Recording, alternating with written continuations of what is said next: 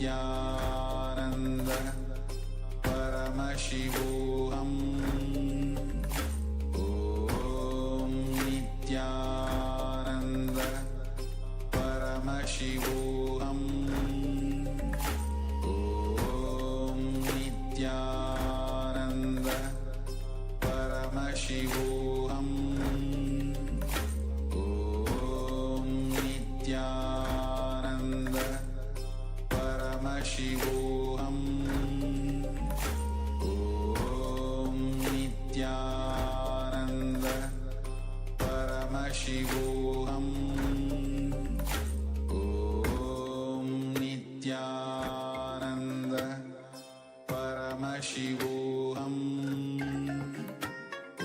Om Nithyananda Paramashivoham Om Nithyananda Paramashivoham Om Nithyananda Paramashivoham Om Nithyananda Paramashivoham Om Nithyananda Paramashivoham Om Nithyananda Paramashivoham Om Nithyananda Paramashivoham Om Nithyananda Paramashivoham Om Nithyananda Paramashivoham Om Nithyananda Paramashivoham Om Nithyananda Paramashivoham Nithyanandam, and welcome to all the Paramashivoham Level 1, 2 and 3 participants to the first session of the day, which is KAILASA's Nithyananda Yoga, where we'll be performing the Dvitiya Vinyasa Krama, the 308 intense Kundalini awakening asana sequence revealed and revived by the Supreme Pontiff of Hinduism, Bhagavan Sri Nithyananda Paramashivam. With this, let us begin this beautiful sequence with the invocation of the Supreme Pontiff of Hinduism. Let's all now sit straight with our head, neck and spines in a straight line. Bring our hands to the heart center. Close your eyes. Take a deep breath and visualize Swamiji. Let's chant the Sadguru Vandanam. Nithyanandam Paramasukadam Kevalam Jnanamurtim Dvandvatitam Gagana Sadrisham Tattvamasyaadilaksham Ekam Nityam Vimalamachalam Sarvadi Sakshibhutam Bhavatitam Trigunarahitam Sadgurum Tam Namami. Now let's chant the Shivamula mantra Om Ham Haum Shivaya Namaha 11 times internally. I'll be chanting it aloud so you can follow along. Om Ham Haum Shivaya Namaha. Om Ham Haum Shivaya Namaha. Om Ham Haum Shivaya Namaha. Om Ham Haum Shivaya Namaha. Om Ham Haum Shivaya Namaha. Om Ham Haum Shivaya Namaha. Om Ham Haum Shivaya Namaha. Om Ham Haum Shivaya Namaha. Om Ham Haum Shivaya Namaha. Om Ham Haum Shivaya Namaha. Om Ham Haum Shivaya Namaha. Om Ham Haum Shivaya Namaha. Now let's perform the ritualistic cleansing, the Tattvachamanam. Please place your right hand in the Gokarna Mudra, which is open the fingers, bend the index to the center of the thumb of the palm, and keep the center of the palm cupped to hold a spoon of water. Now pour a spoon of water on in your hands and drink it at the end of each of the three mantras. Om Atma Tattvam Shodayami Swada. Pour another spoon of water. Vidya Tattvam Shodayami Swada. Pour another spoon of water. Shiva Tattvam Shodayami Swada. Now wash your hands with a spoon of water. Now let's wipe the upper and lower lips twice with the base of the right hand thumb as we chant Om Ham Hridayaya Namaha. Wash your hands with a spoon of water. Now with the index, middle and ring fingers touch above the upper lip and below the lower lip. Wash your hands once again with a spoon of water. Now with the index finger and thumb touch the right nostril and the left nostril, and with the ring finger and thumb touch the right eye, right ear, left ear. Once again, let's wash our hands with a spoon of water. Now with the little finger and thumb touch the navel, the right chest and the left chest, and with all the fingertips touch above the head, the right shoulder, the left shoulder and the heart center. Now wash your hands once again and keep the right palm on the left palm and keep both the palms on the right thigh. Now let's enter the next stage, which is the Sankalpa, the conscious resolution. Now intensely hold one desire you want to manifest out of today's Nithyananda yoga, and holding that intensely in your inner space, let us chant the Sankalpa mantra. Om Mamo Partha Samasta Duridakshayadwara Bhagavat Shri Nithyananda Paramashiva Prityartam Shri Nithyanandeshwari Paramashiva Shakti Sameta Shri Nithyanandeshwara Paramashiva Prityartam Cha Adya Purvokta Evam Guna Visheshena Vishishtaya Masyam Shubhadito Puranarogya Yukta Dhragatri Yogi Sharira Siddhyartam Paramashiva Shakti Avishkaranatam Nithyananda Yoga Abhyasam Kareshye. Om Apaopasprisya. Wash your hands with a spoon of water and keep the Panchapatram and Udharni aside out of the way so that it's not a hindrance during the yoga. With this being said, let's now enter in a quick recap of the 12 components of the Dvitiya Vinyasa Krama, with the first one being the asana.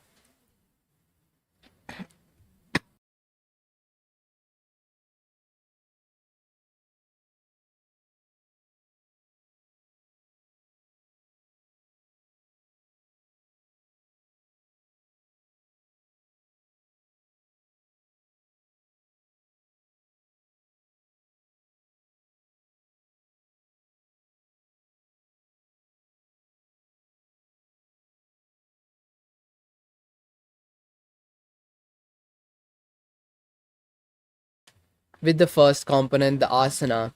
Now, the asana, as we know, are the various yogic postures that we'll be performing throughout this sequence. And just once again, a reminder of caution to all the participants who are pregnant, who have any disease like low blood pressure, high blood pressure, heart-related diseases, or any major injuries like major fractures, to not perform any of the inverted asanas or the balancing asanas or any asana which is difficult. Do what you can and enjoy the whole sequence. Now with that being said, let's enter the next component, which is the pranayama, the various breathing techniques that we'll be performing. These various breathing techniques help us to draw as much as possible prana from the air around us and intensely push the kundalini towards the crown center. Next component is the mudras, the various hand and body gestures.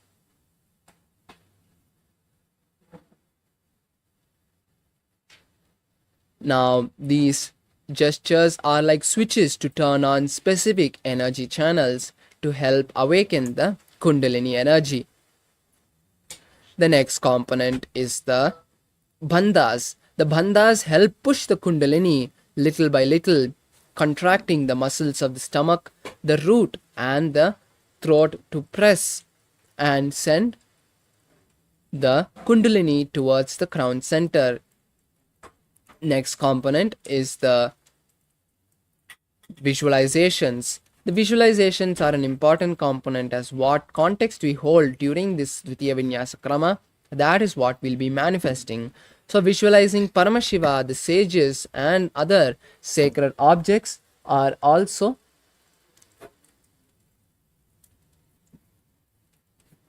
important to keep us in the highest space of visualizing the right context.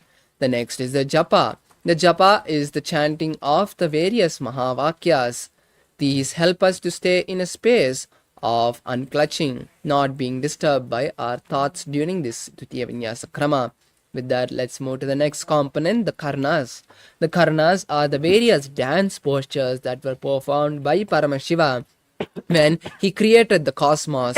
So as we perform these dance postures as well, we once again embody the same space Paramashiva was in. Let's now move to the next component, the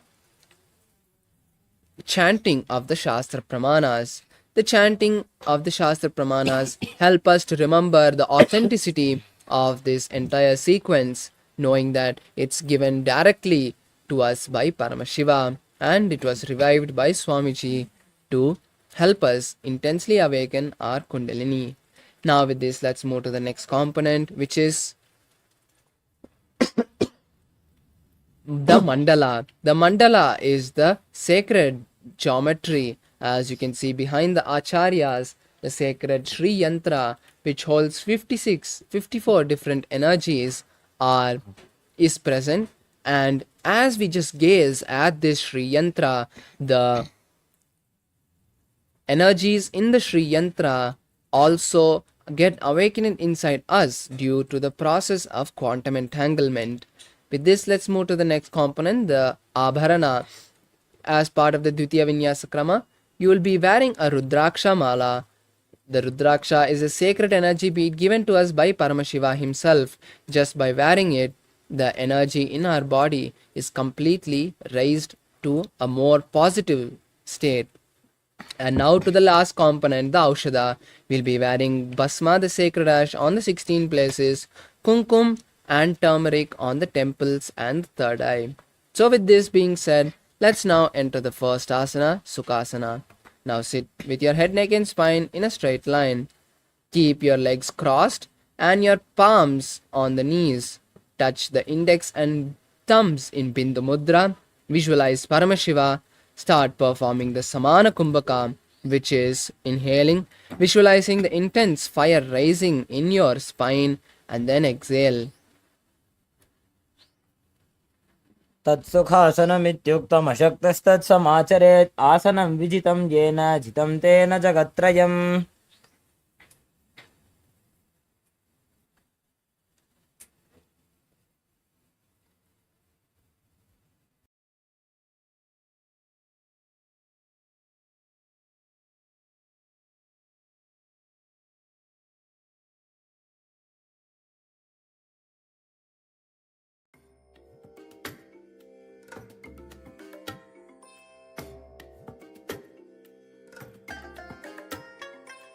I bless you all.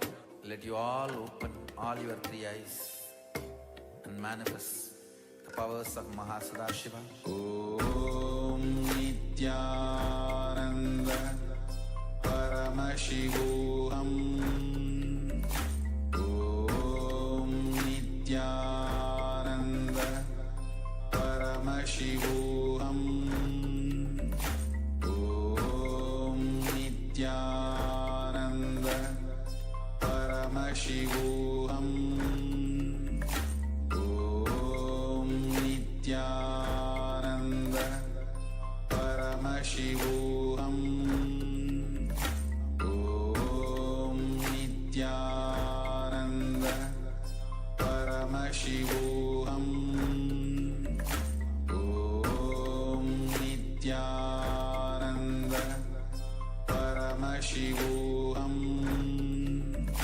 Om Nithyananda Paramashivoham.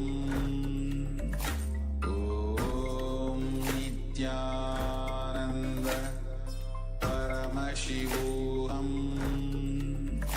Om Nithyananda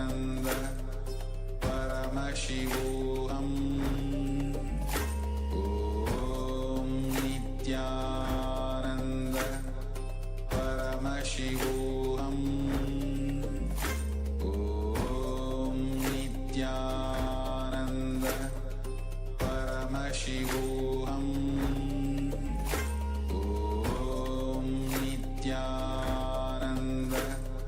Paramashivoham. Om Nithyananda. Paramashivoham. Om Nithyananda. Sorry for the technical glitch. Let's now continue with the next asana, Parvatasana. Now sit in the same Sukhasana or place your legs in Padmasana. Then raise the hands above the head and keep the palms together. Visualize Mount Kailas.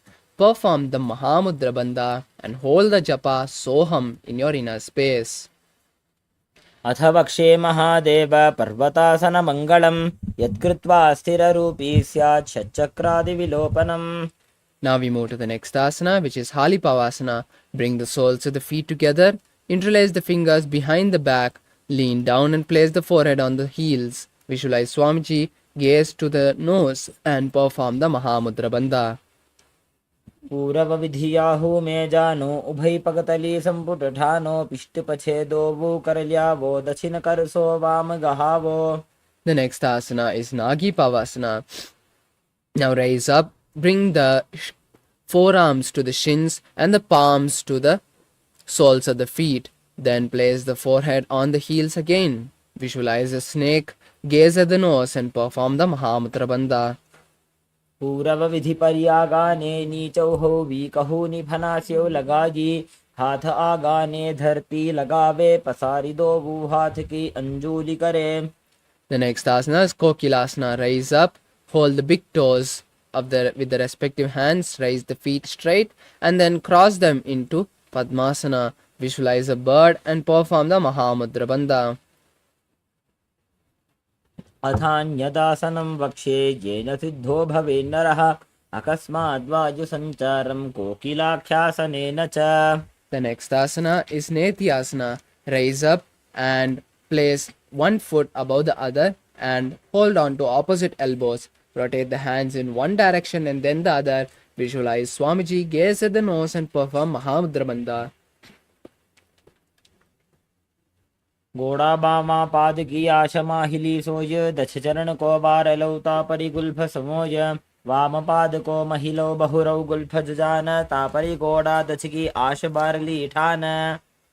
The next asana is Gajasana. Now place the hands and feet on the mat, coming into a plank position with the hips raised. Now alternate scooping the entire body down again and again. Visualize an elephant and perform the Udyana Bandha. निब्जं पादाग्रे भूमौ कृत्वा लम्बी भूयामस्तकाग्रे निधाय नितम्बं मूर्ध्वमुन्नमय्य नाभिलक्ष्यं भूमौ नासिकामानीज. Now we move to the next asana, Rikshasana. Alternate raising one heel at a time. Visualize a bear and perform Udyana Bandha. एकैकं पादमाकुञ्च्य गजासनं कुर्यात् वृक्षासनं भवति. Now we move to the next asana, Vaishasana. Now stand on the tip of your big toe. Bring the index, middle and ring fingers to the heart center in Hridaya Mudra. Visualize Swamiji and perform the Udyana Bandha. केशेन पादयुगलं बद्ध्वा तिष्ठे दधोमुखः अथ वैश्यावक्षे यत्कृत्वा सत्यवान् भवेत्. Now we move to the first karna of the sequence, Urdhva Karna. Now come to a half squatted position, keeping the heels touching, knees bent and toes pointed out. Raise your hands to the heart center and rotate them from the inside simultaneously, the right side and then the left side. Repeat it again and again on both sides.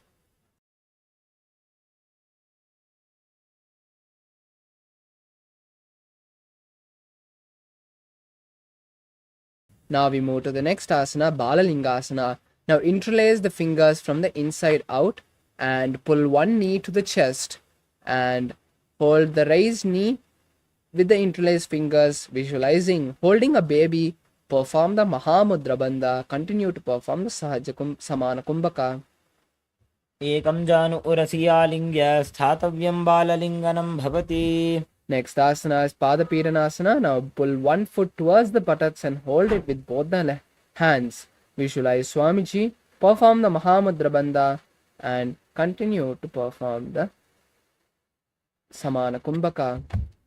स्थित्वैकस्मिन् पादतले कराभ्यां वेष्टयेत्तनुं पृष्ठे संस्थाप्य यत्नेन पादपीडनमासनम्. Now we move to the next asana, Natarajasana. Now hold one foot from the inside with the same hand and raise the leg with the hand up and back. Simultaneously stretch the opposite hand forward and keep the finger in Bindu Mudra, touching the index and thumbs. Visualize Lord Nataraja and perform the japa Soham. उत्तानपादं क्रौञ्चं च मरीचिं वीरभद्रकं नटराजं त्रिकोणं च सुप्ताङ्गुष्ठप्रसारणे. Now relax, and now let's perform the same three asanas on the opposite side. Now once again interlace the fingers from the inside out and raise one knee to the chest. Hold the raised leg with the interlaced fingers, visualizing holding a baby. Perform the Mahamudra Bandha. एकं जानु उरसि आलिङ्ग्य स्थातव्यं बाललिङ्गनं भवति. Now we move to the next asana, Pada Pidanasana. Now pull one leg towards the buttocks and hold it with both the hands interlaced in Parashamudra. Visualize Swamiji and perform Mahamudra Bandha. स्थित्वैकस्मिन् पादतले कराभ्यां वेष्टयेत्तनुं पृष्ठे संस्थाप्य यत्नेन पादपीडनमासनम्. Next is Natarajasana. Now hold one foot from the inside and stretch it backwards and up, simultaneously stretching the opposite hand, keeping the finger in Bindu Mudra. Visualize Lord Nataraja and perform Moola Bandha. उत्तानपादं क्रौञ्चं च मरीचिं वीरभद्रकं नटराजं त्रिकोणं च सुप्ताङ्गुष्ठप्रसारणे. Next we come to the second karana of the sequence, Ardharechita Karana. Now come to a half squatted position, and this time keep the hands in the same position in front of the heart center. Now cross one foot behind the other with the toes down and the heels raised. With the respective hand, make a pendulum motion, swinging the hand back and forth. Then place the hand on the nose after a few times. Repeat on the opposite side.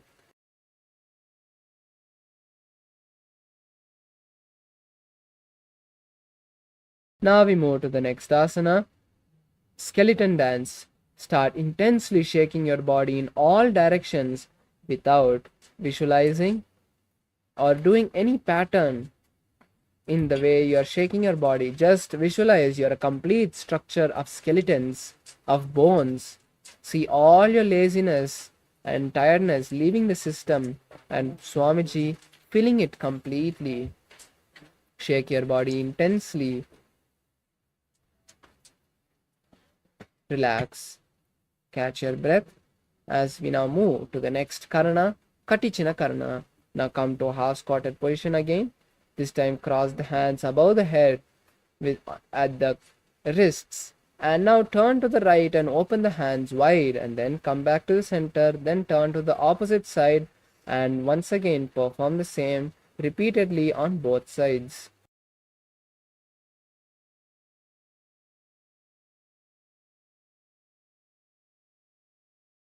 Relax as we now move to the next asana, Tadasana. Stand tall on the tip of your toes, raise the hands and keep them parallel to each other.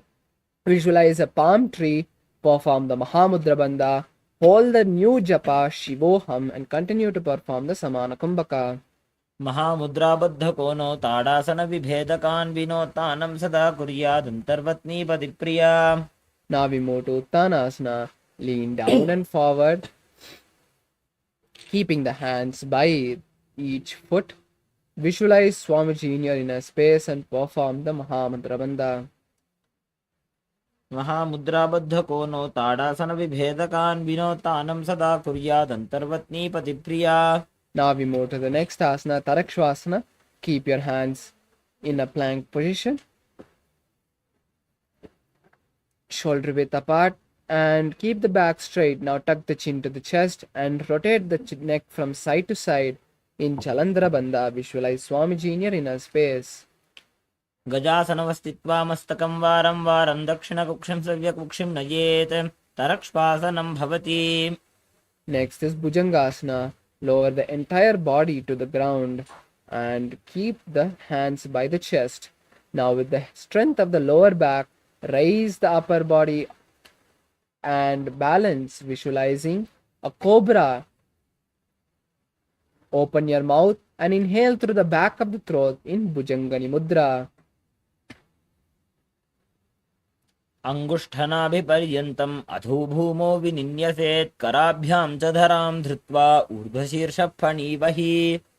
The next asana is Shashasana. Now rise up and alternate bring one knee to the chest.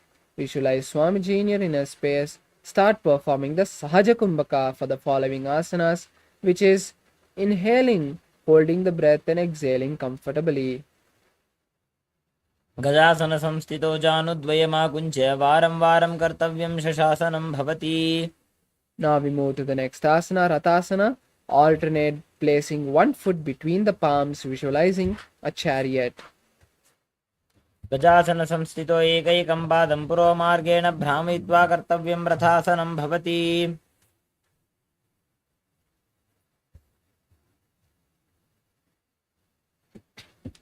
Now we'll be entering into the Veerabhadrasana. Yes.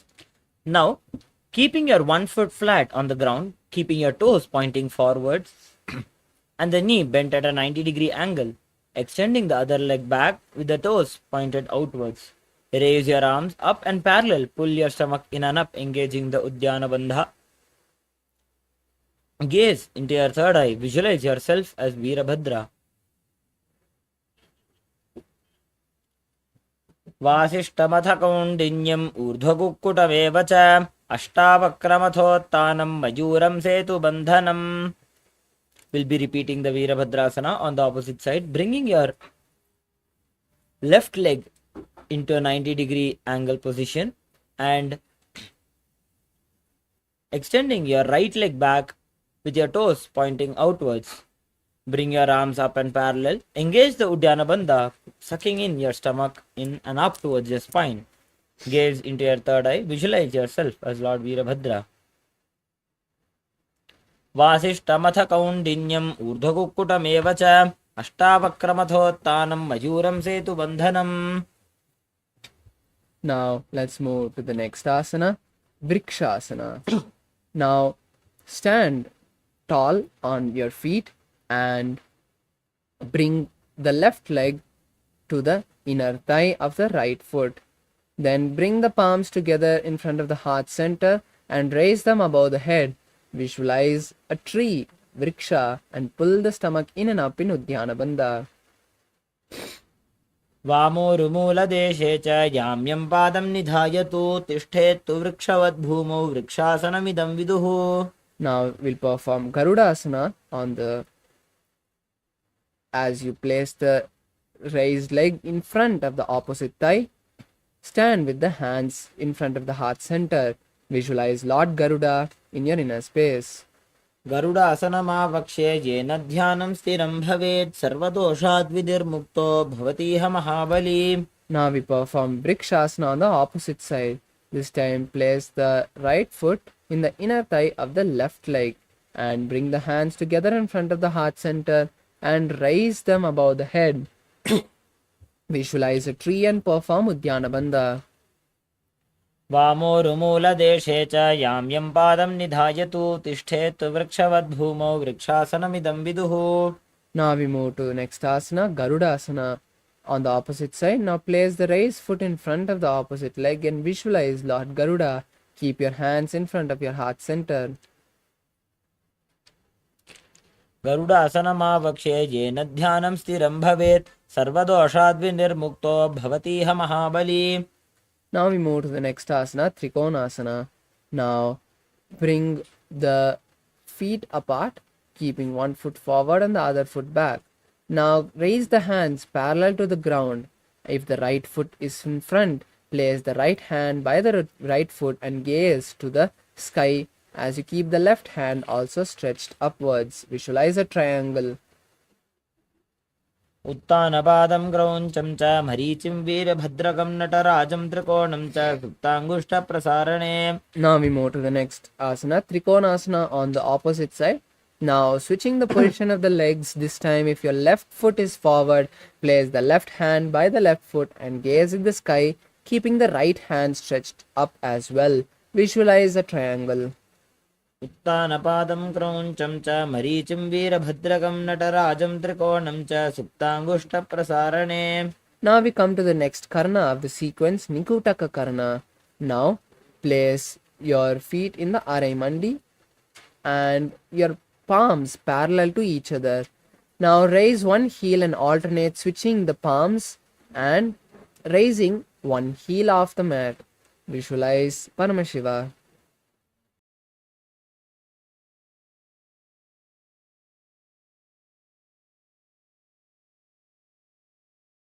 Now we move to the next asana, which is Angushtasana. Now come to a seated position and on your heels and place the back of your palms on the respective knee.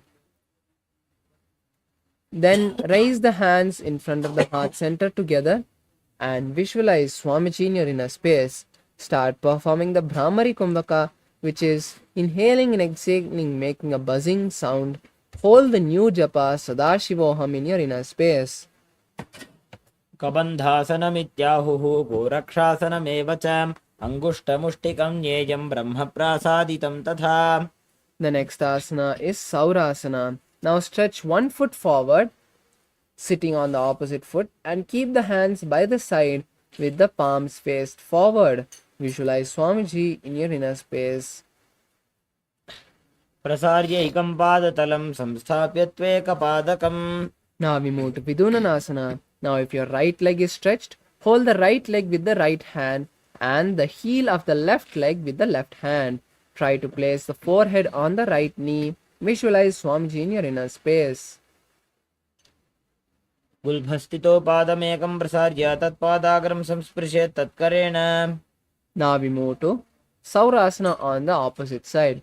Now this time stretch your left foot forward and keep the hands by your side with the palms facing forward. Visualize Swamiji in your inner space.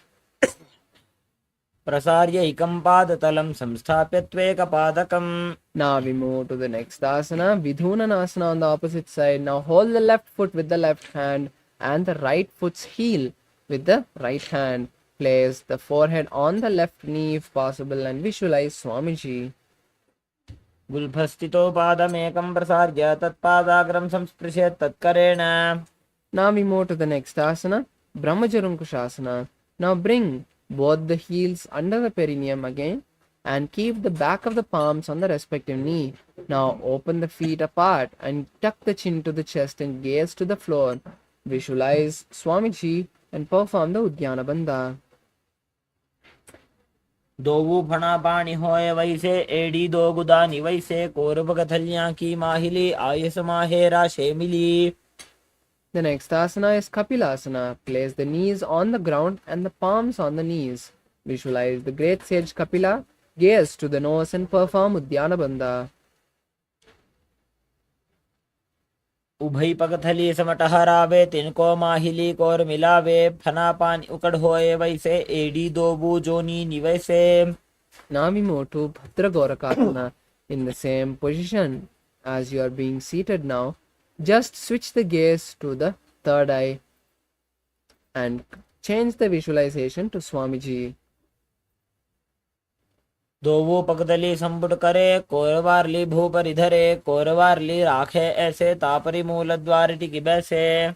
Next we move to Suryasana. Now bring the knees off the mat and the soles of the feet together.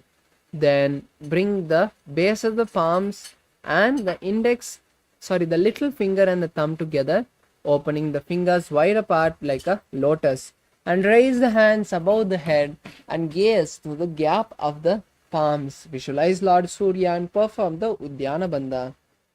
AD दो गुदा तरियाणे फना पानी बैठक पुनिठाने गोडा जंग अधर करे रहे आड़े वाम इसी विधि गहे. Now we move to Mandukasana. Now sit on the heels with the toes flat. Place the hands on the respective knee. Visualize a frog, gaze to the third eye and perform the Manduki Mudra, rolling the tongue and touching the back of the throat. Change the pranayama to Samana Kumbhaka. पादतलो पृष्ठदेशे अंगुष्ठे द्वे च संस्पृशे जानुयुग्मं पुरस्कृत्य साधयेन्मण्डुकासनम्.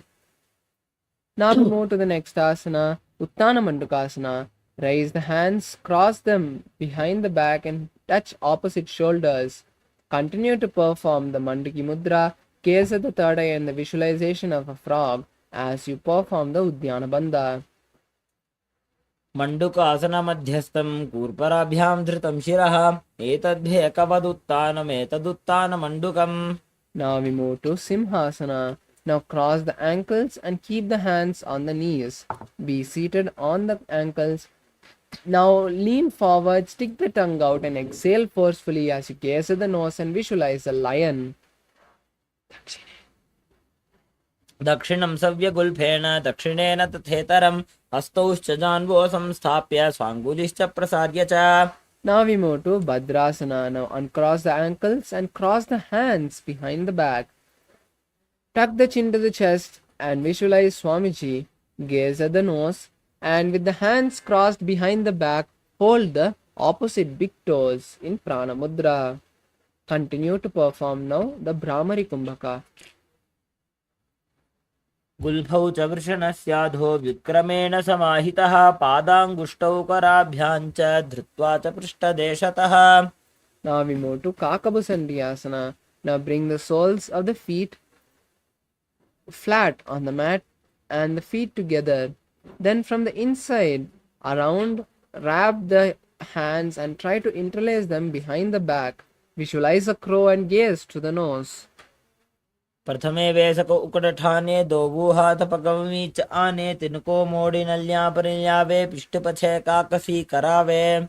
Now we move to Kani Pavasana. Now place the hands on the mat, shoulder width apart, and the knees next to the armpits.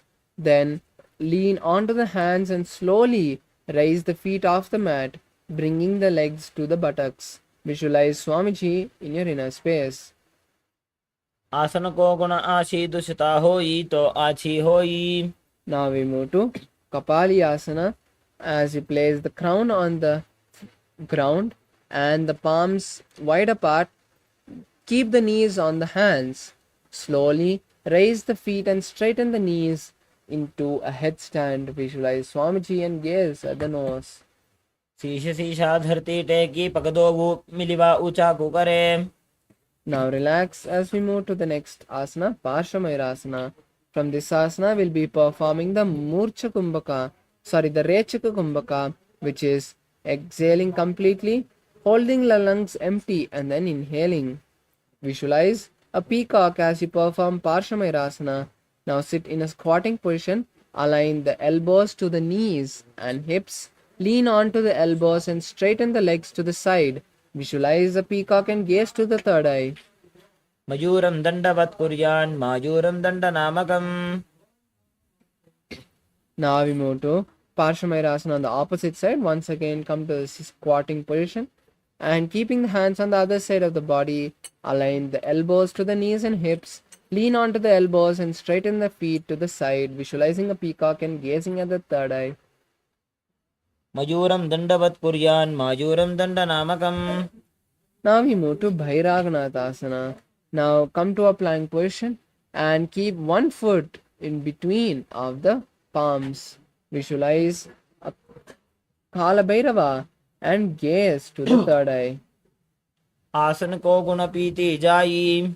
Now perform Bhairaganathasana with the opposite leg between the palms and visualize Lord Kala Bhairava gazing at the third eye.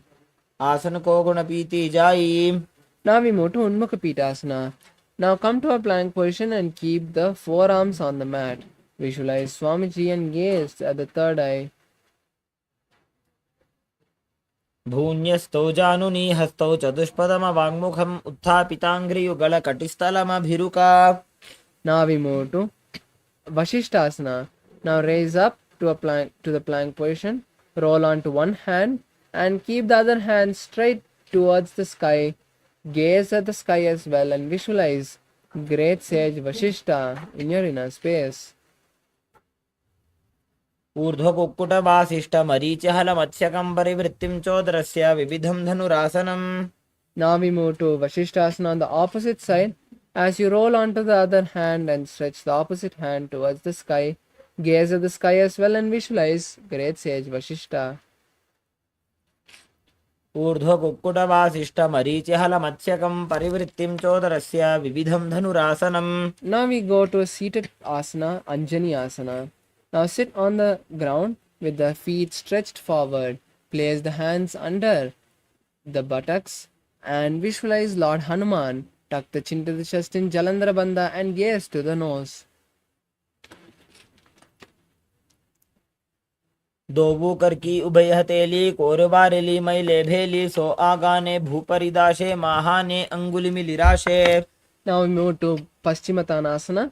Lean forward and down, holding the big toe of each foot. Visualize Swamiji and try placing the forehead on the knees. Perform Mahamudra Bandha.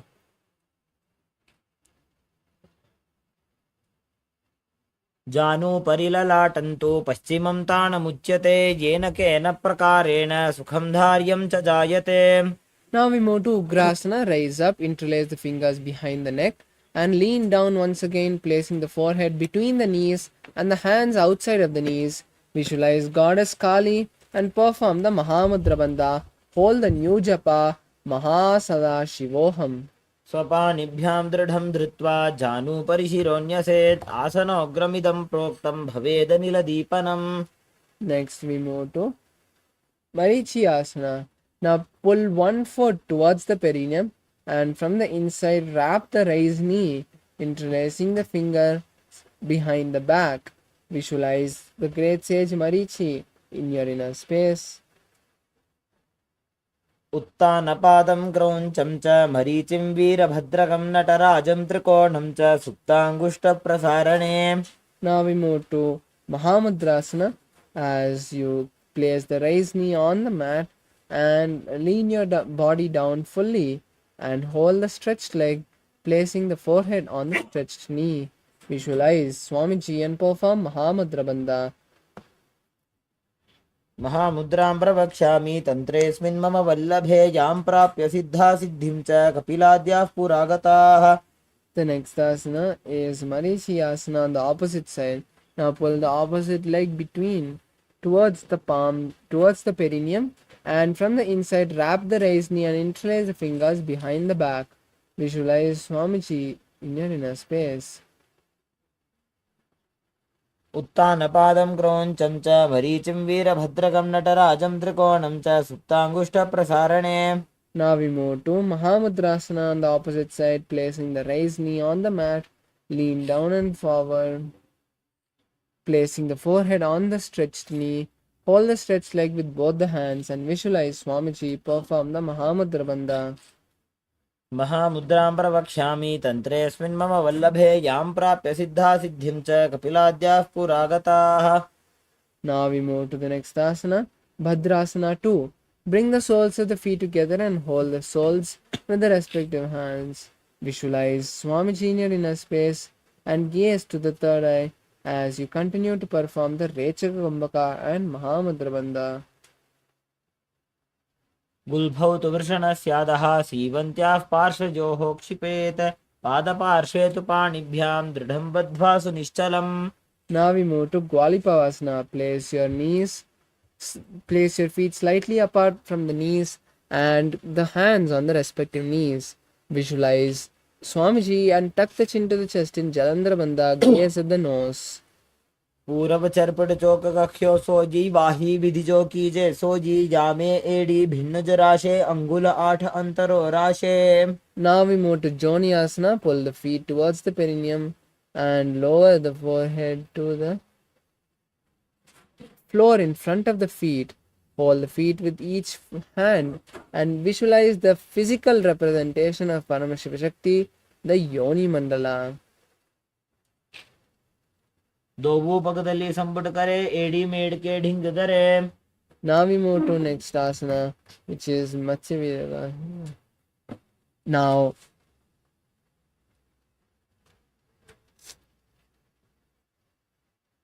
as we move to Midaki Pavasana, stretch the hands parallel to the shoulders and stretch the feet slightly apart from the perineum. Lower the forehead onto the heels and visualize Swamiji, gaze to the nose. पूरब विधि परिपगदली संपुट शोल एड़ी मिली राशे. The next asana is Siddha Samadhi Asana. Now bring the soles of the feet to the perineum. Insert the hands underneath the shins and keep the palms facing up. Visualize Lord Surya and gaze at the nose. दोवो पकदली संबुट करे सोले मेढ आगा मेधरे. Now we move to Chinaki Pavasana. As you rise up, bring the soles towards the perineum and open the feet like the book with each hand. Keep the elbows on the knees and visualize Swamiji as you gaze at the nose. दोवो पगा की AD धरती मगिबा मेढ लगावे. Now we move to next asana, Charapata Chokasana. Now place the hands on each knee and gently press them down and keep the feet as close to the perineum as possible. Gaze at the third eye, visualize Swamiji and perform Udyana Bandha. दोवो पकदली संपुट धारे आगा ने करे जारे पसारे गोड़ा भूसो लगता राशे हाथ दोवो गोड़ा परिदाशे. Now we move to next asana, Bhairavasana. Now pull the heels up and the toes to the perineum. Keep the knees on the mat as much as you can. Use your hand support to get into the asana. Then keep the hands on the knees, keeping them in Bindu Mudra. Visualize Lord Kalabhairava and gaze at the third eye. Perform the Udyana Bandha.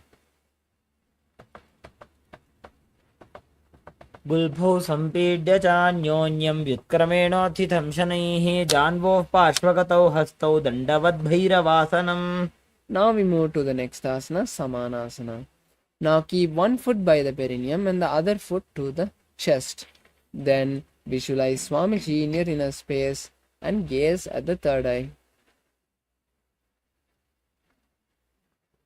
समानासनमावक्षे सिद्धमन्त्रादिसाधनात् एकपादमुरौ दत्त्वा गुक्षोऽन्यलिङ्गवक्त्रके.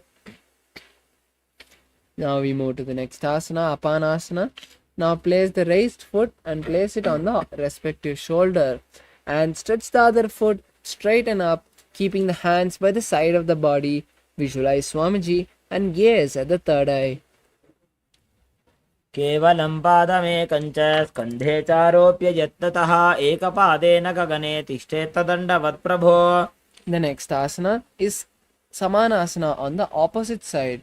Now once again keep the opposite leg at the perineum and raise the other leg to the chest and visualize Swamiji and gaze at the third eye. समानासनमावक्षे सिद्धमन्त्रादिसाधनात् एकपादमुरौ दत्त्वा गुक्षोऽन्यलिङ्गवक्त्रके.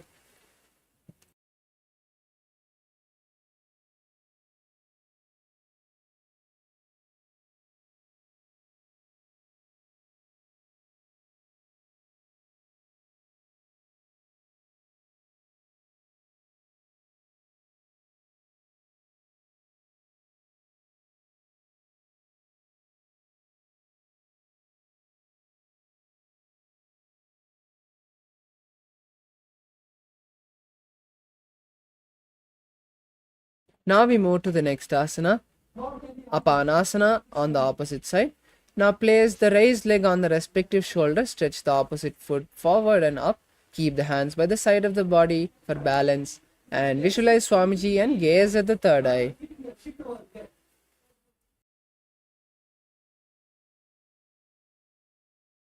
केवलं पादमेकं च स्कन्धे चारोप्य यत्ततः एकपादेन गगने तिष्ठेत्तदण्डवत् प्रभो. Now we move to the next asana, Gomukasana. Now cross the feet and stack the knees. Visualize a cow and keep the hands interlaced in Parashumudra on the top knee. Start performing the Sitkari Kumbhaka, inhaling through clenched teeth and then gaze at the nose. Hold the japa Om Nithyanandoham in your inner space. वे दक्षिणगुल्फं तु पृष्ठपार्श्वे नियोजयेत् दक्षिणेऽपि तथा सव्यं गोमुखं गोमुखं यथा. Now we move to the next asana, Anusuyasana. Now keeping the legs in the same position, hold the big toes of the feet and visualize Rishika Anusuya. Pull the stomach in and up in Udyana Bandha. Start performing the Sitkari Kumbhaka, which is inhaling through clenched teeth and exhaling through the nose. दक्षिण गोड़ो नीचो ठाने वावों ताके ऊपर आने गोड़ा संधि मिलावे भारी आड़ा पद पुनि दे संधि पसारी. Now we move to the next asana, Anusuyasana 2. Interlace the fingers behind the back and lean forward and down. Place the nose on the ground and visualize Rishika Anusuya, gaze at the nose. जीमणा गोदा की संधि उपरिड़ा व गोड़ा की संधि मिलाई राशे गोड़ा सिवले पगथल्यालो आड़वाई सुधा राशे. The next is Garudasana 2. Now rise up and place one foot by the perineum, the other foot flat, with the knee by the chest. Visualize Lord Garuda and keep the hands on respective knees. Gaze to the nose. Davos पग मोड़ी एड़ी माहिलो Gulf मूल द्वारनी चैदे बैसे जी मणि पगतली धरती टेकी गोड़ो ऊंचो उभौ राशे. Now we move to the next asana, Naradasana. Now sit on the heel which is touching the perineum and interlace the fingers behind the neck. Turn outside of the raised knee. Visualize the great sage Narada and gaze at the third eye. इष्टिज वाम पगतली केरी भूपरिता ही लगा वे फेरी गोड़ा सुधो पणो है जो ये दछे पाशती राशे sooji. The next asana is Matsya Pitakasana. Now keep the foot which you are sitting on the opposite thigh and then wrap the legs and hold the big toe with the respective foot and the shin with the other hand. Gaze at the nose and visualize Matsya, the fish avatar of Lord Vishnu. वामेन वामाङ्गुष्टन्तु गृहीतं मत्स्यपीठकं योनि वामेन सम्पीड्य मेढ्रादुपरि दक्षिणम्. The next asana is Gomukhasana on the opposite side. Now once again cross the knees and keep the feet by opposite hips. Keep the fingers interlaced on the top knee. Visualize a cow. सव्ये दक्षिणगुल्फं तु पृष्ठपार्श्वे नियोजयेत् दक्षिणेऽपि तथा सव्यं गोमुखं तथा. Now we move to Anusuyasana. Now keep the feet in the same position and hold the big toes with the fingers, index and middle fingers. Visualizing Rishika Anusuya, gaze at the nose and perform Udyana Bandha. दक्षिण गोड़ो नीचो ठाने वावों के ऊपर आने गोड़ा संधि मिलावे भारी आड़ा पदपनि दे संधि पसारी. Now we move to Anusuyasana 2. As you interlace the fingers behind the back, lean down and place the nose on the ground. Visualize Rishika Anusuya and gaze at the nose. जीमणा गोदा की संधि उपरिड़ा वा गोड़ा की संधि मिलाई राशे गोड़ा सिवले पगथल्यालो आड़वाई सुधा राशे. Now we move to Garudasana 2. Rise up, keep one foot by the perineum, the other foot flat with the knee by the chest. Keep the hands on respective knees. Visualize Lord Garuda and gaze at the nose. Davos पग मोड़ी एड़ी माहिलो Gulf मूल द्वारनी चैदे बैसे जी मणि पगतली धरती टेकी गोड़ो ऊंचो उभौ राशे. Now we move to Naradasana. Keep the heel which is touching the perineum and sit on it and keep the hands interlaced behind the neck and turn outside of the raised knee. Visualize the great sage Narada and gaze at the third eye. पिष्टिज वाम पगतली केरी भूपरिता ही लगा वे फेरी गोड़ा सुधो पणो है जो जी दछिपाशती राशे sooji. Next asana is Matsya Pitakasana. Now place the heel you're sitting on the opposite thigh and with one hand hold the big toe of the respective foot and with the other hand hold the shin.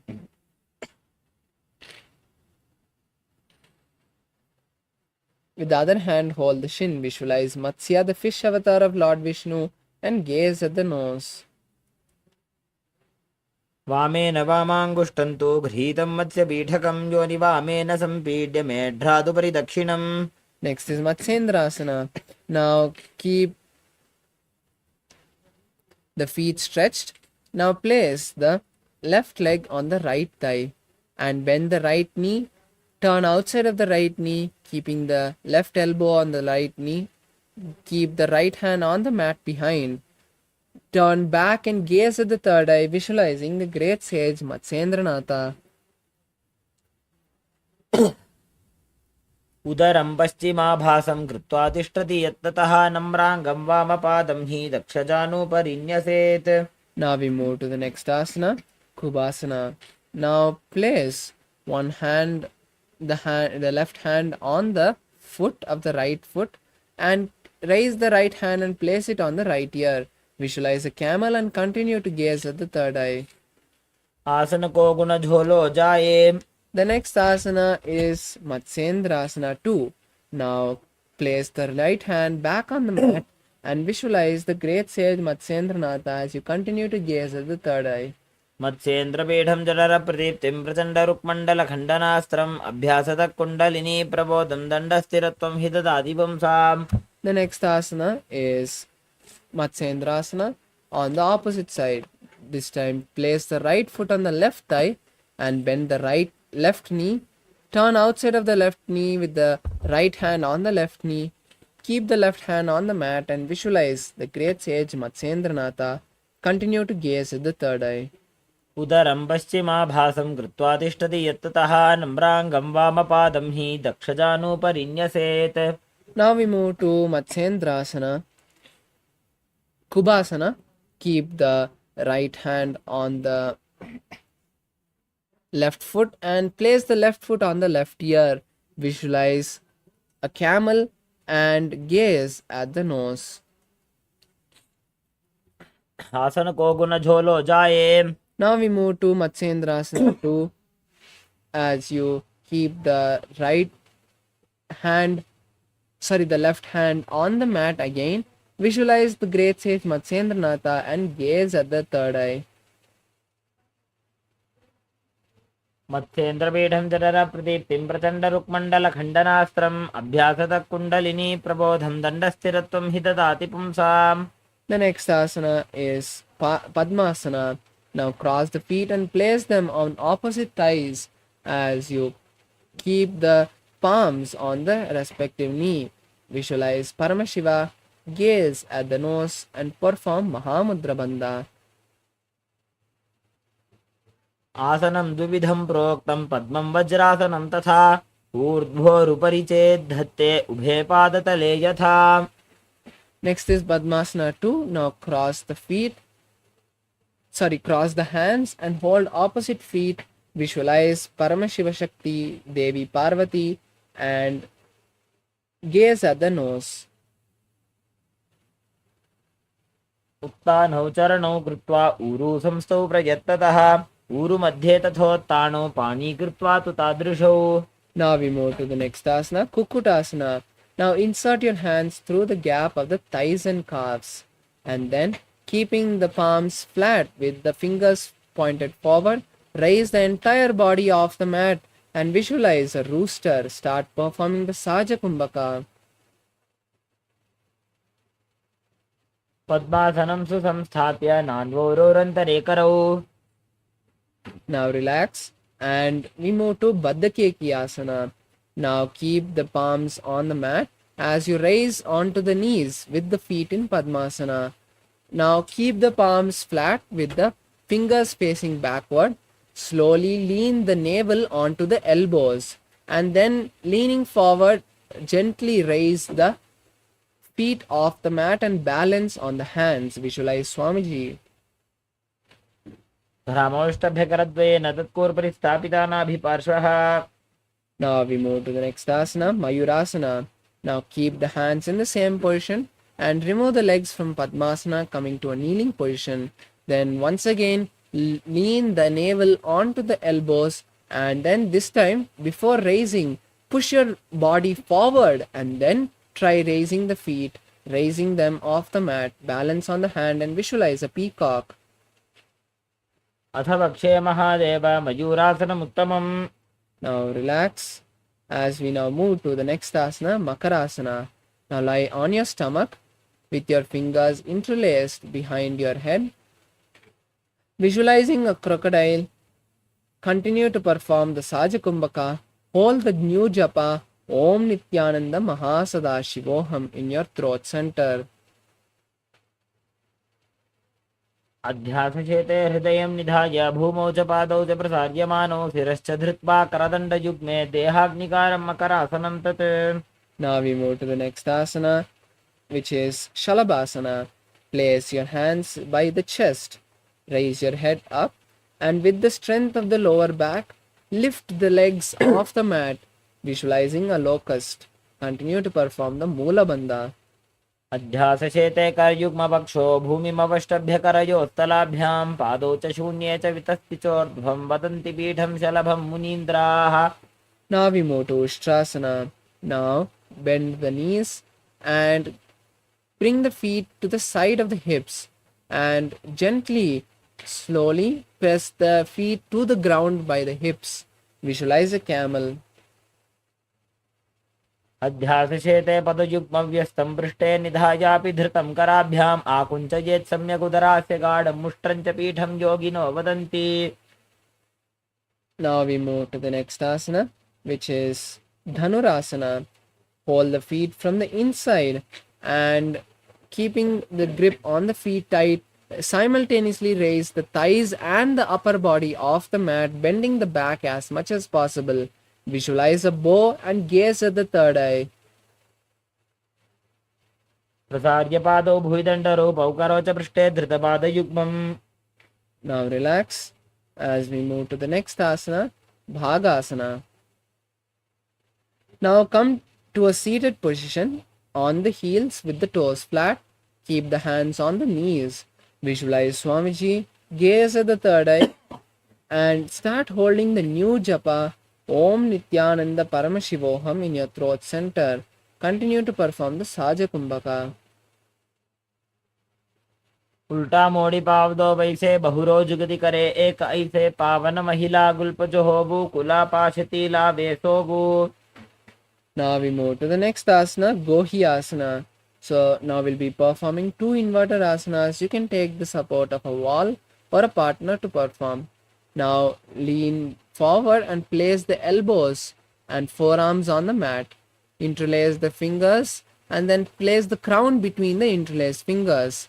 Then lift the knees off the mat and slowly walk the feet forward as much as you can to align the hips over the shoulders.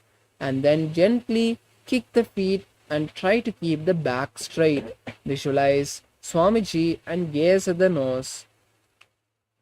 दो हाथ की कहुनी जोजी पुनः कलाई जाने दोई. Now slowly straighten the feet and keeping the balance, raise the legs straight up. Keep the gaze on the nose and continue to visualize Swamiji. विपरीतं मण्डलं च द्विधैव विदितं हिनः. Now we move to the next asana, which is Podhyasana. Now come to a seated position. From this asana, we will be performing the Bhastrika Kumbhaka, which is intense exhalations. Now keeping the palms underneath the calves of each foot, raise the feet up and then try bringing them as close as possible to the forehead. Then visualize Swamiji in your inner space and continue to perform the Bhastrika Kumbhaka. दो हाथ पग बाहर आने घोड़ा तरे काक ठाने. Now we move to the next asana, Parigasana. Relax the feet, cross the hands behind the back, holding opposite shoulders, and then raise the feet to a 45-degree angle. Visualize a mace, gaze at the third eye, and continue to perform Bhastrika Kumbhaka. उत्तानं शयनं कृत्वा पादौ मिलित्वा प्रसार्य. Relax the feet, and now once again stretch the hands parallel to the ground or keep them on the mat by the hips. Then raise the legs to a 45-degree angle and this time visualize a boat and gaze at the third eye. उत्तानशयनं कूर्पराभ्यां भूमिं वष्टभ्य. Now we move to Rudrasana. Now keep the feet flat and relax the back on the mat. Now keep the feet together in front of you and insert the hands to the gap of the shins and lift the legs off the mat and bring them to the chest.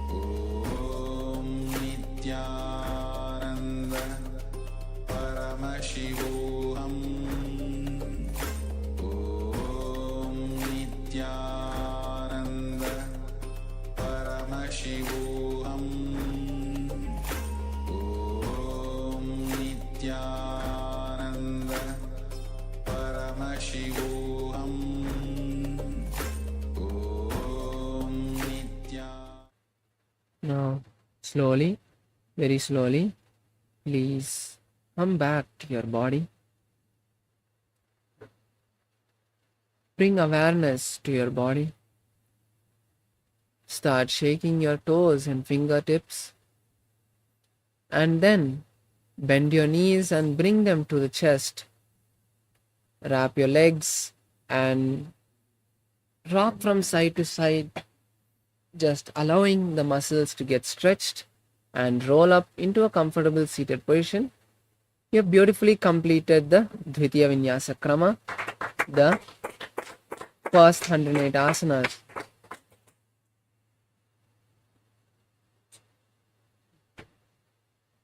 Now we'll be moving to the next set of the asanas with the next asana, Yathashanishtasana.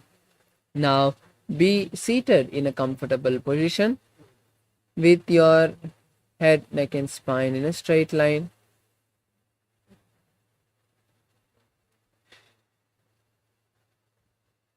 And keep your legs in a cross-leg position and your hands in Bindu Mudra. Visualize Swamiji in your inner space. Start performing the Samana Kumbhaka.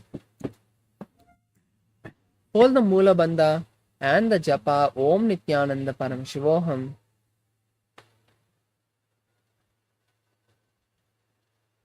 पर्यङ्कं तत्समाख्यातं यथसंस्थं यथा स्थितिः. Now we move to the next asana, Samasana.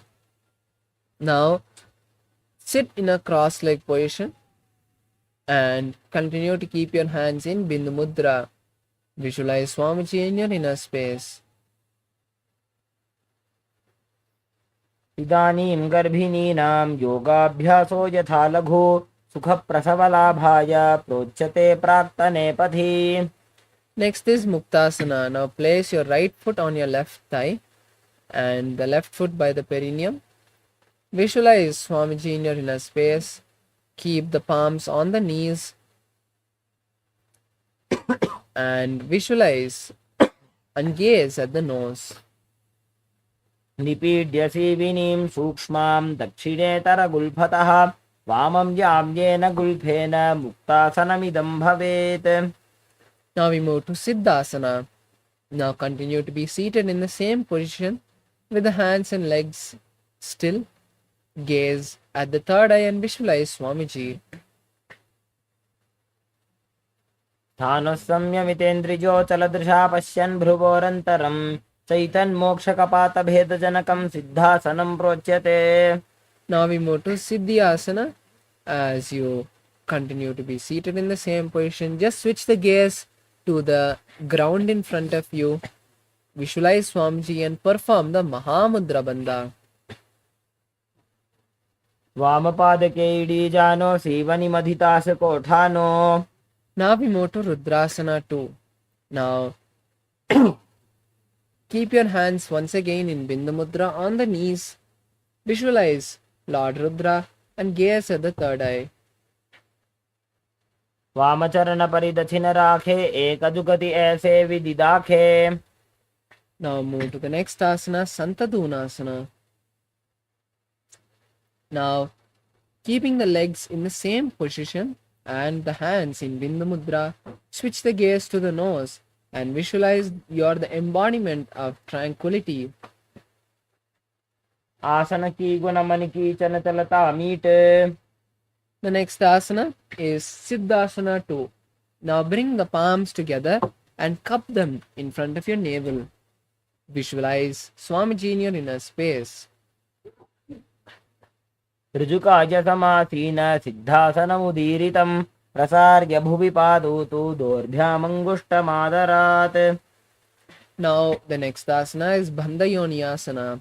Now keeping your legs in the same position and visualizing that you are the source of all creation, let's perform the Shanmukhi Mudra. Close the ears with the thumb close the eyes with the index finger, close the nose with the middle finger, and close the mouth with the ring finger and the little finger. यत्र मध्ये महादेव बन्धयोन्यासने शृणु यत्कृत्वा खेचरो भूत्वा विचरेदीश्वरो यथा. The next asana is Virasana. Now keeping the feet in the same position. This time keep the fingers in Bindu Mudra once again and visualize the space of bravery.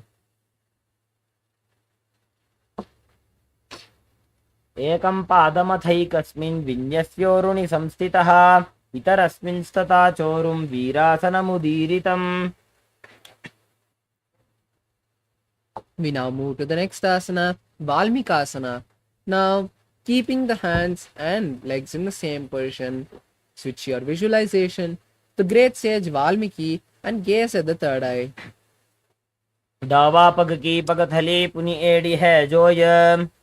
Next is Joni Mudrasana. Now, keep the hands on the respective knee with the palms facing down. Then gaze at the nose and visualize the Yoni Mandala, the physical representation of Paramashiva Shakti. वामपाद की पगथली जाहि माहिली core.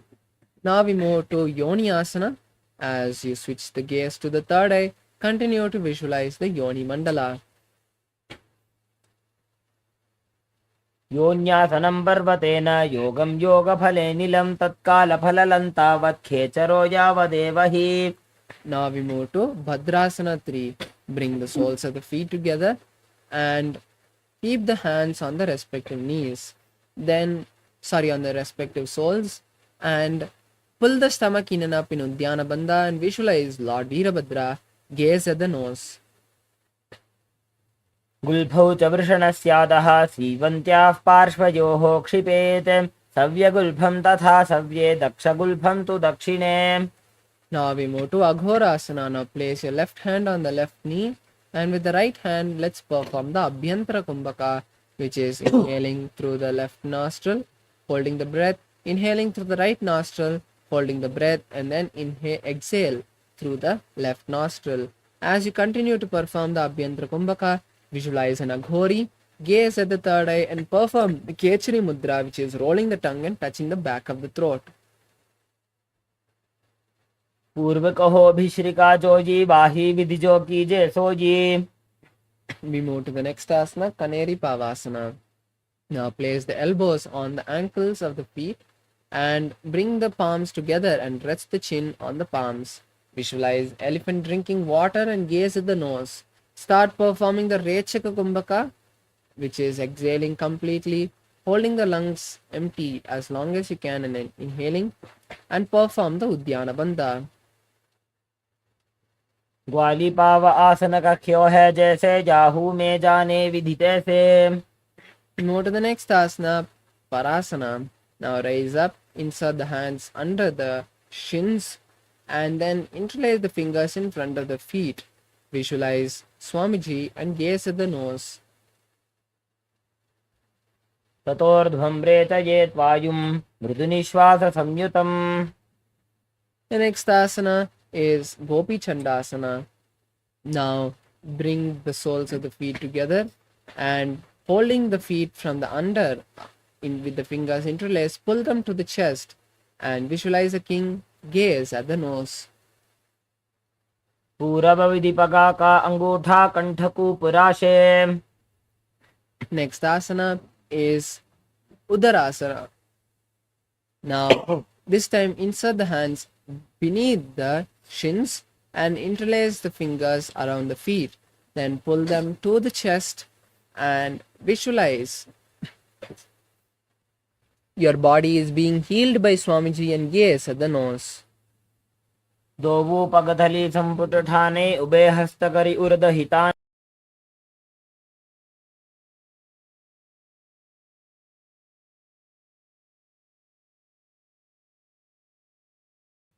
Now we move to the next asana, Vishishtasana.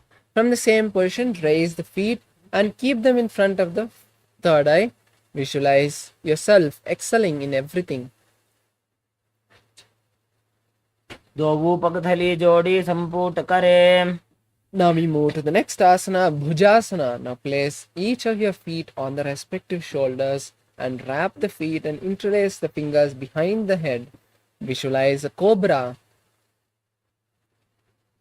शिरासनं तु विज्ञेयं कक्षासनमतः परं ग्रीवासनं च परमं भुजासनमिहोच्यते.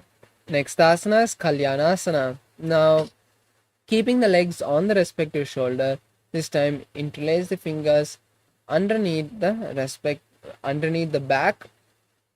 Visualize a beautiful goddess and gaze at the nose. दोवू हाथ पगम नीच आने तिनको घोड़ा नीचे ठाने. The next asana is Sankatasana.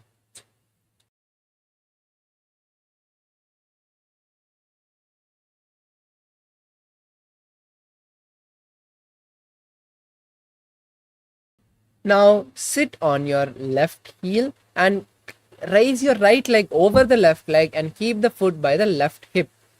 Then keep the hands on opposite knees. Visualize a beautiful swan and start performing the Ujjayi Kumbhaka, which is inhaling and exhaling, making an ocean-like sound, deeply inhaling and exhaling. वामपादं चितेर्मूलं सन्न्यस्य धरणीतले पाददण्डेन यां येन वेष्टयेद्वामपादकम्. Next asana is Dhenukasana. Now slide the left heel to the right hip and keep the hands interlaced on the top knee. Visualize a cow and perform Udyana Bandha. अनुषागीनगर पञ्चडं वृषिहिलिन्दगल्यम्नि.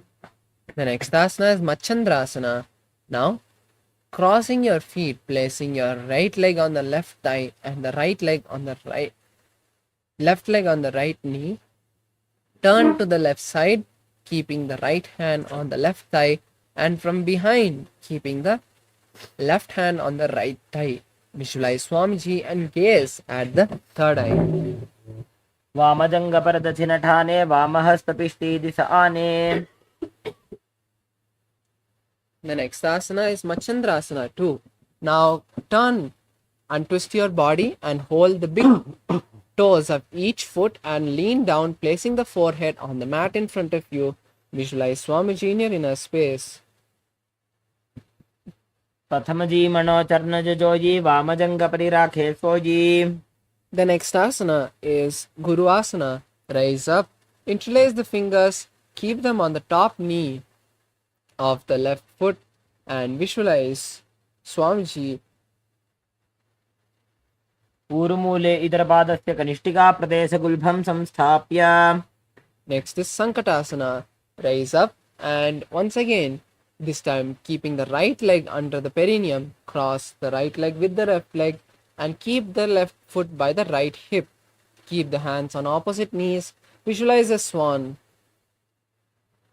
वामपादं चितेर्मूलं संन्यस्य धरणीतले पाददण्डेन यां येन वेष्टयेद्वामपादकम्. Now we move to Dhenukasana. Slide the right knee to the left hip. Keep the hands on the top knee. Visualize a cow. Perform Udyana Bandha. अनुषागीनगरपञ्चडं वृषिलिन्दगल्यम्नि. The next asana is Machandrasana. This time keep the right leg on the left knee and the left leg on the right hip, right thigh. Then turn to the right side, keeping the left hand on the right thigh and from behind keeping the right hand on the left thigh. Visualize Swamiji and gaze at the third eye. वामजङ्गपरदक्षिणठाने वामहस्तपिष्टीदिश आने. Next asana is Machandrasana 2. Untwist the body, hold each foot and lower the body onto the mat. Visualize Swamiji in your inner space. प्रथमजी मनोचर्णजोजी वामजङ्गपरिराखे sooji. The next asana is Guru Asana. As you rise up and interlace the fingers, keep them on the left knee. पूर्वमूले इतरपादस्य कनिष्ठिकाप्रदेशगुल्भं संस्थाप्य. Next we move to Pashasana. and cross the feet and bring the knees to the chest with the toes with the feet flat on the mat. Wrap the legs and hold on to opposite knees, visualizing Swamiji gazing at the third eye and performing the Kechari Mudra. पादतले भूमौ निधाय जानुनिवृति निधाय विपरीतहस्ताभ्याम् ऊरुसहितजङ्गे निबध्य. The next asana is Bodha Shokasana. Now hold on to opposite wrists and rest your chin between the knees. Visualize Swamiji, gaze at the nose and perform the Kechari Mudra. दोवो पगतली भूपरिधरे कोरमाहिली ऐसे करे. The next asana is Kurakatasana. Now insert your hands underneath the thighs and hold on to opposite elbows. Visualize Swamiji, gaze at the nose and perform Kechari Mudra. दोवो पगतली भूपरिधरे कोरमाहिली ऐसे करे. कोरमिलाजी उकड़बई से जंगा छाती अग्रणी वैसे. The next asana is Sumati Asana. Now cross the right leg over the left leg. Visualize the great sage Sumati, gaze at the nose and continue to perform the Kechari Mudra. मूलद्वारि धरती परिठाने डावा पग परिदच पद आने. Next asana is Dandasana. Now sit with your legs stretched forward. Interlace your fingers and raise your hands above the head. Visualize Swamiji, gaze at the nose, roll the tongue and touch the back of the throat in Kechari Mudra. Perform the Mahamudra Bandha. इदानीं गर्भिणीनां योगाभ्यासो यथा लघु सुखप्रसवलाभाय प्रोच्यते प्राक्तने पथि. Next asana is Arambhasana. Now lower the body onto the feet as you hold the feet with both the hands. Try placing the forehead on the knees. Visualize Swamiji in your inner space. दोवू पग मिलिवा पसारी पगा का अंगूठा पकड़ी लीलाट गोड़ा लगावे.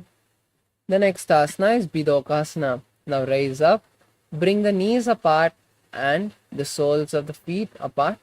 Now lower your body onto the mat, wrap your feet and hold the soles of the foot.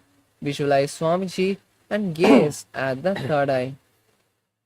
प्रथम बेसी दो पाव पसारी कछक ऊर्ध को कुरुडो डारे. Now we move to Jalandhari Pavasana. Now just bring the soles of the feet together bring the feet towards the perineum. Insert the hands underneath the gaps of the shins and keep the palms facing up as you rest the forehead on the heels. Visualize Swamiji and gaze at the third eye. प्रथम बेसी दो पाव पसारी कछक ऊर्ध को कुरुडो डारे. Now we move to Urdhva Paschimottanasana. Now sit with both your legs stretched. Raise one foot and place it behind the neck. Lower the entire body and place the forehead on the stretched leg, holding the stretched leg with both the hands. Visualize Swamiji and start performing the Pratyahara Kumbhaka, which is visualizing the prana travel from the toes to the crown center and then exhaling. पश्चिमतानवत्संस्थितिं कृत्वा एकं पादं ग्रीवायां धृत्वा तिष्ठेत्. Now we move to Anantasana. Slowly lower your body onto the back with the leg still behind your neck. Hold the leg with the opposite hand and visualize Mahavishnu. Gaze at the nose. उत्तानशयनी एकैकं पायी ग्रीवायां विन्यस्य. Next is Ankushasana. Now roll onto the elbow with the hand holding the feet. Visualize you have complete control over your body and gaze at the nose. उत्तानशयित एकैकं पादं ग्रीवायां कुर्वन्.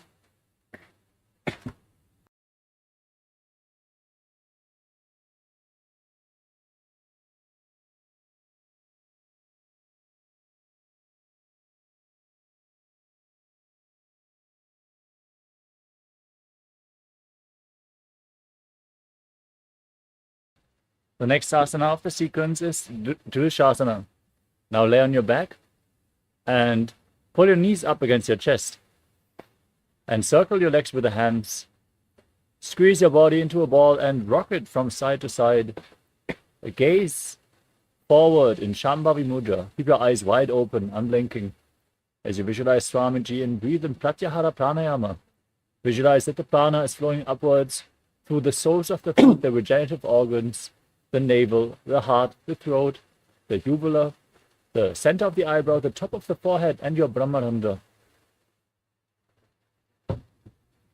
उत्तानशयनं जानुनी हृदयवष्टम्भा जङ्घासहित ऊरूनि करद्वये बद्ध्वा सव्यापसव्यं लोडयेत् दृशासनं भवति. Now repeat Urdhva Vashimatanasana on the other side. Lift the other leg behind your neck and lean forward and down as you visualize Swamiji in your inner space. पश्चिमतानवत् संस्थितिं कृत्वा एकं पादं ग्रीवायां धृत्वा तिष्ठेत्. Next up is Anantasana. With the leg behind the neck, lean back, straighten the opposite leg. As you gaze to your nose, visualize that you are infinite, endless, eternal, Ananta. उत्तानशयनी एकैकं Pai ग्रीवायां विन्यस्य. Now from Anantasana, roll up to the side of the hand holding onto the foot behind your head. Rest on the side as you gaze to your nose and feel in complete control. उत्तानशयित एकैकं पादं ग्रीवायां कुर्वन्. The next asana is Yoga Nidrasana. As you lay on your back, now one by one lift your feet behind your head. If you can't bring the legs behind your neck, you can bring them over top of your shoulders. Then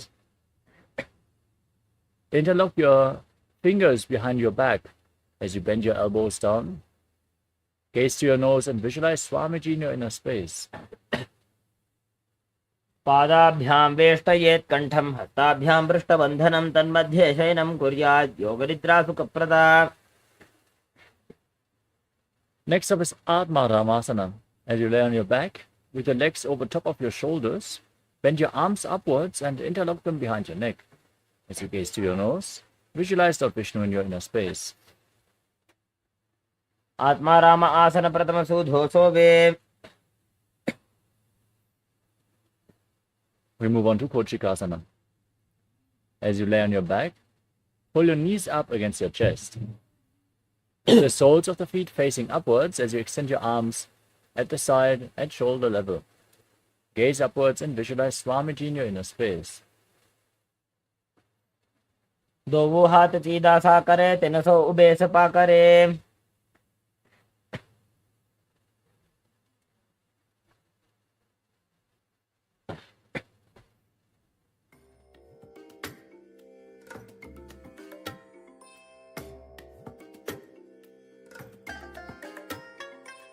I bless you all. Let you all open all your three eyes and manifest the powers of Mahasadashiva. Om Nithyananda Paramashivoham. Om Nithyananda Paramashivoham. Om Nithyananda Paramashivoham. Om Nithyananda Paramashivoham. Om Nithyananda Yes, sorry for the technical glitch. Let us now continue with the next asana of the sequence, which is Jatala Parivritti. This asana consists of 3 steps. We're going to perform all 3 steps and then repeat them on the other side. First, enter the neutral position, which is pulling your knees up towards your chest and extending your arms out to the side. Then, extend one leg down and drop the other knee to the side. Step 1. Now bend both knees to your side. Step 2. Extend both your legs to the side and hold onto the feet and gaze in the opposite direction. Step 3. Now return to the center Throughout this process, visualize Swamiji, breathe in Pratyahara Pranayama as described, and perform the Mula Bandha. Now drop the other knee to the side. Repeat the first step. Now perform the second step. And repeat the third step as you gaze away from the feet. परिवृत्ते कुक्षे भागे त्रिदाहि परिकीर्तितः बद्धकोणं सुप्तकोणम् ऊर्ध्वकोणमथापि च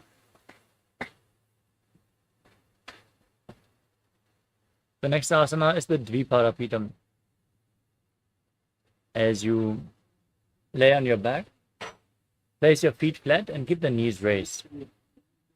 Now gaze to your nose, hold on to your ankles, and push your hips off the mat. Lock your throat in Jalandhara Bandha as you breathe in Mocha Kumbhaka and visualize yourself as sturdy as a bridge. प्रतिक्रियायुतं द्वन्द्वपीठः सर्वबलप्रदं गर्भिणीनां दुर्बलानाम् इति Gargi जगादनु. Next up is Paryankasana. As you lay on your back with your feet flat, bring the hands over top of the shoulders, fingers pointing towards your feet, and then lift your entire body off the ground. Now, keep your hips as high as you can. Breathe through your nose in Sahaja Kumbhaka as you visualize yourself as sturdy as stone furniture. उत्तानशयनं हस्ततलाभ्यां भूमिं वष्टभ्य पादतलाभ्यां भूमिं धृत्वा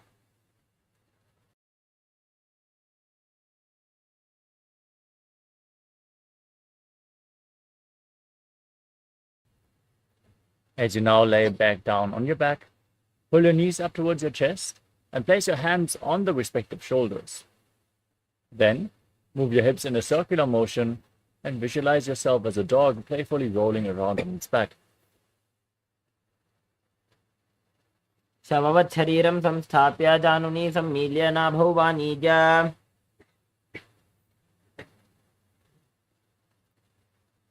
The next asana is the Viparita Karani. As you lay on your back, keep your arms flat and then raise your legs and your hips off the mat. Support your balance with your arms as you start moving your legs around in a circular motion. Visualize Swamiji in your inner space. Karni विपरीताख्या सर्वाधिव्याधिनाशिनी नित्यमभ्यासयुक्तस्य जाटराग्निविवर्धनी. Now stop the movement of your legs. Be stable and sturdy in Viparita Karani too as you visualize Swamiji. भूतले सशिरो दत्त्वा खेनये चरणद्वयं विपरीतकृति सैषा सर्वतन्त्रेषु गोपिता. Now drop your toes down above your head. Touch the ground with your feet as you interlock your fingers behind your back. Push your hands down to the mat in Parusha Mudra, visualizing yourself as a plow in Langarasana. नरकासने स्थित्वा नासिकाप्रदेशे भूमौ पादपृष्ठे स्थाप्य.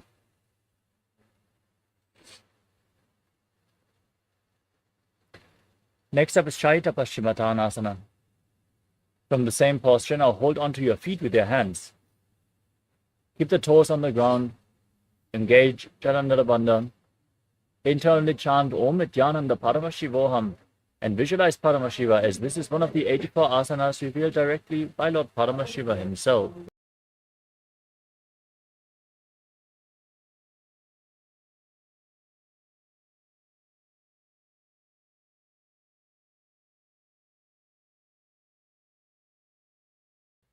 तानं शयित्वात् कुर्वीत शयितपश्चिमतानकम्. Next up is Supta Konasana. With your feet over top of your head, hold onto the feet and bring your hips above the shoulder level. Then separate your feet to the side. Visualize Swamiji in your inner space and breathe in Mocha Kumbhaka. परिवृत्ते कुक्षे भागे त्रिदाहि परिकीर्तितः बद्धकोणं सुप्तकोणम् ऊर्ध्वकोणमथापि च. Now hold onto the ankles of your feet as you join them back together over top of your body and roll onto your back, keeping your arms and legs straight as you visualize yourself as a chakra, a wheel in Chakrasana. सवासनस्तद्वौ पादौ कुर्यान्मस्तकतः परो व्युत्क्रमेण ततः शीघ्रमेतत्सर्वस्य साधनम्.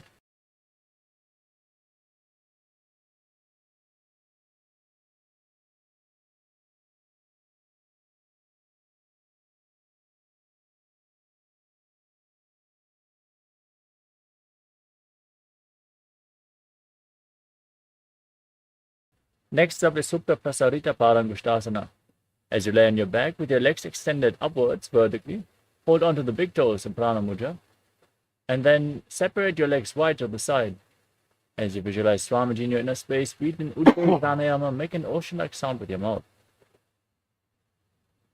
सवासनस्तद्वौ पादौ कुर्यान्मस्तकतः परो.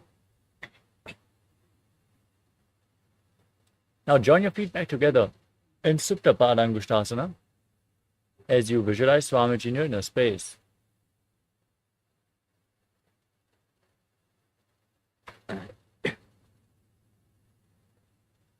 उत्तानपादं क्रौञ्चं च मरीचिं वीरभद्रकं नटराजं त्रिकोणं च सुप्ताङ्गुष्ठप्रसारणे. Next up is Matsyasana. From Supta Padangushtasana, cross your legs into Padmasana and lay flat on your back. Push your knees to the mat and hold on to opposite elbows above your head as you gaze to your nose and visualize Matsya, the fish avatar of Lord Vishnu. मुक्तपद्मासनं कृत्वा उत्तानशयनं चरेत् पूर्पराभ्यां शिरो वेष्ट्या मत्स्यासनं तु रोगः.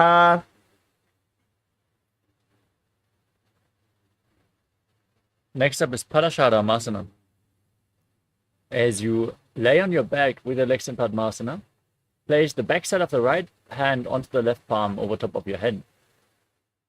Maintain this position, gaze to your nose and visualize Lord Rama in your inner space.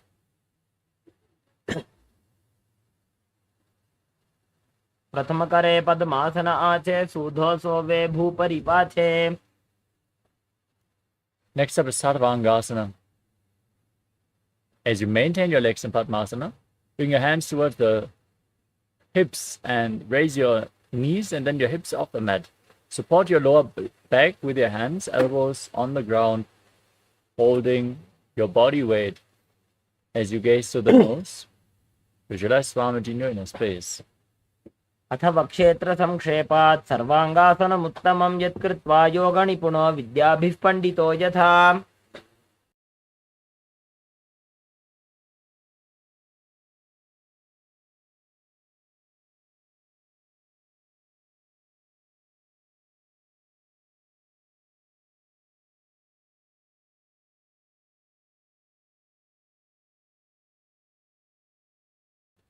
Next up is Vrishchikasana. Now lower your body down and place one foot on top of the opposite thigh. Hold the opposite knee against your chest as you extend your arms up above your body. Poke your fingers forward, tuck your chin to the chest, and gaze to your third eye as you visualize yourself as a scorpion in Vrishchikasana. प्रथमशयन सूधो शीशिकेशिकी सन्धि सुदाखे. Now repeat Vrishchikasana on the other side. Place the other foot onto the opposite thigh, extend your arms up. Visualize yourself as a scorpion as you gaze to your third eye. प्रथमशयन सूधो शीशिकेशिकी सन्धि सुदाखे.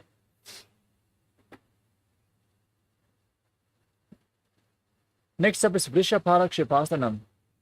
As you lay on your back with your legs flat, interlock your fingers around your neck and lift your legs off the mat as you alternate pulling your knees in towards your chest back and forth.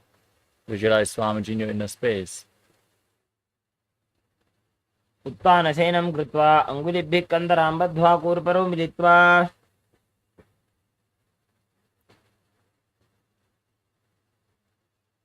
Next up is Marottanasana. Laying on your back with your arms flat next to your hips, pull your knees up and touch your ears with the knees alternatingly as you visualize Swamiji. श्रोतानवत् संसिद्धि कृत्वा जानुद्वयं पर्यायेन कर्णयोः संस्पृशेत्. Next up is Vrishasana. Vrikasana. As you lay on your back, place your feet flat and stand up and lay back down, visualizing yourself as a wolf. उत्तानशयनं कृत्वा पादतलाभ्यां भूमिं धृत्वा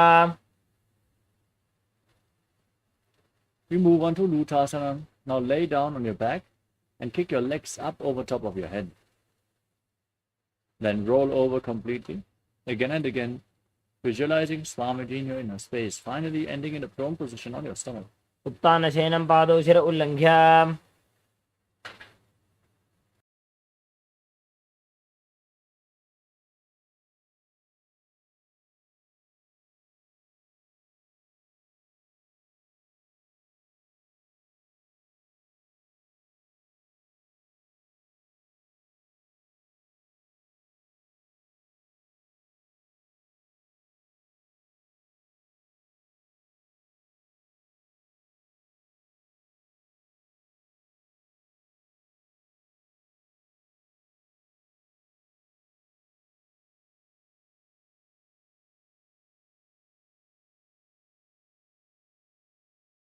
The next asana is Sadatasana. As you lay on your stomach with your hands next to your shoulders, contract your lips and make a whistling sound like a flute as you inhale. Visualize yourself as a chariot, carrying warriors into a battle for Dharma on your chariot back in Sadatasana. उत्तानशयनं पादौ शिर उल्लङ्घ्य भूमौ स्थापयित्वा Next up is Dehal Ulanganasana. As you lay on your stomach with your hands next to the shoulders, jump your feet in between the hands back and forth. Visualize yourself transcend body and mind as you breathe calmly through your nose in Sahajra Kumbhaka. उत्तानशयनं पादौ शिर उल्लङ्घ्य भूमौ स्थापयित्वा Next up is Jati Asana. From a standing position, lean forward and down, place your hands on the mat and walk around on the mat, visualizing yourself as a wise 60-year-old elephant. अथ जात्यासनं वक्षे येन जातिस्मरो भवेत् हस्तान्त्रिभूमौ च गमनम् आगमनं ततः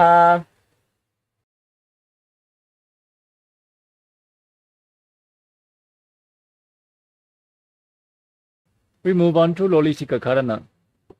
As you stand in Adimandi posture, heels together, toes pointing outwards, knees bend, raise your elbows to the shoulder level and rotate your arms around your body. Lean back far and move your head in all directions.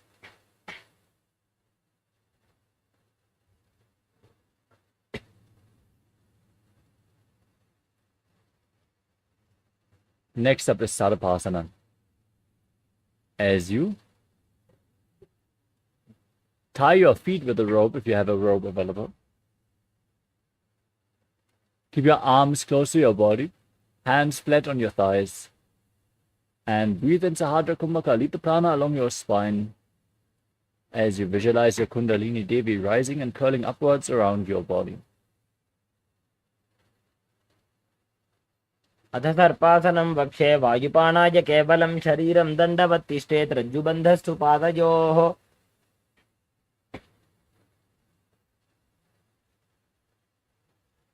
The next asana is Ushtra Sadhanasana. As you stand on the mat, lean forward and down, and step your toes onto your fingers as you clench your hands into fists. Walk around on the mat, visualizing yourself as a camel. मुष्टिकनिष्ठिकाप्रदेशेन भूमौ निधाय उपरि पादतले संस्थाप्य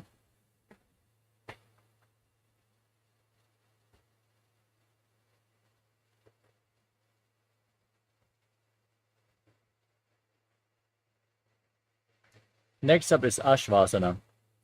Now, from the same position, hold the toes from the outside and walk around on the mat as you visualize yourself as a horse, Ashva, in Ashvasana.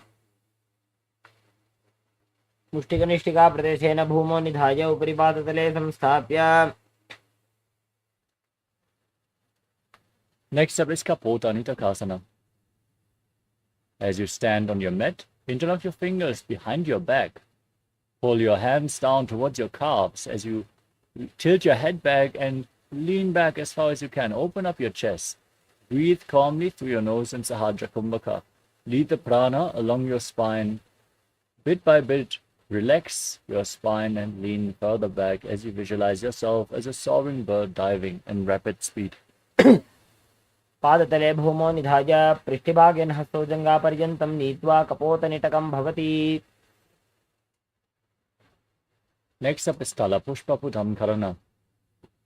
Now stand in Arimandi, heels together, toes pointing outwards and your knees bent. Join your hands in Namaskara Mudra.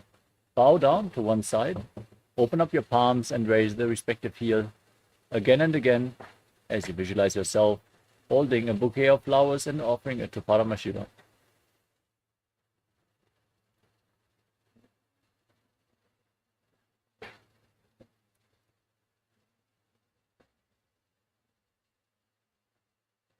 Next up is Khadgasana. As you stand on the mat, join your hands in Namaskara Mudra. Then gaze to your nose and visualize yourself as a rhinoceros. Lay down on your stomach.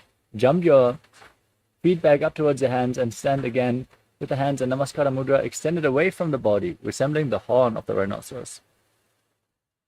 आसनं कृत्वा पादतलाभ्यां भूमिं वष्टभ्य उत्तिष्ठेत्.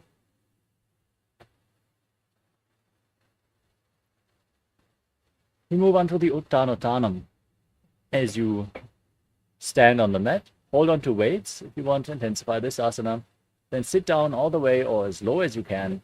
Stand back up. Repeat this again and again as you gaze to your nose and visualize Swamiji in your inner space. पुनः पुनः उत्थातव्यम् अस्थितव्यम् इति उत्थानोत्थानं भवति. Next up is Musalasana. As you stand straight, raise your arms up above your head and jump repeatedly, visualizing yourself as a mace. सरलं स्थित्वा ऊर्ध्वं बाहु नजेत् वारं वारम् उड्डानं कृत्वा.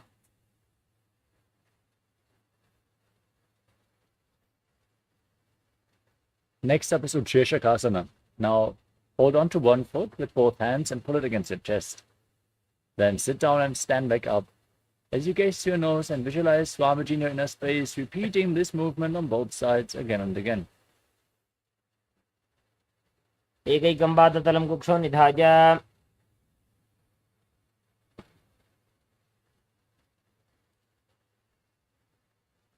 Next up is Parshvajanukarana. Now stand with the toes of one foot pointing outwards and raise the knee of the other leg towards your chest. Keep the respective hand in a fist as you hold on to your knee and place the other hand on the respective inner thigh, fingers pointing inwards.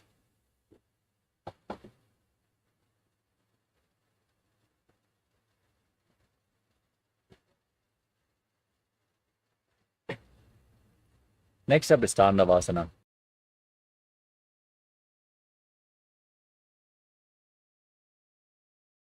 As you hold on to weights, extend your arms out in front and one leg as well. As you sit down and stand back up, visualize yourself fiercely dancing as Lord Shiva.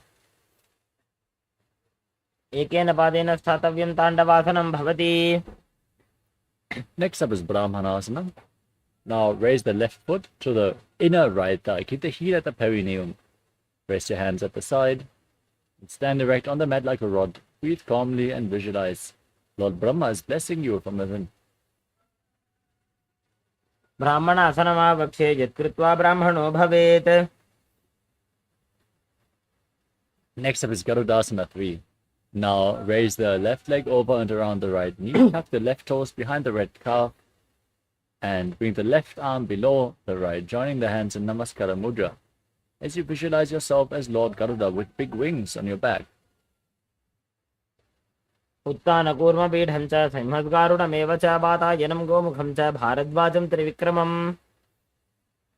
Next up is Ekapadasana. Raise the left foot onto the right thigh.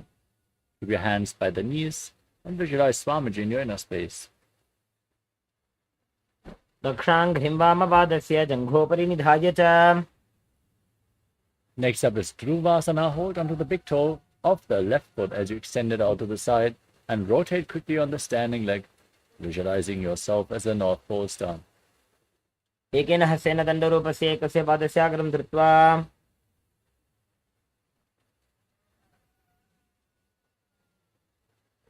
Next up is Trivikramasana.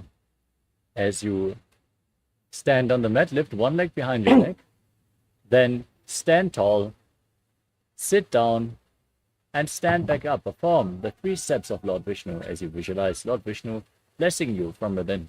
ग्रीवायां पादं संस्थाप्य स्थातव्यम् उत्थातव्यं त्रिविक्रमासनं भवति.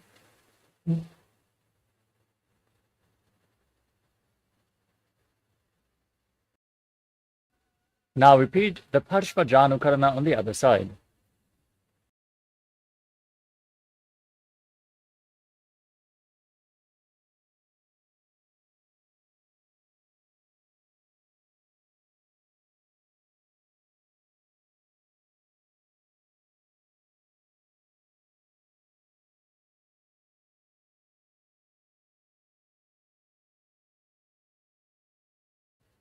Now visualize yourself fiercely dancing as Lord Shiva as you repeat Tandavasana on the other side. Sit down and stand back up.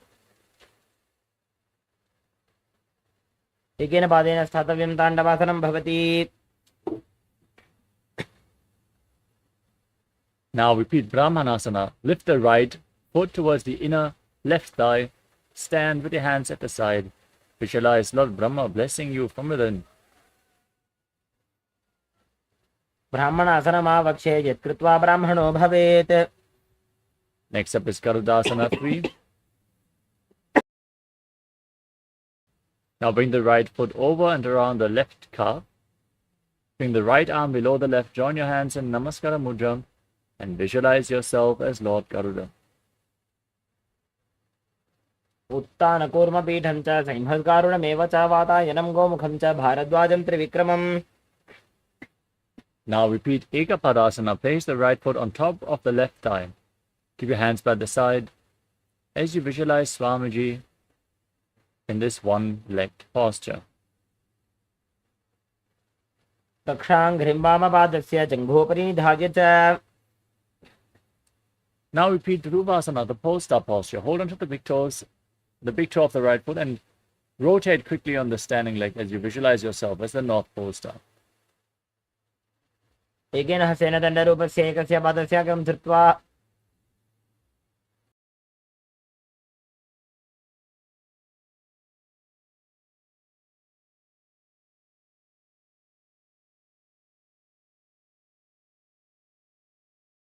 Now repeat Trivikramasana on the other side. Lift the neck behind your neck, stand tall, and visualize Lord Vishnu as you stand, sit down, and stand back up. ग्रीवायां पादं संस्थाप्य स्थातव्यम् उत्थातव्यं त्रिविक्रमासनं भवति.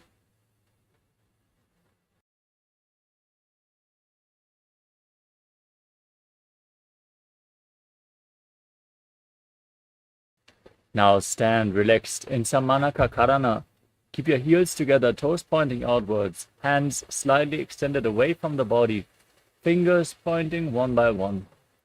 In this neutral posture, breathe deeply and prepare yourself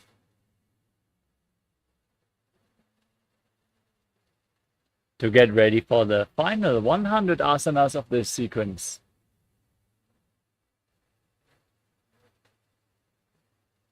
Starting off with Godak Anjali Asana. Now squat down and bring your arms in between the legs from the outside in. Interlock your fingers in front of your navel as you visualize the great sage Goraknath, the founder of the Nata Yoga Hindu Sampradaya. Breathe in Jivachala Kumbhaka. Inhale deeply, hold your breath, and along with your mind, along with your thoughts, lead the prana throughout your body. You can move it upwards, downwards, through your limbs. Play around, moving the prana freely within your system. प्रतमहि उभोः ये बाहुरी नीचो पुनिहो वे. Next up is Kanji Asana. As you squat down all the way, interlock your fingers behind your lower back. Visualize Swamiji in your inner space. प्रतमहि उभोः ये बाहुरी नीचो पुनिहो वे. Next up is Bhairu Asana. As you squat down with your heels together, interlock your fingers behind your back and gaze to your navel as you visualize Bhagavan Kala Bhairava, the Lord of Time. दोवू पग की थलिया की माहिली core मिलाई भना पानी उकड़ मोड़ वैसे. The next asana is Varahasana. Now keep the heels together as you squat down. Separate your toes, keep them pointing outwards as you join your hands in Anjali Mudra. Place your hand behind your head, keep your back straight. You point your toes down towards the ground. Gaze towards your nose and visualize yourself as Varaha, the boar avatar of Lord Vishnu. पागदली की माहिली core मिलाई भना पानी उकड़ मोड़ वैसे.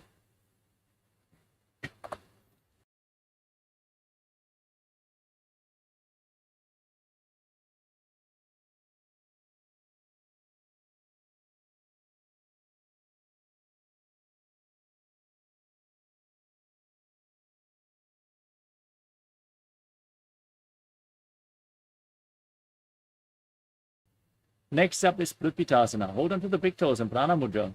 And then raise your hips to the same level as your knees. Visualize Swamiji in your inner space. Keep breathing in Jivachala Kumbhaka. Move the prana freely throughout your body. पार्श्वद्वय सम्मील्य स्थित्वा नितम्बं दानप्रदेशः आनीय. Next up is Bakasana. Now place your hands on the mat and bring your knees onto your arms towards your armpits. Lean forward, find balance, lift your feet off the mat as you visualize yourself as a crow. हस्ताभ्याम् अवनिमवष्टभ्य. The next asana is Sushtanga Kapali Asana. Standing on your toes, place your hands on the mat, bring your head on the mat as well. Then bring your knees onto your elbows, align your hips with your shoulders and straighten your legs up as you cross them into Padmasana. Gaze to the tip of your nose, visualize Swamiji and perform the Mula Bandha. आसन को गुण कपाल आछो होई. Next up is Guptasana. Now sit in a kneeling position and keep your heels outside the hips, the toes touching behind your back. Place your hands on the knees and gaze to your nose as you are sitting in the secret seat with Paramashiva and Guru. जानूर्वोरन्तरे पादौ कृत्वा पादौ च गोपयेत्. पादौ परिचतं स्थाप्य गुदं गुप्तासनं विदुः. Next up is Vrikshasana 2. As you place your hands on the ground, raise your legs up above your body into a handstand. You can lean against the wall or ask a partner to assist you. Everyone should perform this asana to purify all the 7 chakras. Now visualize yourself as a tree with deep roots growing into the ground. सप्तचक्रक्षालनाय वृक्षासनविशेषकान्. Next up is Shiva Asana. From the same posture, now keep your hands and feet closer together. Gaze up towards your third eye and visualize tejas flowing upwards within your body towards your third eye, rejuvenating your body and bringing divine radiance to your being. दोवू पग जोड़ी माही Gulf मिलाए.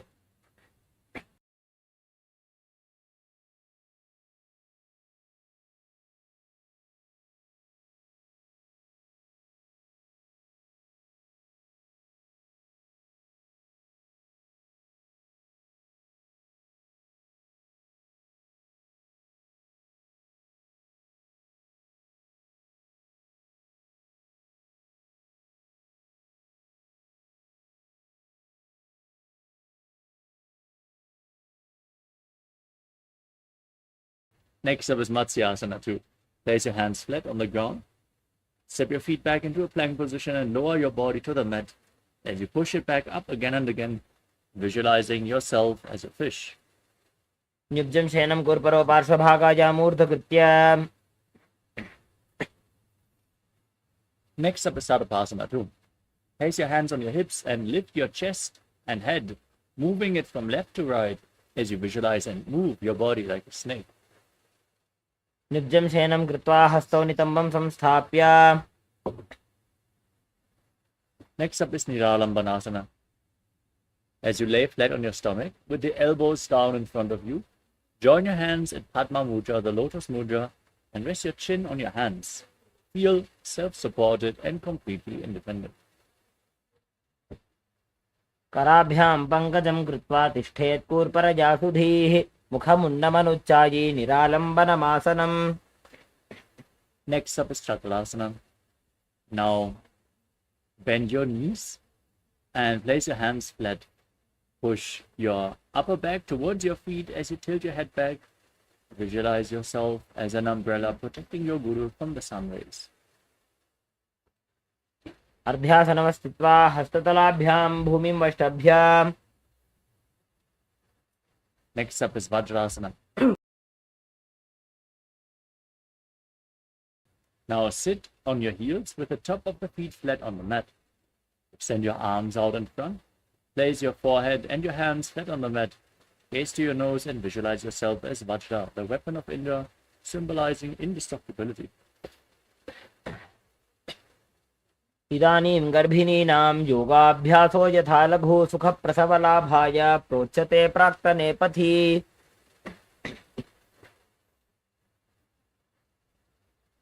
Next up is Meshasana. As you place your hands on the mat, raise your hips up high into Gajasana, then alternate striking the ground with your hands. Visualize yourself as powerful as a ram. गजासन संस्थितो एकैकं बाहुं भूमौ ताडयेत् मेषासनं भवति. The next asana is Ajasana. As you keep your hands on the mat, raise your legs up and slowly lower your forehead down towards the mat as you visualize yourself as unborn, existing for all eternity. गजासन संस्थितो पादद्वयम् अन्तराले कृत्य.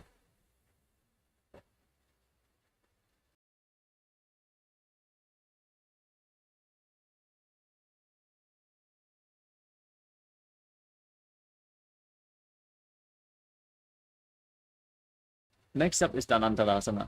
Now sit in a kneeling posture, hold on to the big toes in Prana Mudra and pull the toes towards your perineum. Then you place your hands on top of your knees, gaze to your nose, visualize Swamiji, and breathe in Ujjayi Pranayama. Make an ocean-like sound with your mouth on in and exhalation. पूरब विधि परिहाता के काकसी से फणा शरा मोड़ी. Next up is the Angamottanam. Now interlock your fingers in front of your body and move your arms from left to right, up and down in all directions, giving massage to various different joints and muscles of your body. Then interlock your fingers behind and repeat the movement, visualizing Swamiji in your inner space. हस्तयोः अङ्गुलीर्बद्ध्वा हस्तयोर्मध्यात् सर्वमङ्गं निष्कासयित्वा.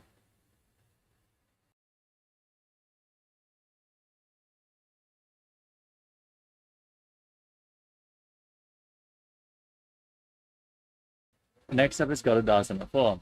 As you sit in a kneeling position, turn your feet so the toes are pointing outside. Now place your thighs and your calves flat on the mat. Keep your hands on the knees and visualize yourself as Lord Garuda, flying Lord Vishnu and Lakshmi on his back in Garudasana form. जङ्घोरुभ्यां धरां पीड्य स्थिरकाजो द्विजानुना जानु परिकरद्वन्द्व गरुडासनमुच्यते. Next up is Ananda Mandirasana. Now join the soles of the feet and point the toes back as you separate your knees and sit down. Hold onto your ankles and bring the front of your buttocks to the mat as you gaze to your third eye and visualize yourself residing in the blissful space of a temple. अथ वक्षे वीरनाथ आनन्दमन्दिरासनं यत्कृत्वा अमरो धीरो भवत्येवेह साधकः. Next up is Mandukasana 2. Now overlap your feet and sit on your heels. Place your hands underneath your knees and gaze forward as you place your tongue flat against the palate of your mouth, visualizing yourself as a frog, engaging Uddiyana Bandhan, Mula Bandhan, Mandukasana 2. पृष्ठं सम्पीड्य गुल्फाभ्यां जान्भङ्गे सबलयाकृतिः हस्तौ पादतले क्षिप्तो मण्डूकं पाददोषहृत्.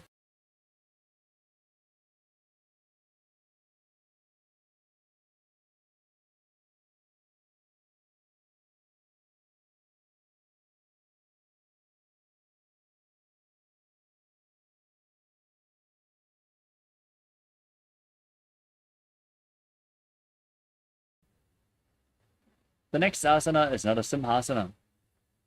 Now tuck your toes, sit on raised heels. Place your hands on the ground, thumbs touching. Now gaze to your nose, stick your tongue out and exhale forcefully again and again. Visualizing yourself as Narasimha, the lion man avatar of Lord Vishnu in Narasimhasana. दोबू फणा पानी होए वैसे AD Mailer गुदानी वैसे समशरीरनी काट हरावे NASA अग्र दृष्टि को ल्यावे. Next up is Pishlakasana. Now sit on raised heels, cover your mouth with your hands, bring the thumbs underneath your teeth. As you close your lips and inhale through the right nostril, exhale through your mouth in Vishlaka Pranayama. Gaze to the tip of your nose and visualize yourself as Devi, victorious over all your fears. दो पका की AD Joji गोड़ा फनोवान पनी होजी. Next up is Makadasana. As you place your feet flat, soles of the feet together, and sit on your heels. Raise your elbows and bend them to bring your fingers towards your armpits. As you gaze to your third eye and visualize yourself as a playful monkey in Makadasana.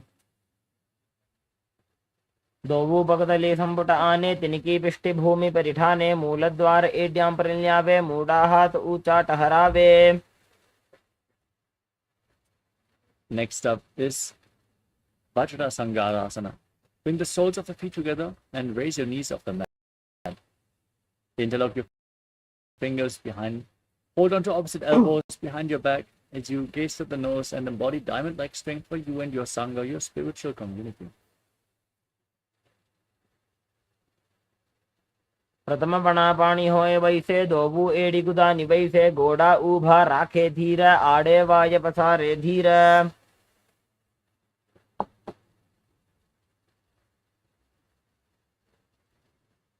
Next up is Kanjanasana.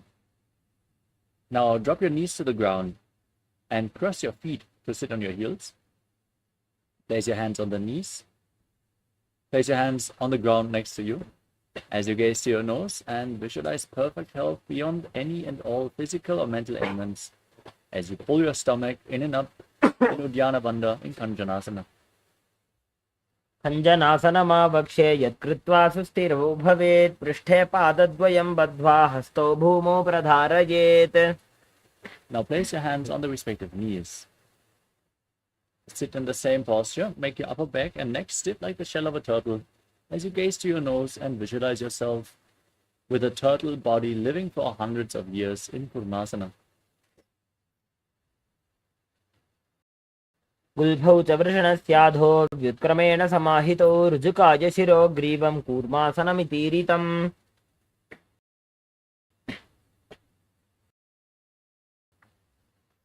Next up is Yogasana. From the same posture, now relax your upper body and neck. Put your hands on the knees, gaze to your nose and visualize Swamiji as you breathe in Ujjayi Pranayama. गुदं नियम्य गुल्भाभ्यां व्युत्क्रमेण समाहितः योगासनं भवेदेतदिति योगविदो विदुः.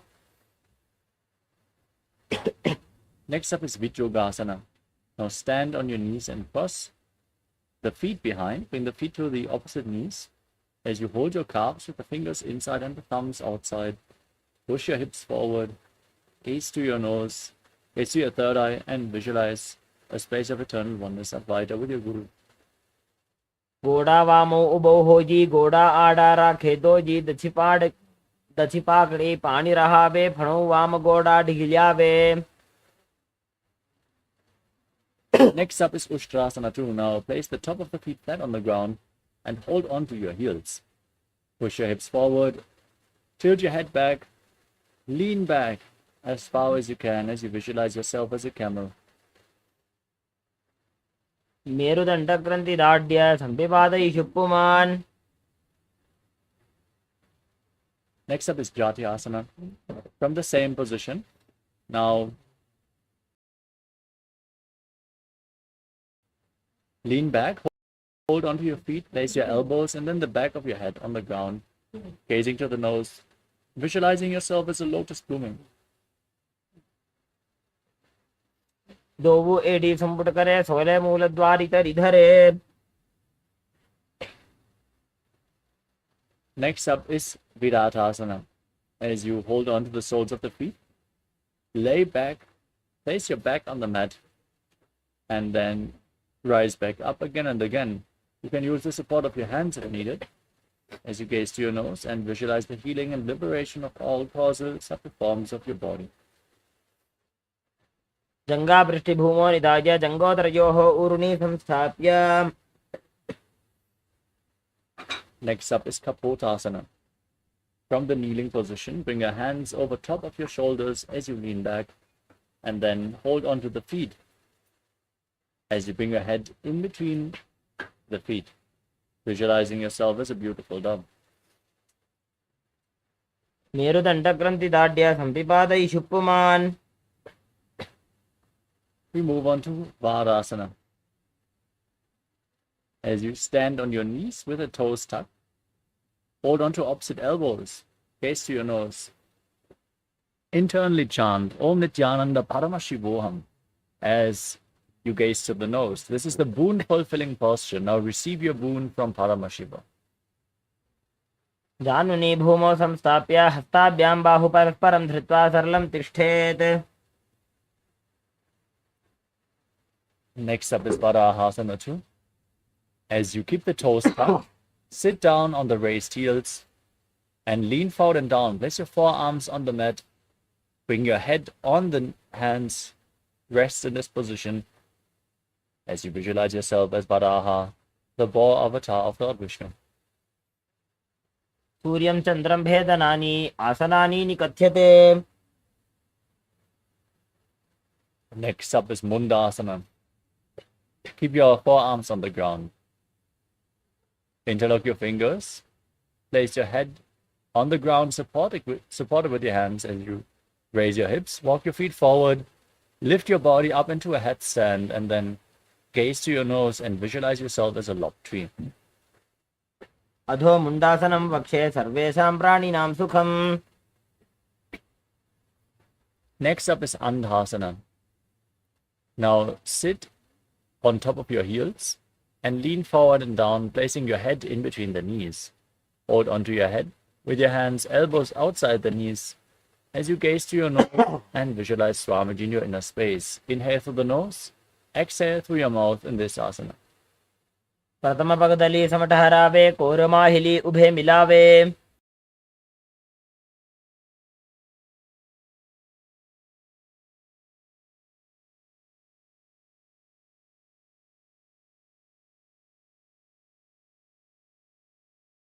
Next up is Viparita Shalabhasana. Lay down on your stomach and extend your arms up above your head. Hold on to weights if you want to intensify this asana. As you lift your arms, your chest, and your legs up off the mat entirely, engage your lower back intensely as you visualize yourself as a locust. शलभासन भेदाश्च नटभेरुण्ड नामके गण्डभेरुण्ड सहिते शीर्षदण्डासनं तथा. Next up is Kapalasana, the skull posture. Now place your forehead on the ground. Keep your hands at the side of your hips, palms facing down.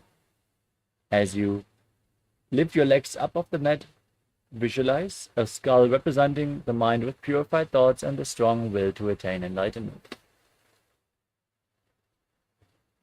कपालं भूमो निधाय ऊर्ध्वं पादौ नजेत्. Next up is Akasha Kapotasana.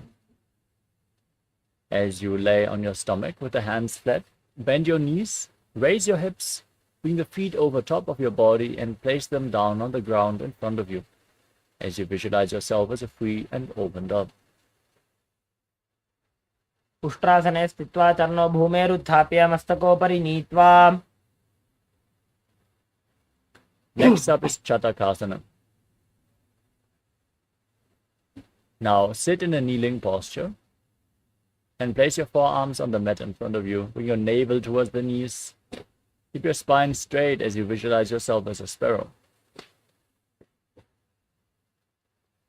कूर्परपर्यन्तौ हस्तौ धरामोष्टभ्य जानुनी नाभौ संकुञ्च्य.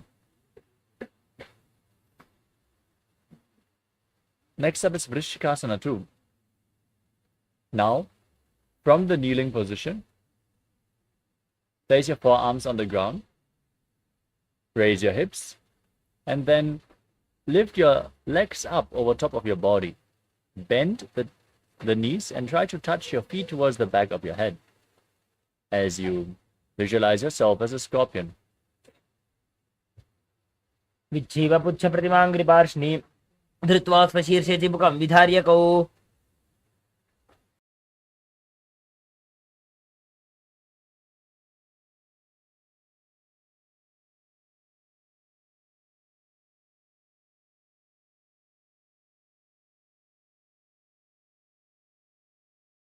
The next asana is Vrishasana. Now sit down on the right heel, keep the left foot outside the hip, hands on the ground. Now point the toes of the left foot to the side and inhale forcefully through your nose. Hold your breath for a short while and then again exhale slowly through your nose as you visualize yourself as a bull in Vrishasana, the bull posture. याम्यगुल्फे पादमूले वामभागे पदेतरं विपरीतं स्पृशेत् भूमिं वृषासनमिदं भवेत् Now push your hands into the mat, lift your knees up and cross the toes of the left foot over the right as you visualize Swamiji in Lolasana. लोलासनं सदा कुर्यात् वायुलोलापघातनात् Now repeat Vrishasana on the other side. Keep the toes of the right foot pointing outwards as you sit on the left heel. Visualize yourself as a bull. याम्यगुल्फे पादमूले वामभागे पदेतरं विपरीतं स्पृशेत् भूमिं वृषासनमिदं भवेत् Now tuck the toes of the left foot and sit on the left heel. Place the right foot flat, knee raised against your chest. Keep your hands on the knees and visualize Balagunahai. आसनको गुणजलविकारजायी Next up is Grahasana. Now stand up and then squat down. Bring your hands in and around the legs, holding onto the ankles from the outside as you visualize yourself as the entire planet in Grahasana. पादतले भूमौ संस्थाप्य जानुमध्ये कुरुपरौ स्थाप्य Now tuck the toes of the right foot, sit on the right heel as you repeat Balagunasana on the other side. आसनको गुणजलविकारजायी Next up is Utkatasana. Now step both the feet in, sit on raised heels, keep your knees together and place your hands on top of the knees. You can hold on to weights if you want to intensify this asana as you visualize Swamiji in your inner space. तुजास्पिजोऽस्ति यत ऊर्वजानो यत्रासने पादतलद्वयोपरि Next up is Vajrasangarasana too. Now, soles together, knees separated, hold on to opposite elbows behind your back. While you do that, visualize Swamiji in your inner space. प्रथम पणापाणि होए जैसे दोबू एड़ी गुदा निवैसे गोडा उभा राखे धिया आड़े वाज पसारे धीर The next asana is Anilasana. Now place your palms on the mat and step your heels on top of the back of your hands. Keep your arms straight as you squat down all the way and gaze to your nose. Visualize that you are able to live off of air alone. दो हाथ भूमि पर ठाने कहुनी जाड़ी नाभिलग आने Now rise up and then lean forward and down. Place the back of your hands on the mat. Step your feet onto your hands and wrap them around your feet. Wrap your hands around the feet like shoes. As you walk around on the mat, visualizing yourself wearing padukas walking across India. हस्ततलयोः पादतले कृत्वा तिष्ठेत् गच्छेत् पादुकासनं भवति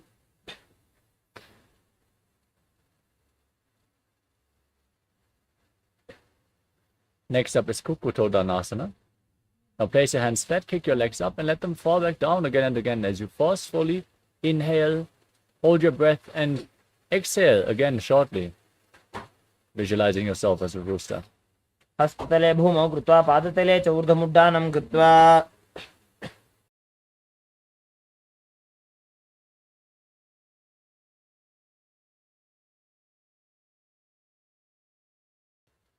Next up is Viparita Nrityasana. As you keep your hands on the mat, lift your legs up high and dance around on two hands as you feel yourself become free of all inhibitions. हस्ततलाभ्यां भूमिं पृष्ठाभ्यां ऊर्ध्वपादाग्रे कुर्वन्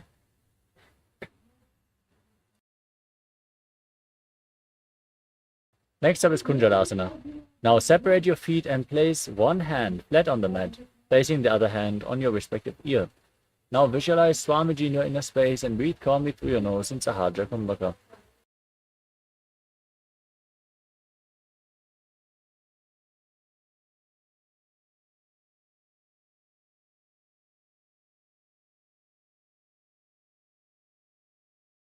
अथ वक्षे महादेव कुञ्जरासनमुत्तमं करेणैकेन पादाभ्यां भूमौ तिष्ठे चिरकरः. Now exchange the position of your hands. Place the other hand on the mat. Repeat Kunjarasana on the other side. अथ वक्षे महादेव कुञ्जरासनमुत्तमं करेणैकेन पादाभ्यां भूमौ तिष्ठे चिरकरः. Next up is Kadambasana. Now squat down. Keep the heels close to your body. Hold on to your ankles and lift your feet off the ground. Visualize yourself as a Kadamba tree, a pious tree that promotes a long life in Kadambasana.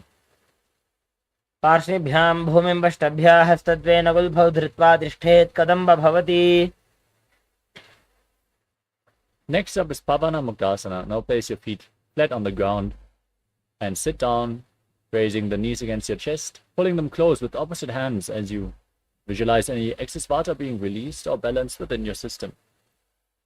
द्वयोस्तु पादयोः पाणिं लात्वा स्वस्वनितम्बके जानुनि वक्षसि साधुर्बभ्रति करबन्धनैः. The next asana is Chakorasana. Now lift one leg behind your neck and place your hands to the side. On the ground, extend the opposite leg forward as you lift your entire body off the ground. Balance, gaze to your third eye and visualize yourself as a powerful source of energy. पूर्वतानं चतुष्पादपीठं वज्रासनं तथा. Next up is Dhanurasana 2. Now keep the right leg extended. Hold on to both the big toes as you pull the left foot against your ear. Pull your elbow back as if you're pulling a bowstring as you visualize yourself as a bow in Dhanurasana 2. पादाङ्गुष्टौ तु पाणिभ्यां गृहीत्वा श्रवणावधि धनुराकर्षकाकृष्टं धनुरासनमीरितम्. Next up is Ashtavakrasana. Now lift one leg over top of the respective shoulder and hook the other foot over top as you extend your legs out to the side. Lean forward, balance on your arms, and visualize yourself as a flying crane. वासिष्ठमथ कौण्डिन्यम् ऊर्ध्वकुक्कुटमेव च. Next up is Pranasana. Now place the left foot onto the right thigh. Place the right foot flat and bring your right shoulder underneath the knee. As you gaze up towards your third eye, visualize yourself existing solely on prana.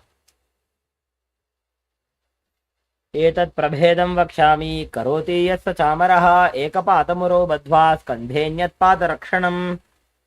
Next up is Parshvamatsendrasana. Now bring the left foot outside the right hip. Step the right foot over the left knee. Twist the left elbow around the right knee. Bring your hand below and interlock your fingers behind your back as you gaze to your third eye and visualize Sage Matsendranath, the master of Hatha Yoga. वामोरुमूलार्पितदक्षपादो जान्वो बहिर्वेष्टितदक्षदोष्णा. Now repeat Chakrasana on the other side.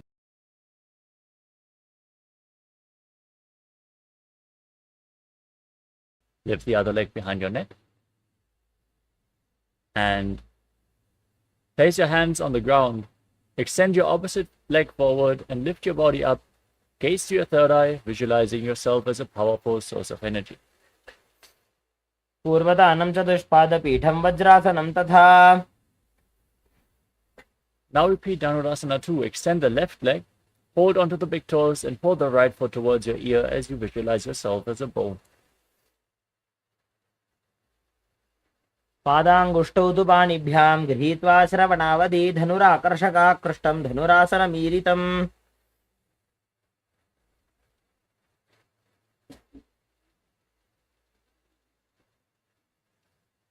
Now repeat Ashtavakrasana on the other side.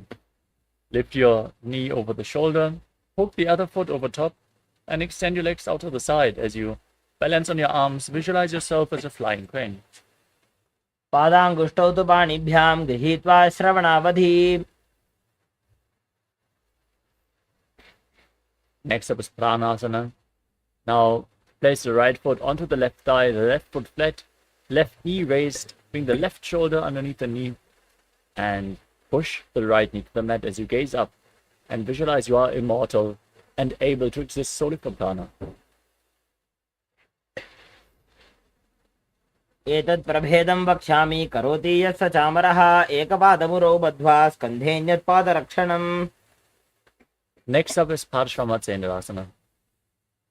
Now bring the right foot outside the left hip, bring the left knee foot over top, twist your body around the raised knee and interlock your fingers behind your back as you gaze to your third eye and visualize Sage Matsindana. पार्श्वाभ्यां धृत्यते यास्तु पार्श्वमत्स्येन्द्रमुत्तमम्. Next up is Ardha Paschimottanasana. As you keep one leg extended, bring the other heel against your perineum, lean forward and down, hold on to the front foot with both hands as in Paschimottanasana, and visualize Swamiji in your inner space. एकं पादं प्रसार्य एकं पादस्य पार्श्वना Seoni सम्पीड्य. Next up is Kranchasana. As you keep the right foot outside the hip, top of the foot flat, hold on to the left foot and extend it up in front of your face. Visualize yourself as a crane as you do so. उत्तानपादं क्रौञ्चं च मरीचिं वीरभद्रकं नटराजं त्रिकोणं च सुप्ताङ्गुष्ठप्रसारणे. Now repeat Ardha Paschimottanasana on the other side. Bring the left foot against your perineum and lean forward and down. Hold on to the right foot and visualize Swamiji. एकं पादं प्रसार्य एकं पादस्य पार्श्वना Seoni सम्पीड्य. Now bring the left foot outside the hip. Hold on to the right foot, extend it up in front of your face. In Kranchasana, the crane posture on the other side. उत्तानपादं क्रौञ्चं च मरीचिं वीरभद्रकं नटराजं त्रिकोणं च सुप्ताङ्गुष्ठप्रसारणे. Next up is Swastikasana. Now sit in a cross-legged position. Hold on to the toes and pull them in between the thighs and calves. As you place your hands on top of the knees, gaze to your nose and embody peace, well-being, good fortune and prosperity. Visualize a swastika as you breathe in Jivachala Kumbhaka. Move the prana freely within your being.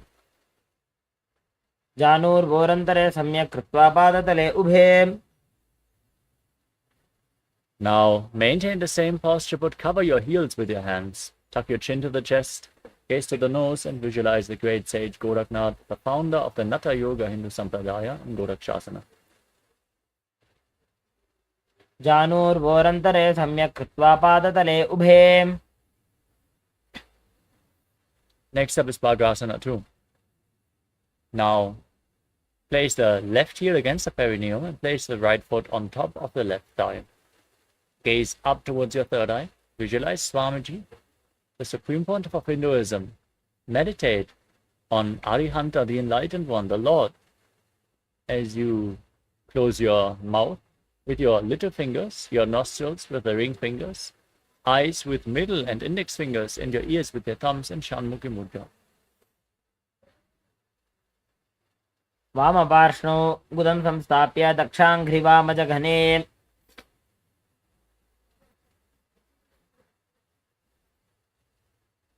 Next up is Yogasana 2. Now, place your feet on top of opposite knees and place your hands on the ground next to your body, palms facing up. Gaze to your nose. Visualize Swamiji in your inner space. As you keep your mouth in the shape of the beak of a crow, inhale through your mouth and exhale through both your nostrils in Kakachantra Kumbhaka. उत्तानौ चरणौ कृत्वा संस्थाप्योपरि जानुनोः आसनोपरि संस्थाप्य चोत्तानं करयुग्मकम्. Next up is Urupa Kutkutasana. Rotate your hands at the side of your body, lift your entire body off the mat and balance. as you visualize yourself as a rooster. वासिष्ठमथ कौण्डिन्यम् ऊर्ध्वकुक्कुटमेव च अष्टावक्रमथोत्थानं मयूरं सेतुबन्धनम्. Next up is Siddha Haratali Asana. Now bring your hands in between the legs in Padmasana. Place your palms flat on the ground, but don't lift your body up. Stay seated, gaze to your nose, and visualize Swamiji still breathing in Kakachantra Kumbhaka. प्रथम पद्मासन को करे, हस्त दो भूगोड़ासन धीधरे.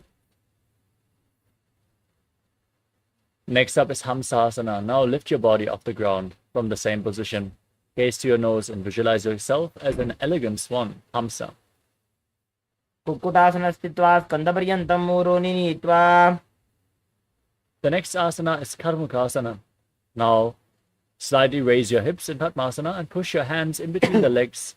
Interlock your fingers behind your back as you place your forehead on the mat. Visualize yourself as Pinaka, Lord Shiva's bow in Karmukasana.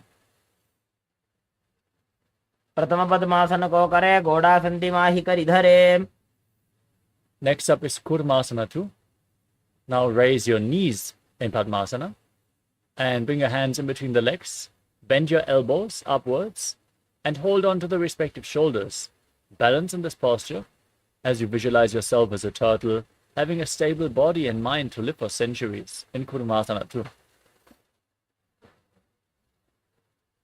By जंग पर दक्षिण बाबा, दाई जंग पर बाई लियावा.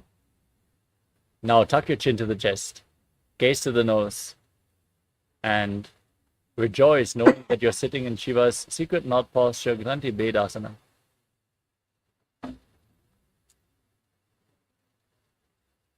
अथ वक्षे नीलकण्ठ ग्रन्थिभेदासनं शुभं ज्ञात्वा रुद्रो भवे क्षिप्रं सूक्ष्मवायुनिषेवना.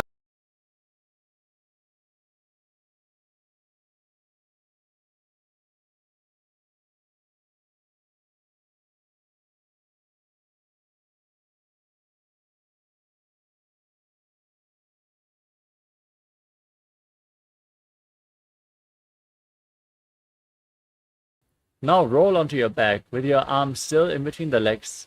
Hold onto your shoulders as you gaze to your nose, embodying a turtle laying on its back in Uttana Kurmasana. Kukkutasana बन्धस्थं कराभ्यां धृतकन्धरं पीठं कूर्मवदुत्थानमेतदुत्थानकूर्मकम्. Next up is Pangu Kukkutasana. Now sit in Padmasana and bring your hands in between the legs. Place one palm flat on the mat and hold the wrist of that hand as you lift your entire body off the ground. Visualize yourself as a rooster.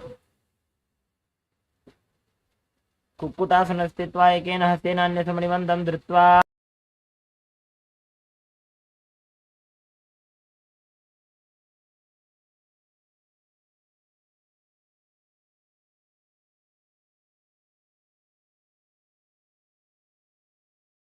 Now place the other hand on the ground.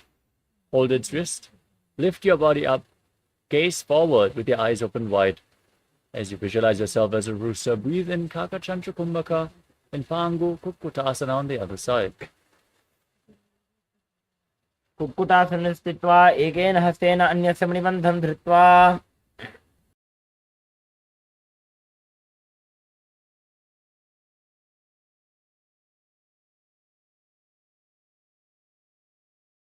The next asana is Vruttasana.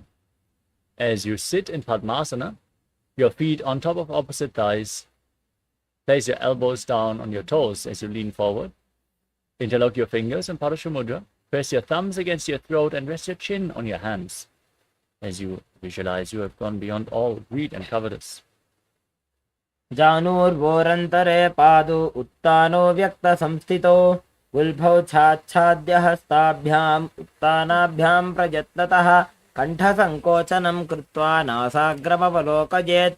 गोरक्षासनमित्याहुर्योगीनां सिद्धिकारणम्.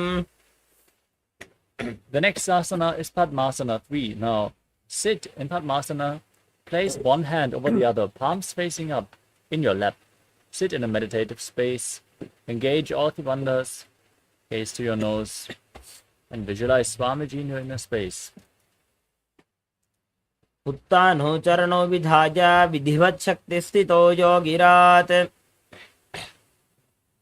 Next up is Padmasana 4. Place your hands on top of the respective knees. Gaze to your nose, perform the Mula Bandha, and visualize Paramashiva in your inner space as you internally chant Om Nithyananda Paramashivoham in Padmasana 4. एतत् पद्मासनं कुर्यात् प्राणवायुप्रसिद्धये शुभासनं सदा ध्यायेत् पूरयित्वा पुनः पुनः ऊरुमूले वामपादं पुनस्तद्दक्षिणं पदं वामोरिस्थापयित्वा च पद्मासनमिति स्मृतम्. Next up is Karmakasana 2. Now, maintain the left hand on the left knee and hook the index and middle fingers around the right big toe. As you pull the right elbow back as if you're pulling a bowstring, move the big toe round and round. Then pull the other big toe as you visualize yourself as Pinaka, Lord Shiva's bow in Karmakasana 2. अथान्यासनमावक्ष्य योगपूरकरक्षणात् कृत्वा पद्मासनं पाद अङ्गुष्ठजङ्घयोस्थितं हस्तमेकं तु जङ्घाय कार्मुकं कूर्परोर्धकं पद्मासने समाधाय अङ्गुष्ठं परिधावयेत्. Next up is Karmakasana 3. Now sit in Padmasana and cross your arms behind your back. Hold on to the big toes in Prana Mudra. As you engage all the wonders, gaze to your nose and visualize yourself as Pinaka, Lord Shiva's bow. Breathe in Kakachanchu Kumbhaka with a mouth in the shape of the beak of a crow. कार्मुकासनमाक्षित्य उदरे पूरयेत् सुखं तदवायुर्वसो जाति कालेन सूक्ष्मवायुना कृत्वा पद्मासनं मन्त्री वेष्टयित्वा प्रधारयेत् करेण दक्षिणो नैव वामपादान्तिकं ततम्. Next up is Ridhasana. Maintain this posture and raise your chest up, gaze upwards. Visualize yourself as the action of Paramashiva's third eye destroying anything you come across. ऊरुभ्यामुपरि स्थाप्य पादयुग्मं प्रयत्नतः दक्षिणं सव्यदेशे च सव्यं दक्षिणदेशके करद्वयं पृष्ठदेशे परिवर्त्य प्रयत्नतः पादाङ्गुष्ठयुगं सम्यक् कराभ्यां सन्निगृह्य च किञ्चिदुत्थानहृदयं योन्यासिकम् अवलोकयेत् दृढासनमिदं प्रोक्तं सद्यो रोगविनाशनम्.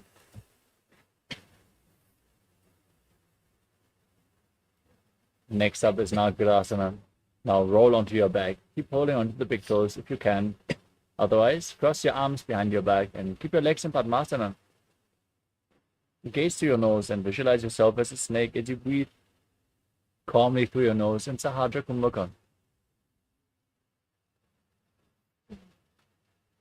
प्रथम पद्मासन कोठाने दो हाथ पाछाने आने पाद अंगूठा पकड़े आनी सोबई कहुन्या कुल्या पानी गोड़ा जंग अग्र को दाशे मस्तक को समसूधो राशे नासा अग्र दृष्टि को धरे आसन नग्र ऐसे विधि करे.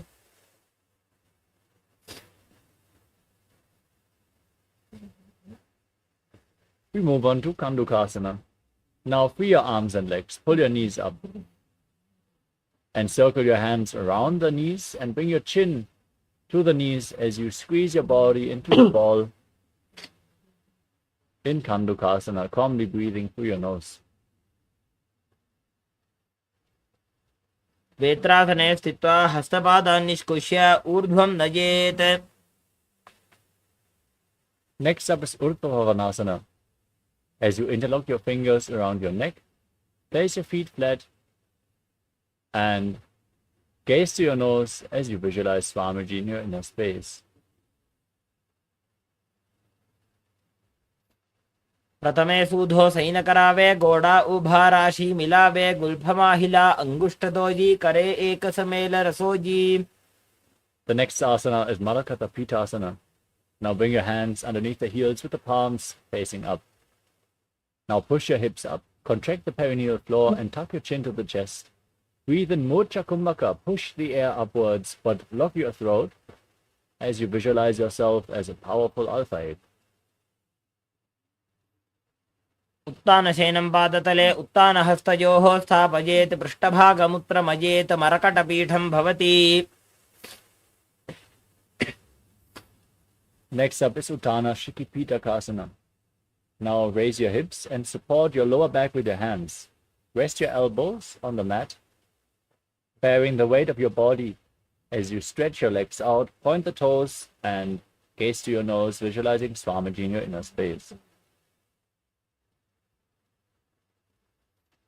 जङ्घूरुबलहीनश्चेत् उत्तानशिखिपीठकम् अप्रमत्तः प्रकुर्वीत भुक्तेः प्राग्विजितेन्द्रियः. Now raise your legs, point your toes upwards as you then place your arms flat on the mat for balance. Engage Jalandhara Bandha. Visualize yourself blissfully traversing through Narakaloka unharmed in Narakasana. ग्रीवाकण्ठेन भूमिं विष्टम्भ पादाग्रद्वयमूर्धमुत्रजेत्. Next up is Tiryan Naukasana. Support your lower back with your hands as you rest your elbows on the ground, lower your legs, and engage your core intensely as you visualize yourself as a boat crossing the ocean of samsara. नौकावत् स्थित्वात् ऊर्ध्वं पादाग्रद्वयं दजेत्. Now place your hands back on the ground. Point your toes upwards. Be straight and sturdy like a flagpole as you visualize yourself as the Kailasa flag respected across all nations in Dvajasana. तिर्यन्नौकावते ग्रीवापृष्ठकोर्परैः भूमिं वष्टभ्य. Now lower your body down to the mat. Lay on your back. Keep your hands next to the hips.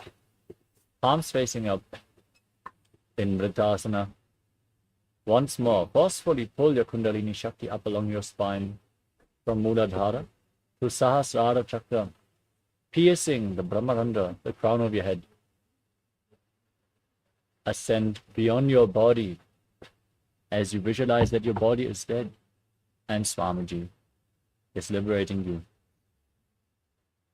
Leave your body behind as you internally chant the Mahavakya, Om Nithyananda, Paramashivoham.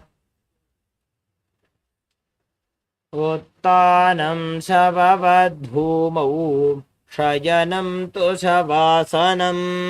शवासनं श्रमहरं चित्तविश्रान्तिकारणम्.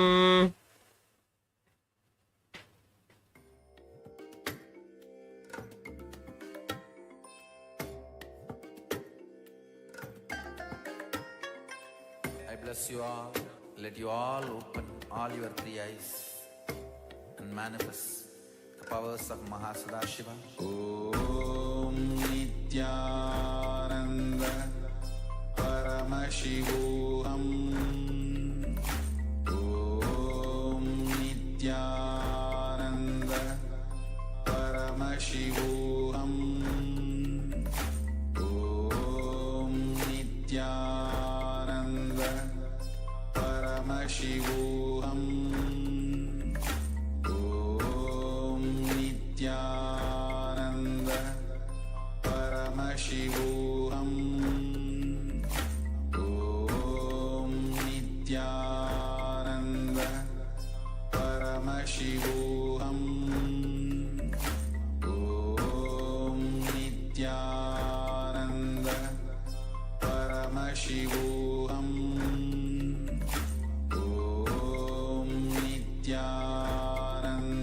Om Nithyananda Paramashivoham. Om Nithyananda Paramashivoham. Om Nithyananda Paramashivoham. Om Nithyananda Paramashivoham. Om Nithyananda Paramashivoham. Om Nithyananda Paramashivoham. Om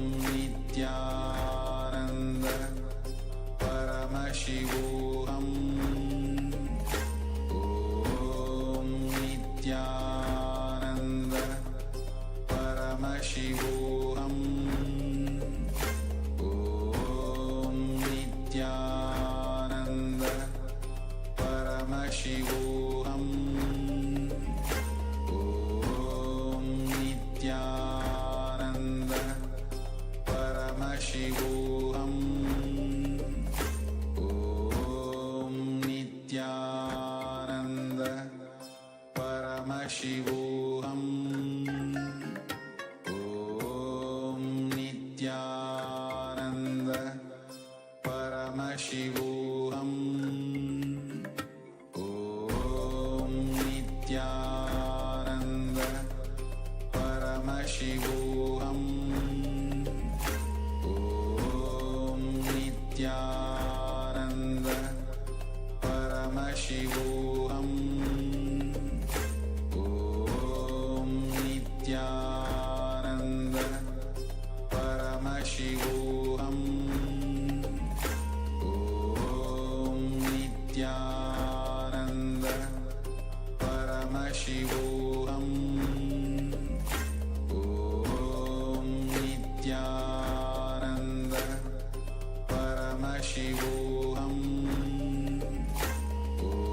Om Nithyananda Paramashivoham Om Nithyananda Paramashivoham Om Nithyananda Paramashivoham Om Nithyananda Paramashivoham. Now slowly return to your physical body. Start to wiggle your fingers and toes, your wrists and your ankles, your elbows and your knees.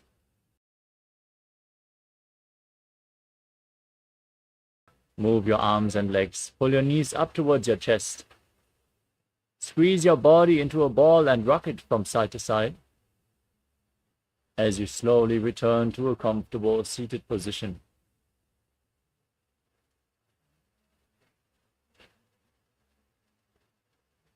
Congratulations, you completed the Dvitiya Vinyasa Krama, 308 asana sequence. Thank you all so much for participating in today's yoga session. And let's get ready for the next session of the day, the exciting power manifestation. Let's manifest the Shaktis of Paramashiva. Stay tuned. We are going to continue immediately after this session. But before that, let us conclude today's Nithyananda Yoga session with the Purna Mantra. Sit straight with your head, naked spine in a straight line. Join your hands in Namaskara Mudra. Visualize Swamiji in your inner space as we chant the Purna Mantra.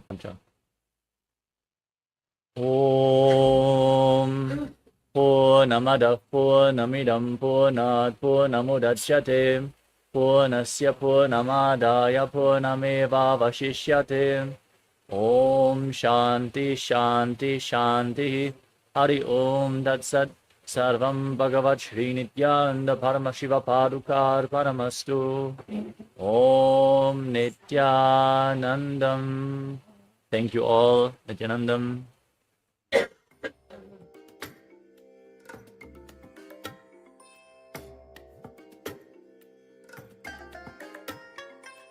I bless you all.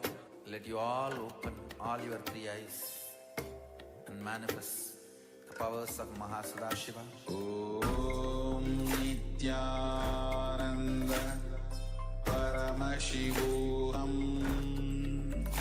Om Nithyananda Paramashivoham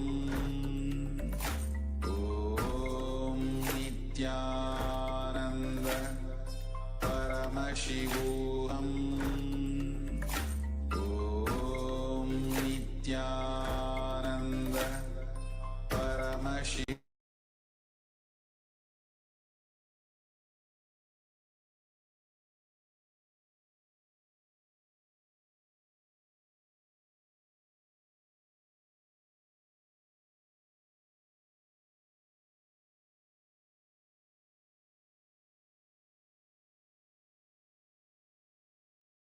Nithyanandam, everyone. I request all the participants to please come online in front of the camera. We'll be beginning the Gnana session soon. I'll give you a couple of minutes. for all of you to freshen up from your yoga sessions and come in front of the camera.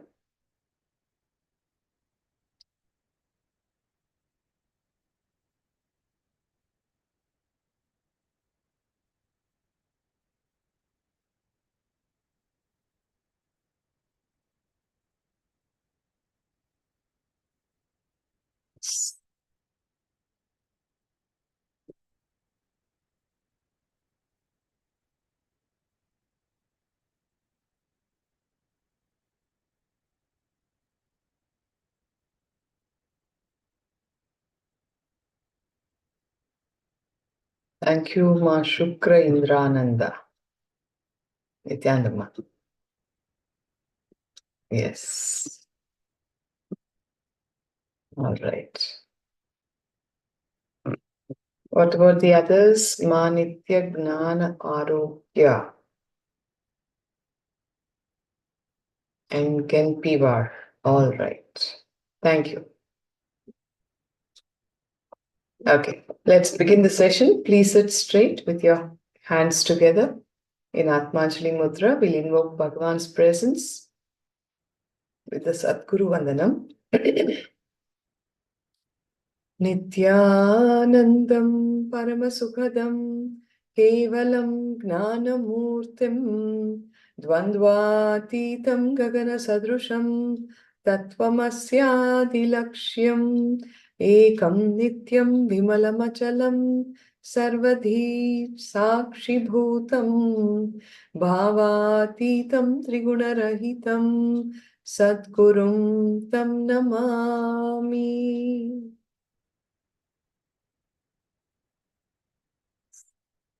Welcome all of you to today's session in Paramashivoham Level-1. Bhagavan, with all the various understandings, the powerful cognitions, the initiations that he has been giving us all through in the last few days, is now empowering us to manifesting the reality that you would want in your life. He is giving us the signs of Kalpataru. So welcoming all of you to Kalpataru, the signs of manifesting your reality with the Supreme Pontiff of Hinduism, Jagadguru Mahasanidhanam, His Divine Holiness, Bhagavan Nithyananda Paramashivam. Bhagavan always says, you are not a finished product. Even if you are 93 years old, you are still not a finished product if you have not manifested your peak possibility in life, if you have not manifested your very consciousness, and if you have not lived enlightened. It is like the fetus in the womb is not a finished product, isn't it? At delivery also, the baby is not a finished product. There is so much of possibilities that are awaiting the child in its process of growth and development. And that possibility exists for all babies who are born. Now, at a time when the avatar is walking the planet Earth, it is not only that we have the possibility to awaken the highest positivity and the extraordinary possibilities, but also extraordinary powers, because the human consciousness is raised to such a high peak level that just that initiation of the master is what can actually manifest that highest possibility and positivity and extraordinary powers for all of us. Having said that, let us start working on how to manifest whatever it is that we want for ourselves in our life, manifesting our reality. So we'll be working with the signs of Kalpataru. Kalpataru, in the program today, you will be introduced to the signs that we can manifest our own destiny and plan and plant our future. You will learn how to get what you want in life. You will also learn how to rewrite your future with confidence, regardless of any past difficulties. And third, how to harness your inner potential, Kundalini energy, to create your reality as you wish. So, in today's program, you will be learning how to plan and plant your future, how to get what you want in life, rewrite your future with confidence, and how to harness your Kundalini Shakti. See, if you look into your life, there are things in our life which we wanted to have and we have them. Second category, there are things in our life which we wanted to have but we do not have them. And the third category, things that we don't want, but we nevertheless have them in our lives any which way. So when we look in, we ask these questions, but naturally, why is my story like this? Who wrote the story of my life in this fashion? And why did they write it the way it is? And how to rewrite? How can I change my life? Can I really do this? These questions are but natural. Contemplate on these, ask yourself these deep questions, and whatever the answers that are coming out, you can share it with us. Contemplate. Who wrote the story of my life? Why did they write it the way it is? And how can I rewrite my life? Can I do it? Ask yourself these questions.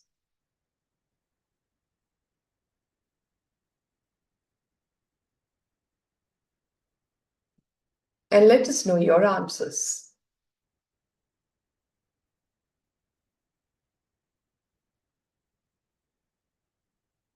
You can put up your answers on the chat box.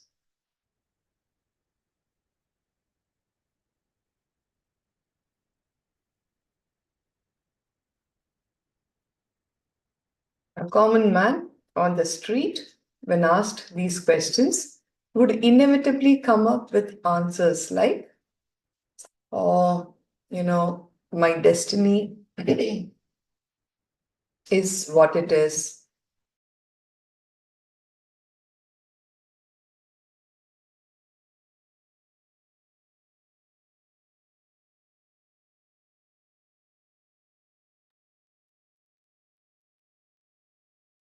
Life has not been fair to me.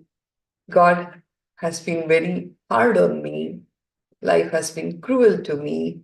These are the kind of answers that generally most people would come up with, where we continue to sit and celebrate the victim mentality. How harsh, how unfair life has been on you. But yes, I have some answers here. Ma Shukra Indrananda shares, we manifest our own life. What about the others? Ma Arogya Rupini, Jenny Pever. Do you have answers that are other than what Ma has shared?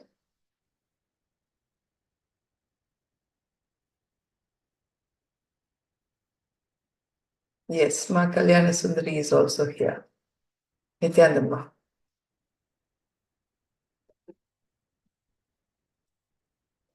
Who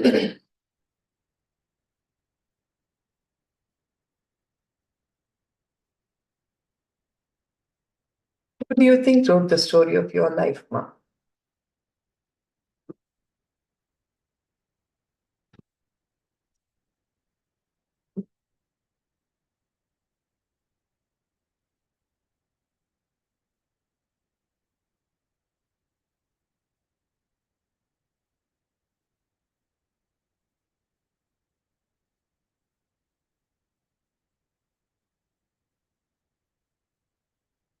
Okay. Now, Kalyana Sundari says, we manifest it unconsciously. All right. So, please do listen to yourselves and answer these questions. Listen without any past hangover, pain, and incompletion, says Bhagwan. Meanwhile, a small story. A man was traveling through a forest. He decided to rest under a tree, but he did not know that this tree is a kalpataru, a wish-fulfilling tree. While resting after the end of a long, hard day, he's hungry, he's exhausted, and he had a desire. How lovely it will be if someone brings me food, he thought, and in an instant, delicious food appeared before him. He then thought, I wish I had a cot to rest on. He wanted a nice afternoon siesta, and immediately a comfortable cot appeared. He figured out, oh my God, whatever I think is instantly coming true. What will happen if I imagine a tiger coming and killing me? A tiger instantly appeared and killed him. It may look like a funny story, but this is not the story of some unknown man. That man is you. That man is me. The truth is that we are all always under a kalpataru. Whatever we think, the cosmos is working to make it happen.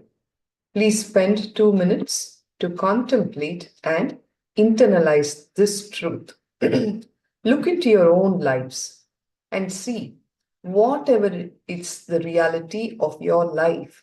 This moment also was something that you desired in your past or you thought of, you wanted.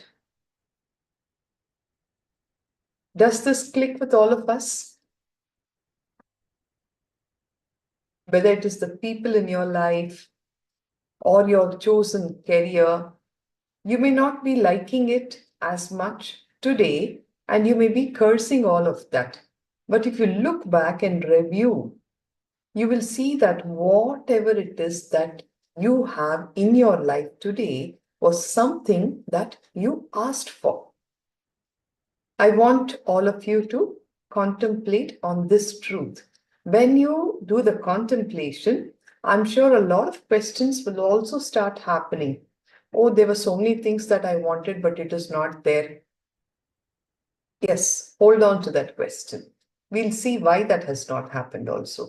But whatever is there today was something that happened as a thought or a desire inside of you. Do you all agree? Yes, right. Okay. So the truth is that you are the author of your life. You wrote it and you scripted it. Because you wrote it, you can also rewrite it and your life can be changed, is the empowering truth. Many a time when we are told that, oh, what even the disease that you have now, or the nagging relationships that you have in your life, you are the author, people will naturally want, don't want to accept it. They would reject that for an answer. They would even be angered by it. Bhagavan says, there is no need for you to fall into powerlessness. When you understand that you are the author of your life, for whatever reason, you might have scripted it in a certain way, which is not an acceptance to your present moment. You don't want it anymore in your life. It's fine. The empowering truth is that because you wrote it, you can also rewrite it and your life can be changed. Discovering why you wrote the life, the situation, the happening, the way you did it, when you wrote it, how you wrote it, and simply use this knowledge to rewrite it. This is the science of Kalpataru, the science of manifesting. Like one of you rightly said, Makalyana Sundari, I suppose, we unconsciously wrote it. Now, because you were unconscious with your script, when that has manifested as a reality in your life today, you are not in acceptance with it. Now, in the science of manifesting today, you will also see why you wrote it the way you wrote it, when you wrote it, and then use all of this knowledge to simply rewrite it. Now, this science of Kalpataru is the Raja Vidya, Raja Guhya. This royal knowledge, royal secret, is the literal translation for these two terms. Raja Vidya means royal knowledge. Raja Guhya means royal secret. Now, this science is transmitted only through Karna Parampara, which is just listening to the Guru.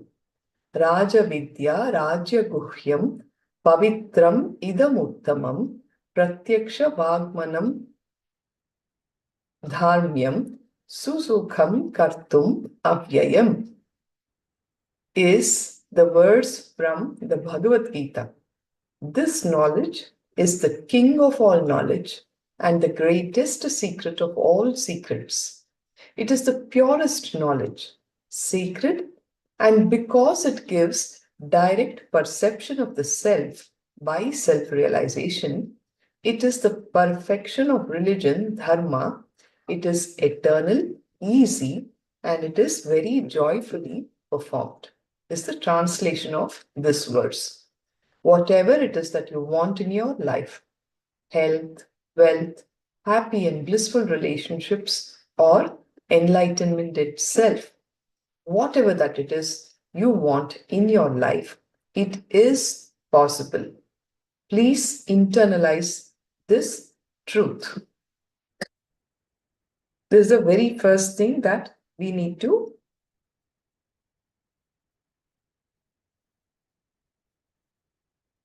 internalize.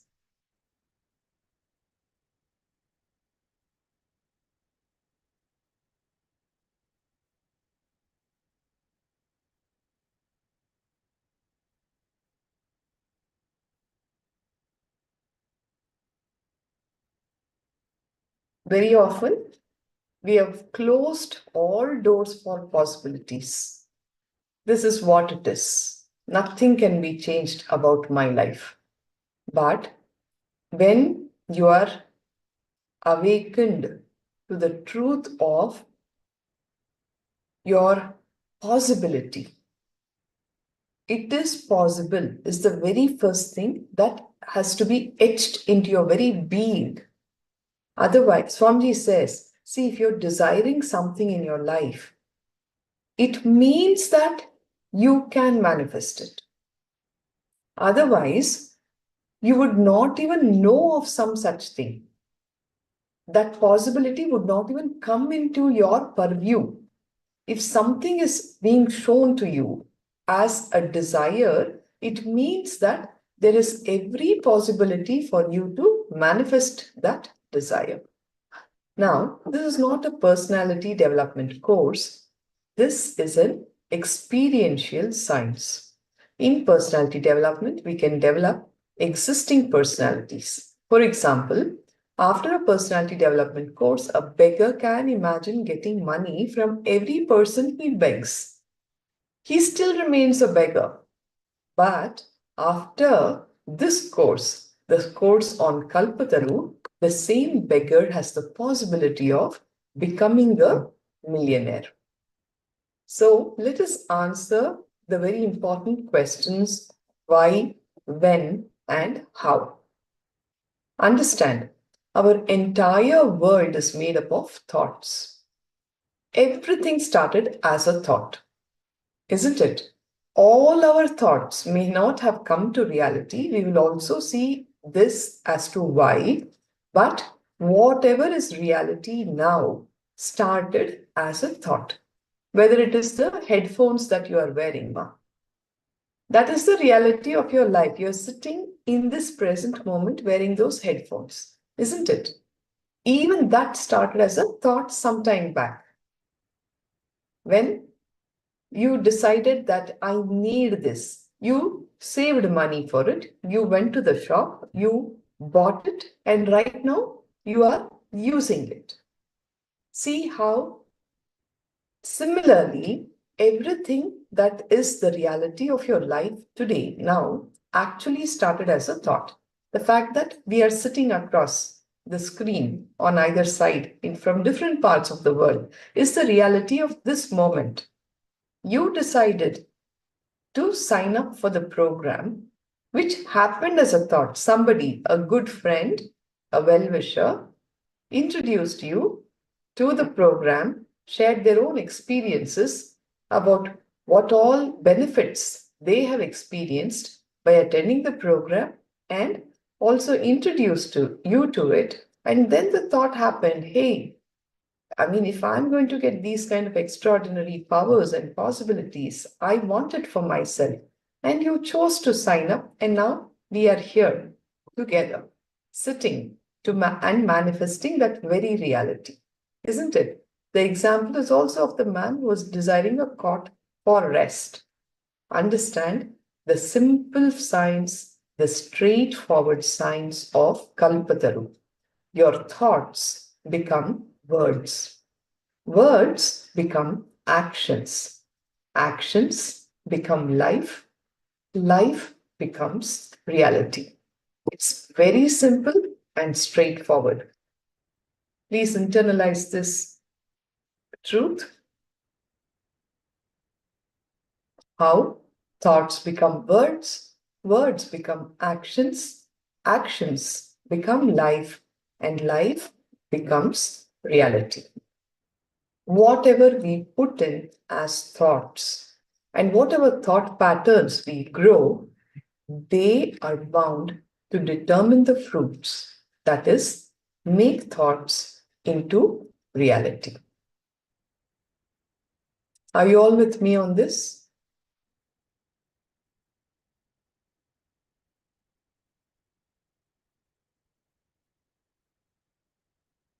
Thoughts, the thought patterns will determine the fruits and make our thoughts into reality. Understand, there are no small thoughts. Don't disrespect seed and a possibility of seed. Just because all seeds do not become trees, we should not ignore all seeds. The small seed has the possibility of growing into a tree, isn't it? If you have seen, the biggest banyan tree grows from a seed that is barely visible to the naked eye. And that is the possibility of that seed. Similarly, your thoughts have the possibility to manifest your reality. So never ever disrespect or put down a thought as it's a small thought. And don't ignore any thought. Don't ignore seeds, all the seeds, because just because all seeds don't become trees.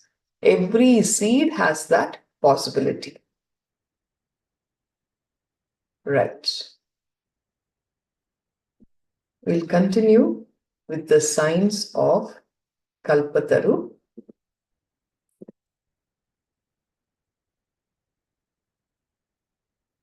We spoke about how your thoughts become your reality. Now we'll enter into the next aspect about awakening of the inner potential bioenergy, the Kundalini. The importance of Kundalini in manifesting the signs of Kalpataru in all of us. Kundalini awakens the space of possibility, the Kalpataru in you. Bhagavan says, Kalpataru, space of possibility to fulfill your desires. Now, there is a big difference between every action you take with the idea of impossibility and with the idea of possibility. Do you all concur with this truth? When you decide, this is not going to happen for me, even if you take any action from that space, you see how everything will be such a half-hearted effort from your side. Whereas you start off with, I will make it happen. This is a possibility for me. Just see with that kind of an inspiration, when you take actions, how different it will be. Yes, there's a very big difference. When you walk with the impossibility, the number of steps may be the same, but the effort will be much more. If you walk with the possibility, number of steps may also be the same, but the effort will be practically zero. Yes? Do you all concur with this truth? You will be enjoying your walk when you set out from the space of possibility. You will never be exhausted and the effort will practically be zero. But if you set out with the space of no, I can't do it, you may walk the distance, you may walk the same number of steps, but you're never going to enjoy the journey, and the effort also will be much more. The more and more action, the more and more the excitement.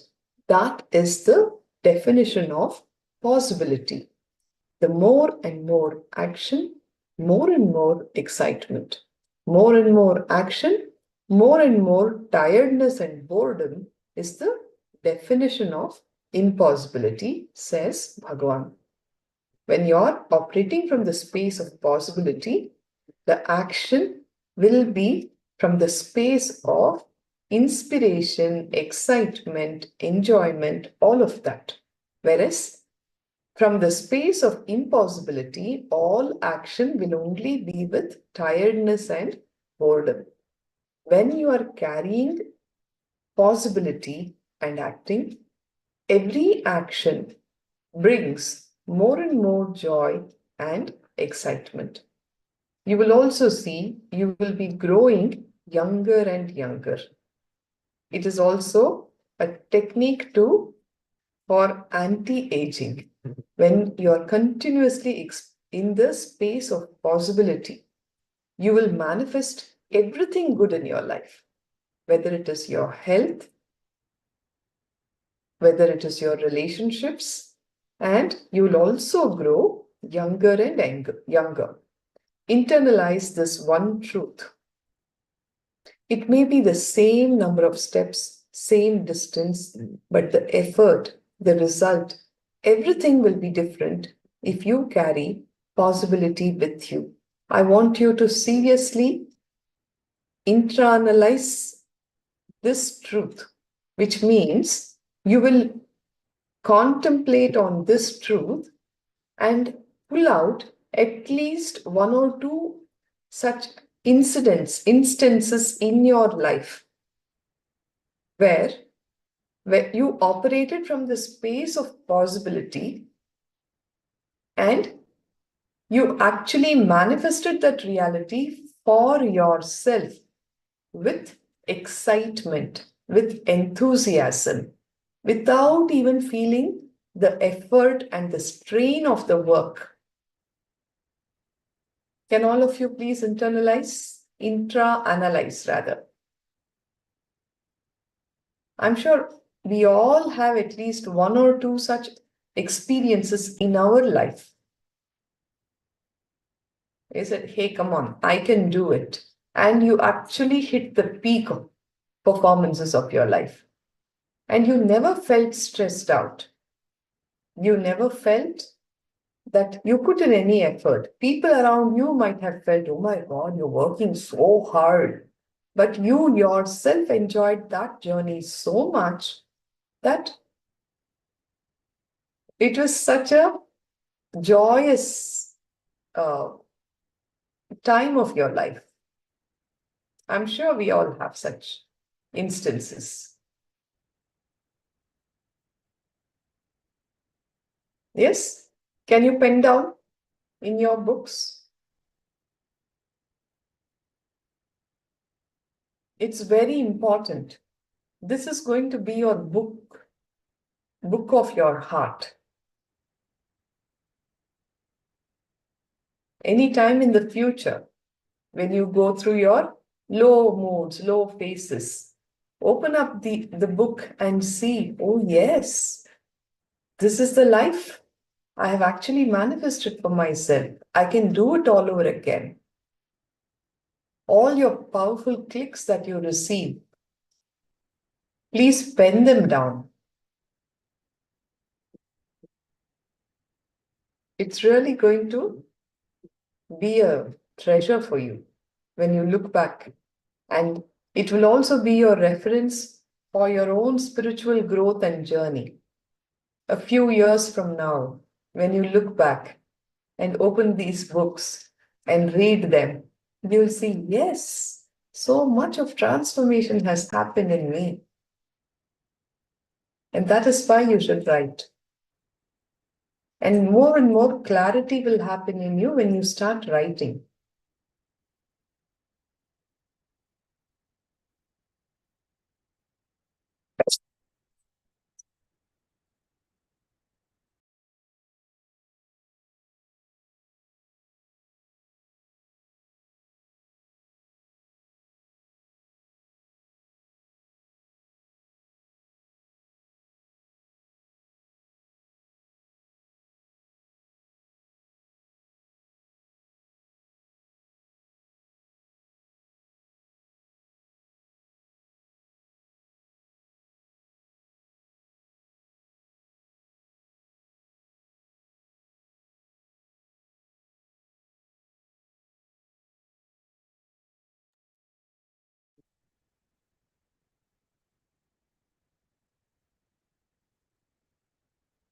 Beautiful sharing, Ma Kalyan Sundari. Ma says, when I try a hard asana with the mood of impossibility, I won't be able to do it at all. But when I visualize me doing it before trying the asana, I can do it somehow. You're so right, Ma. In fact, in Nithyananda Yoga, that is one of the very important steps that Bhagavan teaches us. Visualize the posture and then start moving the body. Because when you visualize, you are seeing that as a possibility for yourself. You are establishing yourself in that space of possibility, and that is why doing that asana becomes very easy. You manifest that reality. Very true. The effort will be so much less, and you enjoy it much more. Very nice example. What about the others?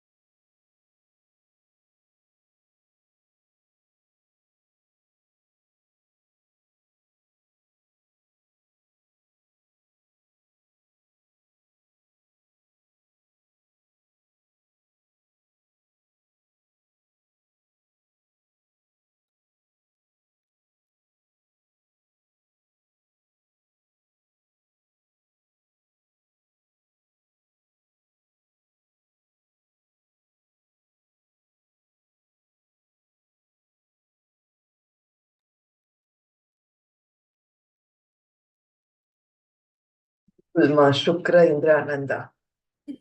She says, I first came to translate for PSM level 2 with no such skills, but I thought it's possible for me and I got a breakthrough real quick. Wonderful, ma. Yes. Like Bhagavan says, anything that is shown to you in your life means it is possible for you. Otherwise, it would not even come into your purview. Sma Pallavi, waiting for your sharing as well. Yes.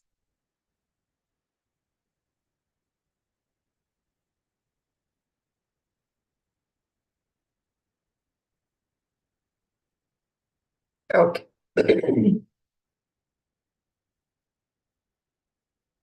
Definitely, ma'am. This is the science of manifestation that we are working on today.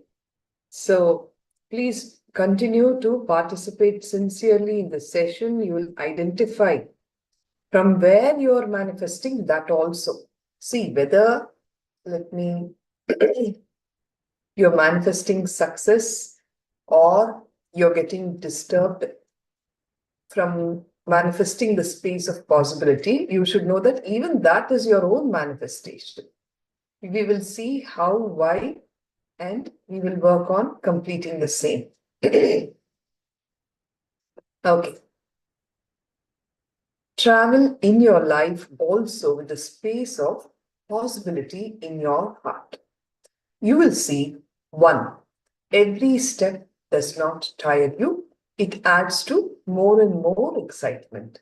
See, when you walk with impossibility, every step adds anxiety, not excitement. When you walk with possibility, every step adds excitement.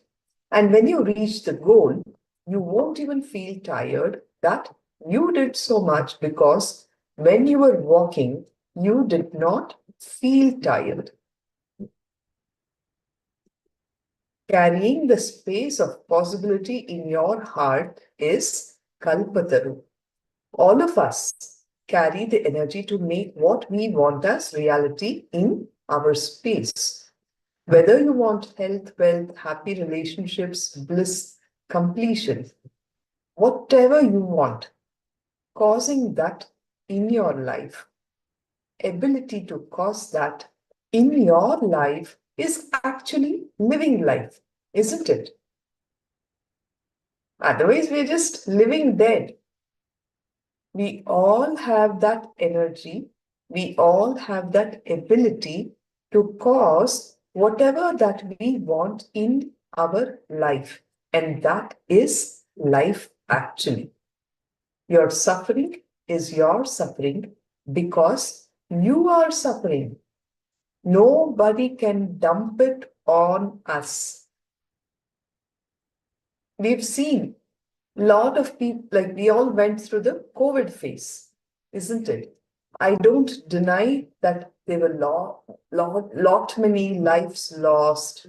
As a doctor, I have seen in my own patients' families, in my own family, so many things were not going right for people. Many people lost lives, many people lost jobs. People were struggling even to feed their children. So much going on.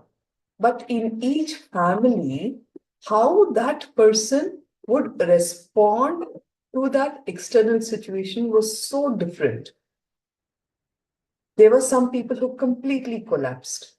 And there were people who actually stood up with strength. Okay, fine. This has happened. Now what next? How do I handle this situation? How do I empower myself and my people who are around me so that we continue to live life? This is the truth.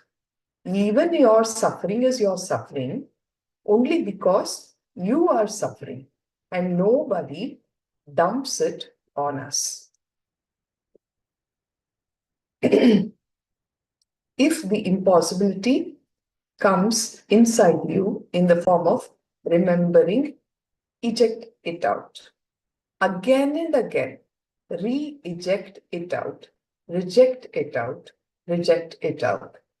Remember possibility, re-eject impossibility. That is the essence of Kalpataru.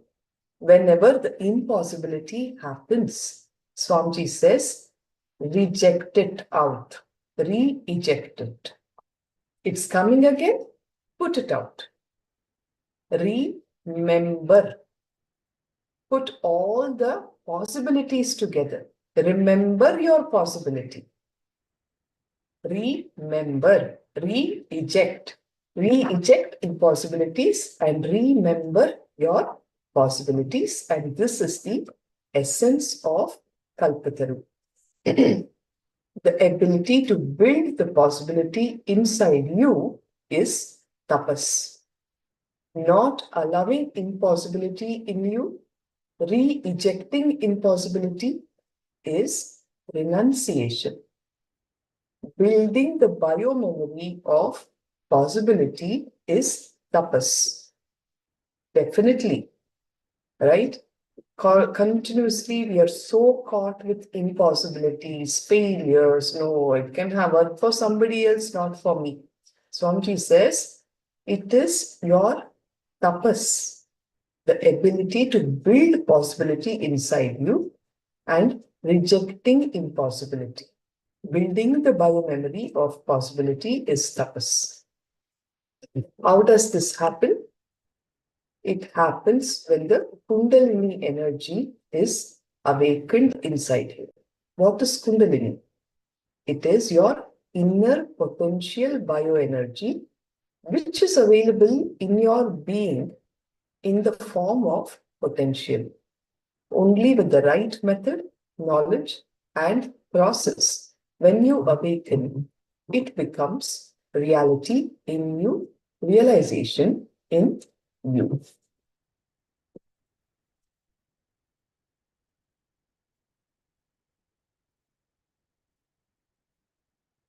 Awakening of your Kundalini Shakti by the right method, knowledge, and process.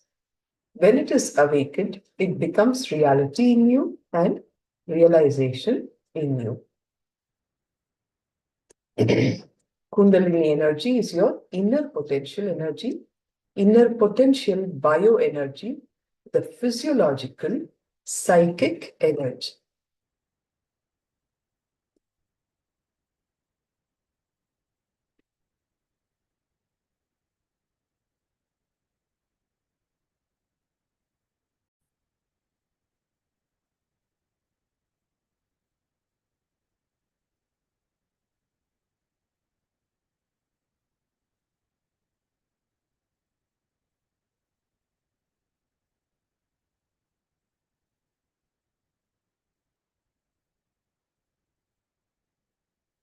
Mashukra, are you doing the translation now?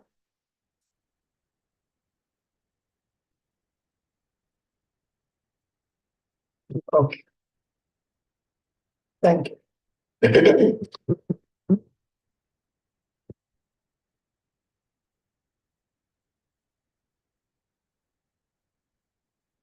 Awakening your Kundalini directly awakens the non-mechanical parts of your brain and gives you the extraordinary powers like telepathy, teleporting, materialization, and whatnot.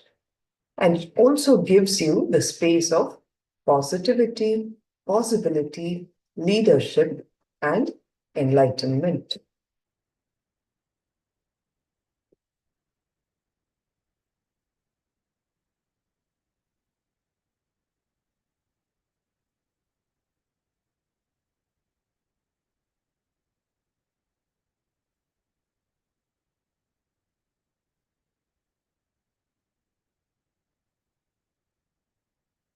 All the extraordinary powers actually manifest when your non-mechanical parts of your brain are awakened by the Kundalini Shakti. It gives you the space of positivity, possibility, Ishvaratva, leadership, and enlightenment itself. All these great powers are possible, and it is a simple inner science. Kundalini Shakti can directly make you more productive, more aware, more conscious, intuitive, ultimately rich. It will take away the low idea that you carry about you by blasting all your self doubt, self hatred, self denial.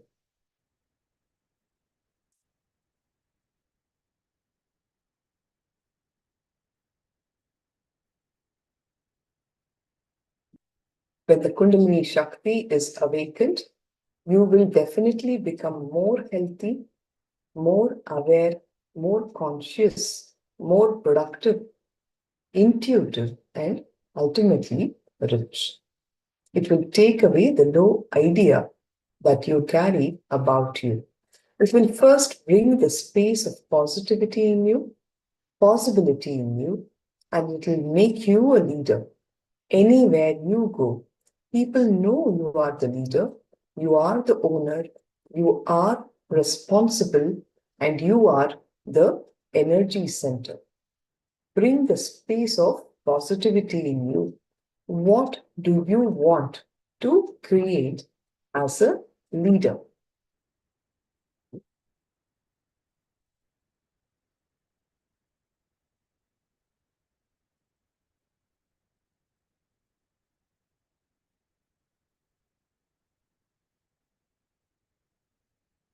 Okay, take a moment, all of you, and see what it is that you want for yourself. From the space of positivity, you might have tried in the past and you have felt that you have failed. Let it all be complete, and from the space of positivity, what is it that you want to create?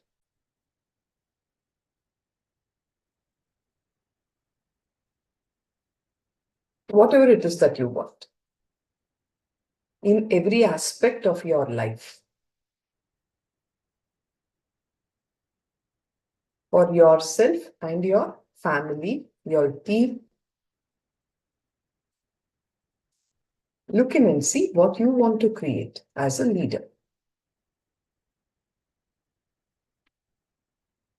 Just pen down for your own reference.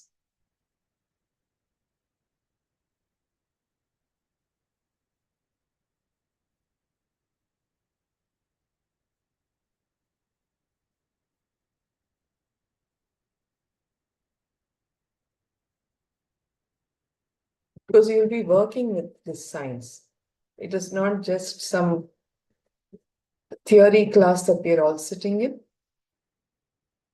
It is a science of manifesting. Okay, Dr. Alexandra says, I want to create a good childhood environment and cultivate good parenting for my kids.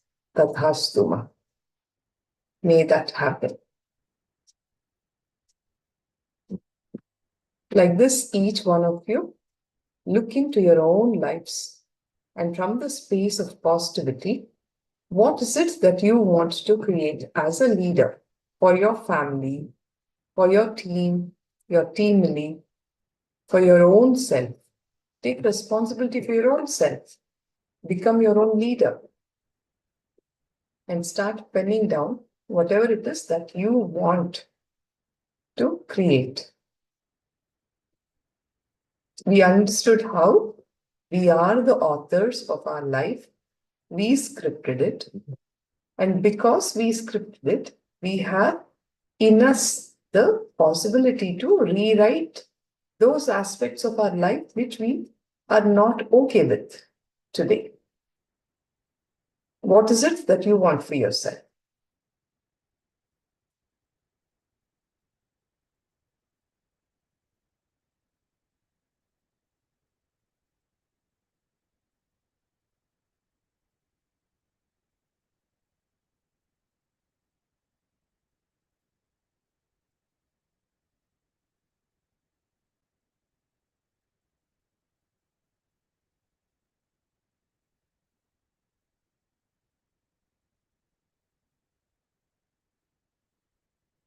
how to understand about lost time in this context. As in, what do you mean by lost time, Ma?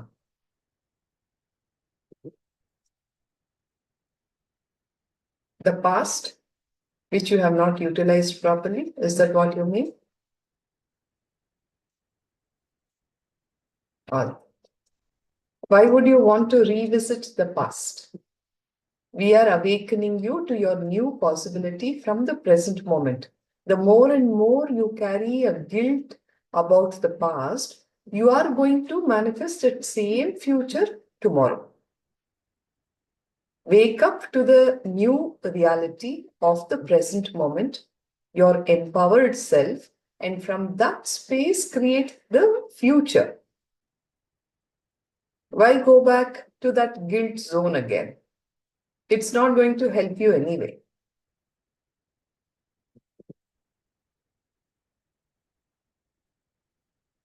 Right?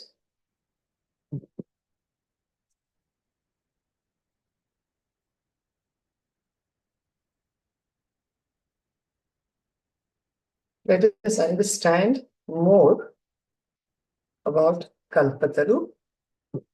You are a possibility, is the truth. Why is Kalpataru science a secret? If it's going to enrich so much, then why is it a secret? Why not let the whole world use it? Look into this very conscious manifestation. Understand, any idea that you wanted to make it as a reality, take it to the level of the Kundalini Shakti. Whatever it is that you wanted to manifest as a reality in your life, with our immature cognitions, immature understandings, were only at the level of your logic. Ma Pallavi, I'm answering your question also when I'm saying this. In your head, you will have a lot of ideas that you want to manifest. But Swamiji says, if you really want to manifest that reality, you need to take it to the level of the Kundalini Shakti. That is when you can manifest your highest possibilities and the highest peak positivity also. Understand, this is what is stopping you from manifesting your desires, your self-doubt, your self-hatred, and your self-denial. So Swamiji is telling us, manifest your desires by dropping your self-doubt, self-hatred, and self-denial. Consciously manifest the future by planting your conscious sankalpa, decision, your conscious will, by renouncing the HD, self-doubt, self-hatred, and self-denial. We'll be understanding more and more through the course of the day. I request all of you to be in the space of listening in the moment, because we have to take this step by step by step. The program is designed such. I'm sure a lot of questions will happen inside us when the truths are being shared, but let us start taking the small steps towards climbing the Everest. You have to be really firm and steady in your walk, which means that you will internalize each truth step by step. Swamiji is saying, first thing is drop all your SDHD. Now, from that space, that conscious will, manifest the future by planting your conscious sankalpa, which means your conscious decision, the Satya Sankalpa. This is how I will manifest my future. You need to have that intense conscious will. Let me give you the reference. Tena tyaktena bhunjita makrita kasya siddhanam kurvanneveha karmani jijivite tatchatagam samaha. This is from the Upanishad. Bhagavan is giving us the translation. It is by renouncing all our silly talks inside. By renouncing this, you will be able to look into your future. Renounce all the silly talks which tends to pull you down, your self-doubt. Will I be able to do it? Is your self-doubt, self-hatred. It will not work for me. It has never worked for me. Self-hatred, self-denial, I don't deserve it. You are denying yourself that possibility for the future. Renounce all this. Make a conscious will, a Satya Sankalpa. This is a possibility for me. I will manifest it. It is only from this space you will be able to look into your future. Otherwise, you will only be recreating your past failures even in your future. You are given the conscious power, the conscious will persistence. Use those capabilities and plant and manifest your future. If not, don't blame anyone. You are completely responsible for your failures. Be very clear. If you are failing because you have not used your conscious will, you have not used your will persistence, you cannot blame anyone for your failures. Be very clear. That is the first step towards making any progress. The ultimate secret of Kalpataru, the ultimate knowledge, is not for the masses. Masses always get stuck with small things and shallow entertainment. That is why if we run a cinema theater, you can see how such a big crowd gathers. And the more unconsciousness the movie is stemmed in, they become bigger hits, blockbusters. Because masses are always stuck with this kind of small things and shallow entertainment. Only a few hundred people or a few are here today because we built only a temple. Temples are for the chosen few, not for all. We need intelligence to come to a temple. We need intelligence to enter spirituality. It is not for everyone, isn't it? A movie theater, see how many lakhs of people will go and watch the same silly stuff over weeks and months and make them blockbusters. But when such real, powerful, empowering knowledge, spiritual truths is being given to you to run your life and manifest the best possibilities for you, the people who are seekers are not many in number.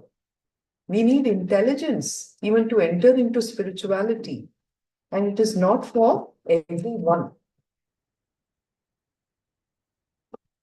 Only when you come with the seeking, he delivers. So let us understand the first principle of Kalpataru. You are a seed is the first principle.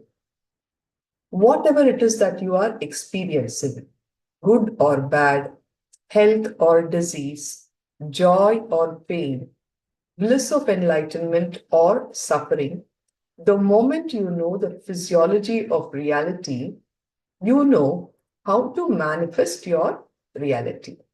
Okay?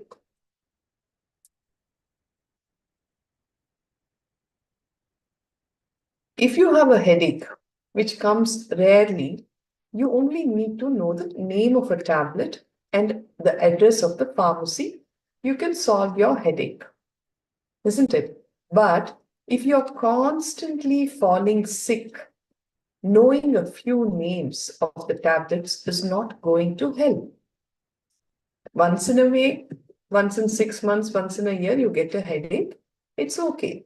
You go take a Dolo, a paracetamol, and your headache is cleared. But if you're constantly falling sick, Just knowing the name of a tablet is not going to help. You have to dive deeper. You have to go to the right person. You have to be in the right hands.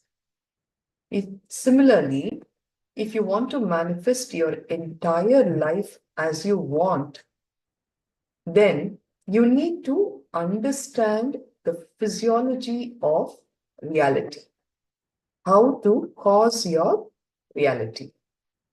The whole physiology you should know. Understand that you are not a finished product, you are a possibility. You are a happening. It is never too late to change because you are a seed on a fertile soil, even if you are 93 years old. So don't think, oh, this many years have passed by, nothing fruitful has happened in my life. Tomorrow is not going to be any different. First, stop these kind of silly conversations inside you. Even if you are 93-year-old, even if you are on your deathbed, there is a possibility for you, says Bhagavan. So obviously, people here in session are about 30, 50 range age group. So much of life is ahead of you. You are that seed on a fertile soil. You are not a finished product. You are a happening. You are a possibility. Please internalize this truth. If this clicks with you, there is no looking back.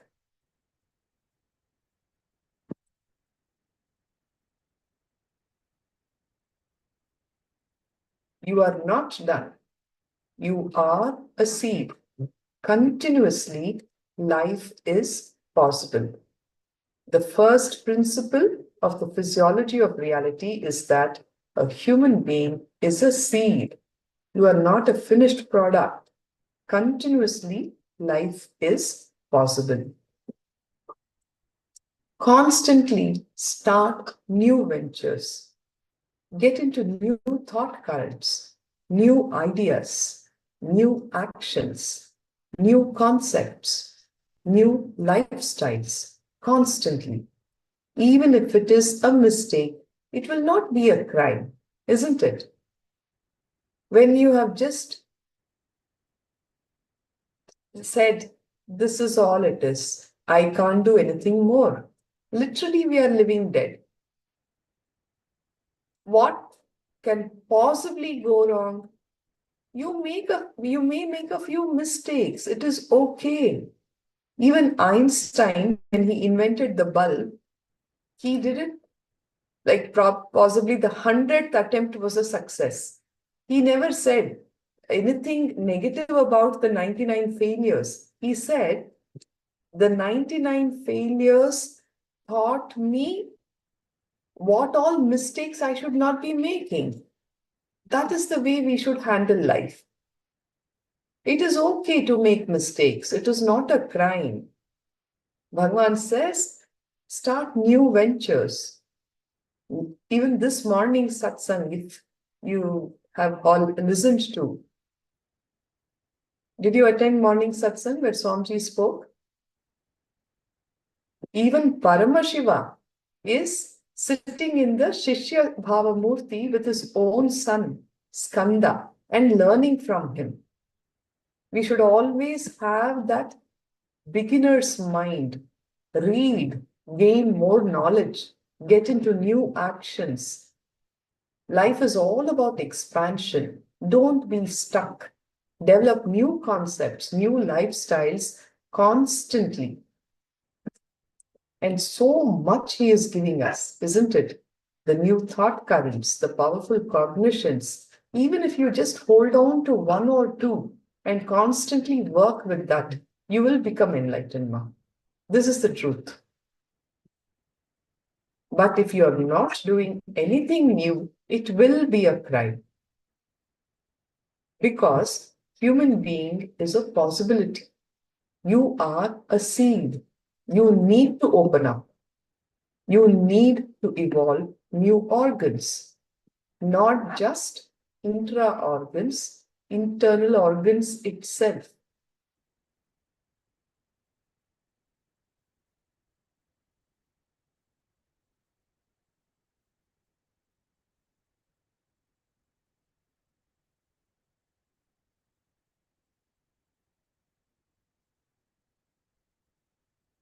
If you think you have a disease, you are in poverty, it is a possibility. It is not a conclusion. Understand, nothing is concluded. You are in the middle of the life, which means there is so much of possibility in front of you. Possibility of the future gives you the Shakti to manifest your reality. Possibility of life gives you the inspiration to manifest your reality. Whatever is perceived by you as reality is a great possibility, not a conclusion. Like he always says, the ultimate experience, but not the final. No, nothing can be final. You cannot be concluding. You are in the middle of life. There is so much of possibility in front of you. When you see that possibility of your future, you will also be given the energy, the Shakti to manifest that reality. The possibility gives you the inspiration to manifest your reality.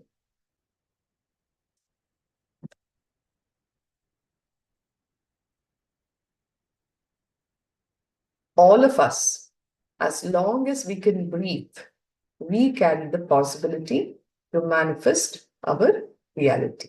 Like he says, even on your deathbed, you can postpone your death. You can tell Yama, hey, I'm not ready yet, come back later. That is the possibility that exists to manifest our reality. Understand, nobody wants to. Everyone has come to the conclusion that they are the end product, QC passed, quality control passed. We've all come to that conclusion that this is the end, nothing can be done with me. It's all over. Bhagavan is telling you are not packed food sitting in the mall. You are a fertile seed sitting on a ground which is full of fertilizers, which is being given the sunshine, which is being given the water, the manure, everything. But if you decide that you're just one packed food sitting in the mall, you'll continue to be sitting there only, stuck. Know that you are a seed which is on a fertile land. The truth why you're not manifesting is that nobody wants to manifest. Everyone has come to the conclusion that they are the end product, right? They've sealed themselves. So, then why are we not manifesting? You need to have Shakti Pada with the first principle that life is a possibility, a great possibility. Understand this first. You need to have that connection with this powerful truth. The Shakti Pada with the first principle. Life is a possibility. Look into yourself and see in how many places you have closed the door of possibility for you. You have just accepted it. My knees ache, my legs ache, I can't walk, I will not do yoga, nothing. So gone. Already your health has started failing you. How many times I've attempted correcting my relationships with my spouse, but never works for me. Now I won't even touch that door. Close the door. Shrink. Swamiji says, nothing is independent in your life. Everything is connected. Your connection with your body, your health, will also translate to your connection with your near and dear ones, your relationships. It will also connect with your career, how well you do in your career. It will connect with your finances. They're not independent of each other. Being established in that space of possibility, having the completion and operating with all these powerful cognitions and truths with the Shakti Pada, with the master, you will see everything will click. Everything will click. One of the big truths that he also gave today was every day morning, your Brahma Muhurta, 4:30 to 6 a.m. Wake up and shake your body of all the laziness, tiredness, and boredom, and see every aspect of your life you will be successful, including your relationships. Not only your health, your finances will improve. Everything is linked. Look into your own life and see where all you have closed the door of possibility for yourself. It's time to knock, open those doors with the understanding that life is a possibility. Great possibility. Whatever you want, you never manifest. What you believe is only what you manifest. Now, this is the second click that you should all internalize. You never manifest your desires. You only manifest your beliefs. When you are looking at opening all those doors which you have shut, saying that this is impossible for me, when you venture out with the thought of, I have tried in the past, it has never worked. I don't think this will work. Understand, you may want it to work, but your belief that it's not going to work is what you will manifest. So, be very clear, you manifest your beliefs, not your desires. So, how do we manifest our reality? It is by changing your belief. Understand, here also there is no impossibility. You have the possibility to even change your belief. Change your belief, align it with your desires, and manifest that reality for yourself.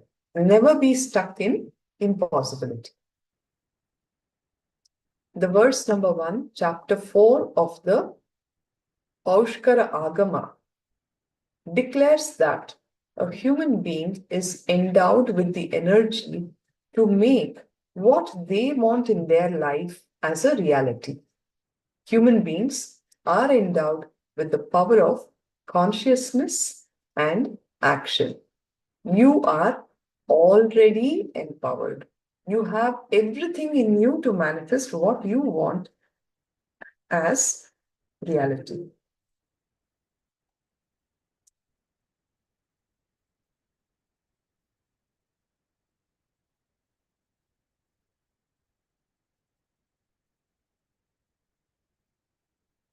You have it in you to manifest your reality. Pashuhu Pashutva Samyoga na muktaha pashuruchyate yasman swadrutriyashali kalahinopi na ishvaraha vyapakaschin maya sukshma shivavat samyava stitaha is the verse from the Paushkara Agama, which says that you are already empowered. The individual soul is called Pashu, due to the association of the veiling darkness, the Pashutva in it. The individual soul is the Pashu. The liberated soul, which is disentangled from the Pashutva, is not to be called Pashu. Essentially, the soul is endowed with its inherent power of consciousness and action, even while it is bereft of the factors such as kala and others which partially manifests such powers in the soul. The soul, by its very own nature, is with absolute lordship, Anishvara. It is all pervasive, very subtle. Therefore, it shines forth like Shiva himself. Just in essence, all about how the individual soul is already empowered with the energy to manifest its reality. Look into yourself and see where all you have closed the doors for possibility. Sometimes it could be learning a new language or learning something such as swimming, cooking, or even things such as grooming yourself. Your life. And see, this is another thing with most of the Indian women. Once you are married and you have a kid, you don't even take care to, dress up well. Take good care of yourself. Swamiji says, even you not dressing up well is a form of subtle violence that you carry with life. After all, you don't need to see yourself, right? Only others need to see you. Why show your best face to them? It's a form of subtle violence that you carry when you don't take care to groom yourself. Somebody once, one lady from Tamil Nadu, came up to Swamiji and she was crying to him. Swamiji, my husband is in some extramarital relationship and he's cheated on me. And she continuously was abusing the husband. Swamiji told her, Ma, look at yourself first. Have you taken any measures to, make yourself pleasant for your husband? Why will he even want to be with you? It's very easy to blame others for everything, but we don't take responsibility to change anything about ourselves.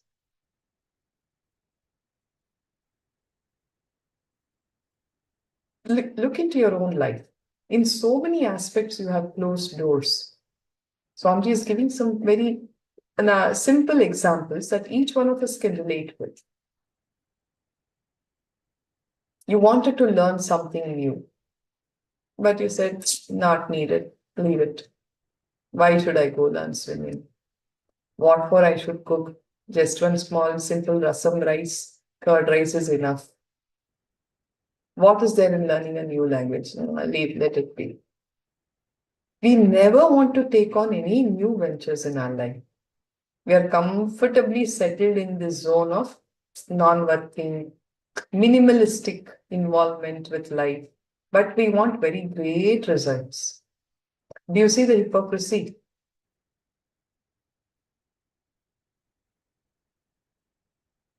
Internalize these truths for your own life. Like I always say, we are not sitting in some theory class.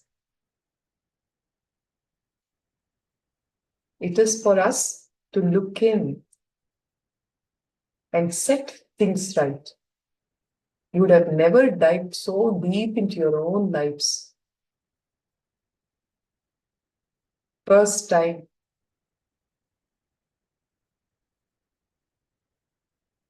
You're shedding light on so many dark, blind spots inside us.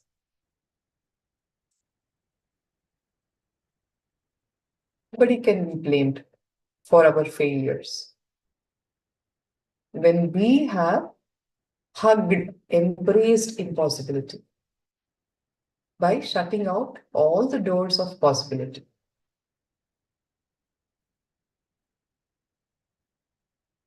Look in.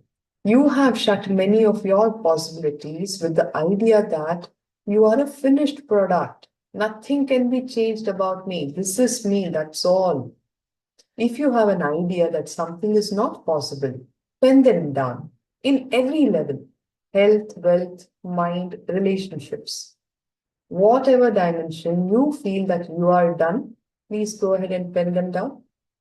I want you all to do this exercise sincerely, because only when we do the first step can we take the next step into changing that.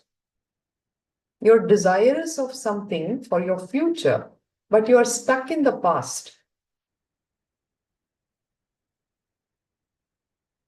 Look into these dimensions in your health, in your wealth, with your own mind, your relationships, where all you have decided it's done. I am done. Nothing can be changed about it. It's a finished product. Wherever you feel that you are done, please go ahead and pen them down.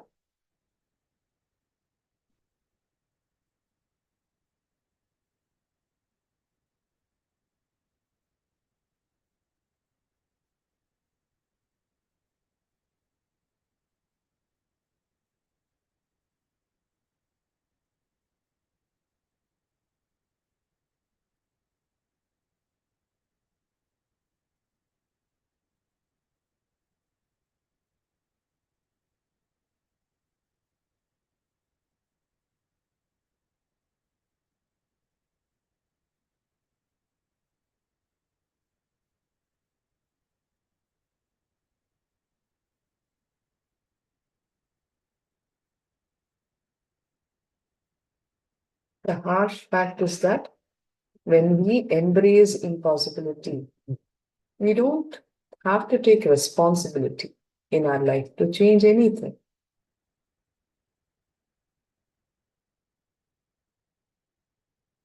We'll be in that cozy comfort zone.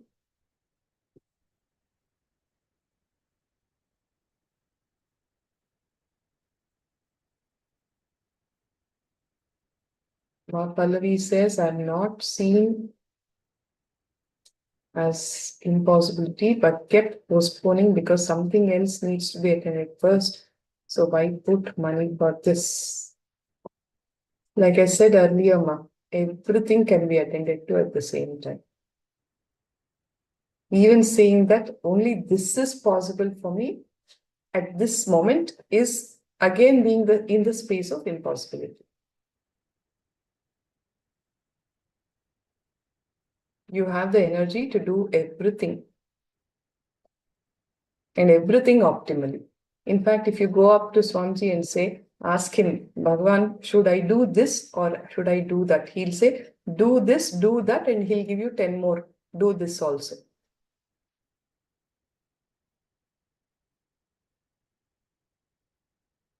One of the crazy ideas that we are all stuck with is, I can do this. If I take up this one job and do it with all focus, then I'll be very successful. He says, no, it doesn't work like that. Take up like um, uh, one of the sannyasis in the ashram.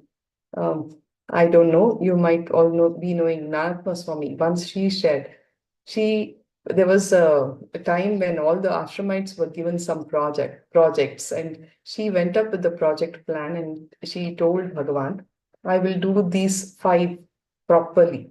Swamiji says, no, you have to take up 75 projects at the same time, because when you say, I will do this one thing properly, at the most, you will only do 50% of your, intelligence, energy, time, everything will be involved into making that happen. But when you take up 75 at the same time, you will be giving so much of you into each of those projects that in fact, you will be succeeding with manifesting at least 20. When you take up only 5 things to do, you may be successful in doing only 1. So that is also the space of impossibility, Ma. So we need to complete with that.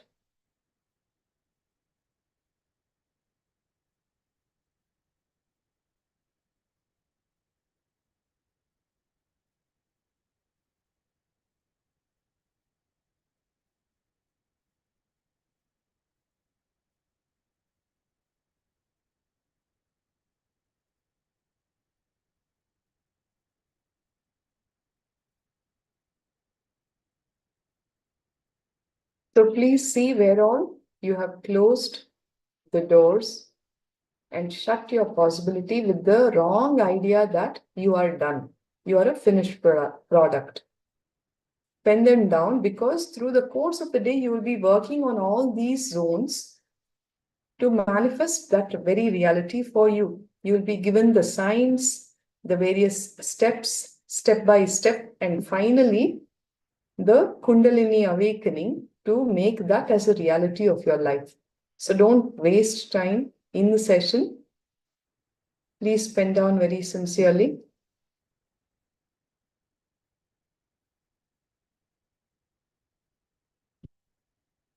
I see that our next Acharya is already logged in and waiting.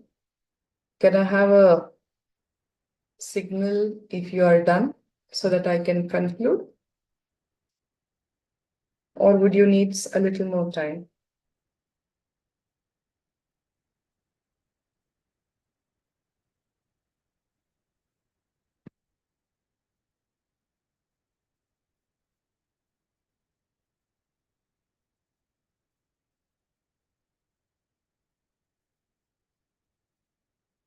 Know that you are a seed. Life is a huge possibility in front of you. Go on taking up new ventures, new thought currents, new ideas, new actions, and live life.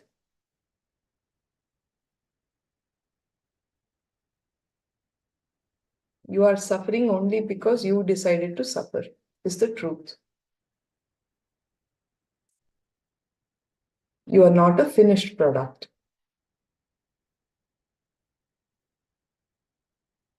You have been empowered already. When you understand all these truths, you can also rewrite your future as you would want it.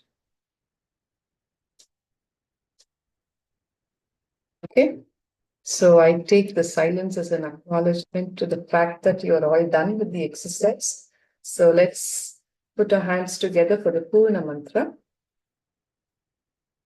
Om Purnamada Purnamidam Purnat Purnamudachyate Purnasya Purnamadaya Purnamevavashishyate Om Shanti Shanti Shantihi Harihi Om Tat Sat Sarvam Bhagavat Shri Nithyananda Paramashiva Padukarpanamastu. Om Nithyanandam.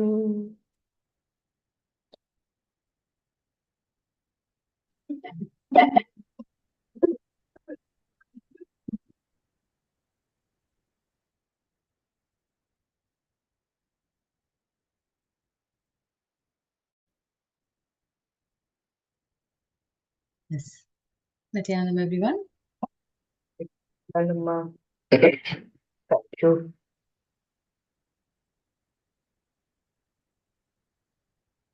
Yes. Let us begin with the Sadguru Vandanam. Please sit with your head, neck, and spine in a straight line as we chant the Sadguru Vandanam.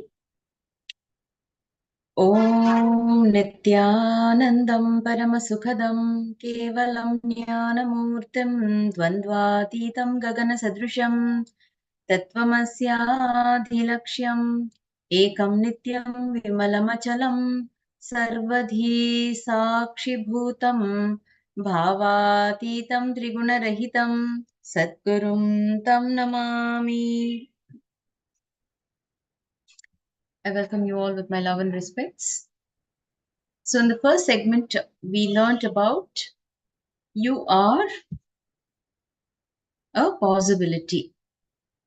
Okay.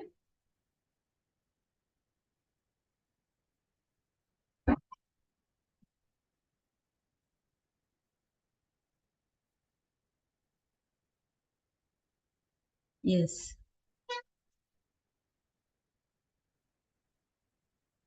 Now in this segment, we will be learning about all impossibilities you perceive are dead. We will go on to learn more about our impossibilities and how what we consider as an impossibility is is already dead.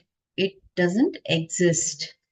So the term impossibility may just exist in your vocabulary, but in reality, all impossibilities that we perceive are dead.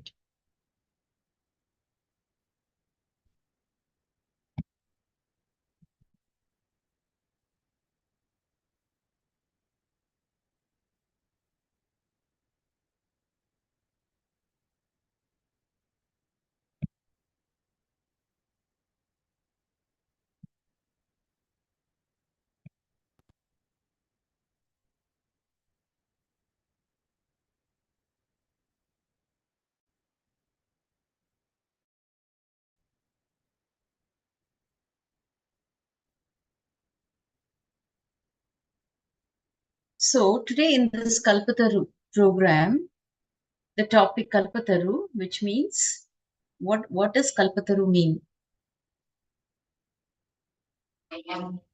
Kalpataru is nothing but a wish fulfilling tree. So all that we want to have, whatever we are thinking, the cosmos is continuously working to make it happen. That is Kalpataru. The cosmos is saying a big tathastu to all our desires, and all we need to do is become aware of our thoughts, become aware of what exactly are we desiring for, asking for.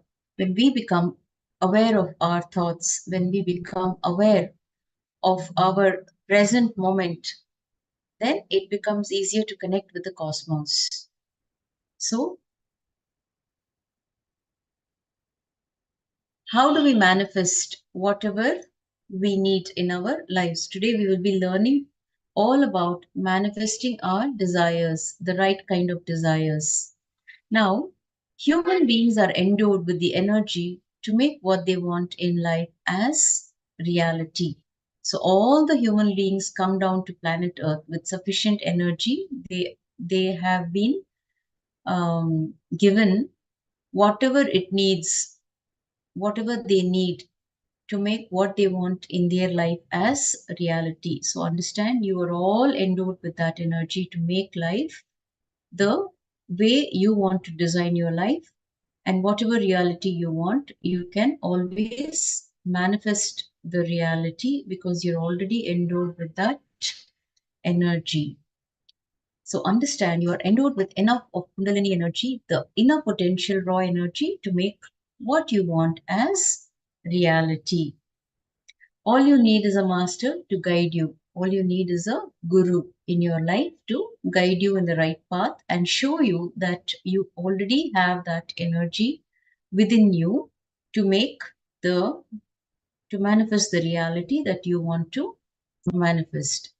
Now, first of all, we need to understand that most of us are stuck with impossibilities. We feel certain things are not possible in our lives and it is difficult. Now, whatever impossibility you perceive, all of them are dead. Please understand, you need a guru to guide you and tell you that this, because on our own, we will never be able to make it until and unless you have a guru in your life to guide you. Then the journey becomes smooth and it becomes much more attainable. All our goals, our realities. Now, all the impossibilities that we perceive are dead. You are alive because breathing is possible. You are alive because digestion is possible. And you are alive because many things are possible. So we don't put in any efforts to do these actions. It just happens automatically. We breathe automatically, the digestion happens, and so many other functions are happening which where we are not even aware of what exactly is happening within. Now, similarly, understand, just like how you can breathe, how the digestion is happening, life is a possibility. It is possible. You are Amritasya Putraha, which means sons of immortality. All of you are sons of immortality. That is the meaning of Amritasya Putraha. Let's watch a short video where Swamiji expands on this Amrutasya Putraha.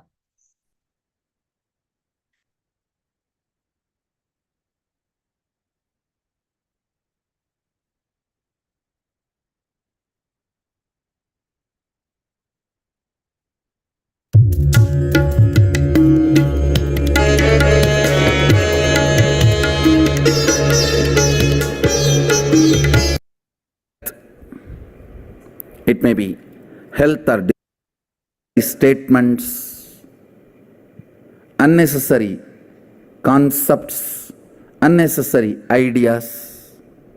I'll give you direct conclusions. Understand? Physiology of reality.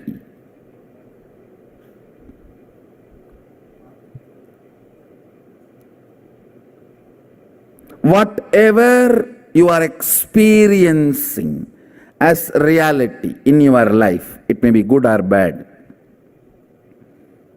It may be poverty or wealth. It may be health or disease. It may be joy or pain. It may be bliss or enlightenment. It may be ignorance or suffering. Whatever you perceive, experience as reality, and whatever is reality. I'll give you the physiology of reality.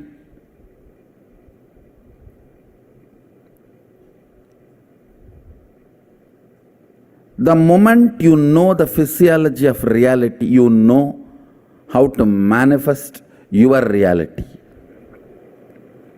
Understand?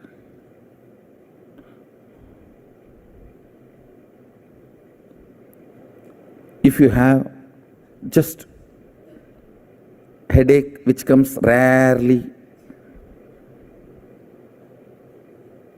you don't need to do much other than knowing a name of the medication, the pill, and the shop where it is available. But if you are constantly falling sick, you wanted to attend yourself and the people around you, then just knowing few names is not going to help. You need to go to the depth.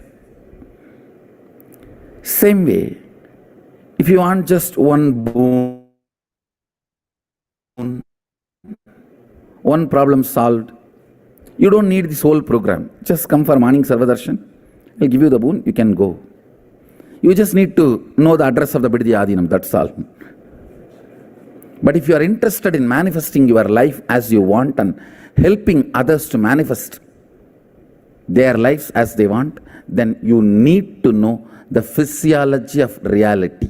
Listen. Listen to the word I am uttering. Physiology of reality.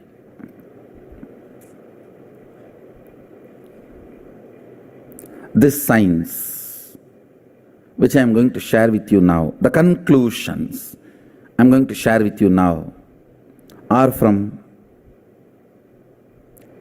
Agamas. Sadashiva gave Vedas to Brahma to create the universe, Agamas to Vishnu to run the universe. Vedas were given to Brahma to create the universe for creation. Agamas were given to Vishnu to run the universe.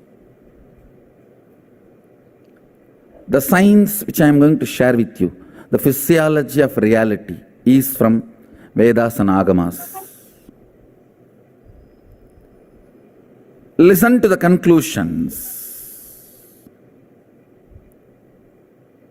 Do not waste your time in non-listening space, because I am not going to spend much time on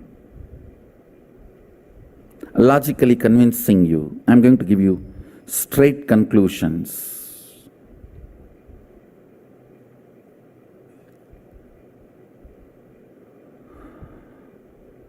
Straight factual statements. Understand? Human being is a seed. Possibility. You are a possibility, seed. This is the first truth with which you need to have Shaktipata. You are not finished product. You are not done. Listen, you are not done.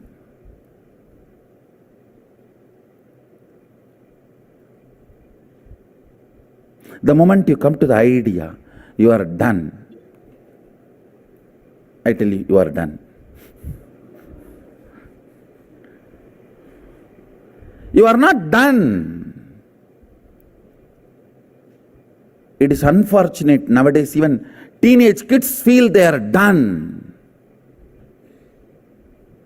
It's really unfortunate. As long as you don't think you are done, you are my Balasant.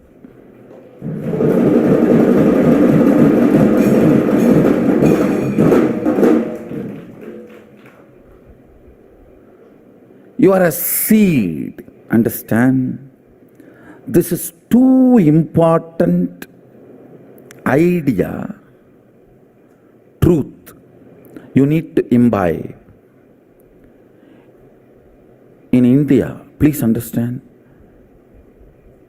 because I am living, meeting millions of people, I am telling you, a woman, the moment she gets married, she feels she is done. Man, the moment he gets job, he feels he is done. Job and marriage, that's all. We are done.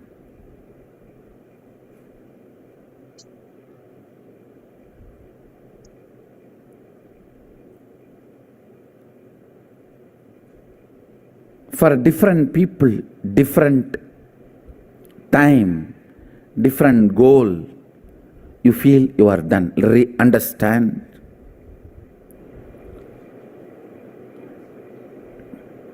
The moment you feel you are done, in depth level you are dead. Life is not available to you anymore. Life is over. It is not available for you anymore. Do not do this one crime to yourself, that idea you are done. No. You are a seed. Continuously life is possible. Even when death comes, be very clear, I am a seed. I am going to see the life.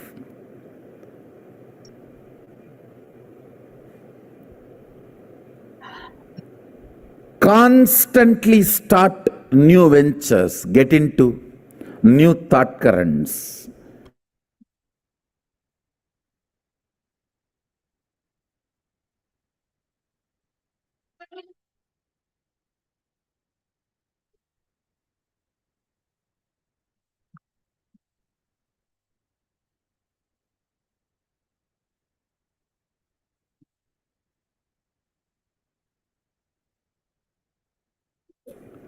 Human being is a possibility, is a seed. You are a seed. You need to open up.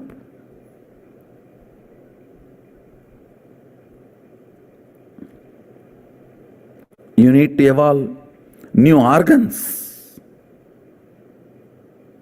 Please understand. When I utter the word, you need to evolve new organs, I really mean. I'm going to demonstrate it. You will see my new species developing even new organs in the body. Not just intra-organs, internal organs itself.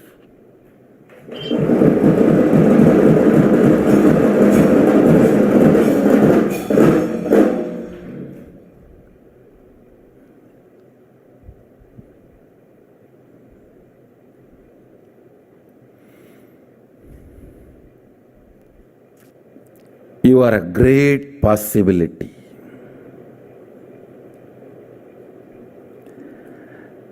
The first principle of physiology of reality is whatever is perceived by you as reality is a great possibility. It is not conclusion. If you think you have a disease, your reality is poverty, it is not conclusion. Understand? It is not conclusion.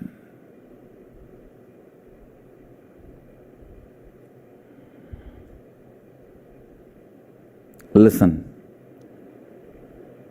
The first principle you need to know about the physiology of reality is nothing is concluded.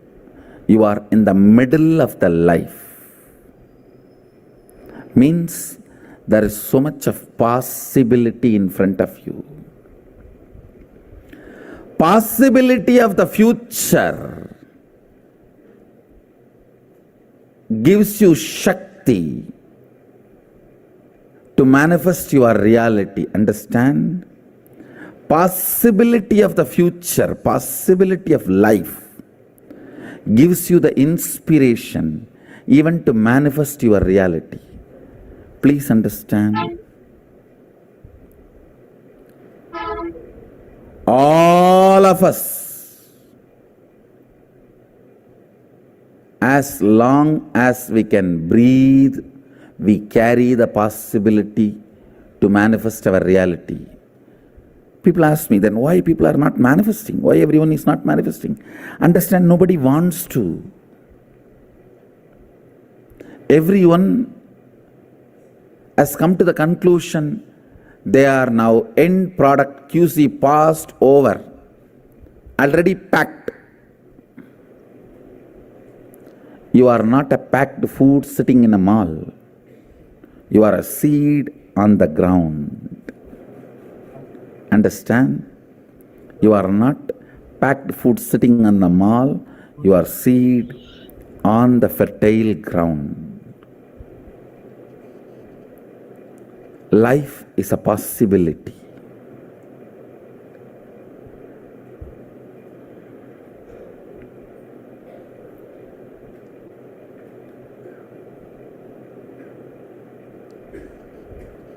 All the ideas which comes inside you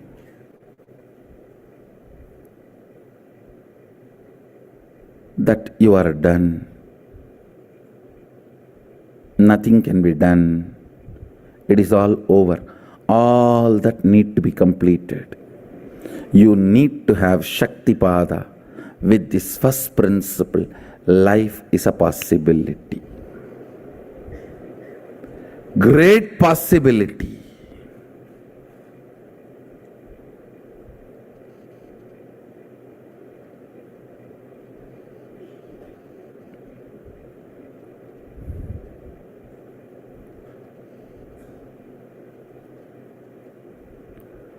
Look into yourself and see in how many places you closed the door of possibilities for you. Sometimes learning the language, say, no, that is all not for me. I have already done one or two, that's enough. Or learning something like as simple as swimming or cooking. No, I'm too old for all that. Or things as simple as just grooming yourself to look decent and presentable. What is there? I am already married. Marriage is not a crime that you can't be presentable, you can't be decent.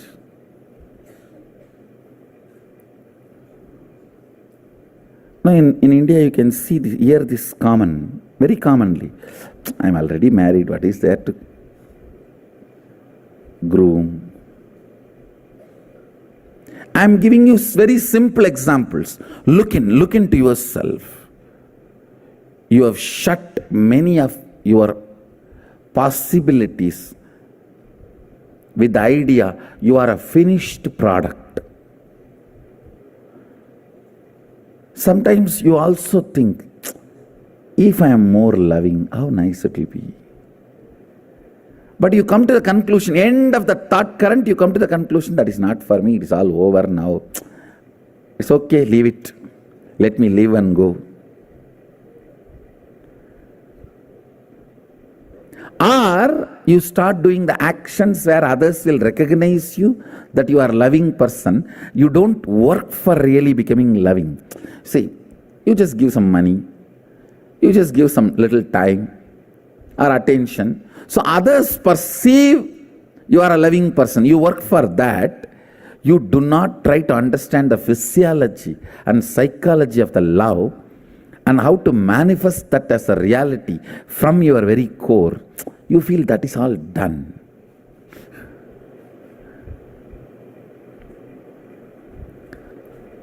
Once I was teaching about the science of what you want and what you believe. What you want, you will never manifest. What you believe as you will manifest only that. One fellow came and told me, oh, I believe all only negative things. My life is done. No, listen. When I am giving you the science, I want you to understand you have a possibility even to change your belief. I am not here to tell you about doomsday. No.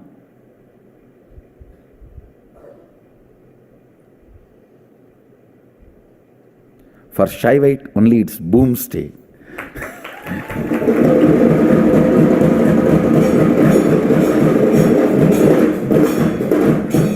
There's no doomsday, don't worry. There's no doomsday for Shaivites. The first idea you need to have, Shaktipada, connection. The first principle you need to internalize is you are a possibility. You are not yet done. In every dimension, your health, you have a great possibility to live 300 years healthily, even if you are already in deathbed. Actually, what is deathbed, you know?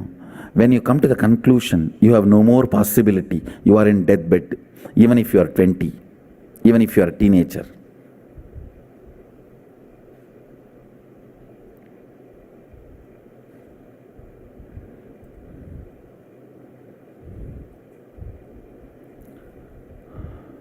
Whether it is a health or wealth or love or relationships or completion, peace, enlightenment, or power manifestation. Power manifestation is nothing but a loud statement I am giving it towards the whole humanity. Hey, you are a possibility.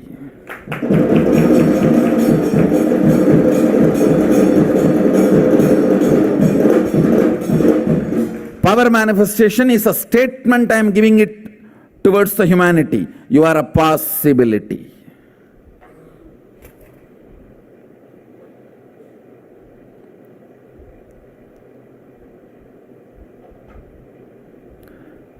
Second statement, listen. The first statement is you are a possibility. You are not yet done. Even if you are 97, chronological age, have 10 grandkids, you are only a possibility. You are not yet done. Even Sadashiva, after manifesting all the Bhuvanas, Brahmandas, even he lives with the depth cognition that he is a possibility. Understand? Even he does not come to the conclusion he is done. No. Even he lives with the cognition he is a possibility. That is the first principle you need to catch up. Only then manifesting your reality is possible. You are a possibility.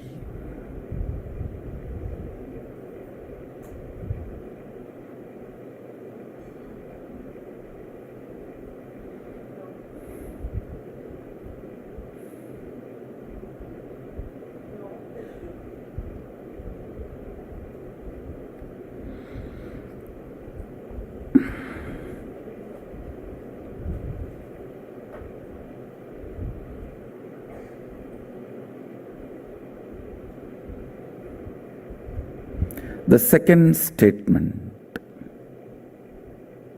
Listen to the second statement. All impossibilities you perceive as your patterns, restrictive thought currents, destructive concepts, the patterns you carry, the samskaras you carry, thought currents you cherish, which are restrictive, destructive,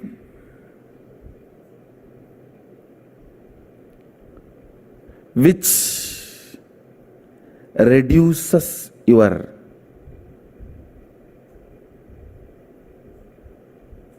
power manifestation.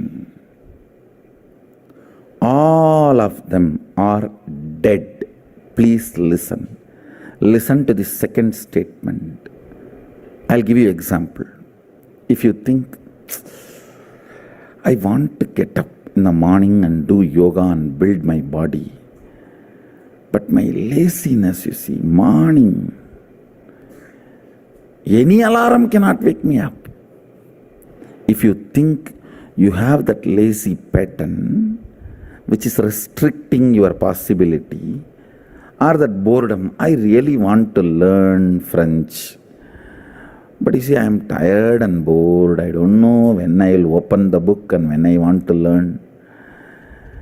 I really want to learn English, but I cannot stand reading one statement and one sentence. If you think all these patterns are torturing you, listen carefully. The good news is all your patterns are dead. But the person who needs to break the patterns will is alive.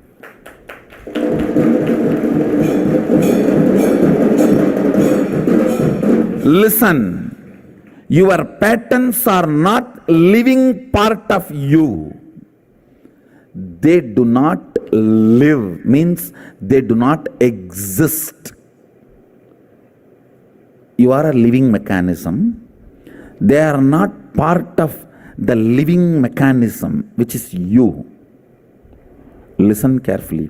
This is a second statement of physiology of reality.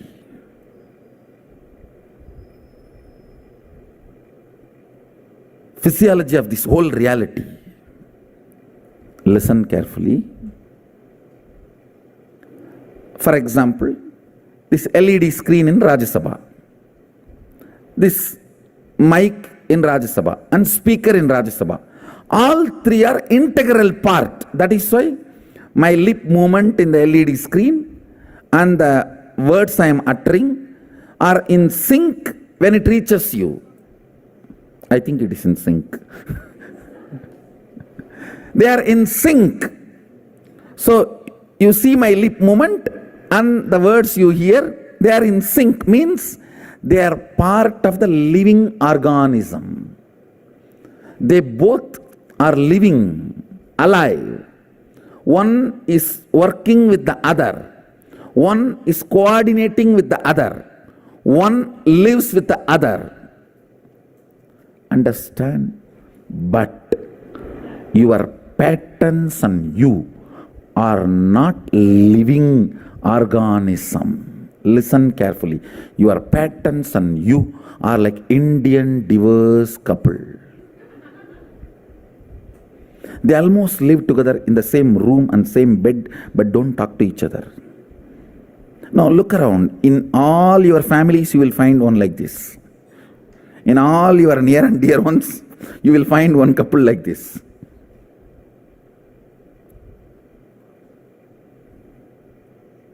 You and your patterns are not living organism in sync with each other. The good news is all your patterns. The patterns stops you learning, stops you doing yoga, or stops you manifesting powers. That is the best news. All your toxification, toxic mental setup, corrosion, erosion of your third eye, everything, the good news is they are all dead. They do not have life. Understand? Shaktipada need to happen with the second truth.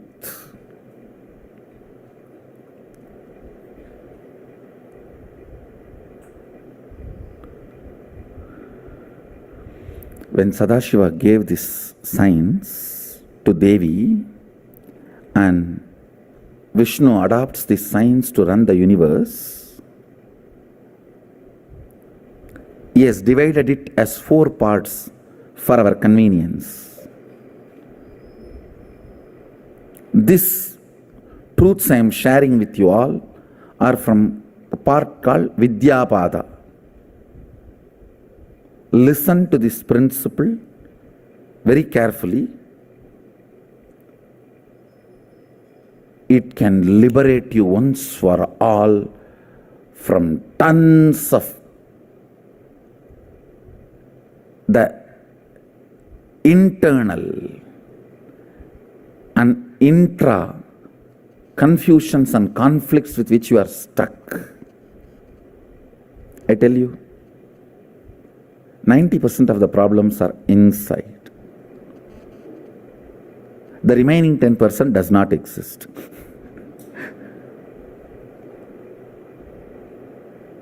Do not ever think, no, Swamiji, if just this one problem outside is solved, I am free. Understand, if you perceive something cannot be solved by you, that itself is an internal problem. The other day, one of my brahmacharini was telling me, Swamiji, I know what is the solution, but I don't know how to do it. Then I told, it is not solution. If you think you know the solution and you can't do it, it is not a solution. Understand? Same way, as long as you perceive problem, it's a problem inside.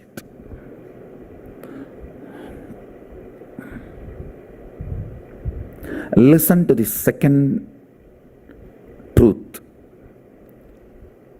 second principle.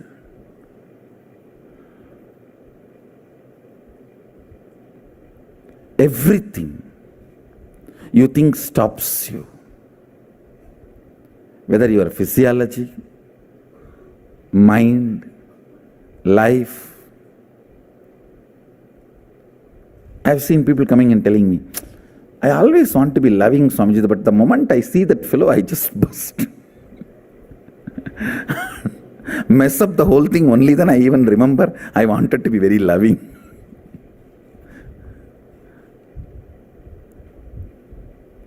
I really want to wake up and do yoga and build the body, but only after morning 10 o'clock I even understand the world exists.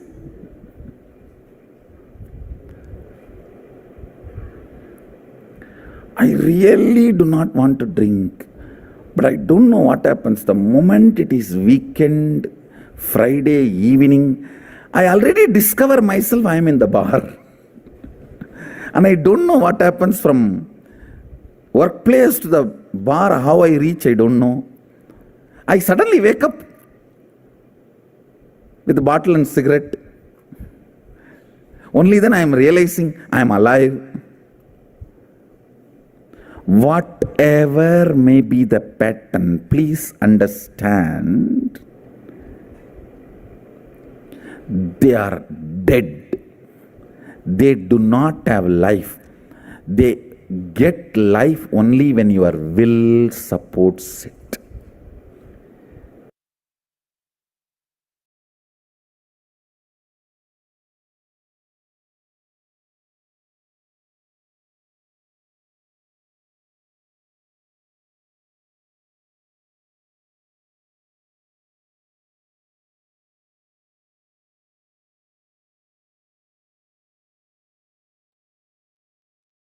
Okay, so we looked at the two important truths. Until now, we have learned the first truth, the physiology of reality is you are a seed and you are a possibility.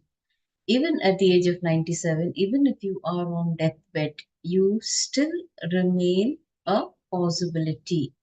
And the second truth is all the impossibilities that you perceive is dead. They're all dead. You and your impossibility, your patterns are dead. And now we will pen down all the impossibilities that we carry, the patterns that restricts us from manifesting the reality that we want. Now quickly pen down all the impossibilities that you carry. Here, the example says, I want to do something, but my wife will not allow it, or my spouse will not allow. It's a better term. My boss will not allow. Society will not support. I am not that intelligent. I am lazy. So, these are all your impossibilities that stops you from achieving whatever you want. They're all patterns and they're all dead. That is what we are trying to understand here. It is we who give life to these impossibilities. Until and unless our will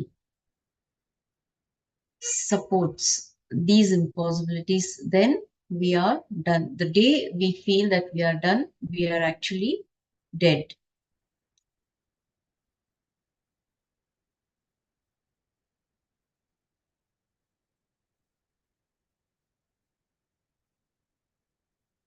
Yes.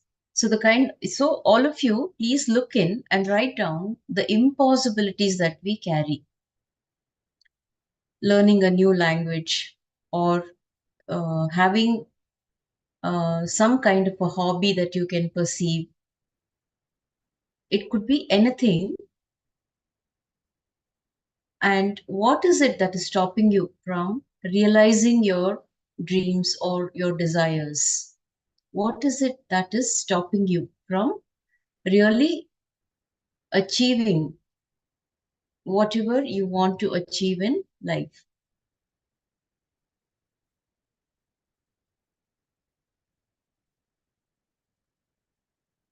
It could be as simple as learning how to drive. It could be as simple as learning painting or singing or dancing. It could be very simple things, but something is stopping you. What is it that is stopping us from following or achieving or manifesting whatever we want in life? Now, pen down all the impossibilities. Only when you look in and see, you will even understand what is holding you back. What is it that is stopping you? The patterns that are restricting you. So let's quickly pen down.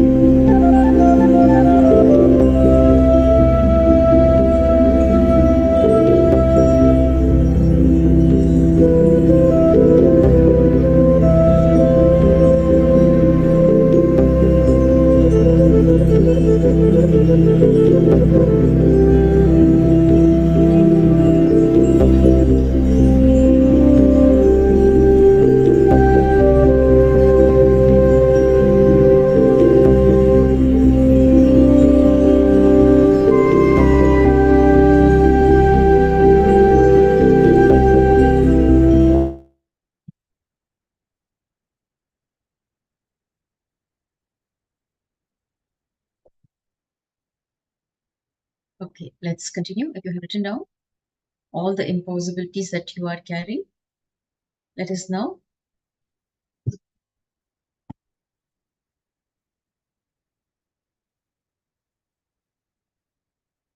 let's look at the science of manifesting our realities, which is a simple, straightforward science, and it explains that our thoughts create our reality. Our thought patterns are shaped by our past. So here, what is it that creates our reality? Let's understand. The kind of thoughts that we entertain, that we indulge in the whole day, that becomes our reality. So here, thoughts become words, words become actions, actions become reality. So the kind of thoughts that we indulge in, that we entertain, and we keep ourselves involved with is the kind of reality that we create in our lives. So the thoughts are directly connected to the reality that we experience in our daily lives. For example, there's a saying, as you sow, so you reap. So we need to understand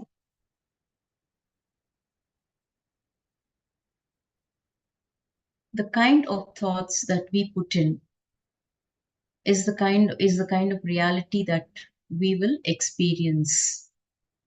If you are thinking about success all the time, 24/7, you're thinking about success, how to become successful, how to succeed, how to have a successful life, how to have a successful career, you end up becoming successful. Okay?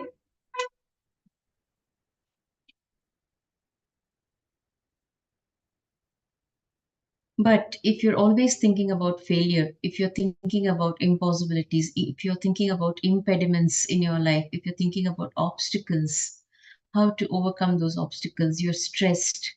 That is the kind of reality that you would experience in your daily life. You will end up inviting all kinds of problems because it is again everything directly is related to your thoughts. So the kind of thoughts that we create creates our reality.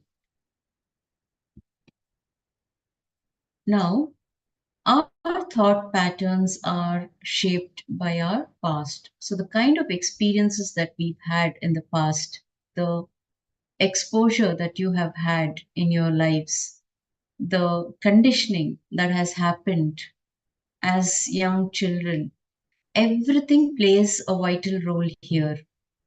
So you will be entertaining similar kind of thoughts which are directly shaped by your past. So whatever you have grown up watching, whatever the kind of experiences that you've had in the past, it is again dependent on the kind of thoughts.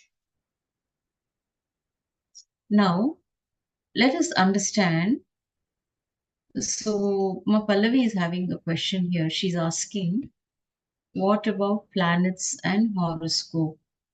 So, when you come to the master, once you are with the master, whatever the creator, that is Brahma, has written, the guru can wipe with his foot.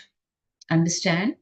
So, once you come to Swamiji, once you are with a living, an enlightened master, he can change, he can help you rewrite your future. He rewrites your future. He reshapes your entire life.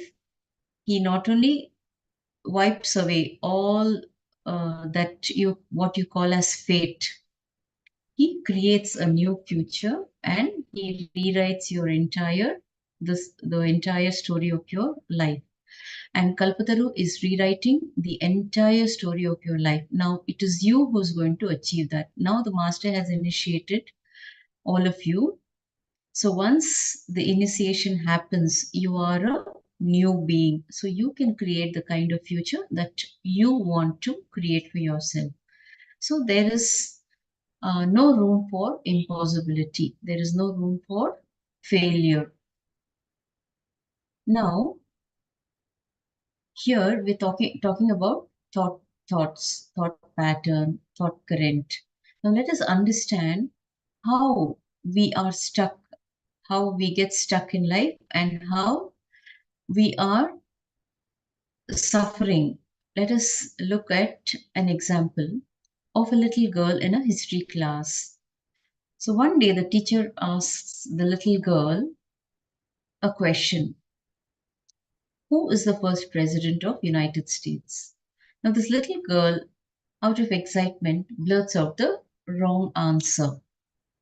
She says it is Abraham Lincoln, while the right answer is George Washington. And the whole class ends up laughing at her. Now, this little child is so embarrassed, she feels so ashamed that she blurted out the wrong answer.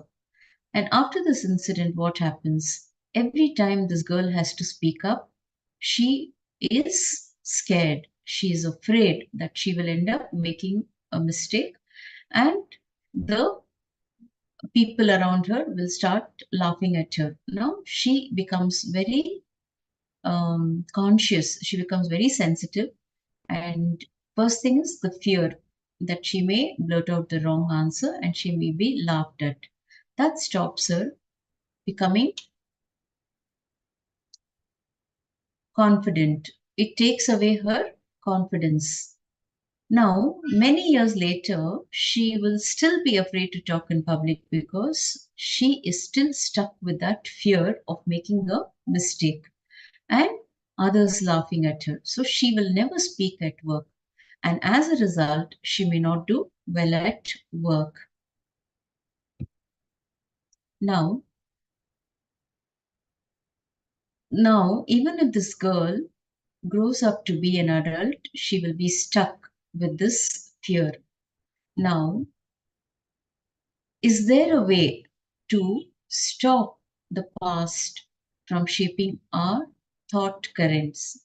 So, this little girl, even when she becomes a boss, like when she grows up and she's successful and she runs a company, still she will be scared to share her ideas in front of others because she has a certain way of thinking, which is known as a thought current.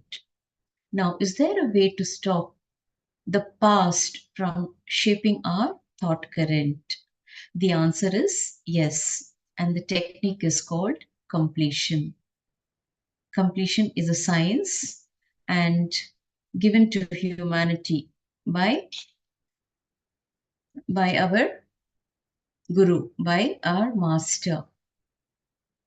Bhagavan Nithyananda Paramashivam is teaching the science of completion, and it is one of the most powerful techniques where Paramashiva explains in Shivagamas in the Shivajnanopanishad, chapter 94, the 22nd verse. The science of completion is mentioned, the sutra, in the Vijnana Bhairava Tantra, verse 94. Bhairava says, Chittadyanta kritirnastir mamantar bhavyediti. चित्यादंत कृतिर्नास्ति ममांतर भावयेत इति विकल्पानाम अभावेन विकल्पैर उच्चितो भवेत. Now, looking at the past as it is, see it as it was in the past. Now, what is the science of completion? What is the technique? How do we complete with our past? The technique is to relive the past as it is. Now, we have already seen what is completion. We have understood what is completion and what is reliving. What is reliving? Reliving is nothing but looking at the past incident the way it happened. Okay, exactly the way it happened, without giving any labels, without coming to any conclusion or giving it a meaning. Especially when we become adults, we have a huge vocabulary.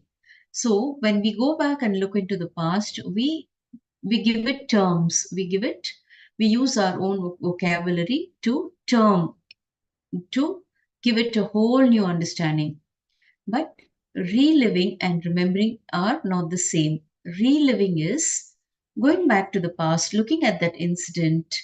If you can remember the color, the kind of dress, the clothes, the smell, the environment, the color, the people, and just going back to the same situation, reliving the same emotions, the same intellect, same understanding, and looking at the same experience the way it happened. Like, for example, this child in the history class, when she blurted out the wrong answer, reliving is becoming that child. If the child experienced this incident at the age of 5, becoming that 5-year-old and looking at that incident and reliving the same emotions.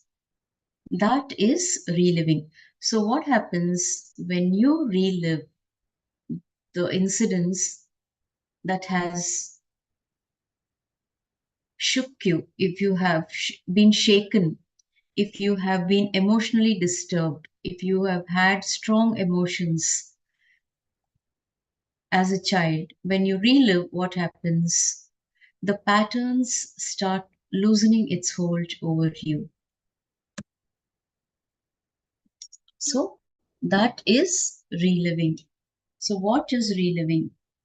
Bringing that same emotion, bringing that same experience of the past. It is not remembering the incident, but it is reliving as it is happening right now. Now, whatever idea you have about that, the understanding that you have derived, drop all the understanding, drop all the vocabulary, drop the kind of words that you have given.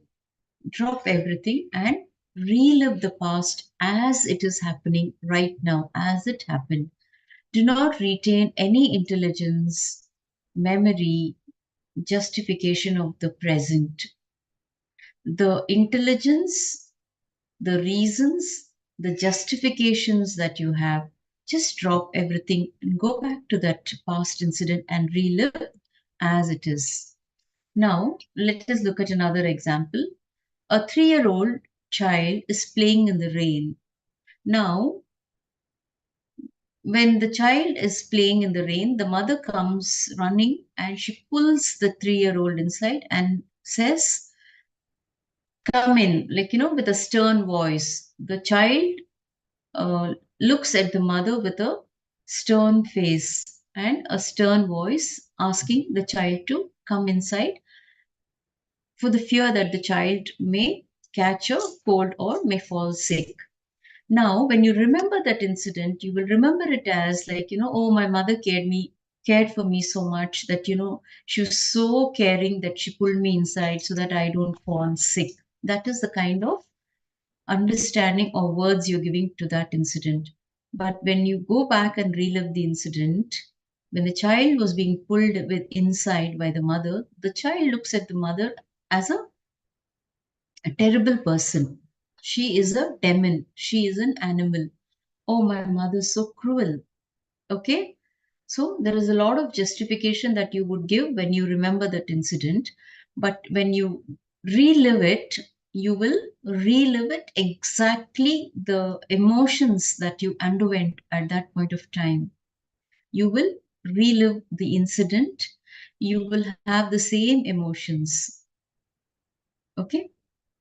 So drop the updated vocabulary or updated understanding about the incident and relive the incident as it happened.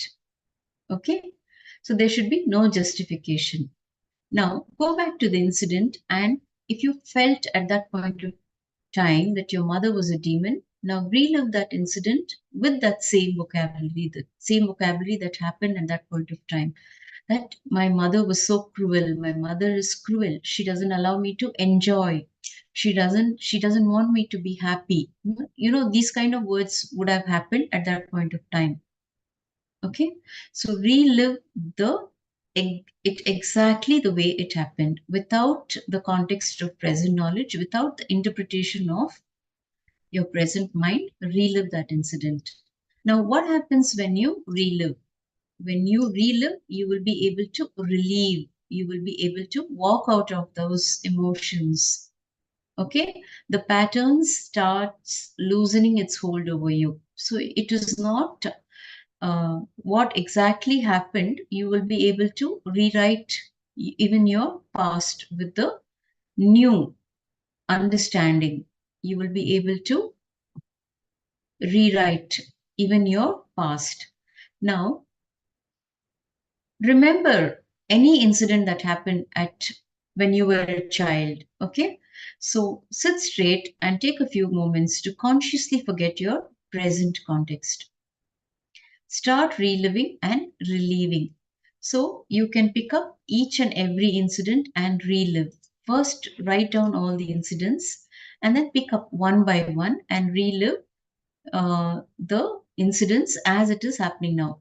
See, Swamiji has spoken elaborately on this topic, completion, reliving, samskara dahana kriya. So you can go back and watch some YouTube videos.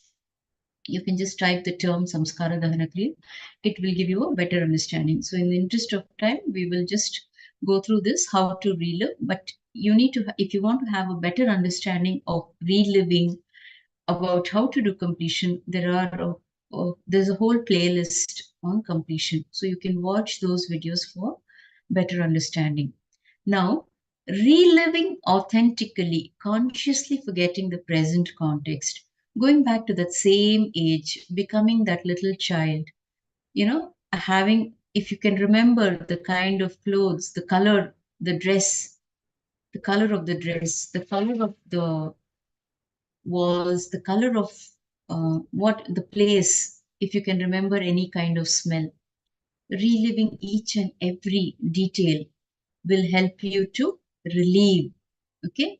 There's going to be a huge relief for you when you relive these incidents. So pick up each incident and relive them 5 times. Each incident, when you relive it 5 times, you will be able to walk out of all the unnecessary suffering. Okay, so with that, we come to the conclusion of this segment. We will be moving on to the next segment.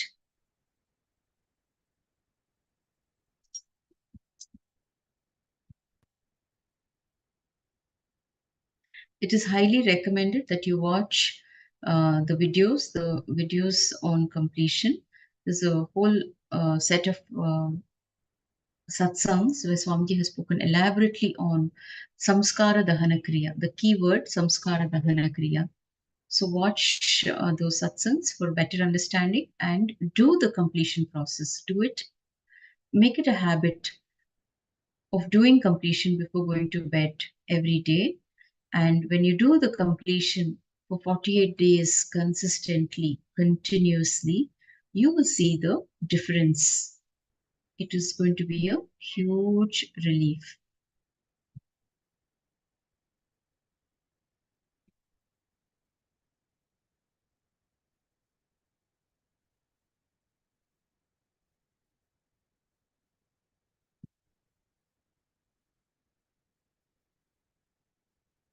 So in the next segment, we will be learning about having a mature conversation with ourselves.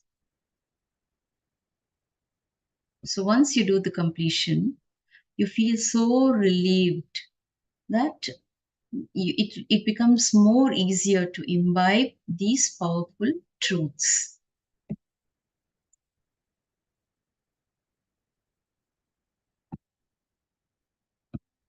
How to have mature conversation with self.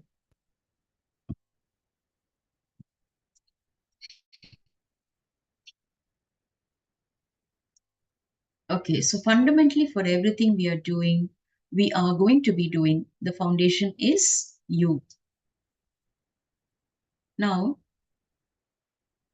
coming to the conclusion about you as Paramashiva, as the source of life, if the life is still happening in you, Sanskrit has a beautiful word called Spurana. If that Spurana is happening in you, understand you are Paramashiva. That is the right conclusion you need to come about you. So understand, Swamiji keeps repeating this again and again. He is saying, I am not here to prove that I am divine. I am here to show you that you are all divine beings. Now, that is the understanding and the right conclusion that you need to come about you, that you are Paramashiva. So, if the life is still happening in you, which means the Spurana, if Spurana is still happening in you, then understand you are Paramashiva and you need to come to this conclusion, which is the right conclusion. Anything that exists and perceives it exists and wants to exist, you will want any state only if it is blissful. So if you are still wanting to live, your life is blissful. You can exist under any title as a man, a woman, old or young, but as long as you exist, you are a pure reflection of Paramashiva. So let us look at the Shastra Pramana.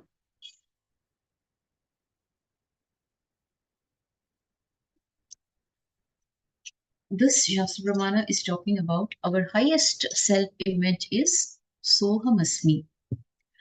Pusan ekarshe Yamasurya Prajaptya Vyuha Rasmin Samoha Tejo Yatte Rupam Kalyana Tamam Tatte Pashyami Yo Shavasau Purushaha Sohamasmi.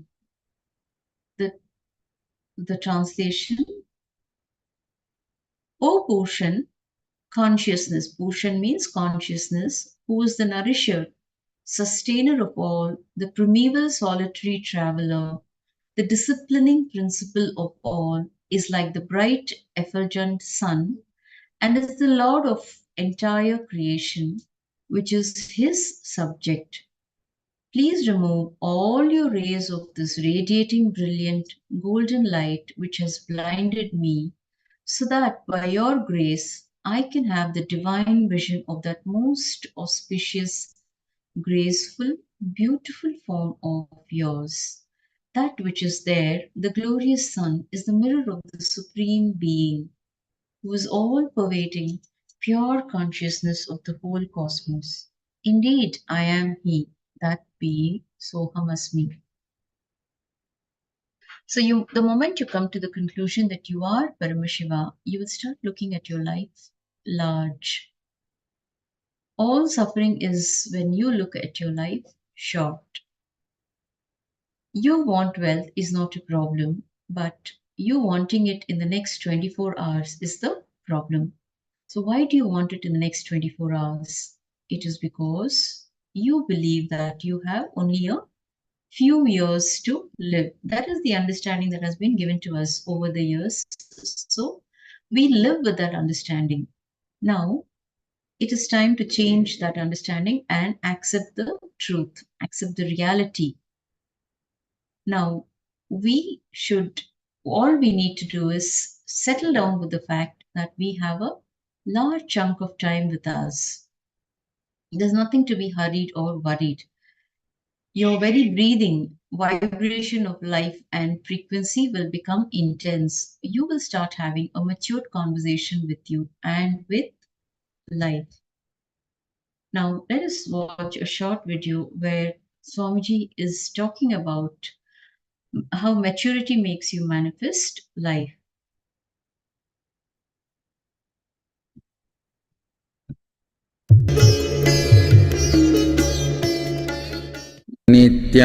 नित्यानन्देश्वर Sadashiv समारम्भाम्. Recognize you exist and you remember you exist. If the Atma Spurana is still happening in you, understand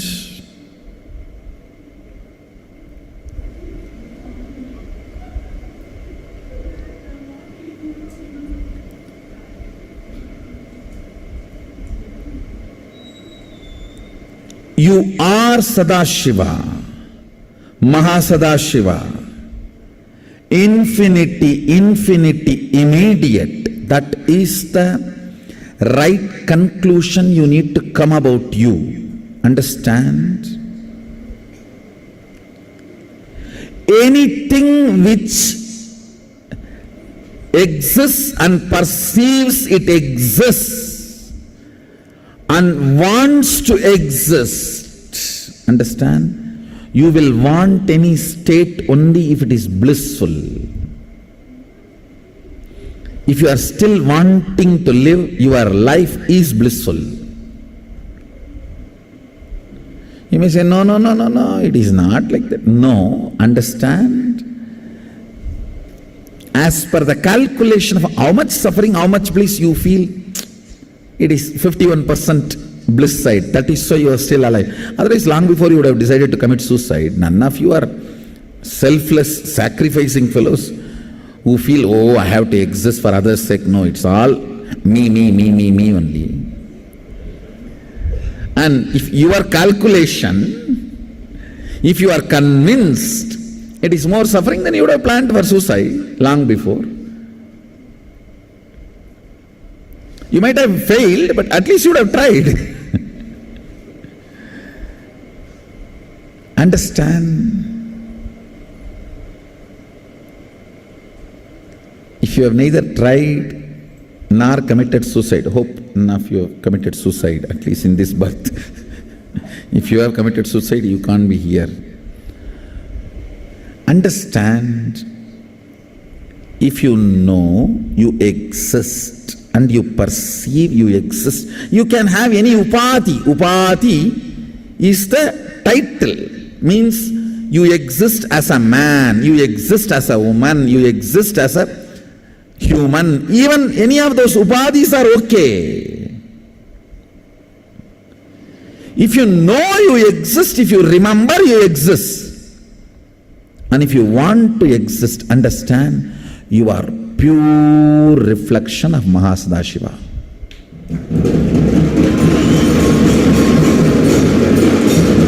The conclusion you need to come about you. is Mahasadashiva. I tell you, the moment you come to the conclusion you are Mahasadashiva, you will look at the life large.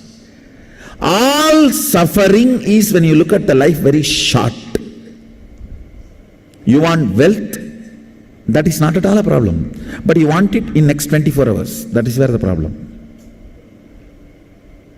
Why you want it in next 24 hours? Because you strongly believe you have only few more years to live.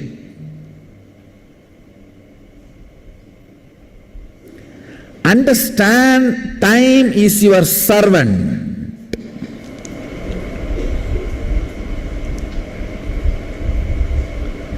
You have enough time. I tell you, what I am talking is not consolation. It is a strategy. When you know you have enough time, don't think when I am saying you have enough time, I am going to console you and finally I am going to conclude, live in this poverty, it's okay. No, I am not the guy to tell you that. I am not the guy to tell you that. I am not peace guru, I am power guru.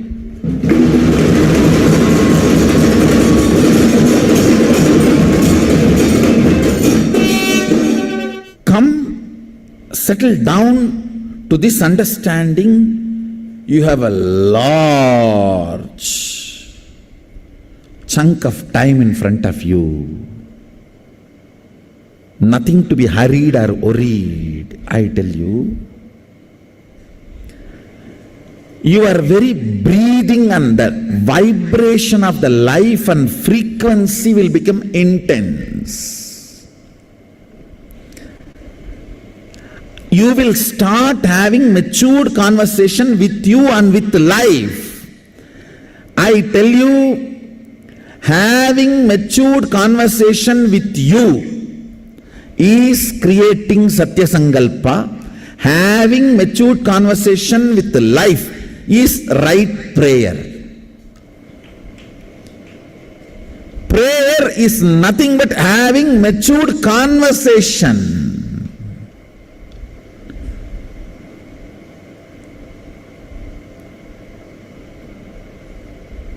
Listen very carefully. I am giving you the principle of Shuddhadvaita, pure oneness unit, foundational principles. Once you start having matured conversations with you, with life, with others, you will see life just makes everything as reality. All struggle starts with immature conversations with you, with others, with life, with principles of existence.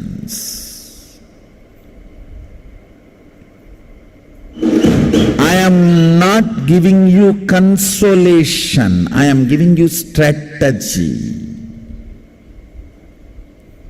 If you think I am giving you consolation, you miss the whole game. I am giving you strategy. There's a big difference between consolation and strategy. All power-based traditions are strategies. Sanatana Hindu Dharma, Vaidiga Shaivite tradition, Shuddhadvaita tradition, Suddha Vedanta, Suddha Agamanta, Suddha Vaidiga, Suddha Saiva Sampradayas are all power-based traditions, not peace-based tradition. There was a time I was also peace-based functioning because of too much of harassment from non-seekers. Now I am able to handle even the people who say their soul is lost. I mastered the art.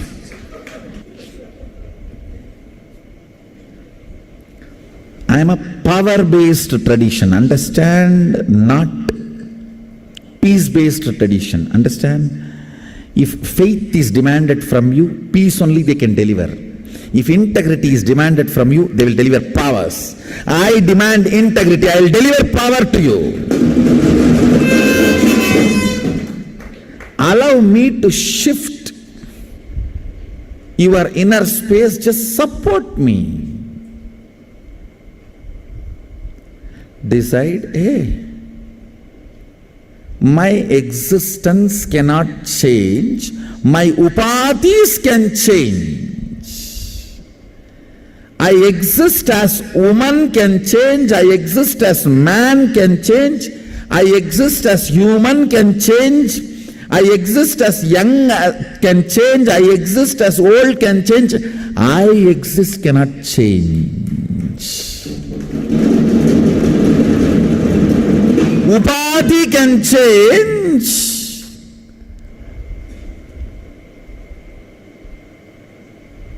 The Pratyekatma Chaitanya Jagrata, the individual conscious awakening cannot change. Come to the restful awareness. Your consciousness is the most superior authority in everything that exists.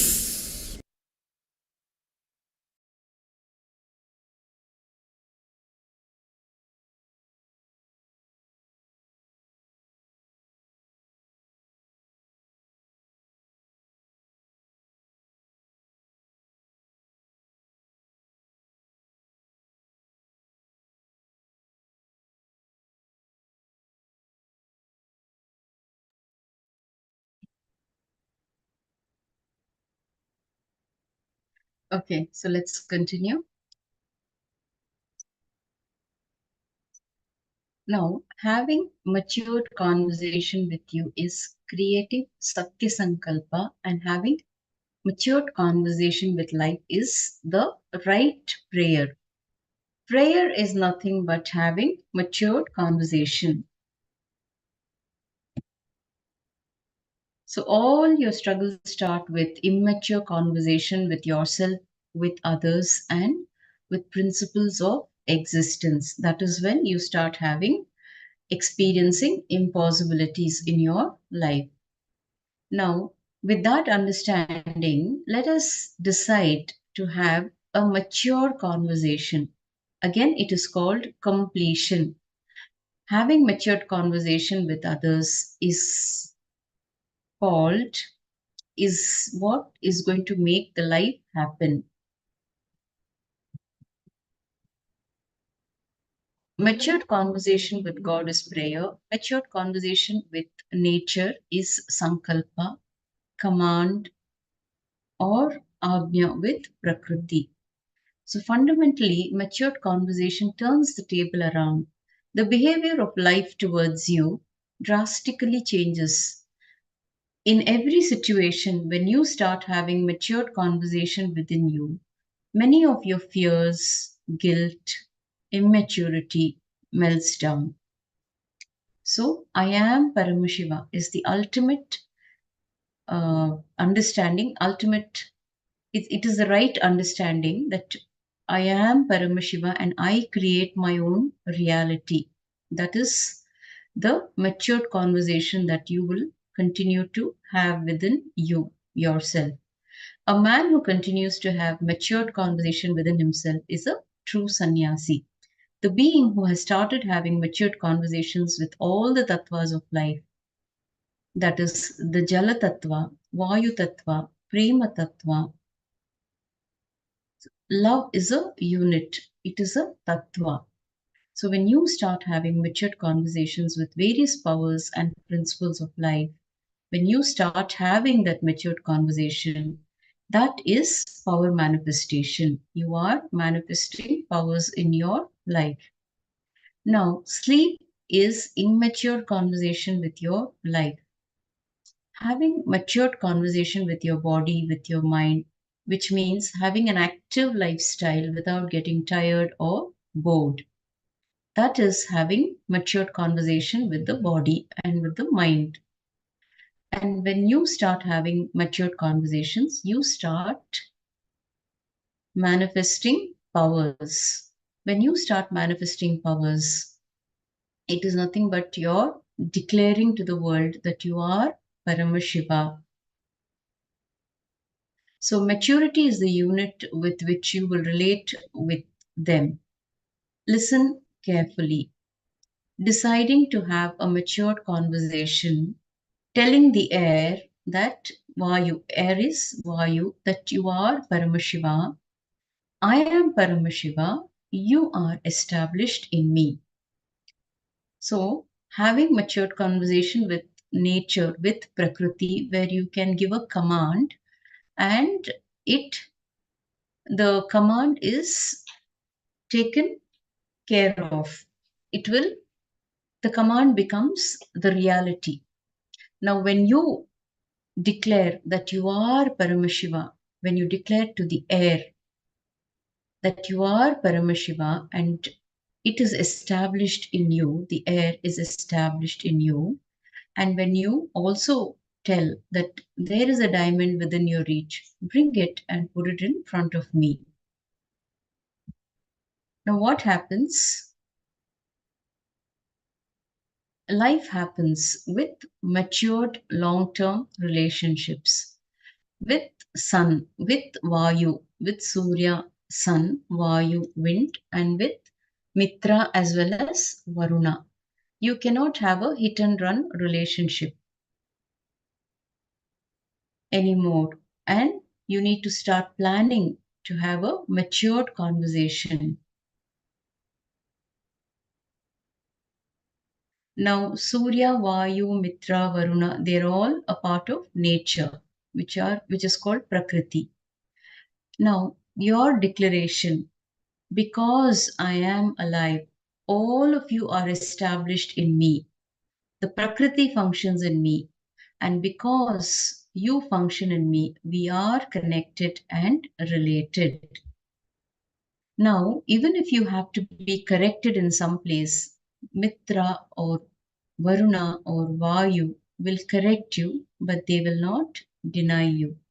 They will say, yes, we will bring and deliver what you want, but you have a small blind spot here. Please alter yourself and align it before the luggage comes. So, what we need to do is being in that state and space of complete completion. When you declare that you are Paramashiva, you should also ensure that you don't carry any doubts about yourself, that are you Paramashiva or not. Okay? Sometimes what happens, we don't even realize that we have certain blind spots until it is pointed out. So now, when you declare that you are Paramashiva, and if nature has to correct you, it will correct you. The cosmos will guide you. It will guide you and make you understand that there are certain things that you need to drop.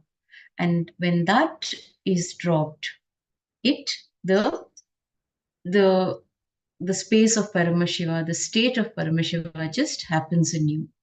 Now, sit and write in a paper, because I am alive and I remember I am alive.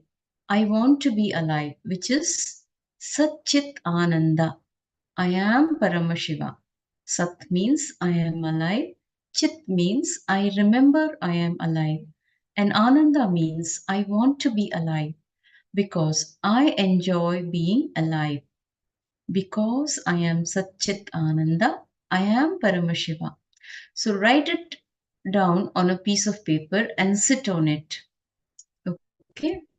Sit on this, write Satchit Ananda, which means I remember I am alive. I want to be alive, and because I enjoy being alive, I am Satchit Ananda. I am Paramashiva. So, with that decision and conclusion, having a matured conversation with anything, you will start manifesting powers. And that is it becomes the most matured, powerful initiation. Now, you should start manifesting powers from the right context. The right context being, I am Paramashiva. When you are in oneness with Paramashiva, when you declare that you are Paramashiva, then everything is permanent. But if you manifest just because of Aushadha, just because of Jnananjana, it is having a hit and run relationship. Now you can pen down in your own mother tongue the way it clicks with you. In however you want to write it down, you can write it down. Only when you write it down, you will even remember. If you do not take time to write down whatever is being shared here, you will not even remember. That is why it is being stressed to write down that you are Paramashiva. Okay?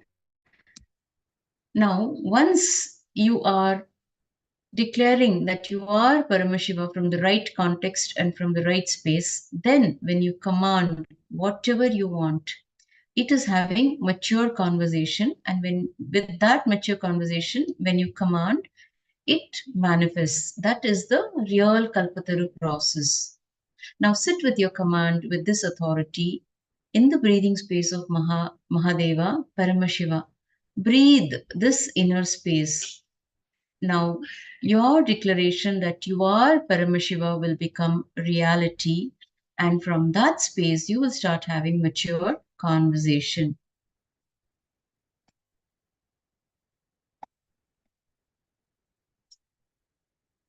Okay, so there is a beautiful meditation.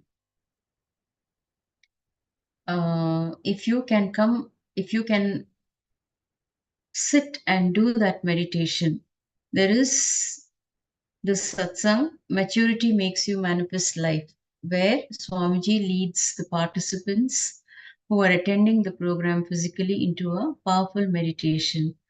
So, if you can do that meditation by declaring that you are Paramashiva, by writing the truth on a piece of paper, that you are Satchit Ananda, you are Paramashiva, and when you do that meditation, it transports you to that space of Paramashiva. You experience that Paramashivatva when you do the meditation. So, with that, I think in the best interest of time, we need to conclude here.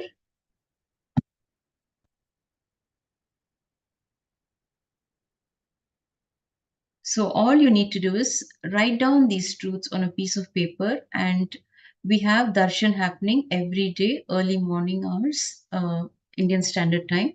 So sit for darshan, write down this truth on a piece of paper and sit down on that paper during the darshan, and you will see the Paramashivatva happening in you, in each one of you. You receiving that initiation from the master, the Diksha from the master, which is going to give life to your declaration that you are Paramashiva. Okay? So if you have any questions, any doubts regarding whatever we just learned, you can mention it here in the chat, and we will help you to have a better understanding. So you can write whatever. If you have any questions, if you have any doubts, please mention it here in the chat, and we will help you to have clarity on the same. But note down this one point, write down the truth that you just learned. I am Paramashiva. I am Satchitananda. I am alive. I enjoy being alive. I remember I am alive. I am Paramashiva. So write down this in any language. You can write it down in your own mother tongue and sit on that paper during the darshan today when you receive the darshan. So with that, we come to the conclusion. Let us conclude with the Purna Mantra. Please sit with your head, neck, and spine in a straight line in the Anjali Mudra. Om Purnamada Purnamidam Purnat Purnamudachyate Purnasya Purnamadaya Purnameva Vasishyate Om Shanti Shanti Shanti Hari Om Tat Sat Sarvam Bhagavat Shri Nithyananda Paramashivam Padukarpanamastu. Om Nithyanandam. Thank you all for your participation. Nithyanandam.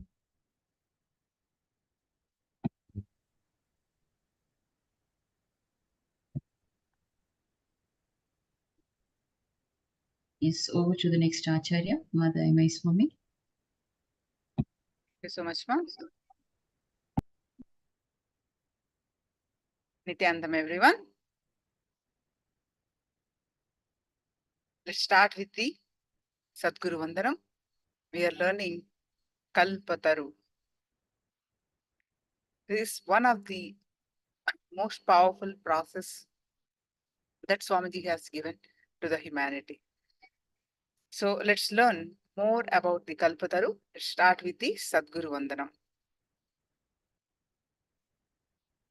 Nithyanandam Paramasugadam Kevalam Jnanamurtim Dvandvatitam Gagana Sadusham Tattvamasyadilaksham Ekam Nityam Vimalamachalam Sarvadi Sakshibhutam Bhavatitam Trigunarahitam Sadgurum Tam Namami.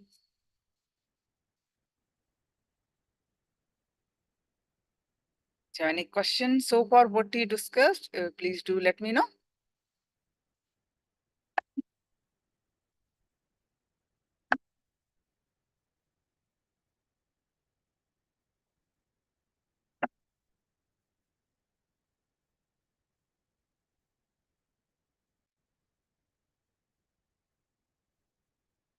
So Ma Diana posted here, I am Paramashiva. I am Paramashiva. I learned that I must be doing something constantly to be worthwhile. So I even difficult to do these classes. Oops, too late. So one of the powerful teaching that Swamiji has shared through this Kalpataru is you are seed. Just now you learned. You are seed, meaning it's never too late. Martiana, it's never too late. You are a seed, irrespective of your age, irrespective of your health situation, whatever it is, you are a seed. So let's learn more about that. So drop this, that is the powerful teaching of Swamiji. And this is the one of the most powerful cognition that which is kept secret for a long, long time, which is only was available from guru to a disciple as a karna parampara, meaning a disciple listen from the guru orally, and he whatever he learned, he used to practice and he used to get enlightened, and he delivered that to his disciples. Like that, the tradition has been there for eons. Now, Swamiji bringing that all that science back to the humanity for all of us. So this science is called as Raja Vidya Raja Guhya, meaning royal knowledge and royal secret. Raja Vidya, Raja Guhya. This is the royal knowledge and royal secret. So all your life, whatever life we are experiencing, everything starts with one thought. And thought become words, words become action, all actions put together become your life. So each thought has got power. There's nothing like a small thought, big thought. Each thought is compared to a seed of a tree. Each seed has the power to become a big tree and gives the multiple fruit. So, similarly, our thoughts, what we repeat, nourish, become a pattern, and we bound to get the result of that thought.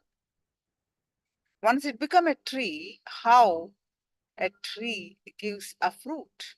A mango seed, if you put it, if you nourish it, if you sow it, put it, nourish it, eventually, in few years, it's bound to give the mango fruits only. It will not give orange fruits. It will not give any other fruit, right? Similarly, an orange seed, if you put it, it is eventually become an orange tree and gives orange fruit, nothing else. Similarly, whatever thought you put, nourish, become a pattern of that and bound to give the result of that. So what thought you are putting, what seed you are putting. Is it positive thought? Is it negative thought? What is the seed that you are sowing? So, and this is the most powerful cognition, a sacred knowledge, the royal knowledge from the scriptures. So in this regard, there's nothing like too late. We are not a finished product. Like a Swamiji compared a beautiful example of bread. We are not a bread in the shelf. We are a seed. Possibility to become a tree. Even if you are on the deathbed, you still have the possibility. You still are a seed.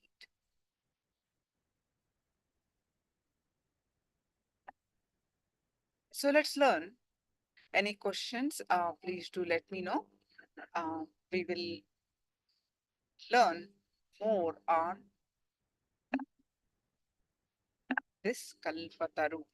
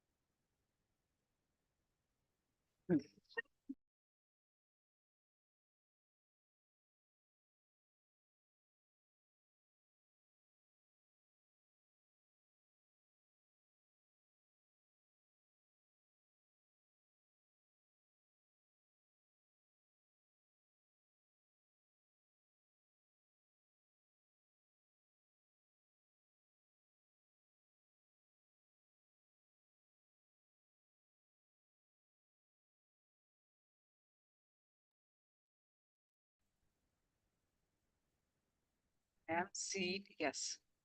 And I meant too late for the last teacher. Okay, I answered too late. I know it is never too late. Wonderful. So I, that's good. So that's good. But whatever it is a good review for the previous sessions. Yeah.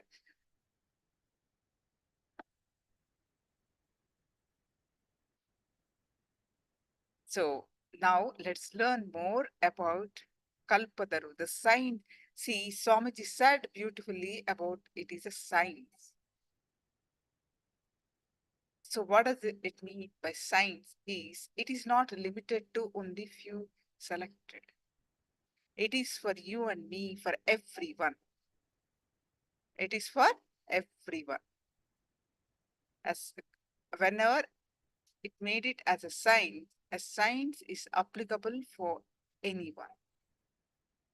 So Kalpataru science, Kalpataru is a science to manifest the reality of what we want. And let's learn more about this science. And we are going to listen from Swamiji from the various compilations of what he spoke on the science of manifesting our reality, Kalpataru. The compilation from his various satsangs. It's one of the most popular programs that Swamiji has conducted.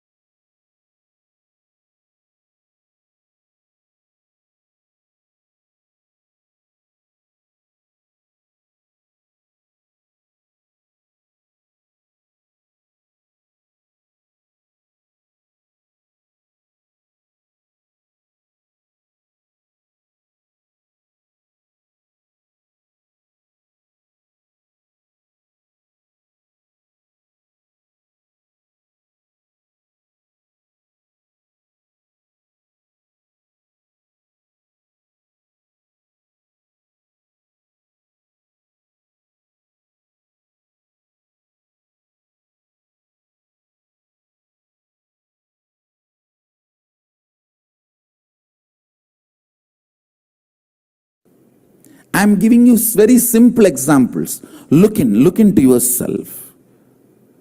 You have shut many of your possibilities with the idea you are a finished product. Sometimes you also think, if I am more loving, how nice it will be. But you come to the conclusion, end of the thought current, you come to the conclusion that is not for me, it is all over now. It's okay, leave it. Let me live and go. Or you start doing the actions where others will recognize you that you are a loving person. You don't work for really becoming loving. See, you just give some money, you just give some little time or attention. So others perceive you are a loving person. You work for that. You do not try to understand the physiology and psychology of the love and how to manifest that as a reality from your very core. You feel that is all done.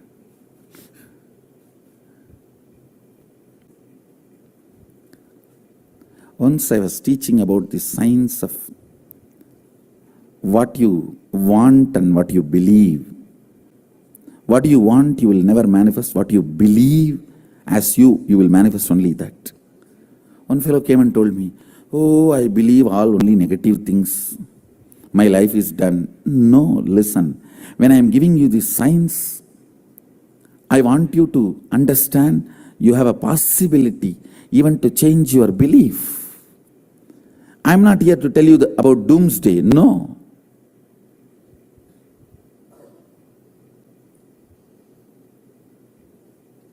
For Shaivite, only it's boomsday.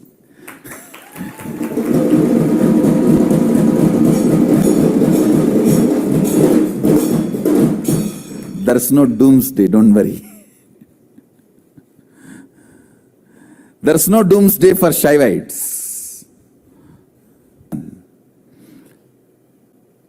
The first idea you need to have, Shaktipada, connection. The first principle you need to internalize is you are a possibility. You are not yet done. In every dimension, your health, you have a great possibility to live 300 years healthily, even if you are already in deathbed. Actually, what is deathbed, When you come to the conclusion, you have no more possibility. You are in deathbed, even if you are 20, even if you are a teenager.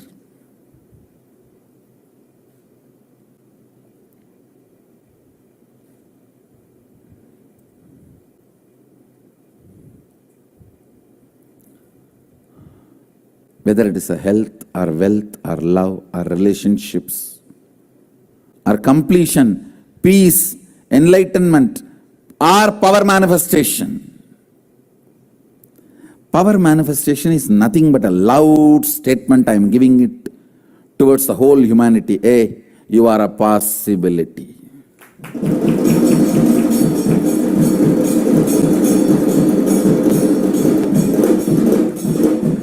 Power manifestation is a statement I am giving it towards the humanity. You are a possibility.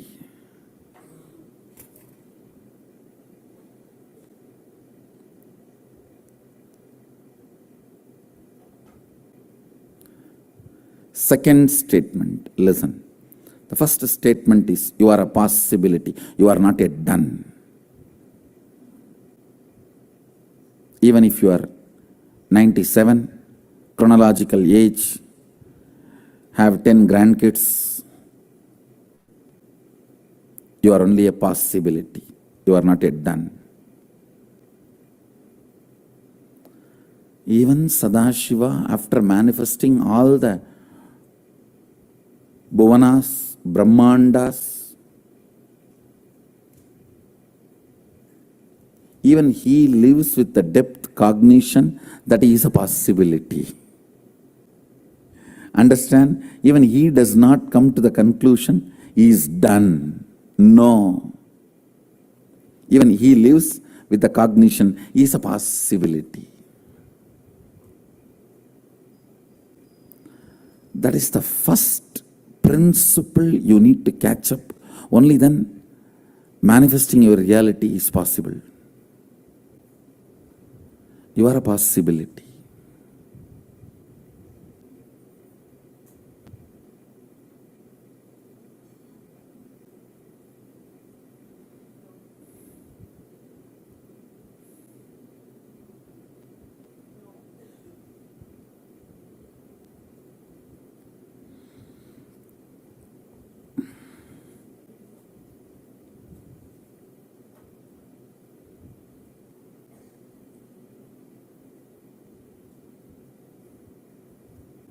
The second statement. Listen to the second statement. All impossibilities you perceive as your patterns, restrictive thought currents, destructive concepts, the patterns you carry, the samskaras you carry, thought currents you cherish, which are restrictive, destructive,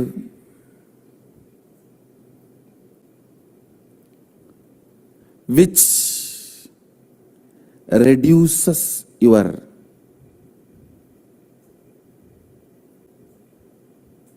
power manifestation.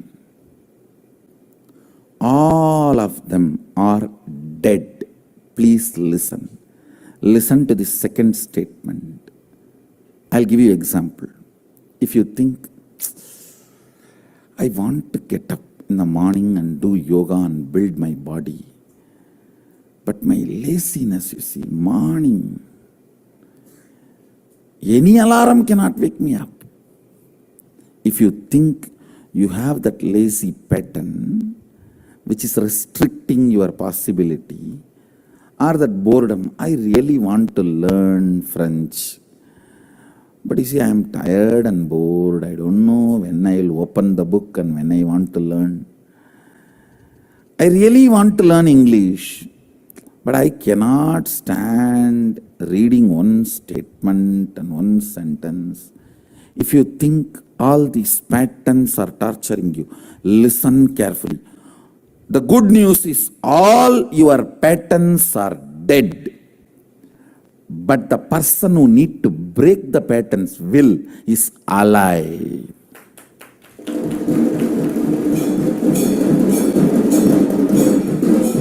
Listen, your patterns are not living part of you.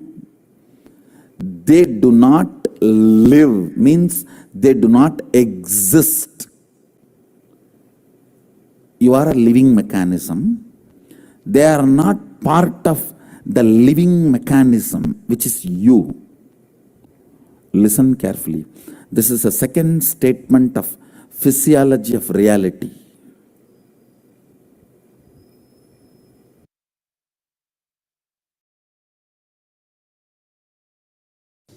When I started the Sangha, everyone asked about money, from where money is going to come. How money? Money? You need money? I wanted to repeat what I said in 2001. I said, I have decided to build something which is going to be best useful for humanity. I know money, human resource, everything needed will follow.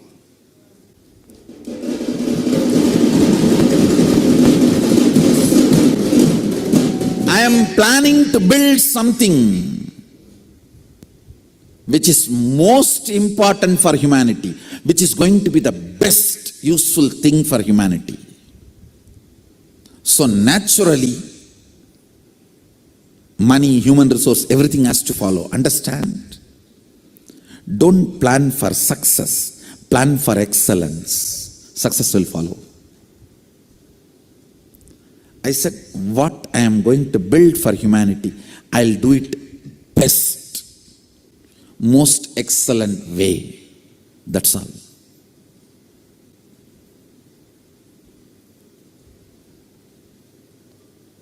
More and more of me makes the Agnya come down. Agnya means will, to come down, and will starts believing in more and more of impossibility. Impossibility takes over your will. If you think with responsibility, energy flows straight. Means you manifest your reality. But that is also not enough. That's good, but not excellent. Excellence means constantly cherishing cosmic principles as your thought currents. What's the goal? What's the purpose you want to exist? Why do you exist?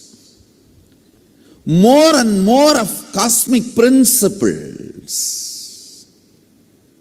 more and more of cosmic understandings, more and more looking up, understand? The more and more cosmic principles start sinking in your day-to-day thought currents, lesser and lesser blind spot about your existence. What is blind spot?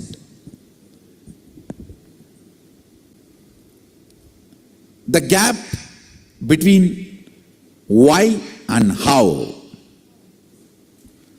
The gap between why and how is blind spot. Why you exist and how you exist. Why you want to do something, but how you do something. Why you want to live, but how you live. The gap between why and the how is blind spot. That gets healed when you cherish more and more cosmic principles. I tell you, you want to exist healthy,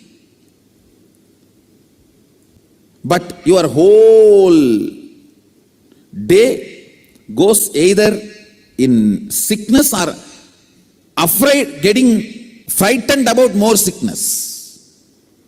I tell you, you may not even logically be able to connect and see, but a simple thought current. I think this whole cosmos is running with some auspiciousness. Such large existence cannot be accident. Some casual thought current somebody has put in your head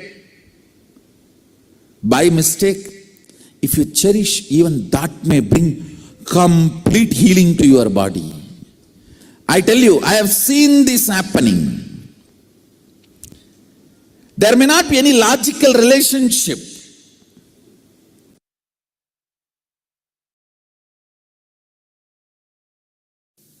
You have your body, your mind, your soul, Atman, consciousness. Because of the presence of the consciousness, soul, your body and mind starts functioning. Some more cities are joining. San Antonio, Texas, Kathmandu, Nepal, Jorpati, Nepal, Paris, Home Temple, Scottsdale, Arizona, Oman, Sivagangai, Adi Nithyananda Dhyanapetham, Avattipalayam. I welcome all of you with my love and blessings. Listen, because of the presence of your soul, Atman, the body and mind starts functioning. The Atman, soul, has a power to make anything alive, reality. Body is just matter. Few kg bones and few kg flesh, which is not even useful like animal flesh. At least animal flesh will be useful for human beings to eat. Human flesh is not useful for anybody. Very rarely few animals only eat.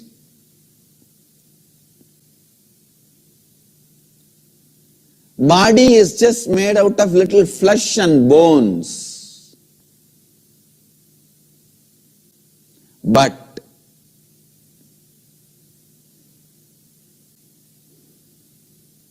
the consciousness, the Atman, the soul resides inside the body. That has a power to create anything you want. It can make anything into reality. Between this body and soul comes mind. Please listen. Body is just flesh and bones. Soul is consciousness.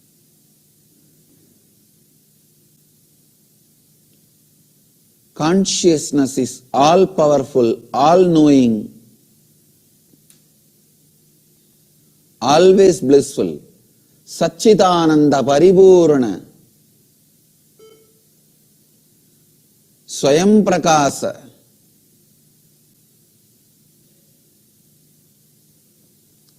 It is eternally blissful. The soul is Akanta Paripurna Satchidananda Parabrahma Nithyanandam. It is all powerful, all knowing. Body is matter. Because of the presence of the soul, the body functions. Between these two, body and the soul, comes mind. That mind can be used for right or wrong reasons. If the mind is centered on the body, it will live and die with the space of impossible.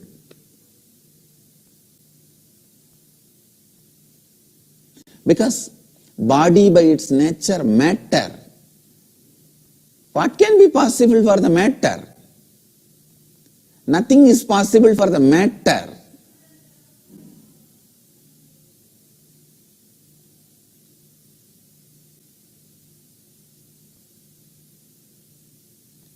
If the mind moves towards the soul, consciousness, and lives around consciousness, rests in consciousness, Atman, soul, the mind lives in the space of possibility. Everything is possible.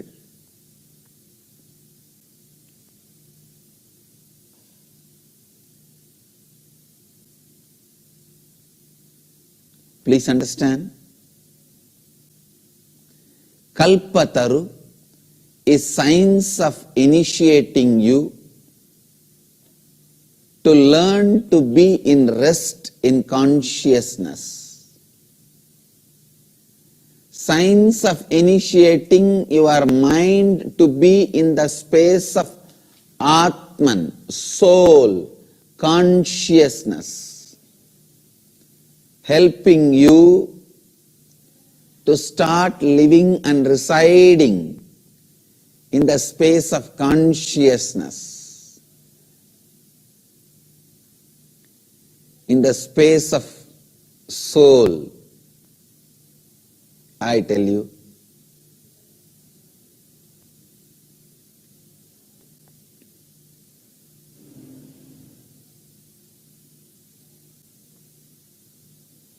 residing in the space of consciousness makes you Shiva. Residing with your body makes you Shava. Shava or Shiva. It is your own decision, your mind's decision. Are you constantly going to be living with your body-based patterns or conscious-based energy? The more you come near the body, the more you are going to repeat the mantra, impossible, not possible, not for me, no, no.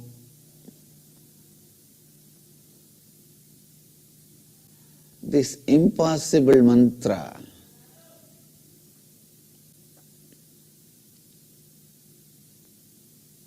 the impossible mantra is going to become chorus. The more you come towards body, the more you go towards the soul. I tell you, an extraordinary possibility happens in you. That is why I say, Sundara means grace. The grace which comes when you understand everything is possible in your life.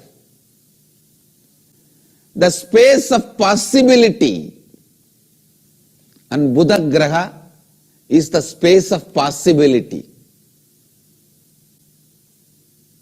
Buddha is actually space of possibility. Sundareshwara is Buddha Graha and is embodiment of possibility.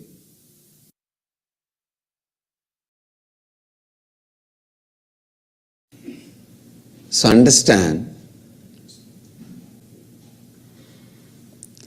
the space you create inside is Kalpataru. That space you create inside is Kalpataru.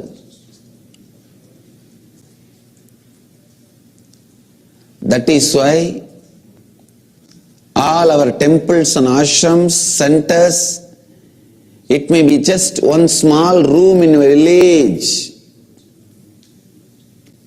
or a one small room in some apartment complex in a busy city like New York. It may be a small one room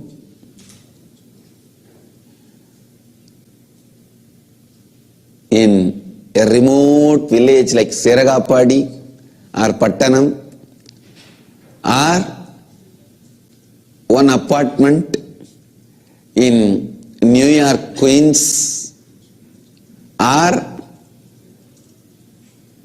huge, vast, palatial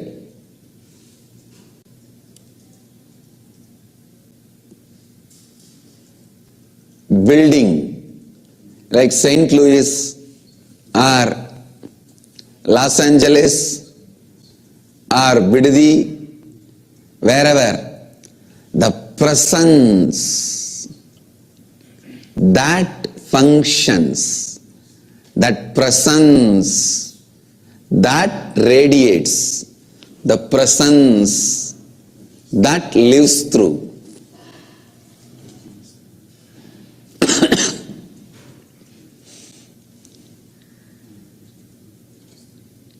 Understand, the presence you carry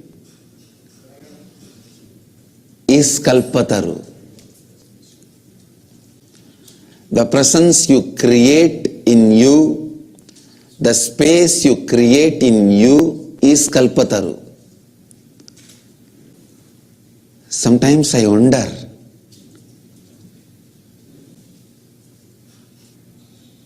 when I just look around,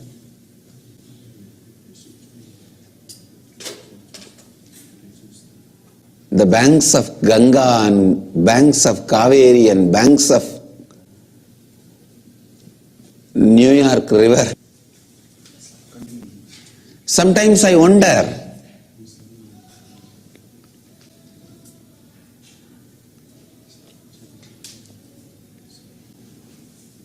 in the banks of Ganga, banks of Yamuna, Kaveri, Narmada,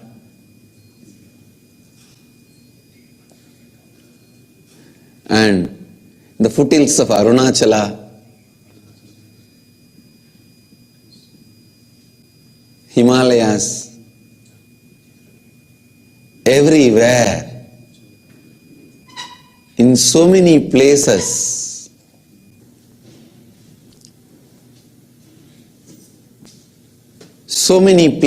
all over the world, how the same science is so useful to every human being from every background.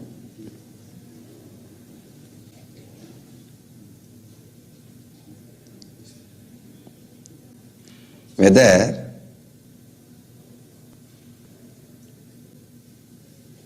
it's a Western teenage boy having a problem with his girlfriend in New Zealand, or an American teenage girl having problem with the smoking pot addiction in California, or village youth addicted to country arak in Aminjikarai, or middle-aged man addicted to violence and aggression in the remote corners of Madurai, anybody having any problem anywhere in the world, how can this one science be a solution? Because it is solving. I am seeing. For example, today, the Kalpatara Darshan for the people in the Pattanam Ashram, one of the remote village in Tamil Nadu, and the woman Sivagangai in the Middle East. Woman and Pattanam. People from completely different background. But both of them are going to do the same process. And the process works both of them. Works for both the group. Few days before we had a Kalpataru for a group in Singapore and group in Mexico.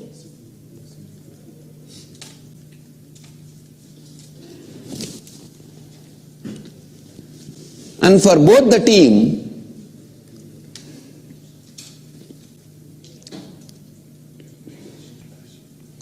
every participant in both the group feels precisely it is for them and it is working for them. How? How is it possible? Sometimes I wonder, how is it possible? Understand, sometimes I wonder how the same science is working for a person who has a problem in Guadalupe to Kanchipuram,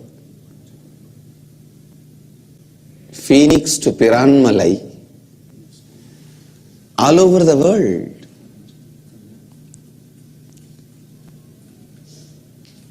I realized, finally, end of the day, human beings are same all over the world, understand?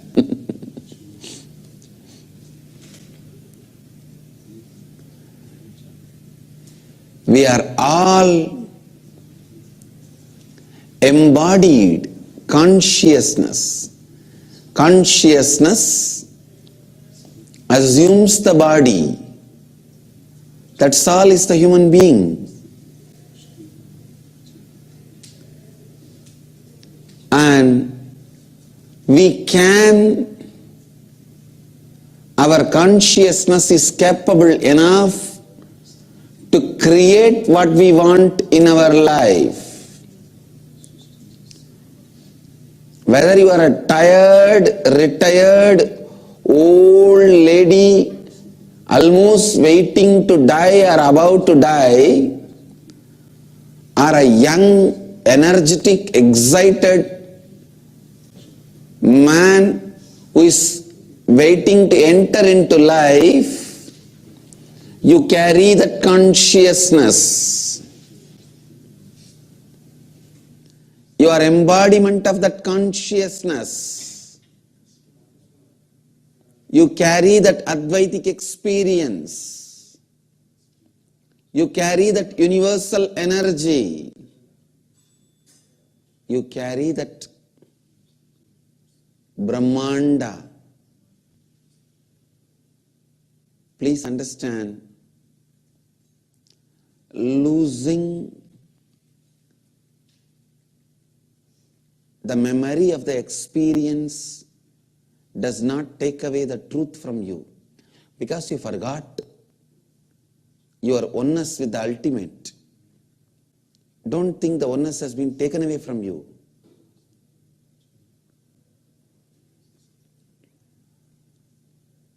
Because you forgot, you are led to live in that forgetfulness, the state you created. Because you dream in the night, don't think the bed on which you are sleeping is taken away from you. In the night, while you are dreaming, you may be dreaming as if you are being chased in the forest by a tiger. You are running. Don't think just because you are dreaming that you are running in a forest, that the bed on which you are sleeping has been taken away. No.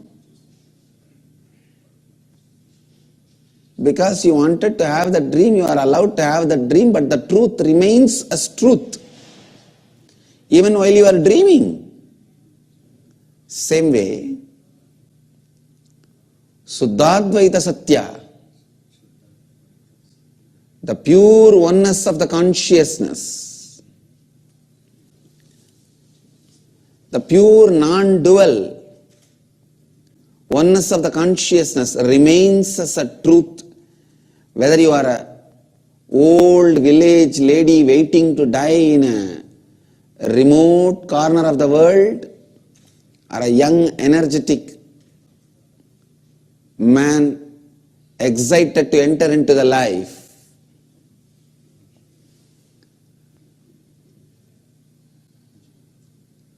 Whoever you may be, whatever may be your caste, creed,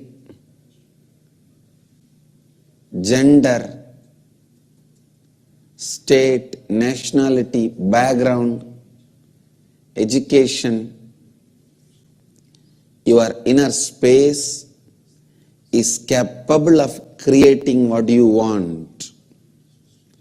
Your inner space has a power to create the life of what you want.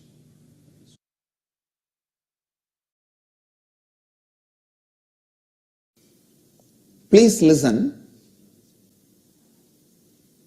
A man who stops with the idea of impossibility continues to be in the lower worlds, lower existence.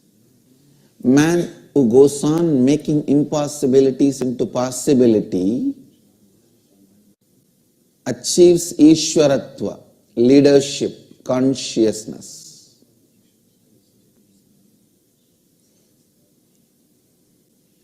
Kalpataru is science of initiating you into possibility. Please understand.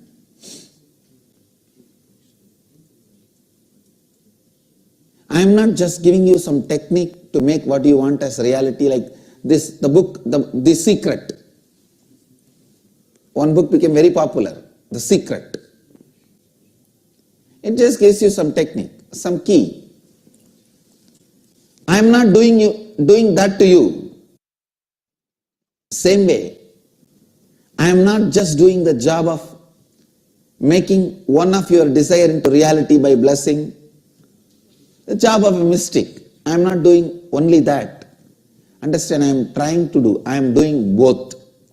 Giving you the science of making what you want as reality and making one of your desire into reality, so that you understand the power of this science and start living this science in your life.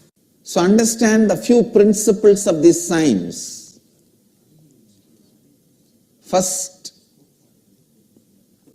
The first principle: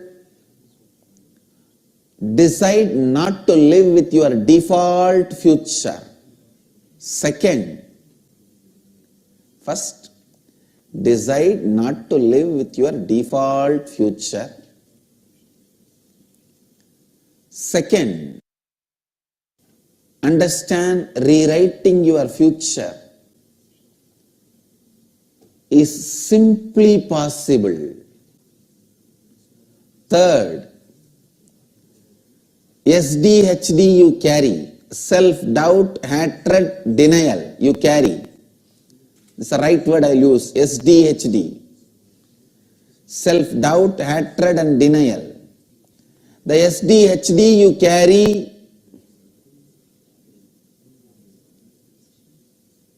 is the only obstacle stops making what you want as reality. SDHD is the only obstacle causing what you want as reality. Listen. Complete with your SDHD, self-doubt, hatred, denial. Complete with your SDHD. Actually, when you are suffering with your SDHD, you hate everything around you. You curse everything around you. You abuse everything around you. You are waiting to blame everything around you.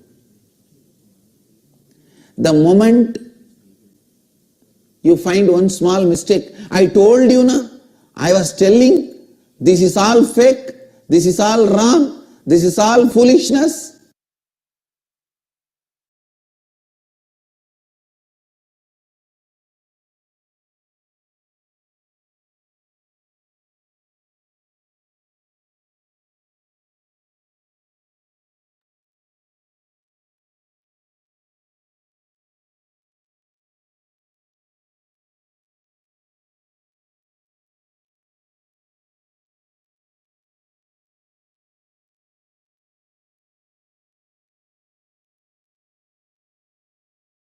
Yes.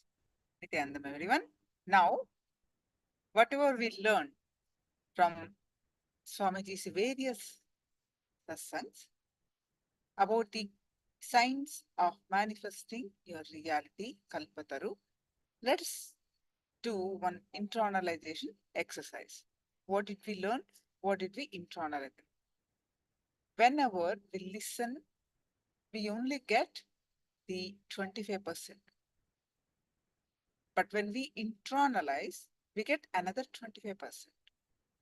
When we practice, implement that in our life, when it becomes our experience, we get another 25%. And when we start teaching to others, we get another 25%. That's how our learning is. So let us do. The first is Ravana in Sanskrit, listening. Now, the second is Manana, internalization. So let's do the internalization of what we learned. Highlights from this session are: your thoughts becomes words, your words become actions, your actions becomes life, and life becomes reality.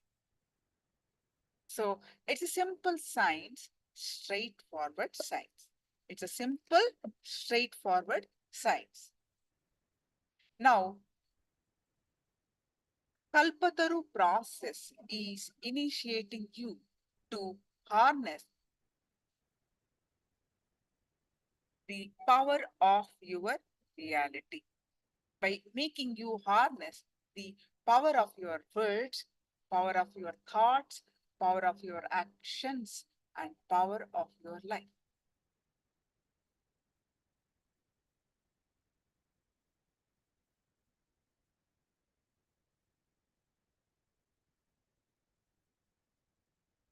Now, let us create a space of possibility.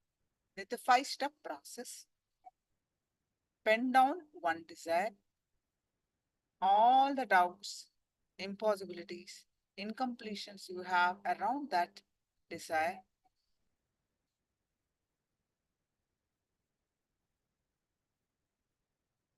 Pen down what is the source of your belief. What were the incident or incidents that created this belief in you?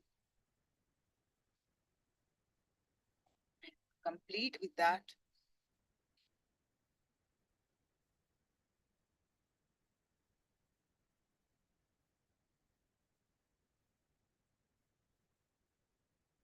So first start, pen down.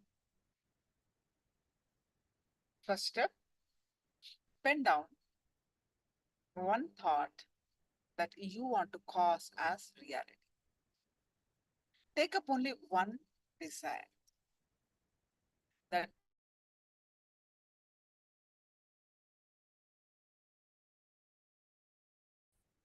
example, I want to be a part of a new project at work.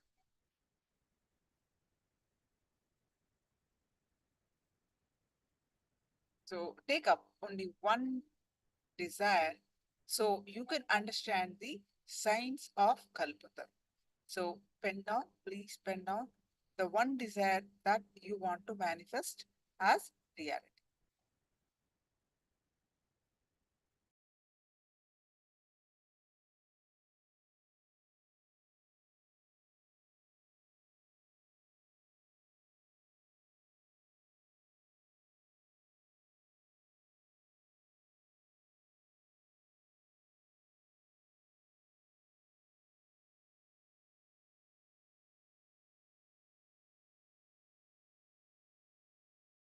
Om Nithyananda Paramashivoham. Om Nithyananda Paramashivoham. Om Nithyananda Paramashivoham. Om Nithyananda Paramashivoham. Om Nithyananda Are you done? Paramashivoham. Identifying Om one thought, Nithyananda one desire that you want to cause as reality. Om Nithyananda Paramashivoham.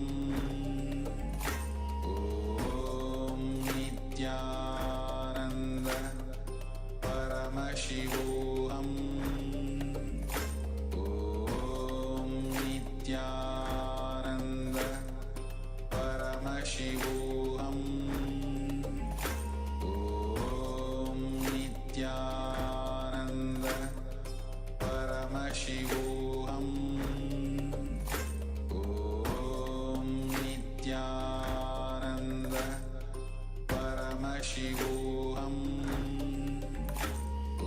Om Nithyananda Paramashivoham.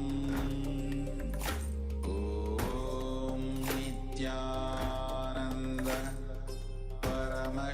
Paramashivoham.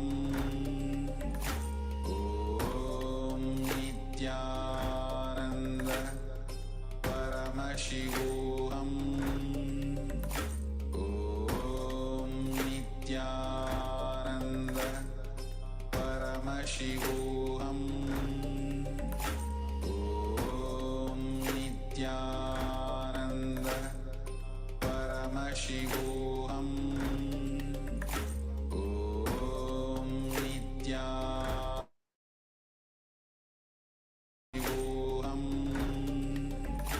Om Nithyananda Paramashivoham. Om Are you done? Now let's move on. Paramashivoham.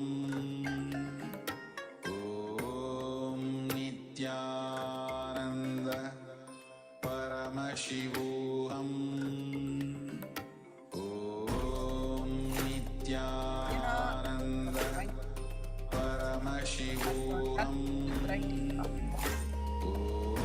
Desire, Nithyananda Paramashivoham. now next step, Om Nithyananda pen down all the doubts. Paramashivoham. And this Om desire, Nithyananda the moment you want to be part anything, say you want to build a house, Paramashivoham. a big house. The moment you say that example that you written as manifest the reality, then immediately write under and all the doubts will come. Impossibility. Oh, I'm struggling to even to pay my regular rent. How will I manifest a big house, own house? I can't even pay my rent. So then incompletion arises. Incompletion around that desire. I have hard time paying the rent. How can it happen? How will I, construct a house? How can I own a house? Or if I'm sick, how can I become healthy?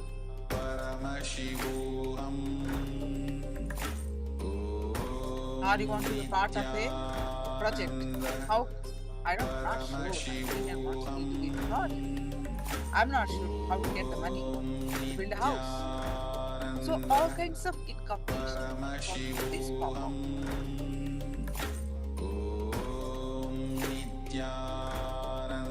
So you want to be part of the team. The example, boss doesn't prefer to work with the team.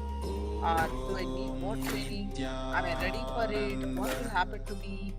So many doubts around it we generally face. So write down those incompletions that are arising at this moment for the desire that you want to manifest. Please pen that down.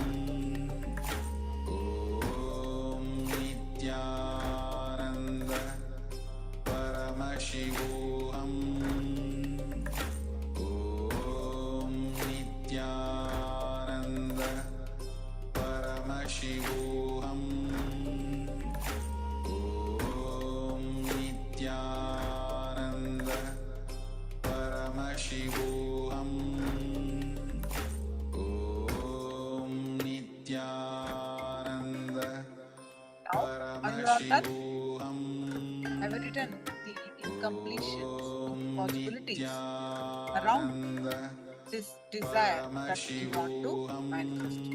Have you done?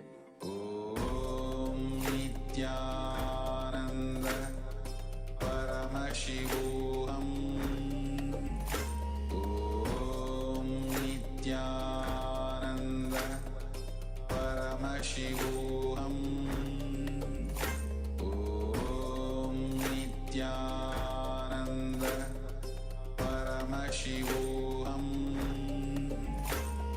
Om Nithyananda Paramashivoham Om Nithyananda Paramashivoham Om Nithyananda Paramashivoham Om Nithyananda Paramashivoham Om Now, next, Nithyananda Paramashivoham what is an incompletion? Om Everything you feel as a problem in your life Paramashivoham is incompletion. People are not listening to you as you want. Paramashivoham Things are not going as you want. If the country law is not supporting you as you want, whatever you feel as a problem in your life, whether headache or nerve or stress, everything is incomplete. Now, right context. Paramashivoham Continuation, impossibilities, completion. Now step pen down. What is the source of your belief? What were the incidents or incidents that created this belief? Why do you believe that this is impossible? Whatever you want to manifest, why do you believe it is impossible? Nithyananda Paramashivoham Om Nithyananda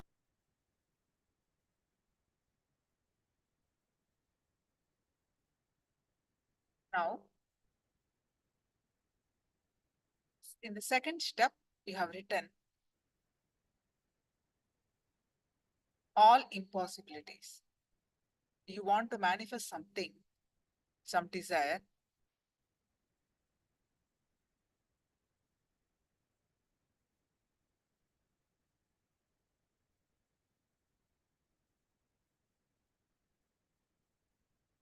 Pen down what is the source of your belief. Why do you believe it is impossible?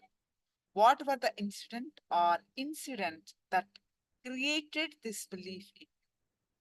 For example, the belief, I don't think I can learn this skill.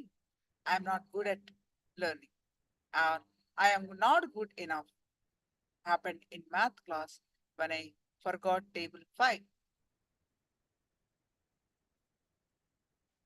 When that incident happened, how did you perceive yourself? Your situation? Describe that situation.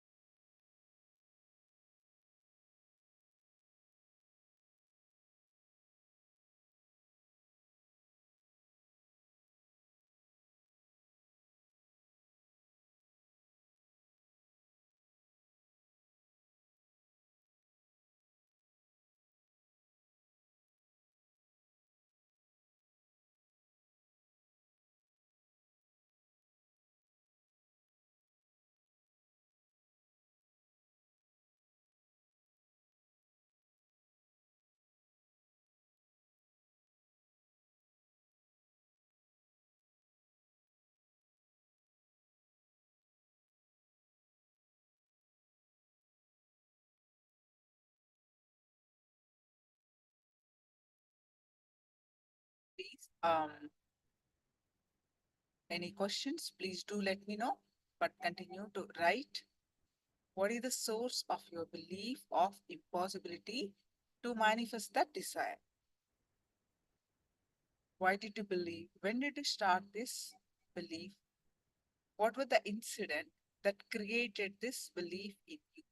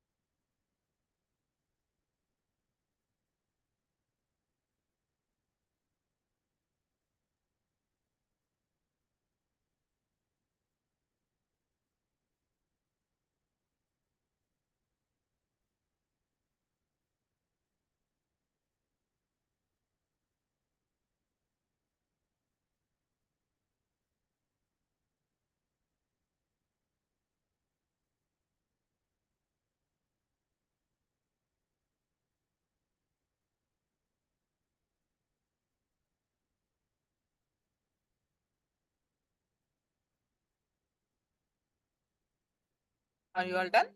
Now we move on to the next step. Fourth step. All the doubts, fears, impossibilities, and completions that you wrote, complete them and drop them.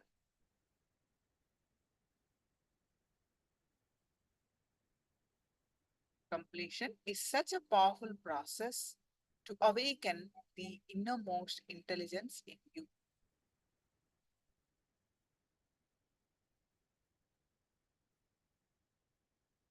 Use the relive to relieve completion technique.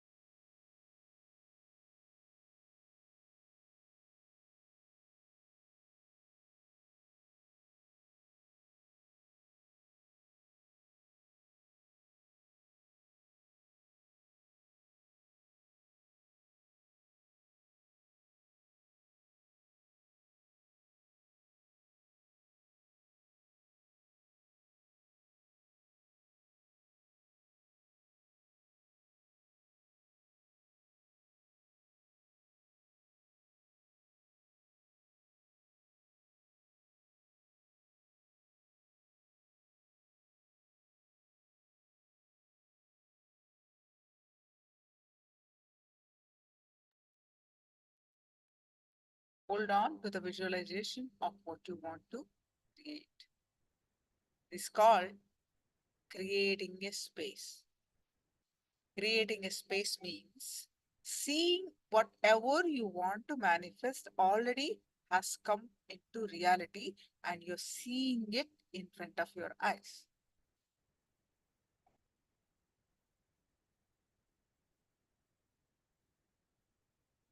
Whatever desire that you want to manifest, it already happened. You're seeing it with your visualization.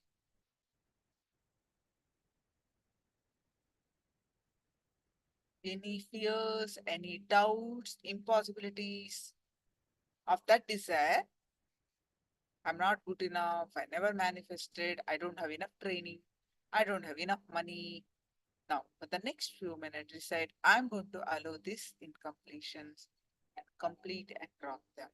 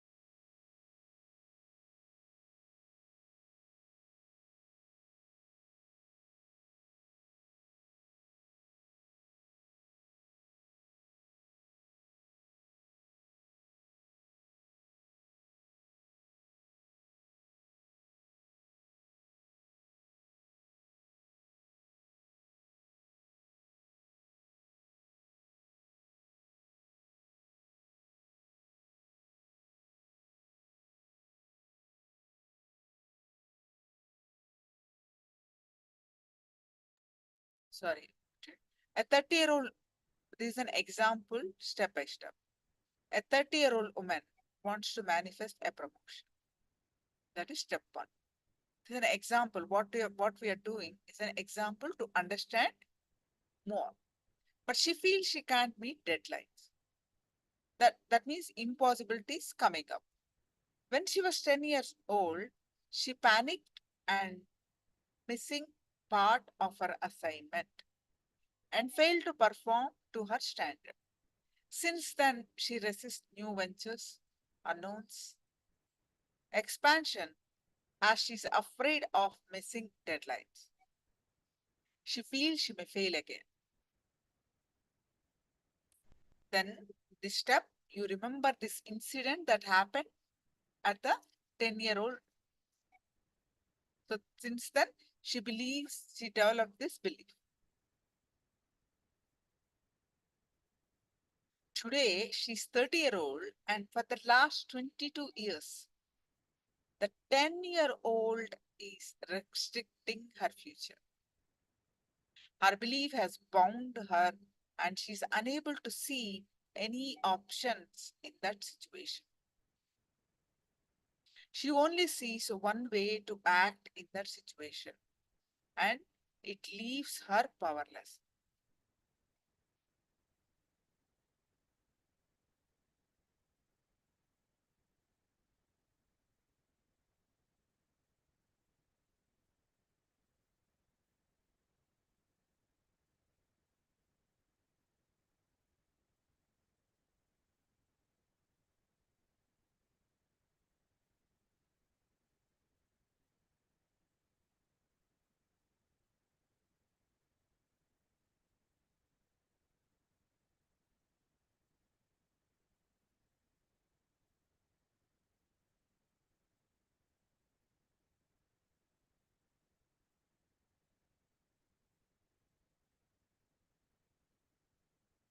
And another example after reliving. This is the fourth step after completion process. Taking this example, relive to relieve, the cognition how she's changing. First current belief, any mistake and I'm going to fail. That's the her current belief. After reliving first time, oh God, oh no, how did I not see this? After reliving second time, what will I tell my mom? After reliving third time, okay, I'm going to go into have to say I ran out of time. I did my best. After reliving fourth time, hey, that's easy. I can do it in a couple of minutes. After reliving a fifth time, hey, good, I saw it before the deadline. Experience is I am being protected. I can make it happen in my new position. As you relive, your cognition changes to your good, your best possibility.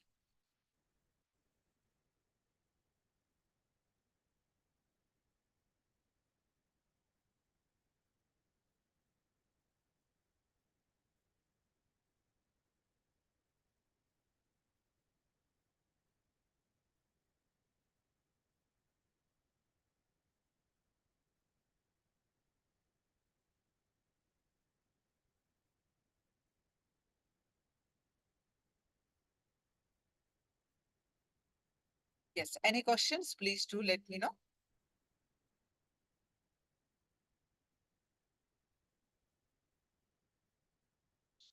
Please do let me know any questions that you may have.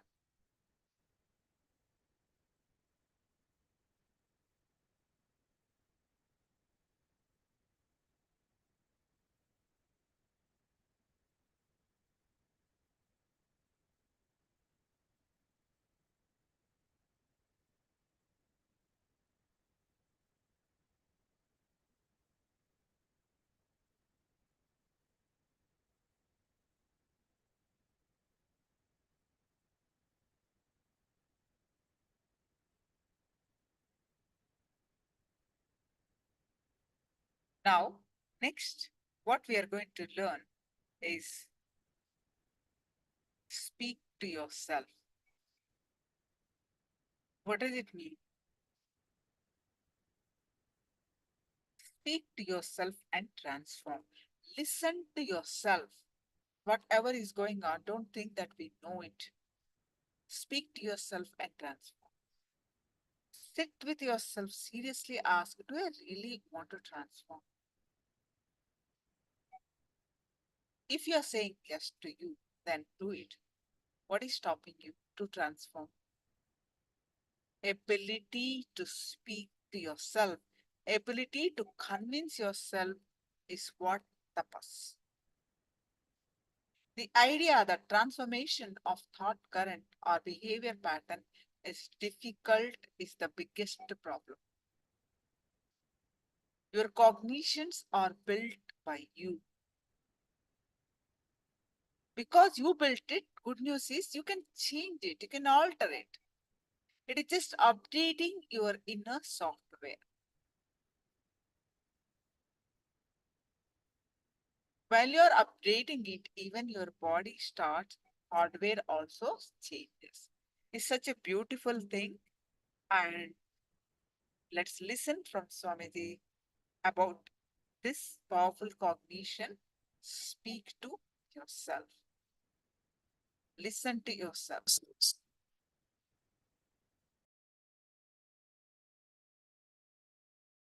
Listen. Today's powerful cognition, the jnana and vijnana from Kailasa. Listen.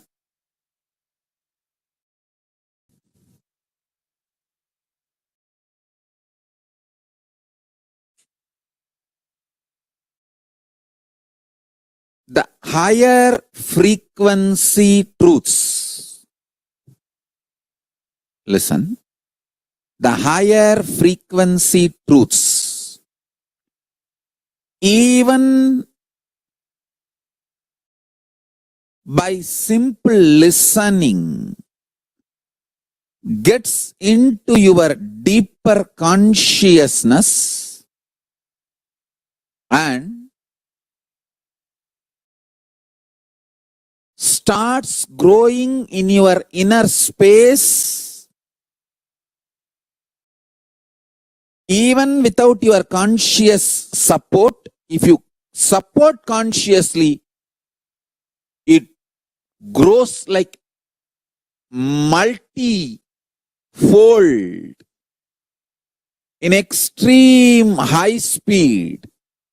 Understand intensely. Listen deeply.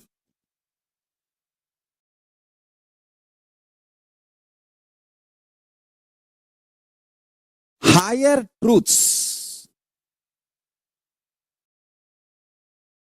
expressed not only has linguistic importance that you need to internalize, understand, it has even phonetic importance. Means even by listening, lot is digested inside you. And if you consciously cherish and support, just like that, you become enlightened. Please understand,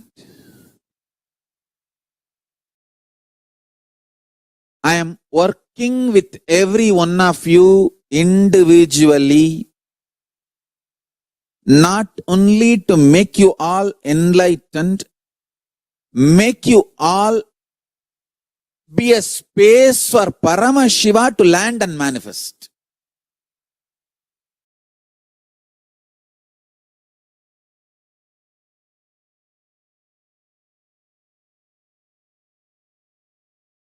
If you want joy, fulfillment, success,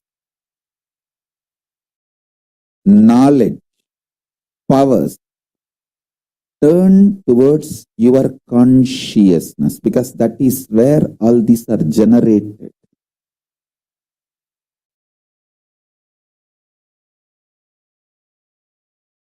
Learn the science of the soul, the source code of the software based on which you are functioning, you are operating, you are giving commands. You are generating commands.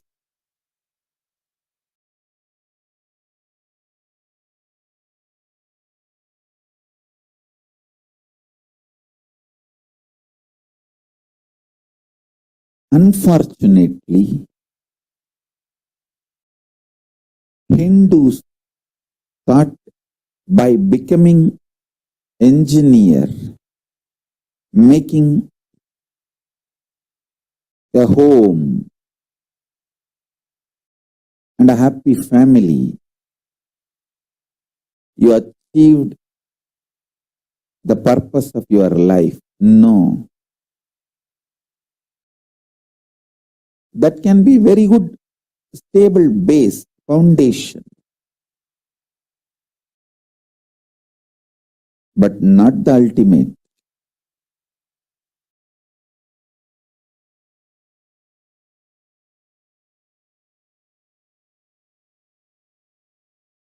Stop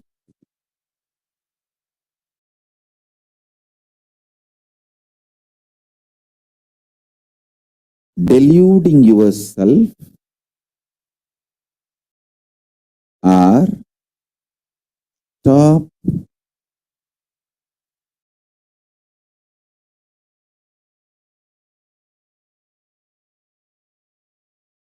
torturing yourself by constantly generating the commands which brings life negativity. But when the results come, crying victim.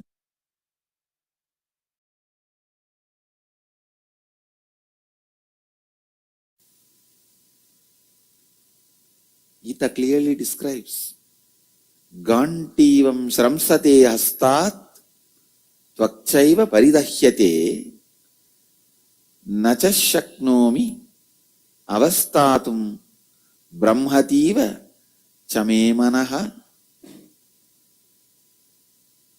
My bow Gandiva is slipping from my hands and my skin is burning all over. My mind is whirling as it were, and I am now unable to stand here any longer. It's a direct symptom of desperate depression. Desperation plus depression put together. The diagnosis is directly desperation and depression put together. The symptoms. So withdrawal at this mood is adharma, not dharma. Listen, listen.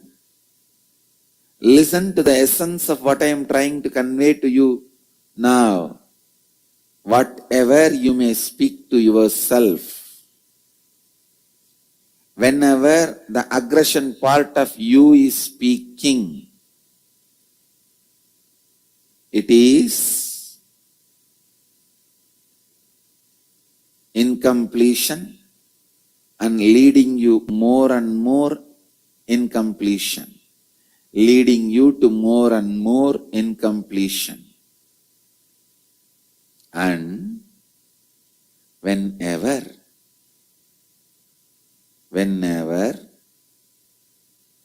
you are listening, whenever you are listening, that listening is completion and leads you to more and more completion. Move towards completion more and more by listening to you.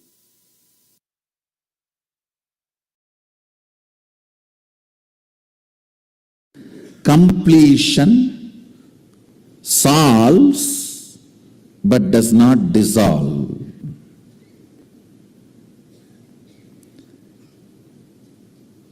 But only something which dissolves the source of the problem can be an eternal solution.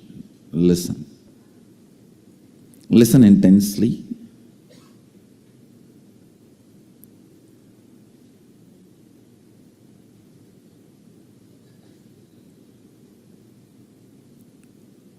dive into your depths.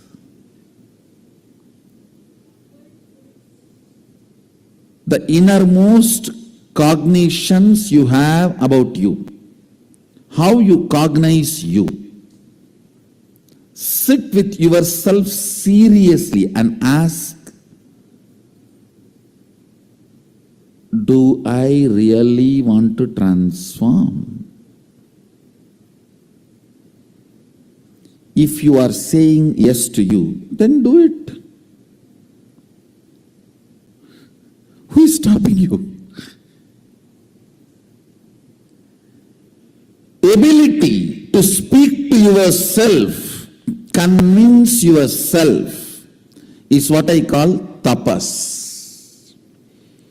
Tapas does not mean you sit in the center of the fire, you don't eat, or you eat certain food, or you take bath 2000 times in a river, or you go to certain temple. I am not saying all that is not useful, all that is useful in different way. Real tapas is ability to sit with your depth and make your depth listen to you. Convincing your cognitions to change, evolve, transform, and build new cognitions. Listen. Convincing your cognitions and change, evolve, build new cognitions. After all, it is nothing but updating your inner software. Nothing more than that. It is just updating your inner software. One nice thing about this inner software, when you update, even your body starts, hardware also starts changing. Understand? Agama is the oldest software, revealed 60,000 years before for human beings, human consciousness. Maybe you can call it as Windows 1. Every incarnation is an updation. The message comes. You want to update now? Remind me later. Do it in the night. You can choose anything. Every master is an updation. It's an update invitation. Windows 2, 3, 4. Now, after tired of sending Windows, the door itself is opening.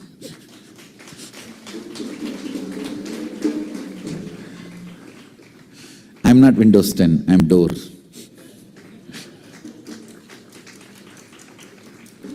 Understand, upgrading your cognition, what you feel about you, what you reveal about you, and how you feel about you. Updating your cognitions is all needed in the life. Completion itself is nothing but helping you to update your cognitions, upgrade your cognitions. Completion itself is nothing but upgrading your cognitions.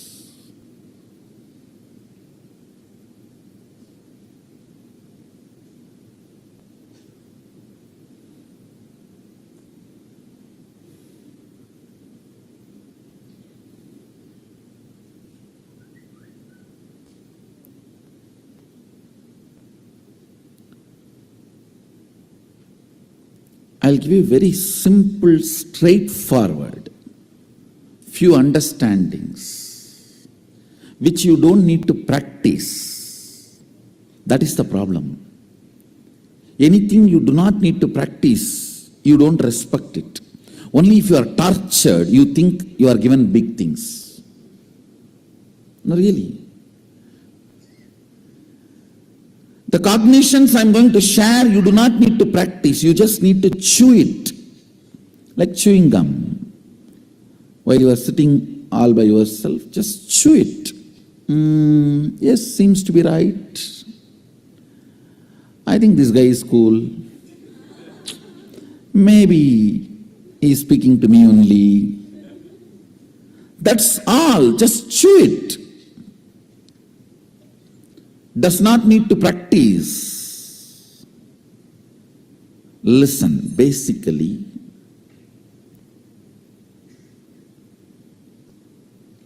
the idea, transformation, changing your thought current or behavior pattern is difficult, is the biggest problem.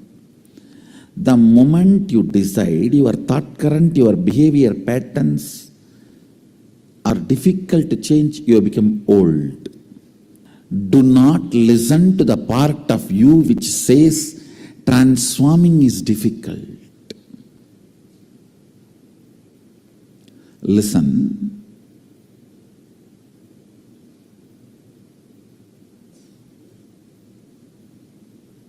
The first cognition you need to break is the transformation is difficult and it's not for me. I just came because so many people came. I came because my neighbor came. I came because my opposite house person came. Wherever he goes, I go and see what is going on there. So I came behind him. This is not for me. Listen.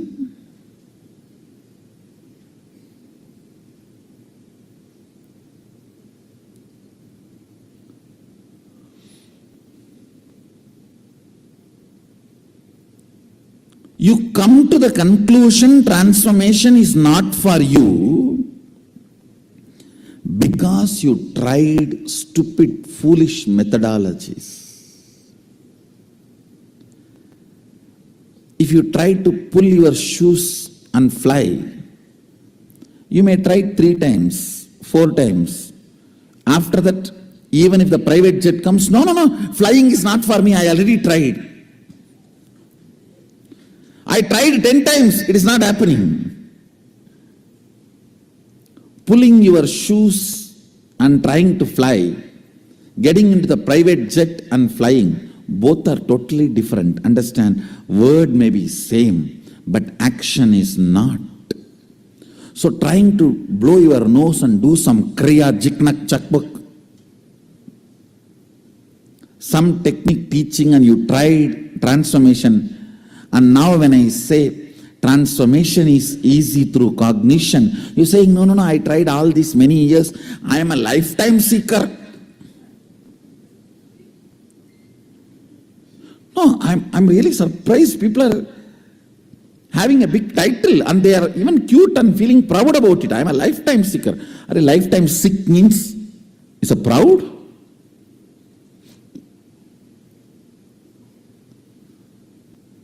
I'm lifetime seeker. I go to all gurus and check out everyone. I'm almost now off guru. No, there are many. Only that kind of people come to me. I don't know why. Only after going everywhere and getting nicely beaten.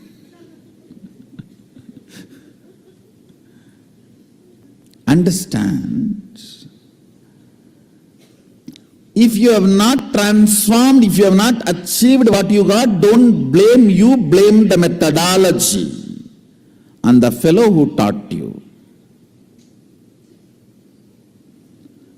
Get rid of them completely.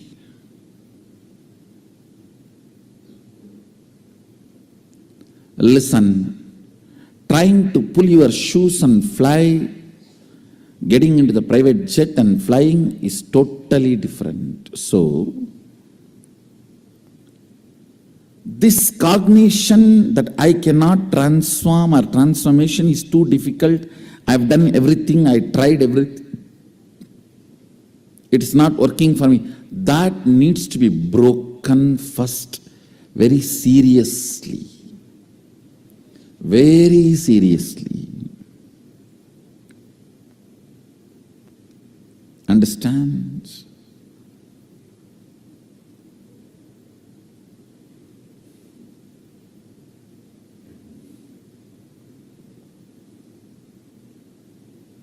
Very seriously, it needs to be broken.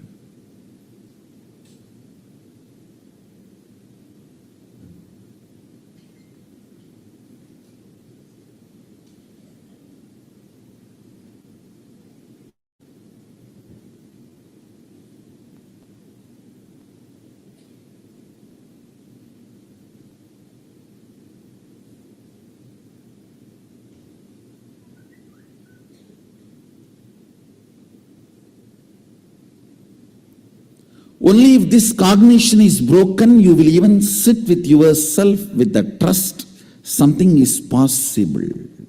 Second important thing, your cognitions are built by you. Good news is, because you built it, you can alter it. Because you built it, you can alter it. For various reasons, you come to various conclusions without having the complete vision. Understand? Recently, I read a newspaper article. This anti-Hindu newspaper in Tamil Nadu, they have written an article that anybody builds temple in Tiruvannamalai will go to jail. Oh God. There are 1,000 temples in Tiruvannamalai. Now I saw the foolish logic, how they are trying to establish a theory. They said, from Tiruvannamalai, 8th kilometer, one person built one temple. His brother-in-laws, son-in-laws, daughter-in-laws, elder sister went to jail. Then near Tiruvannamalai, one person built a temple.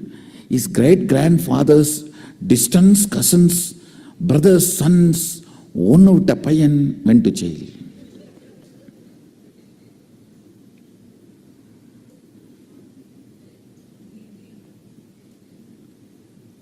Strange conclusions through perverted logic. Actually, when I say you are laughing, if you dig deep, you will see many of your cognitions are from these strange conclusions. These strange conclusions, and holding on to that strange conclusions and continue to operate is what I call trying to operate based on virus, not based on software. These are all illegally pirated softwares. Understand? Operating based on strange conclusions, you arrive without having a simple, straightforward vision towards life and reality. Strange conclusions you create in your life without simple integrity is what I call virus inside, which continues to keep you as a slave forever. This is the straightforward, most practical solution. You need to understand almost 99% of your conclusions, the cognitions you carry about you, life, strange stupidity. If I wear the black dress today, the whole day will be bad. How you came to conclusion? If I see somebody in the morning wearing black dress, the whole day will be bad. How you came to the conclusion? Coming to strange conclusions and operating to strengthen those conclusions in your life. Understand what I am talking. I am giving a very superficial examples. I can go deeper. Go deeper. When your body is in good energy after a cup of coffee, how you think and perceive, how your cognitions are. When you are tired, bored, body is tired, how your cognitions and perceptions are. See, your cognitions, your irritations, your inspiration or boredom is not logical. It is just a cup of coffee. It is just few chemicals and hormones.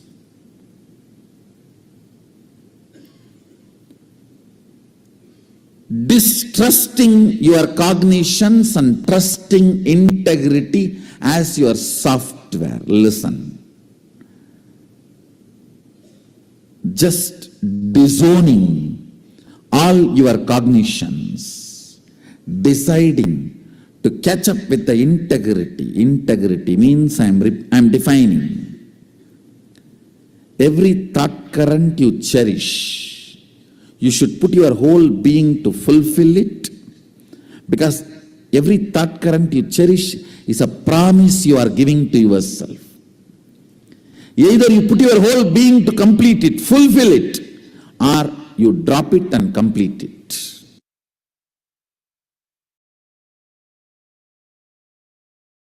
What I mean by the word enriching is you taking responsibility with integrity and authenticity that you are committed to continuously enriching, making difference to yourself and to others.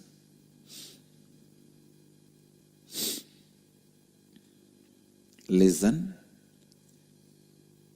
You taking responsibility with integrity and authenticity that you are committed to continuously enriching, making a difference to yourself and to others. Enriching is your commitment to the possibility of living yourself and life around you in a space of expansion and completion. Enriching is your commitment to the possibility of living a life of enlightenment. See, when you learn to enrich yourself and others, you live a life of solution, not of problems. A Chandala lives only with problems. A Brahmana lives only with solutions.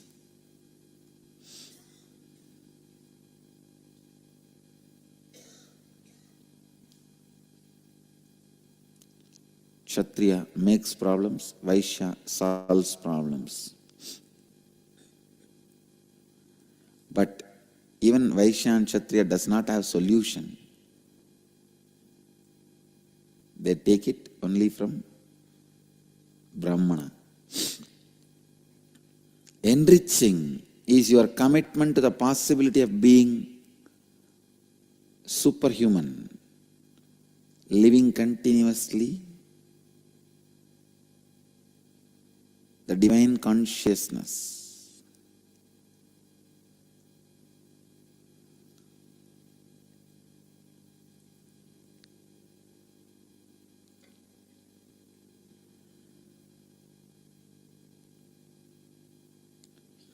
Do not give up on yourself and give up on others. That is the secret of enriching. Understand? Don't give up on you and don't give up on others. The master key to practice enriching you and others is don't give up on yourself.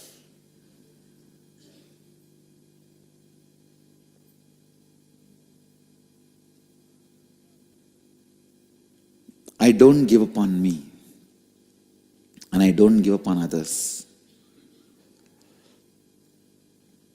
I don't give up on me and I don't give up on others. Please understand.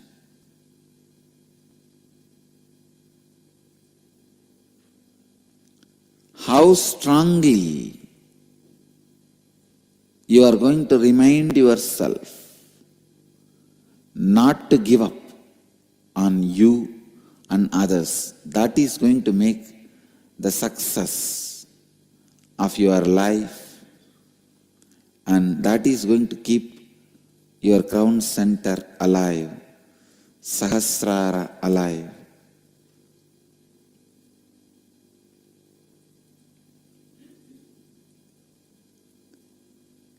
Let's work on this exercise, then you will understand this tattva, enriching others.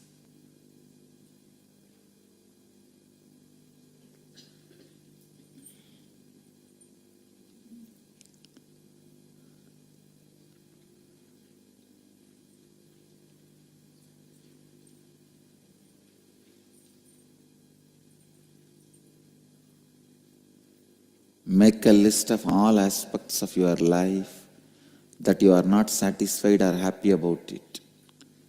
Look deeply into each of these aspects of your life and identify where you are not taking responsibility for your non-integrated and inauthentic thoughts, words and actions that are present in these aspects of your life. Now with awareness, bring integrity, authenticity and responsibility to these aspects of your life and visualize that now you are a being in a space of expansion, happiness and gratitude. Write down what are the new thoughts, words and actions you will take in the same aspects of your life now.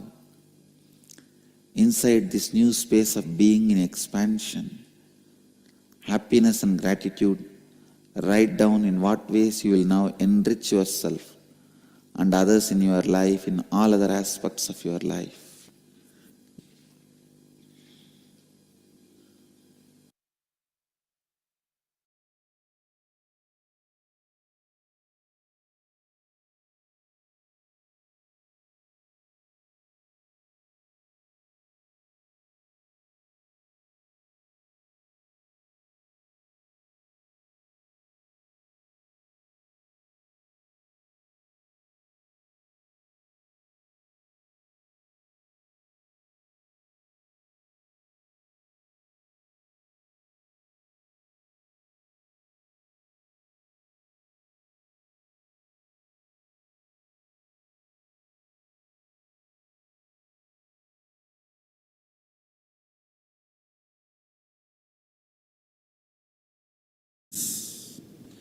Maybe you can call it as Windows 1. Every incarnation is an updation. The message comes. You want to update now? Remind me later. Do it in the night. You can choose anything. Every master is an updation. Is an update invitation. Windows 2, 3, 4. Now, after tired of sending windows, the door itself is opening.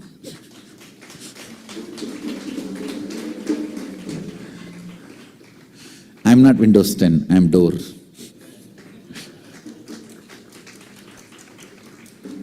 Understand, upgrading your cognition, what you feel about you, what you reveal about you, and how you feel about you. Updating your cognitions is all needed in the life. Completion itself is nothing but helping you to update your cognitions, upgrade your cognitions.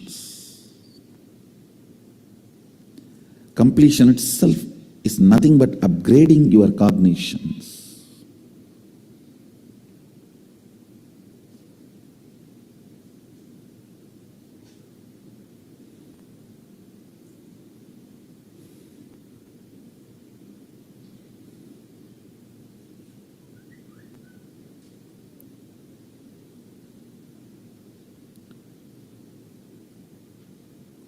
I'll give you very simple, straightforward, few understandings, which you don't need to practice.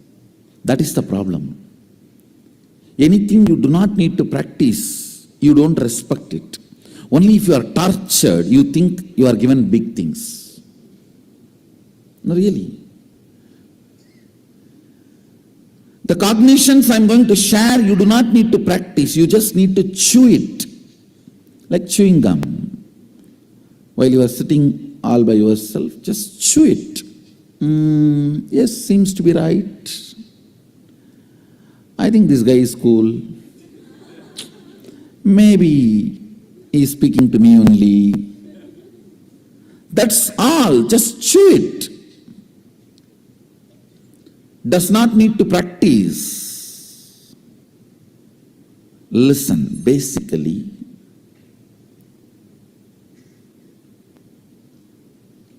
the idea, transformation, changing your thought current or behavior pattern is difficult, is the biggest problem.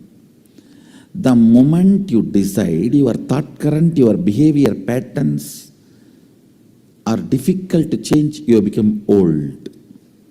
Do not listen to the part of you which says transforming is difficult. Listen.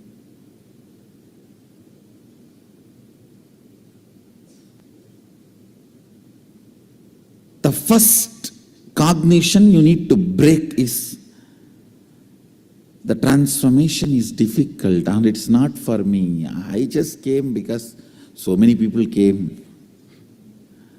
I came because my neighbor came. I came because my opposite house person came. Wherever he goes, I go and see what is going on there. So I came behind him. This is not for me. Listen.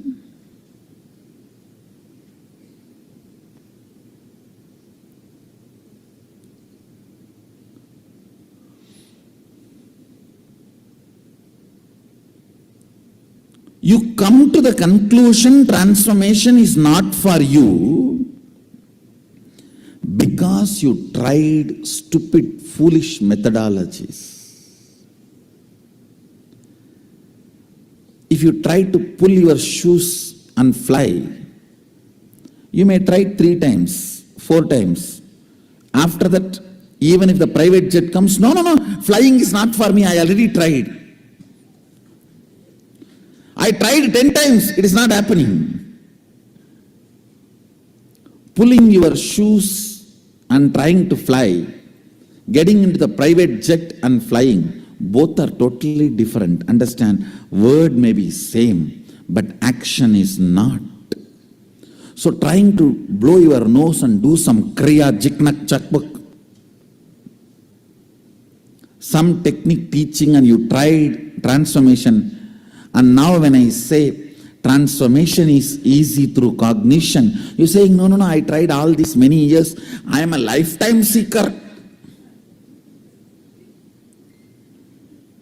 No, I'm really surprised. People are having a big title and they are even cute and feeling proud about it. I'm a lifetime seeker. A lifetime sick means it's a proud.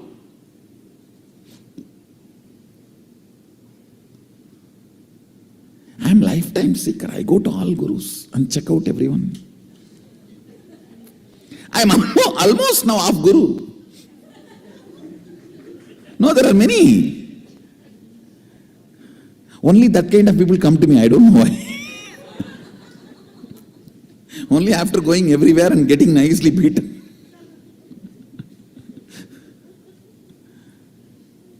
Understand. If you have not transformed, if you have not achieved what you got, don't blame you, blame the methodology and the fellow who taught you. Get rid of them completely.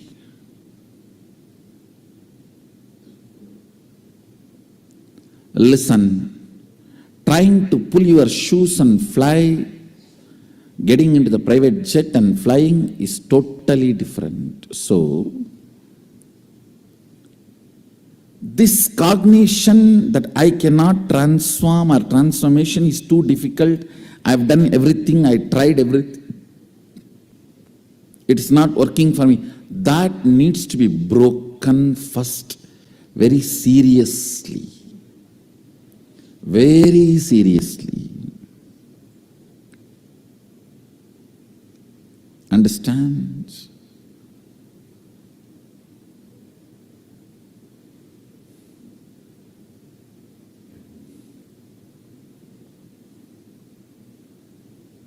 Very seriously, it needs to be broken.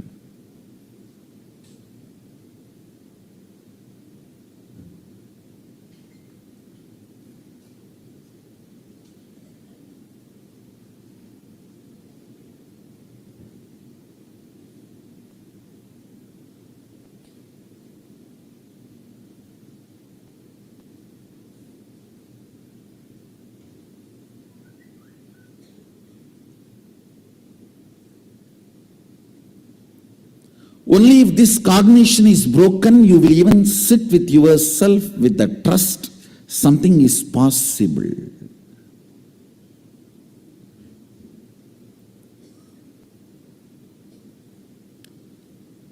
Second important thing, your cognitions are built by you. Good news is, because you built it, you can alter it. Because you built it, you can alter it. For various reasons, you come to various conclusions without having the complete vision. Understand? Recently, I read a newspaper article. This anti-Hindu newspaper in Tamil Nadu, they have written an article that anybody builds temple in Tiruvannamalai will go to jail. Oh God. There are 1,000 temples in Tiruvannamalai. Now I saw the foolish logic, how they are trying to establish a theory. They said, from Tiruvannamalai, 8th kilometer, one person built one temple. His brother-in-law, son-in-laws, daughter-in-laws, elder sister went to jail. Then near Tiruvannamalai, one person built a temple. His great-grandfathers, distant cousins, brothers, sons, one of the payan went to jail.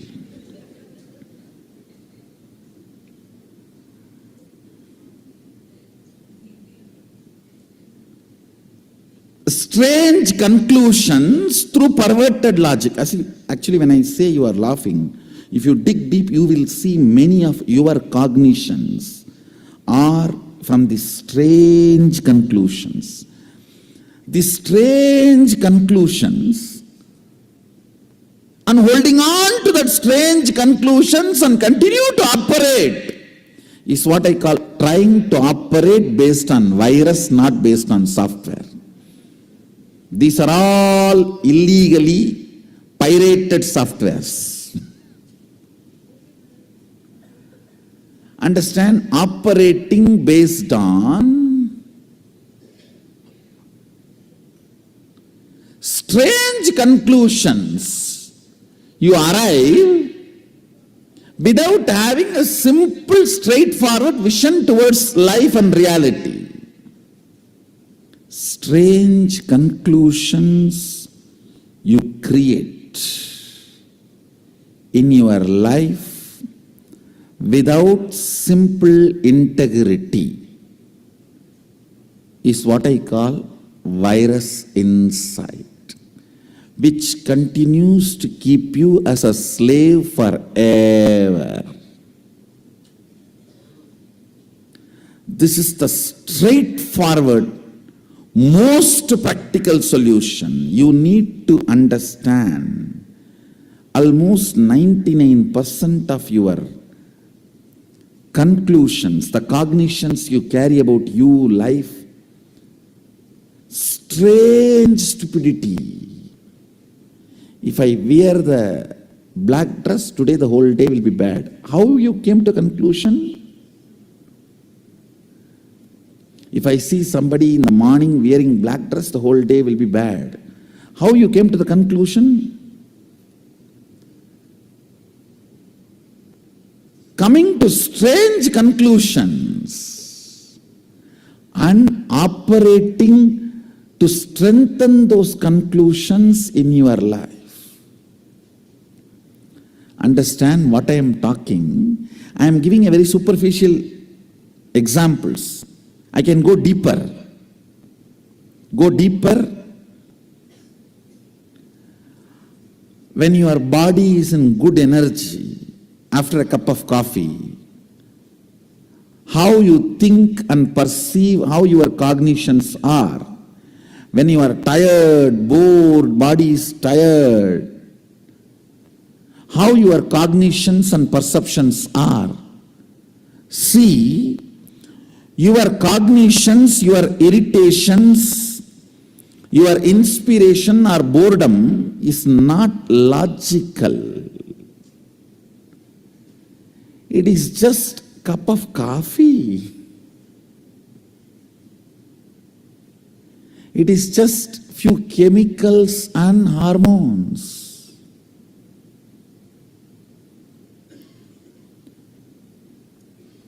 Distrusting your cognitions and trusting integrity as your software. Listen. Just disowning all your cognitions, deciding to catch up with the integrity. Integrity means I am defining.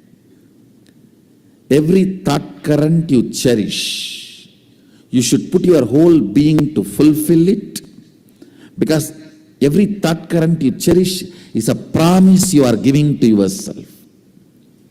Either you put your whole being to complete it, fulfill it, or you drop it and complete it.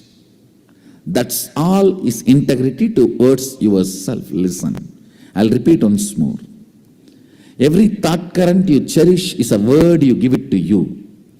So you should work, putting your whole energy to make it into reality. If you are sure you can't make it into reality, complete and drop it. Don't entertain, enjoy anymore. Do not date if you are not going to commit.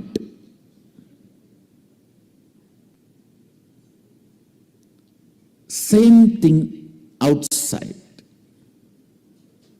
Give a word only when you are going to live it. If not, drop it.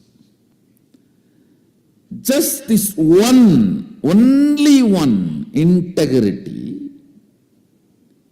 replace all your cognitions. Your cognition about God, your cognition about world, your cognition about life, your cognition about society, your cognition about your body, your cognition about your mind. Replace it just with this simple, straightforward integrity. The kind of a transformation you will go through, I tell you. In Ayurveda, there is a very simple one verse by a great Siddha. He gives deathless life, the art of deathless life. Take care, the throat is always clear. You will not have death. Looks so simple. One true, that statement is true.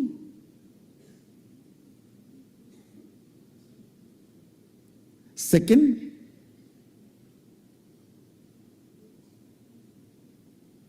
all problems start with your throat infection.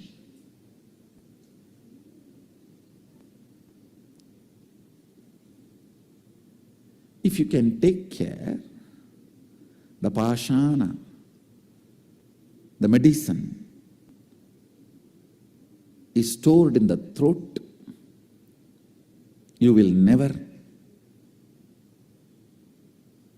Not only you will never die, you will never age old. That is actually the symbolic representation of Sadashiva having poison in the throat. Poison clears any infection even before it starts.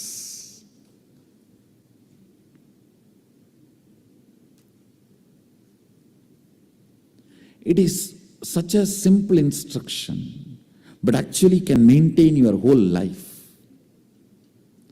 The thing is, now you need to know how to live that instruction. Same way, such simple, straightforward instruction I am giving. Replace your cognitions with integrity. Any idea, thought current you cherish within you is a commitment you are giving to you. Put your whole being to fulfill it or drop it.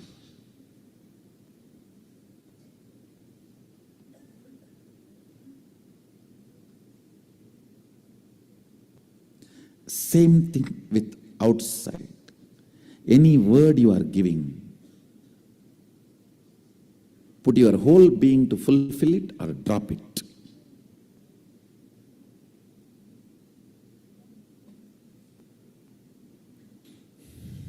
Understand, maybe looking too simple. When you start living, you will see your whole life will become different, because in every level, your action, reaction, cognition, everything will be acid washed. You will start cherishing different thought currents. You will start cherishing different ideas, ideologies.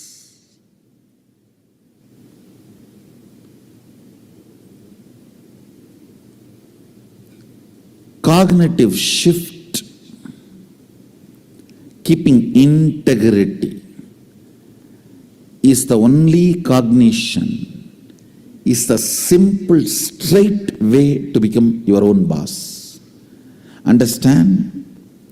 What I am talking is like a Vedic truths. When you apply, you will understand the authenticity and power of it.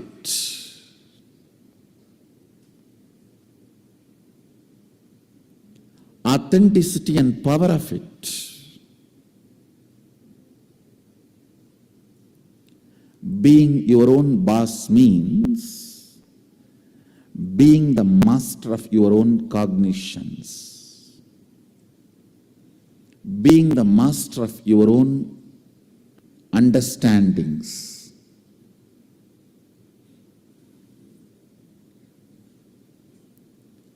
being your own source of joy.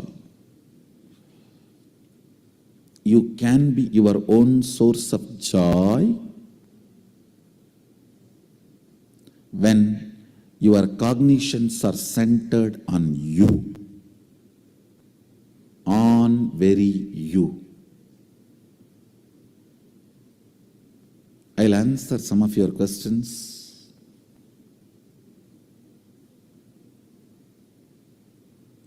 To throw more light on the solution I am conveying to all of you to be your own boss.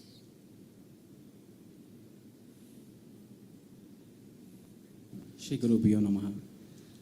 Guruji, I just want to know what is the cognition of Sri Krishna. Yesterday you very well explained how Krishna played a role in Mahabharata. What is his cognition about himself? I wanted to know that. Surely his cognition about himself is the ultimate.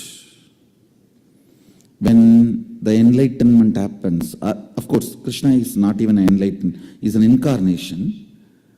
So he is very clear about his ultimate state and his being. So he operates from that. So his body, his mind, everything is built from that, cooperates from that. For example, if you think you can lift any weight, first day you may be able to lift 25 kg. So the muscles which were strengthened by the 25 kg will make you lift After 2 months, 50 kg. After 1 year, it will be straight 300 kg. Because the muscles have been built. Same way, from the beginning he cherishes the consciousness that I am the ultimate. So that builds his body, mind, biomemory, which can move anything he wants. That's the consciousness space he carries. I think if you guys ask more questions directly helping you, it will be good. Now what will you do even if you know what Krishna carried? It may be entertainment, but not directly going to help you. See, if you ask the entertaining questions, I can answer. But if you ask the questions which will directly help you, that will be really great. That will be useful for you. You will put my time to best use.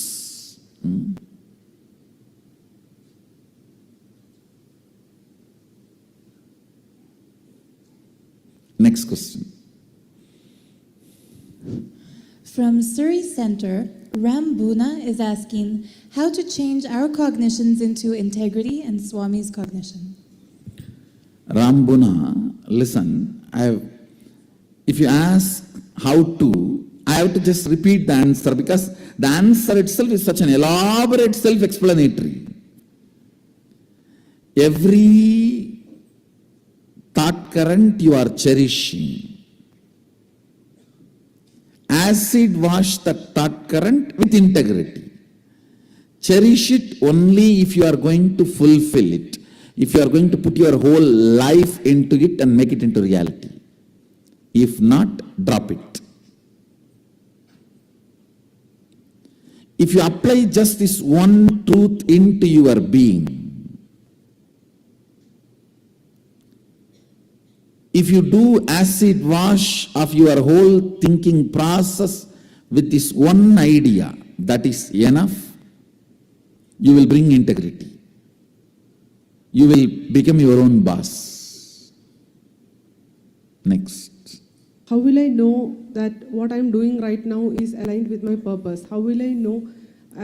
You said that if what I'm doing, I thought current that I have, whether I will be able to do it, I should continue it. Otherwise, I should drop it. But whether I will be able to do it is dependent upon my understanding about my abilities.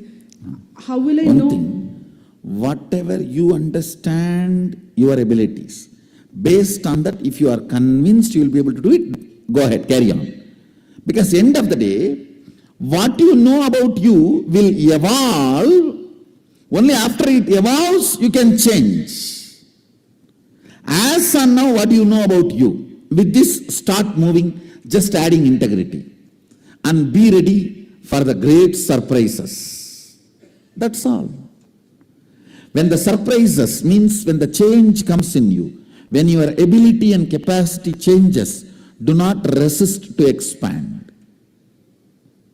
As and now, you can naturally proceed only based on what you know about you. Proceed based on what you know about you.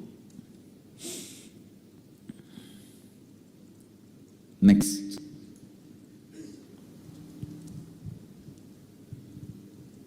Nithyananda. So one thing that we learned very early on was that as we establish integrity, our word becomes powerful. So one of the things I've been doing, and now this talk sparks some thinking, which is in establishing integrity, I've been giving my word to create without knowing how it's going to happen.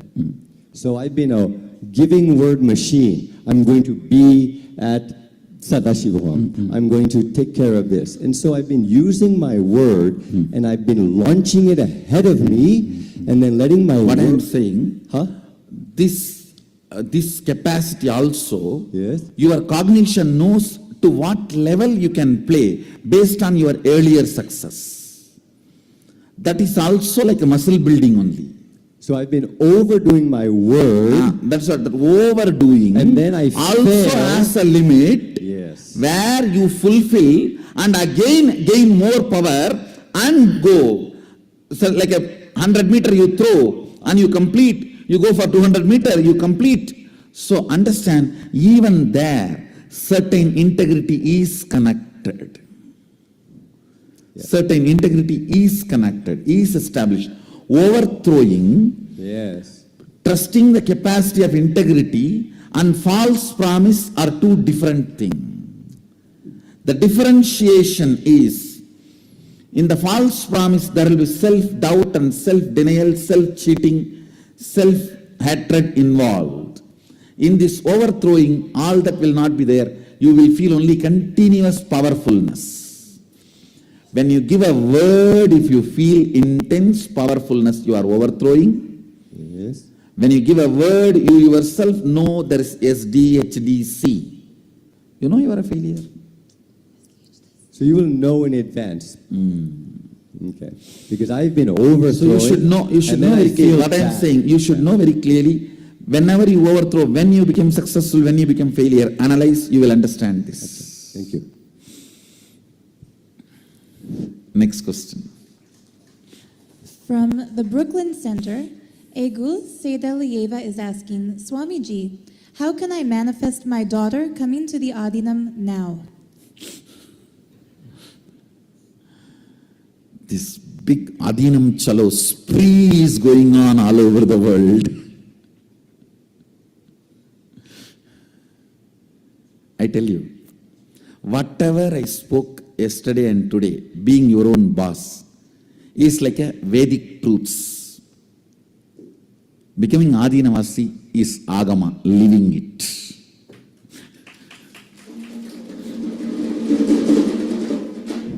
What I shared is the science. Sadashivatva, becoming Adinavasi, is technology. Applied science. Eigel is asking, how can I manifest my daughter? Understand? Show the strength of your integrity and how it has transformed you to her. You will see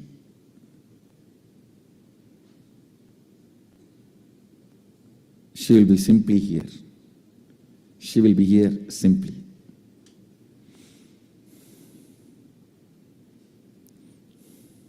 Next. From South Africa, Vikram is asking, what can I do to align the purpose of my life to live with you in the Adinam? How can I align my cognitions to that? See, very simple. You are asking purpose of life. Purpose of life is to manifest Sadashivatva, to manifest, listen, live the state, radiate the space, manifest the powers of Sadashiva, ultimate.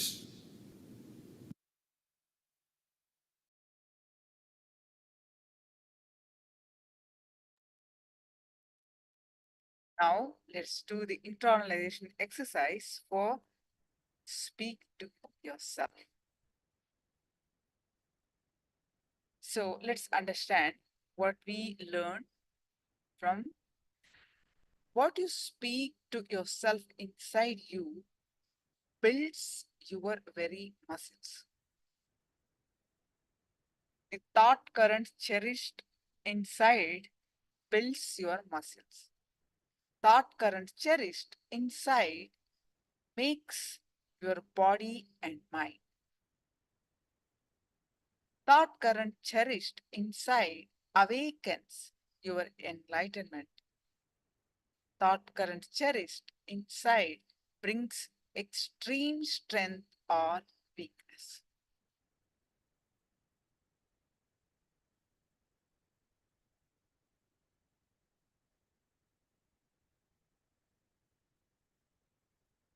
Now, enrich yourself. Let's do this exercise. Step 1. Make a list of all aspects of your life that you are not satisfied or happy about. For example, I am not happy about my earning now. Or simply, I'm not happy about my finances. Step 2. So like that, you have a list that you are not happy about. So please post, write it. What are all the things that you are not happy about?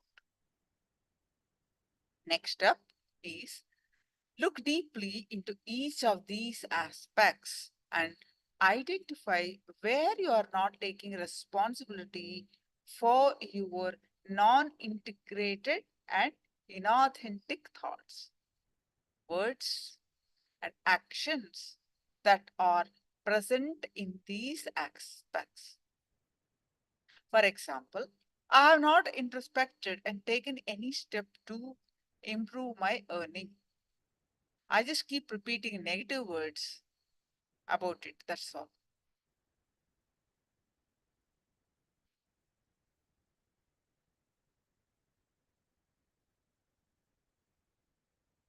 So let's start doing this exercise. Next step 3 is now with awareness, bring integrity, authenticity, and responsibility to these aspects of your life and visualize that now you are a being in the space of expansion, happiness, and gratitude.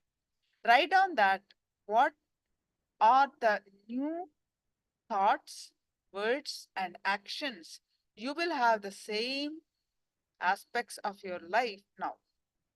Inside this new space of being in expansion, happiness, and gratitude, write down in what ways you will now enrich yourself and others in your life. In all other aspects of your life, example, I will have to chat with my boss and ask him how else I can contribute to make the business a higher success, and I will do that. Results are sure to follow. So let's start doing the first 3 steps. So make a list of all aspects of your life that you are not satisfied or happy about.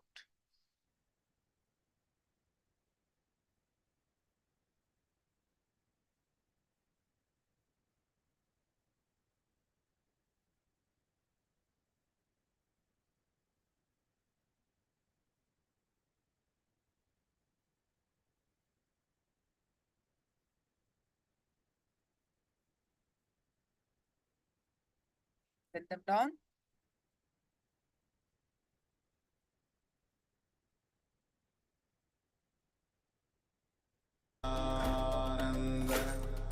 Paramashivoham Nithyananda Paramashivoham Nithyananda Paramashivoham Nithyananda Paramashivoham Nithyananda Paramashivoham Nithyananda Paramashivoham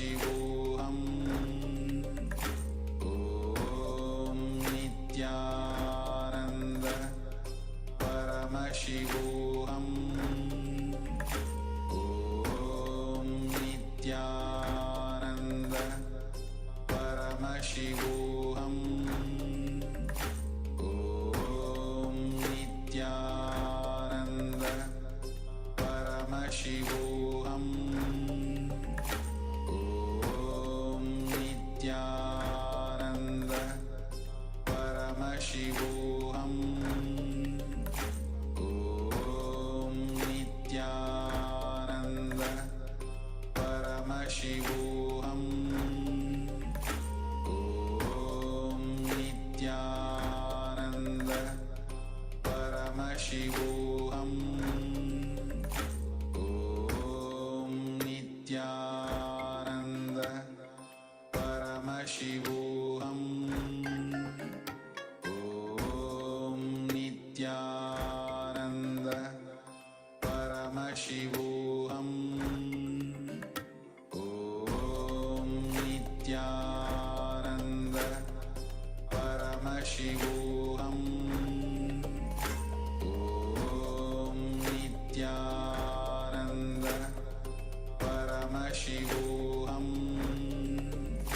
Om Nithyananda Paramashivoham Om Nithyananda Paramashivoham Om Nithyananda Paramashivoham Om Nithyananda Paramashivoham Om Nithyananda Paramashivoham Om Nithyananda Paramashivoham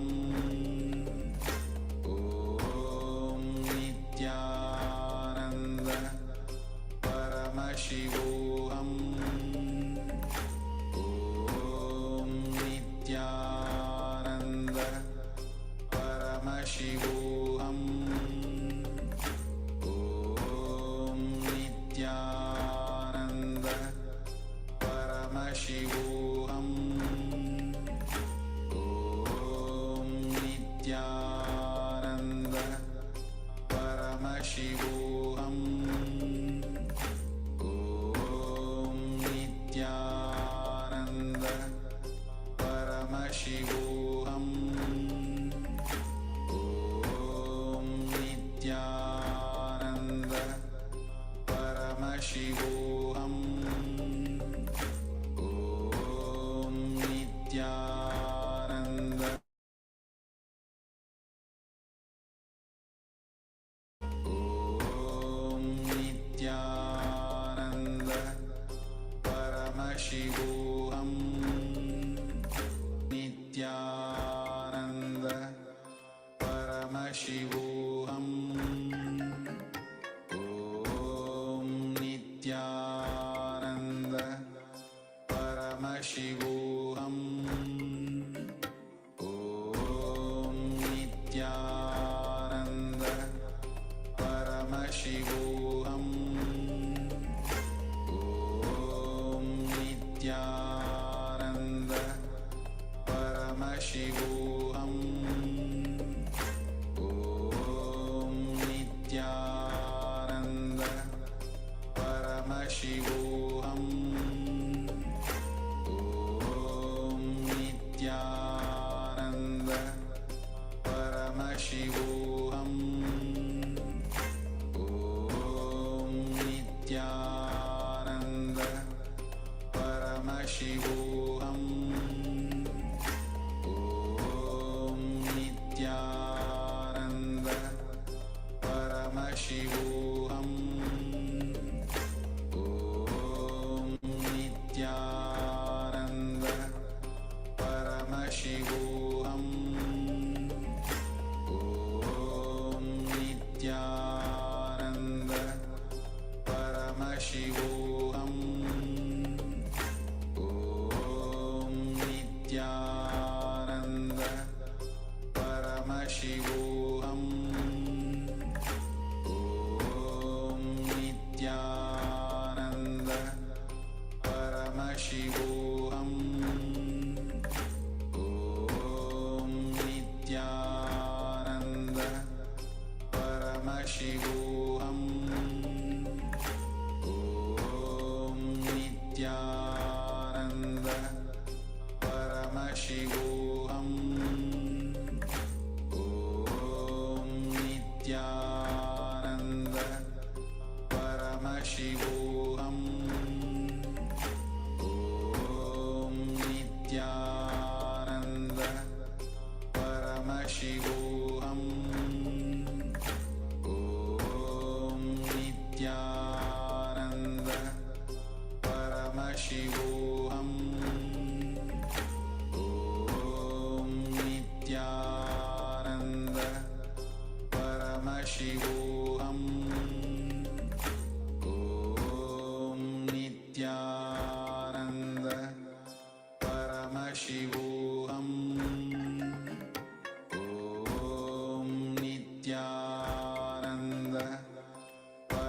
Paramashivoham Om Nithyananda Paramashivoham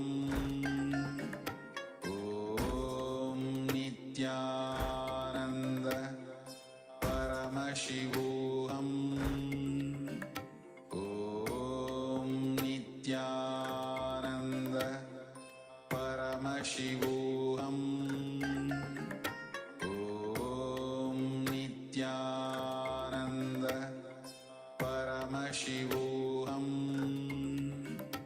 Om Nithyananda Paramashivoham Om Nithyananda Paramashivoham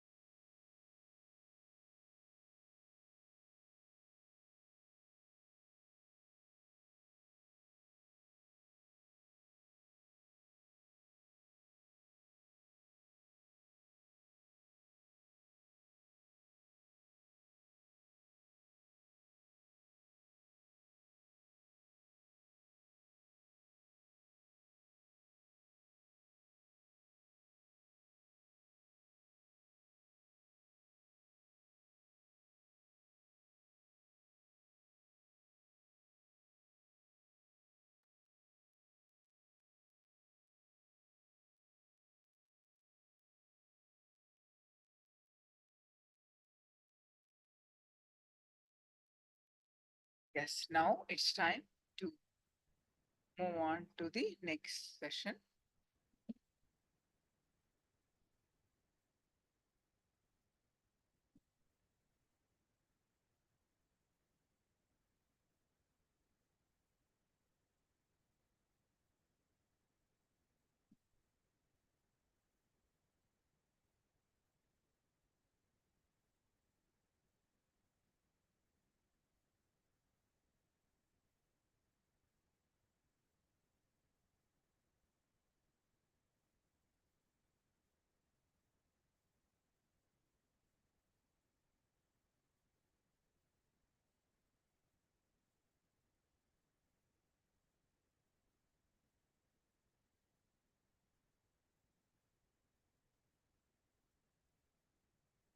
Now we are going to learn about the third eye is a possibility. When your third eye is awakened, whatever you want to manifest, you can manifest it straight away. It is when your anya is awakened, when the third eye is awakened, whatever you want to manifest, you can manifest. So let's understand third eye is a possibility.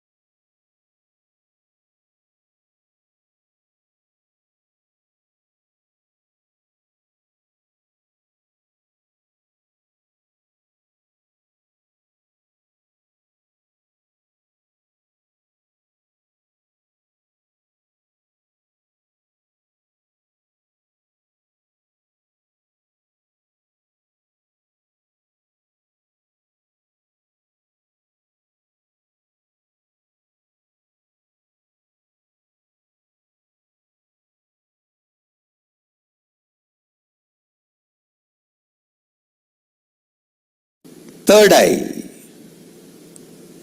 one of the most discussed, analyzed, debated, argued, and most misunderstood subject. Please understand,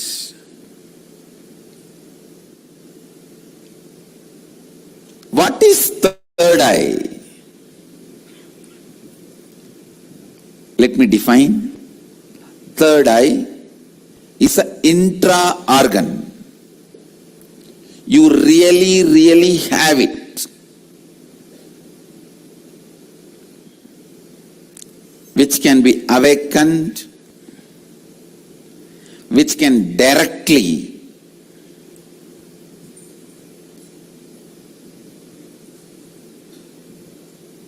be part of your day-to-day life.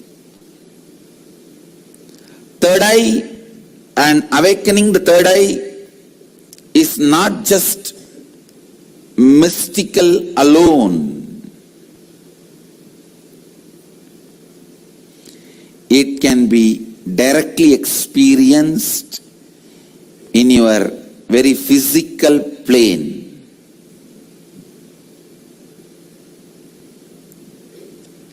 It has a clear, defined powers which can add to your day-to-day life, not just exploring the mystical path and spiritual experiences. It can directly help you experience so many extraordinary things in your day-to-day life. Almost all religions, all spiritual groups, whether it is ancient and tribal-based or very modern secret groups, all spiritual groups have worked on third eye because that's the most easiest, most powerful way of awakening yourself to the higher dimensions. Awakening yourself to the higher dimensions.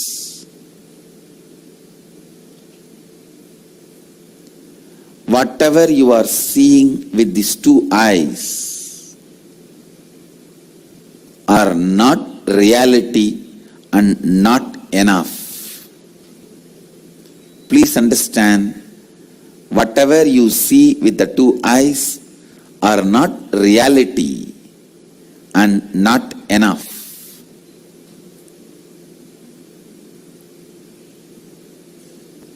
Third eye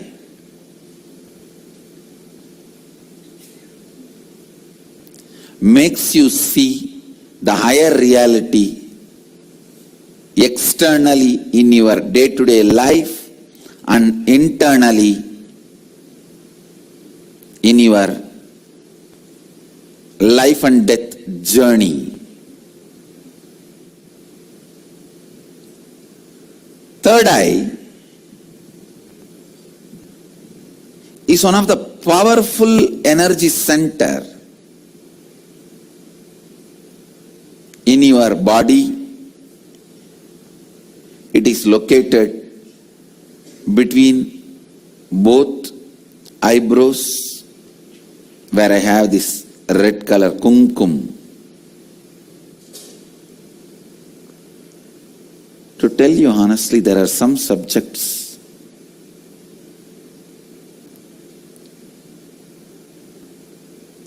when I start speaking about, I am stuck for words because so much need to be told.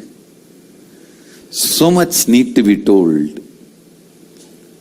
Whatever introduction I am giving it to you about third eye looks very pearl, very little. When I see the reality of the third eye, I can say it is just third eye. Everything is centered on third eye, whether the lifestyle practices or rituals or spiritual practices belong to all spiritual traditions.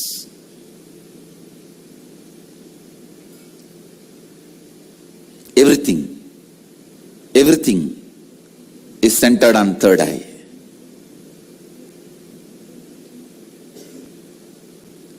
Awakening the third eye makes you immediately experience God. I can say God minus third eye is man, man plus third eye is God. God minus third eye is man, man plus third eye is God.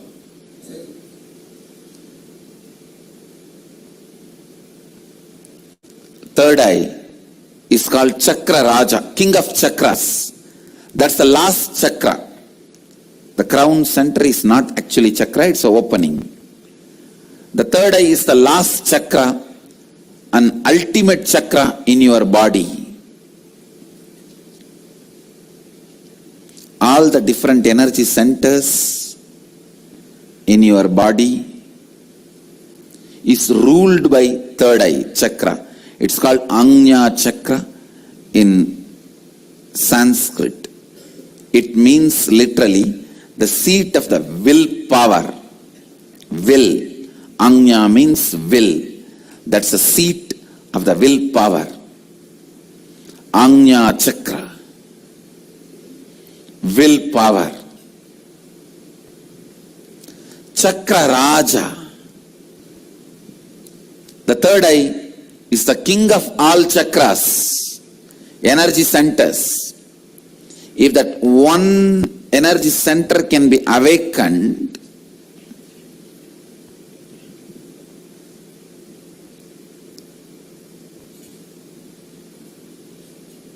all the energy centers can be awakened. That is why in Hindu tradition, the various pilgrimage centers are identified with the different chakras.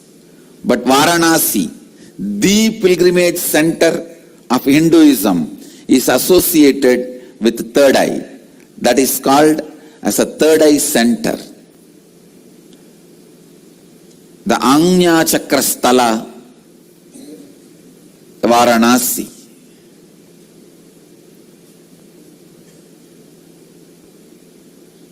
People ask me, what happens to you when you activate your third eye? Actually, I can't say. You can't explain to a born blind man what happens to him when he gets the vision. How much ever you try, you can't explain all the dimensions.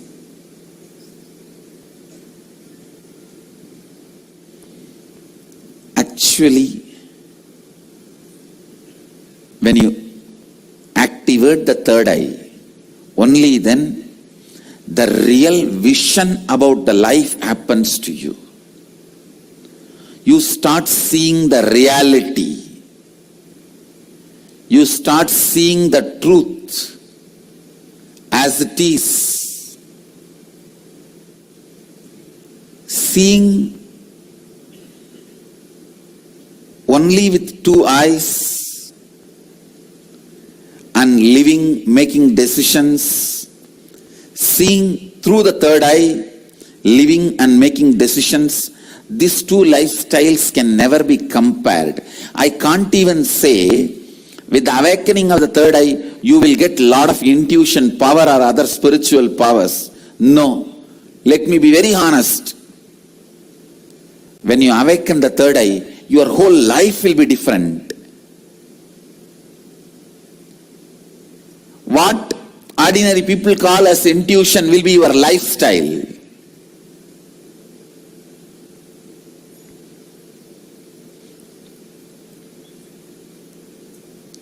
What individuals call as spiritual powers, that will be your lifestyle. It is not easy to describe the difference. I am telling you, the truths about the third eye was never believed by mass because it seems too good to be true. Too good to be true. When I declared, if your third eye is awakened, you can see with closed eyes. Your ordinary two eyes are not required for seeing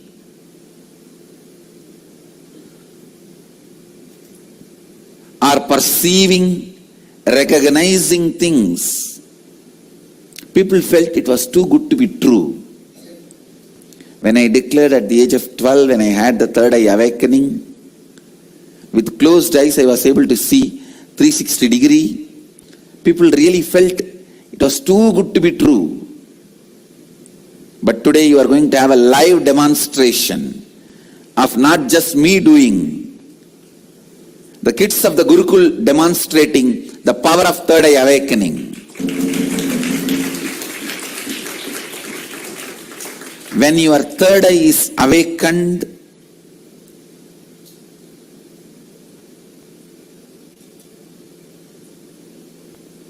not just your intuition will be awakened.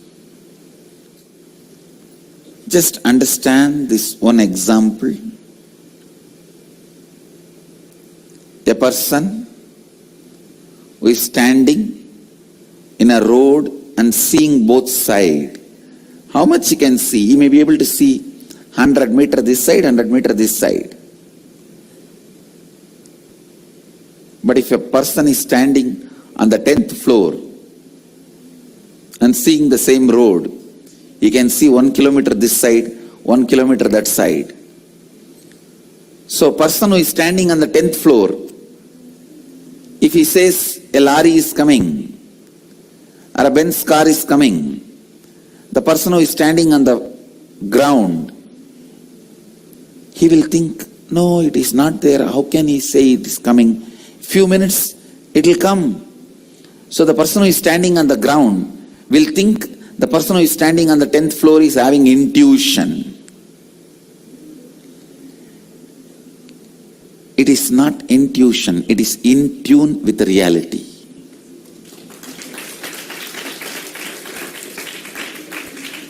When your third eye is awakened, you will be able to see everything from the higher plane. So you will be in tune with the reality. People ask me, can it help me in my material growth? I tell you, it will help you in everything. In your health, you will be able to see through your body. I have seen so many siddhas. They will just scan their body with closed eye. They know where the problem is and heal it. Very soon you can expect my kids doing X-ray and scanning. You will see they will be demonstrating. Just by seeing a person, they will diagnose them.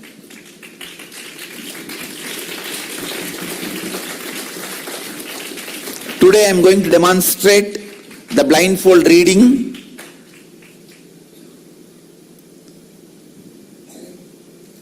Now I am demonstrating the power of third eye awakening to the whole world in front of all of you. And I am also declaring now, I will be taking my Gurukul kids to the next level where they will be able to just see a person and diagnose whether he has a kidney stone or tumor in any part of the body or a heart blockage.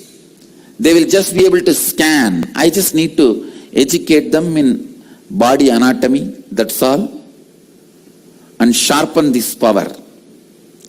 These powers of awakening third eye will help you to achieve health, and not only you will be able to diagnose, you will be able to just command your body to get back to health, because the third eye is the seat of willpower. When Kundalini is activated there, when third eye is activated there, to tell you honestly, the moment third eye is activated, Kundalini is activated, alive in your third eye, you can get anything you will. That is why it is called Anya Chakra. Your will be honored by the cosmos. Your will be honored by the cosmos.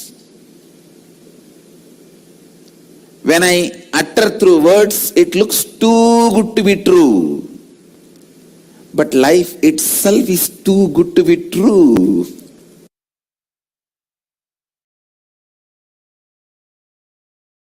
It's a simple, straightforward science. Let me give you these simple basic definitions. 1. Third eye is an intra-organ, just like both your eyes, which has cords and nerves. First. Second, the consciousness you are using to operate these two eyes, called chakshu, the same consciousness only needs to be used to operate third eye also. Third, listen. When you start experiencing, all this basic introduction is needed for you. So don't think when basic introductions are given, oh, this is not necessary. No. It is needed for you. When you are going to operate some part of you, you need a thorough introduction. See, without reading the owner's manual also you can operate a car, but you will only be knowing the basic things. Like iPhone. Without reading the owner's manual, you can operate, but you will be only calling, nothing else. Still, many of the Indian rich villages use the iPhone only for calling.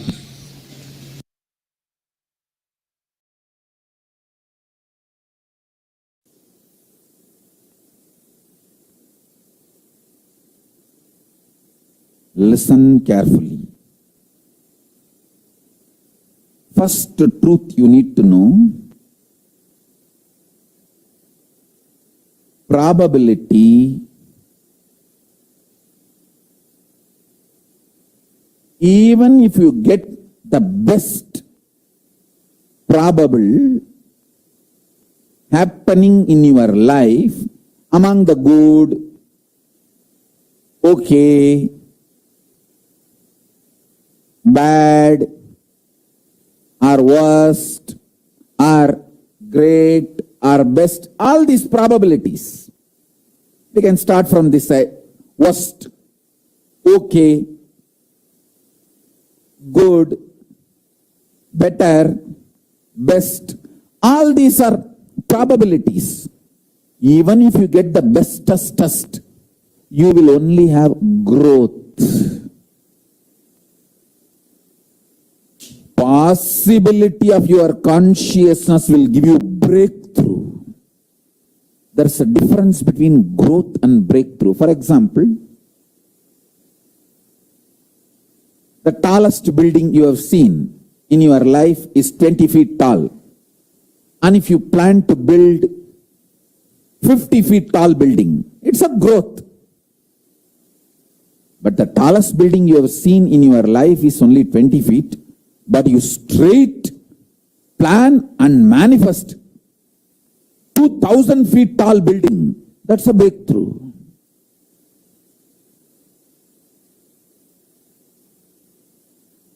Growth is always the language of mediocre mind.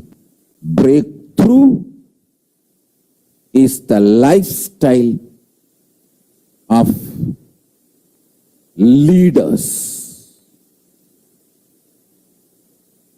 They understand. Please understand.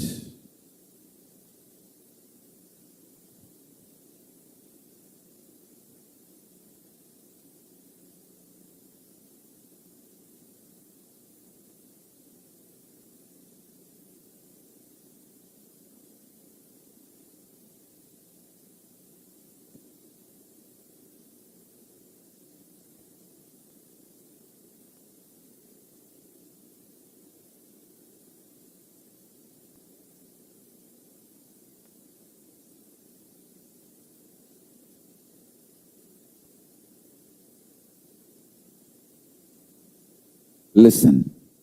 Listen carefully.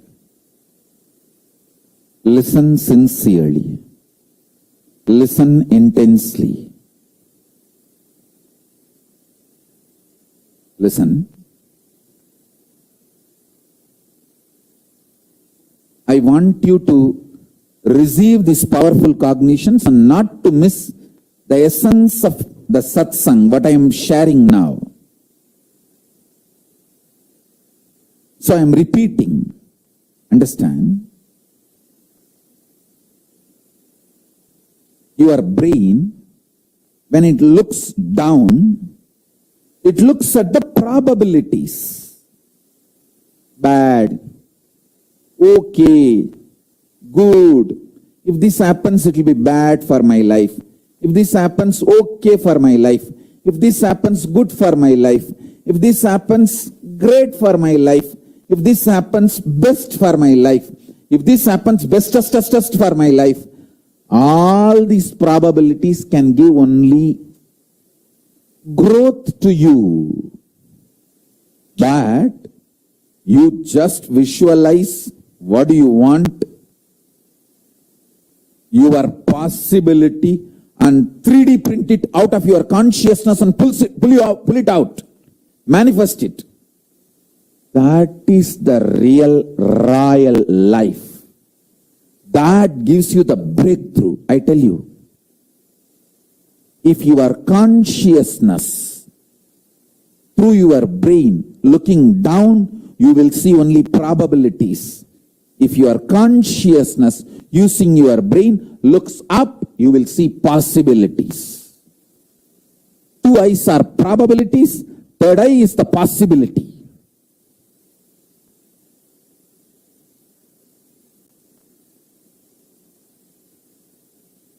Anyone who treats themselves very cutely and who feels a delusion is very cute, or juju, life is very cute,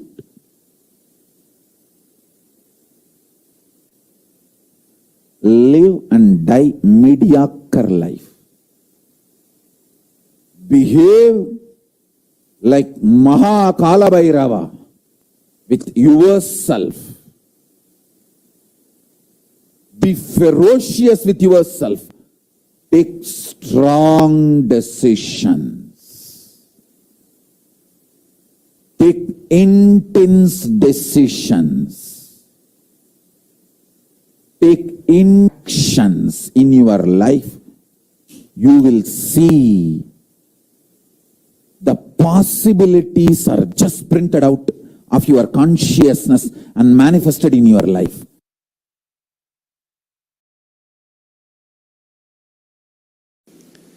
The third eye is blocked by your decision to be comfortable, cozy with arrogance and ego.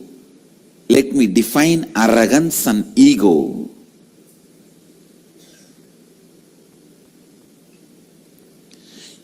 Your decision to carry on with your life with the small informations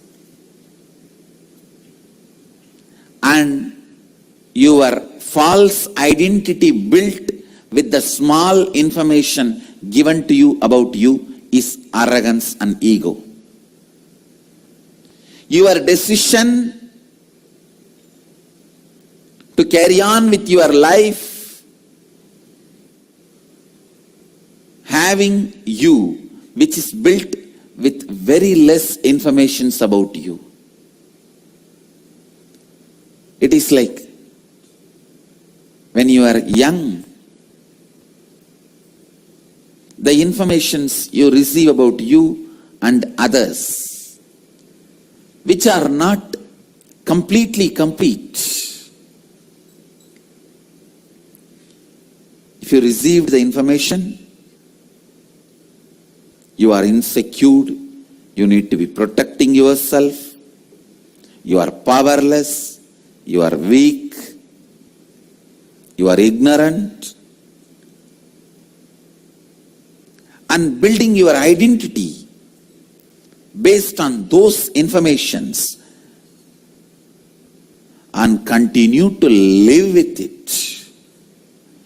Building your identity based on less wrong, misguided informations is ego. Continuing to carry on with the same ego is arrogance.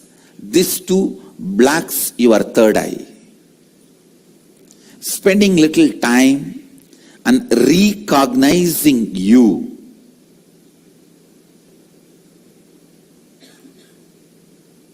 by internalizing some of the truths from the Upanishads, understanding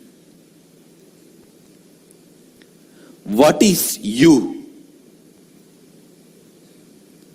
and after understanding you in a real sense, living with that understanding makes this third eye open.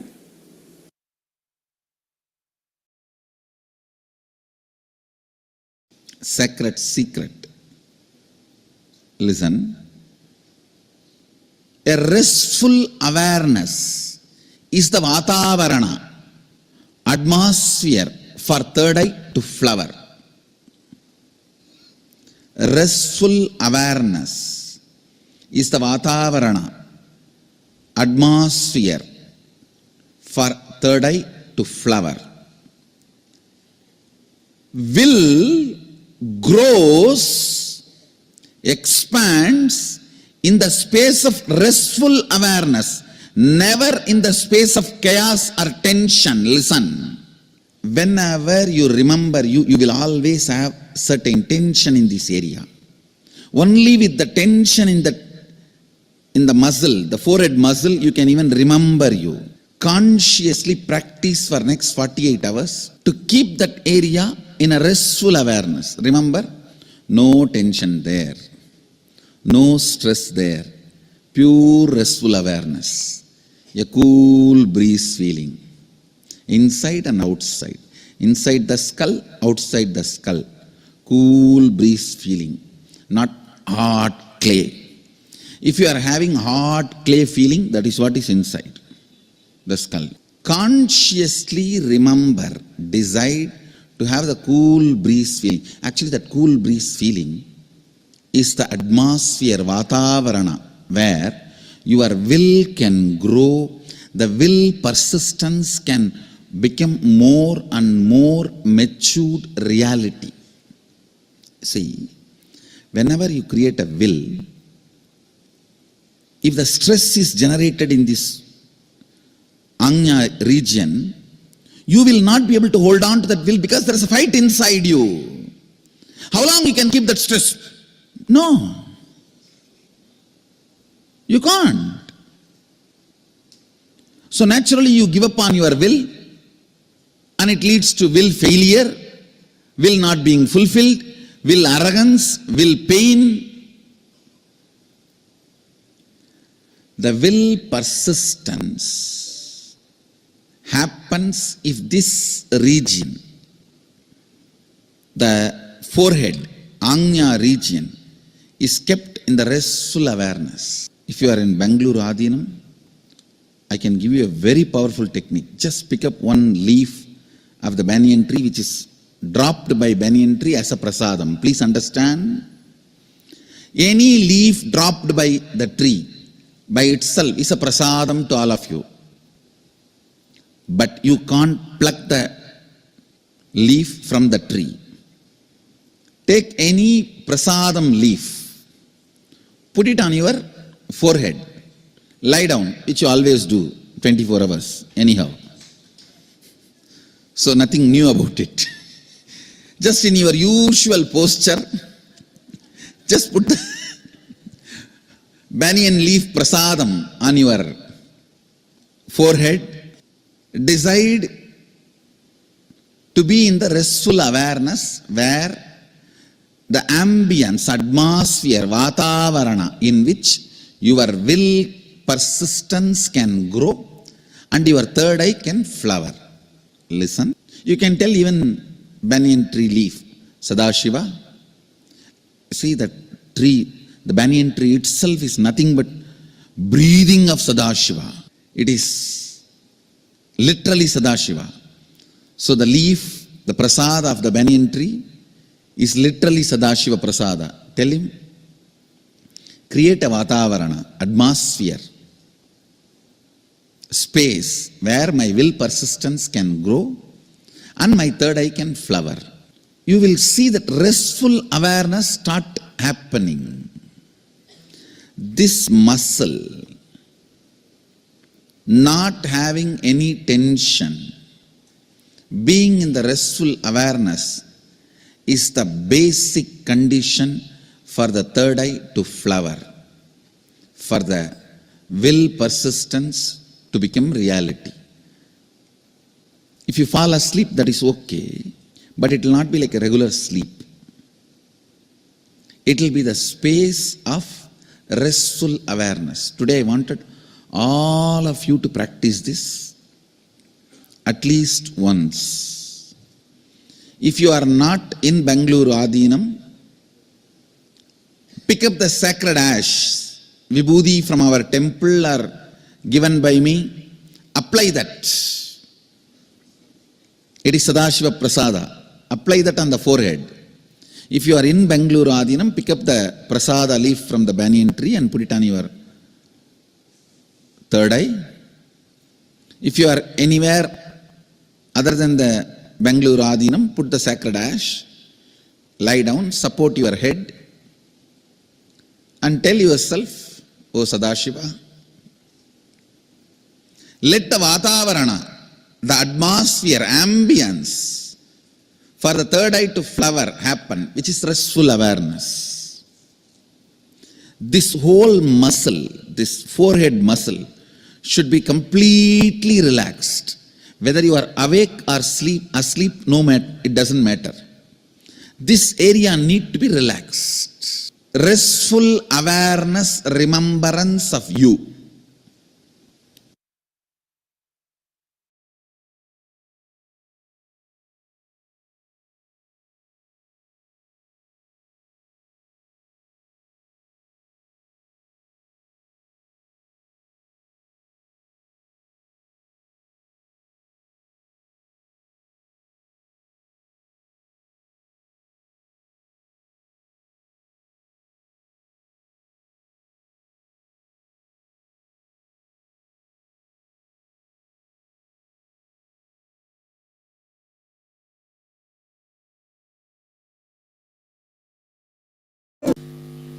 Nithyanandeshwara Samarambha Nithyanandeshwari Madhyama Asmadacharya Paryantam Vande Guru Paramparam.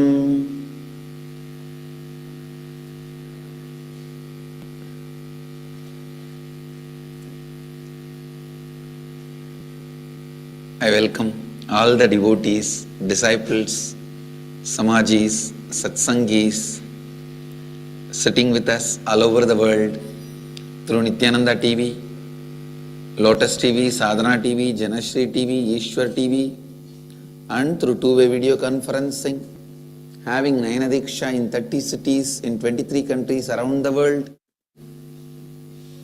Cities sitting with us in two-way video conferencing. Kathmandu, Nepal, Oman, Sivagangai, San Diego, Oceanside, Colorado Springs, USA, Kuala Lumpur, Parani, Jorpati, Nepal, Astoria, New York, Molieres, France, Toronto, Kailasam, Ohio, Prayag, Singapore, Singapuram, Washington DC, Sripuram, Nithyananda Nagaram, Hyderabad, Los Angeles, Arunachalam, San Jose, Madurai, London, Kashi, New York, Varanasi, Winnipeg, Canada, St. Louis, Tirumala, Devon, UK, Houston, Kalahasti, Oklahoma, Somanatham, Dakota Dunes, Indrani, New Jersey, Jnanatma, Haridwar, Seattle, Chidambaram, Oklahoma, Somanatham, Hyderabad, Guప్takashi, Washington DC, Sripuram, Toronto, Kailasam. I welcome all of you with my love and blessings. इस समय हमारे साथ उपस्थित सभी दर्शकों और भक्तों का मैं प्रेम एवं आशीर्वाद सहित स्वागत करता हूं।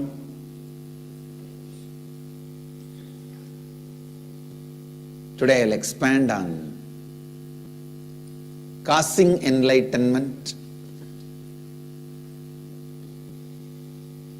from some more dimensions, especially from the dimension of this Nitya Kalpataru Darshan.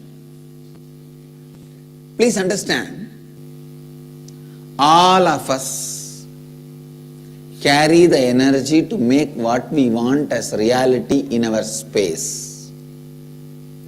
ध्यान से सुनिए, please listen. All of us carry the energy to make what we want as reality. That is what is life. What is life? Your ability to make what you want as reality is life. Whether you want health, wealth, happy relationships, bliss, completion, whatever you want, causing that in your life, ability to cause that in your life is life. For example, you can't do anything in your life. Then how can you call even that as a life? Maybe we can say that dead man not yet buried. Dead person not yet buried. No. The ability to cause exists in everyone. Unfortunately, like if too much of wood is dumped on small fire, please understand, even too much of wood can put off the fire if the fire is too small and wood is too much. Same way, too much of impossibility is dumped on possibility fire. The possibility fire is too small and the impossibility wood is too much. If the fire can somehow manage to catch the wood, it will burn any amount of wood. It can even burn forests. That crucial initial moment where the wood is dumped on fire, if the fire gives upon itself, over. Somehow there is a blower or little wind, the fire is supported, encouraged, enriched, initiated, and it catches the wood, then any amount of wood, the fire can't be put off. All of us have the possibility as a fire in us, the space of possibility as fire in us. But unfortunately, the idea of impossibility, too much is dumped on us. Too much is dumped on us.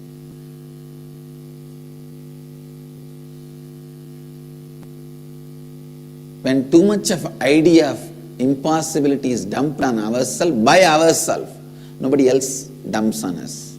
Only we dump it on ourselves. Yesterday, as I said, your suffering is not your suffering. Your suffering is your suffering because you are suffering. No one dumps on us. Understand? It's we. It's we. It's we. So no one dumps the idea of impossibility on us. We go on thinking, grinding, making some idea as member of your inner space again and again is remembrance. Making it as a member of you again and again is remembering. Because you remember impossibility again and again and again, the impossibility becomes member of you. Who gives the membership card? You. By remembering, you give membership card. Again and again, remembering makes the impossibility as member of you. Membering is done by remembering.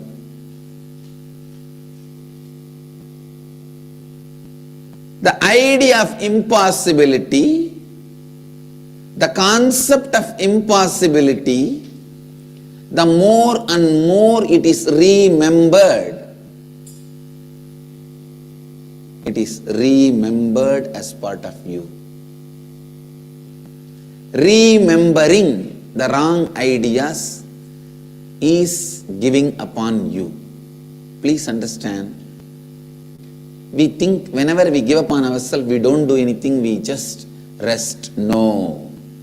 When you give upon you, you work a lot in the wrong direction. When you give upon you, you strengthen your negative faiths. You strengthen your negative patterns. You will be remembering either your possibility or impossibility. You can't keep quiet. Keeping quiet is not possible. Keeping quiet is not possible even after death. Forget about while you are alive. Even after death, you go on remembering either your hell or heaven.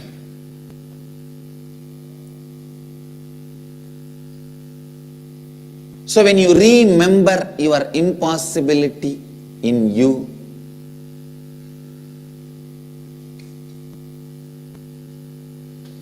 the impossibility gets strengthened. Understand this word. Beautiful word. Remembering. Anything you remember again and again becomes member of you, part of you.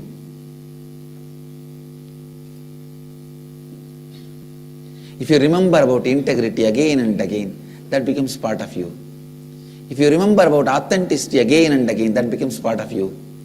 If you remember about possibility again and again, that becomes part of you. If you remember impossibility again and again and again, that becomes part of you. Understand?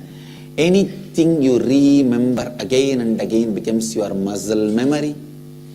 Anything you remember again and again from your muscle memory becomes your bio memory.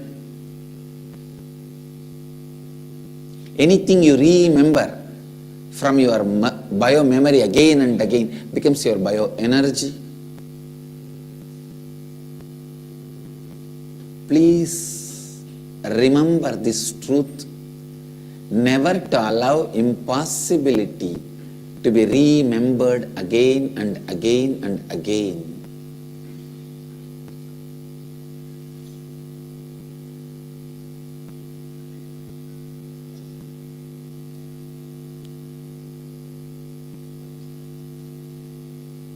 If the impossibility comes inside you as in the form of remembering, eject it out again and again. Re-eject it out, reject it out, reject it out.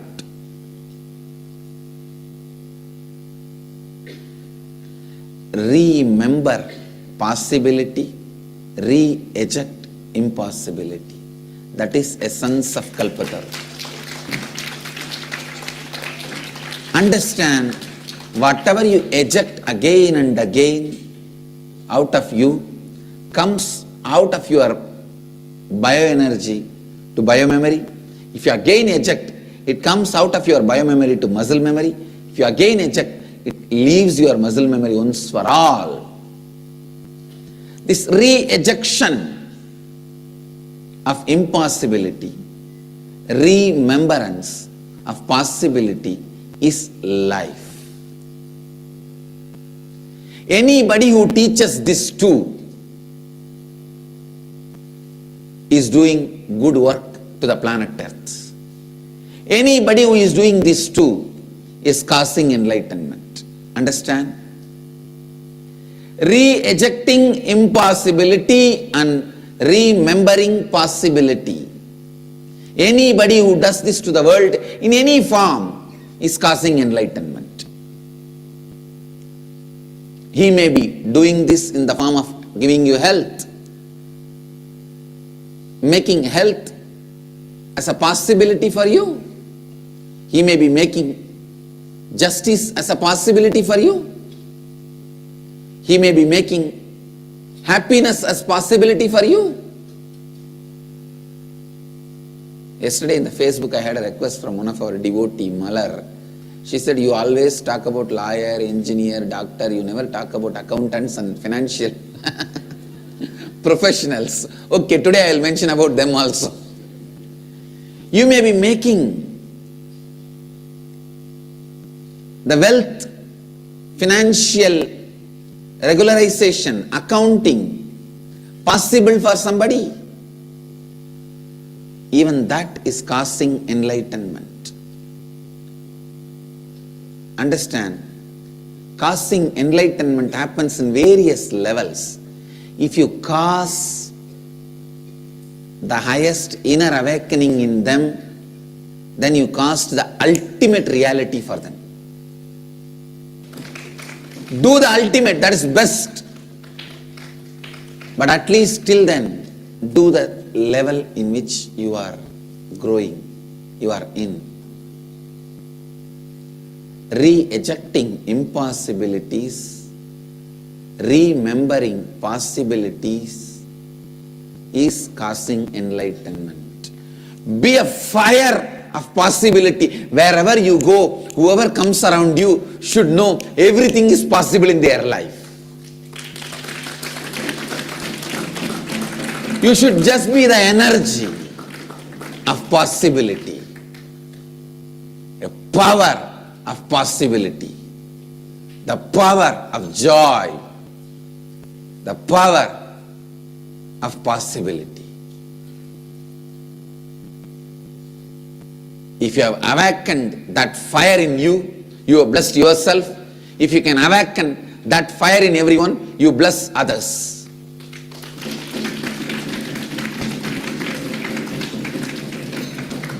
This Kalpatar Darshan, Nitya Kalpatar Darshan is nothing but awakening that fire in you. Remembering possibility, re-ejecting impossibility. Re-ejecting impossibility in you and remembering possibility in you is Kalpatar Darshan.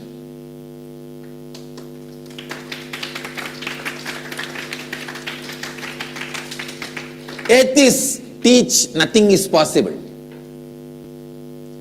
Materialists teach it is possible if you work hard. Capitalists teach it is possible if you work smart.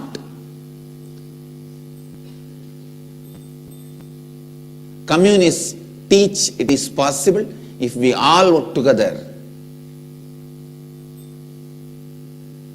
Politicians teach it is possible if you work for me. An enlightened being teaches it is simply possible.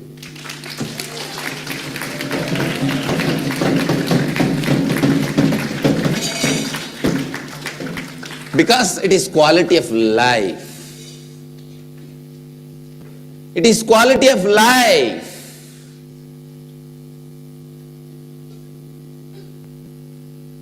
The quality of life is possibility. Mahadeva is embodiment of possibility. Eternal embodiment of possibility.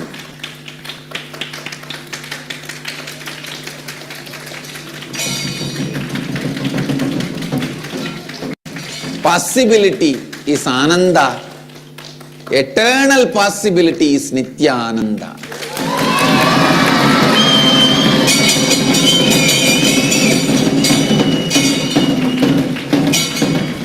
I am not giving possibility as a fantasy to you.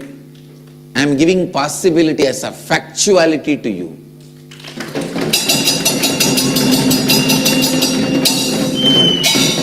Possibility is not a fantasy.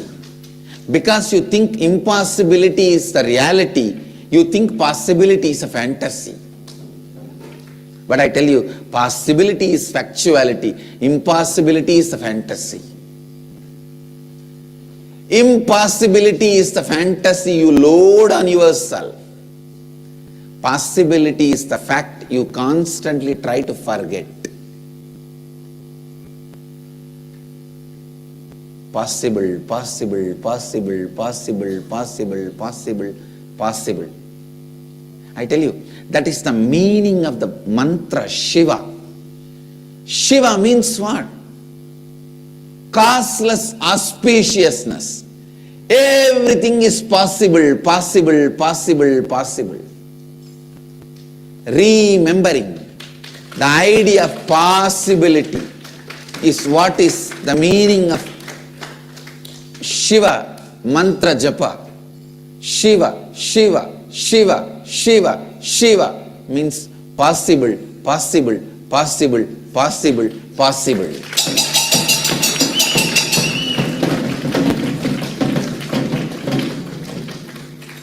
Shiva, Shiva, Shiva, Shiva, Shiva, Shiva, Shiva, Shiva, Shiva. Possible, possible, possible. Vasi, Vasi, Vasi, Vasi, Vasi means you attract the possibility constantly towards you. Shiva becomes Vashi. Vashi means attracting. Attracting possibility towards you. Shiva, Shiva, Shiva, Shiva, Shiva, Shiva, Shiva, Shiva.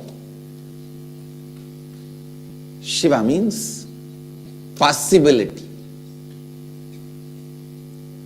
The biggest impossibility you believe in you is getting rid of your past personality, your old personality. That's the biggest impossibility you believe. You think that only is most difficult. Getting rid of the old, reinventing yourself as new. That only you think most impossible, most difficult. Shiva is embodiment of getting rid of old and possibility of new. The power of rejuvenation. He can get you rid of anything. He can get you rid of your karmas, negative patterns, body, mind, disease.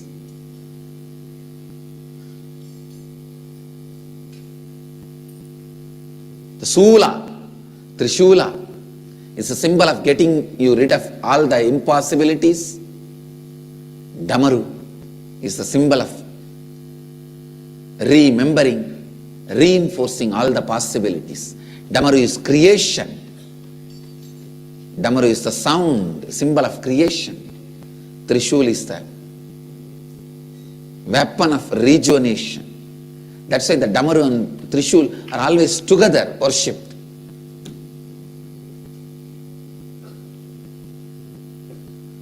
Through the Trishul, he removes all the old impossibilities. Through Damaru, he creates all the possibilities. Shiva, Shiva, Shiva, Shiva, Shiva, Shiva, Shiva. Possible, possible, possible, possible, possible. Possible, possible, possible, possible, possible.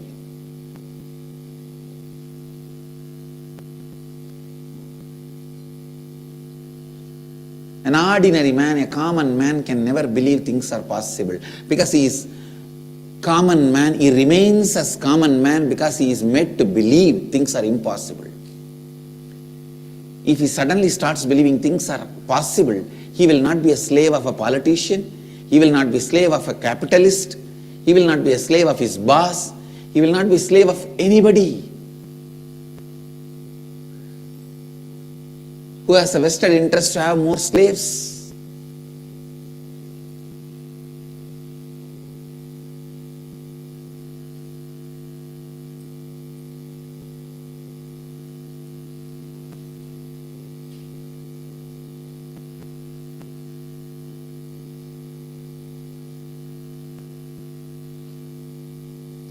How the water is supplied to you in various forms. Sometimes in the bottle, sometimes in the can, sometimes in the kamandalu, sometimes through the pipe. Possibility is supplied to you in various forms. As I said, a politician supplies possibility to you. It is possible if you work for me. A capitalist supplies possibility to you. It is possible if you do smart work. Atheist says, no, it is not possible at all, forget about it. Let's all commit suicide. Then if you ask him, why are you alive, why don't you commit suicide? No, if I commit suicide, who will preach the science of suicide? I'll make everyone commit suicide, then I'll commit suicide.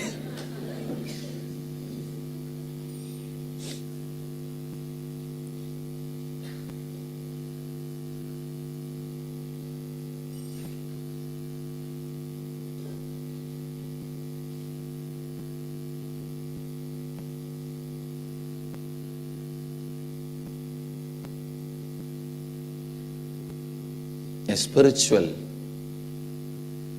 being, an enlightened being, only makes you understand possibility is simply possible because it is your life. It's your breathing. Breathe deeply and send that prana to your whole body and mind. You are now radiating possibility. When inhaling is possible, everything is possible. When the air can be converted as the prana, life energy, if that is possible, everything is possible.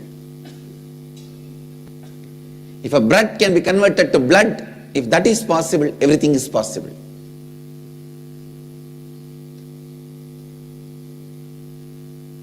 If breath can become blood, air can become prana, and everything is possible. Possible, possible, possible. But politicians get angry if people are made to believe things are possible, because then their business will not run. Capitalists get angry if things are made smooth.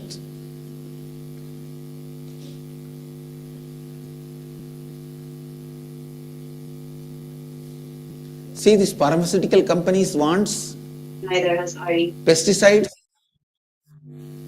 and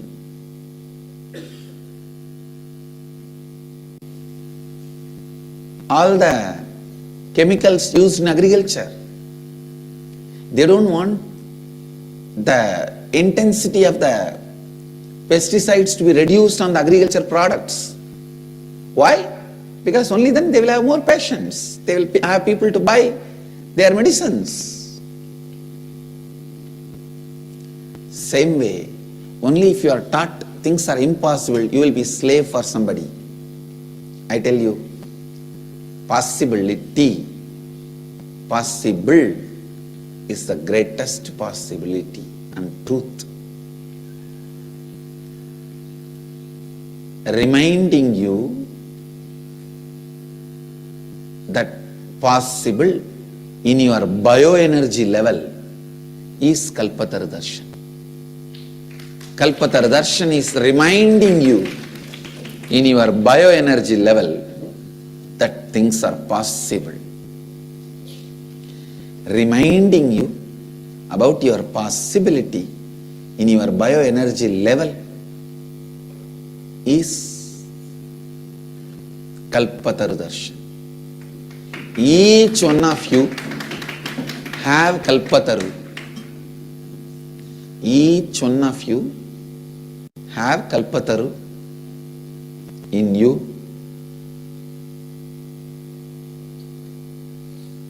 Awakening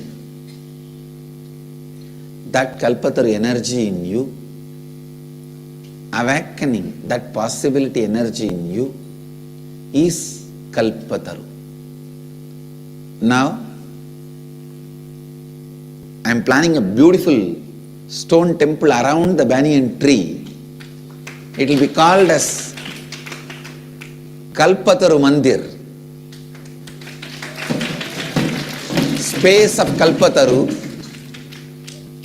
The whole stone structure is designed such a way with beautiful yantras to focus and intensify the Kalpataru energy of our Kalpavriksha. It is like a sun is there, but if you put more mirrors make it reflect and concentrate, that same sun rays can burn. It can become so intense, it can burn cotton. If you put the cotton in the sun rays, directly it won't be burnt. But if you put it through the prism with the reflections, concentrated sun rays, the cotton can be burnt. Same way, I'm building a structure around the banyan tree to concentrate that Kalpataru energy through the proper geometric yantra prisms.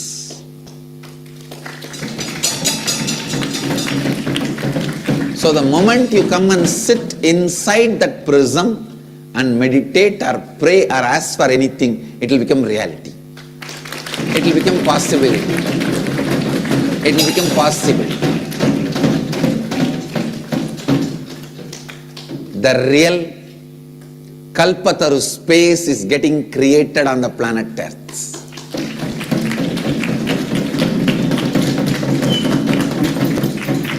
I put my integrity at stake. Please understand. I put my integrity at stake because I know it will never be at stake. This science is so powerful. I can challenge. I don't even need to challenge. You come and experience, you will understand. Once completed, with integrity, responsibility, authenticity and enriching, I tell you all, anybody who comes and sits in that Kalpataru Mandir and asks for anything, the Kalpa Vriksha will make it as reality. Only if you are asking for something which will be negative to you or to others, he may give you the intelligence and raise you to the level of you asking the right thing and fulfill that.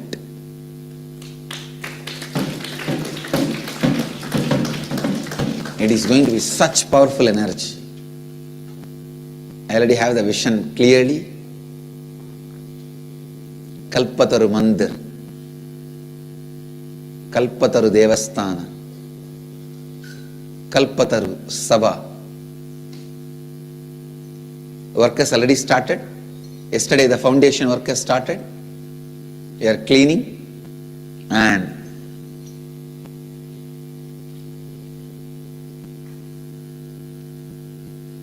you guys can expect the whole thing to be opened for public to experience the Kalpataru energy in the highest frequency, highest possible way, maybe by Guru Purnima.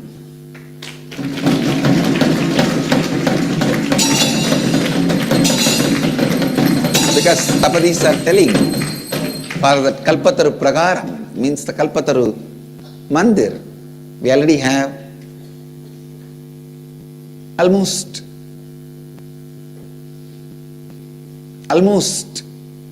everything we need. Only little need to be brought in, but they are starting the work.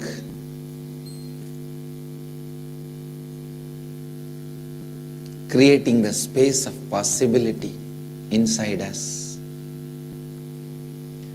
Putting the seed of possibility inside us is initiation.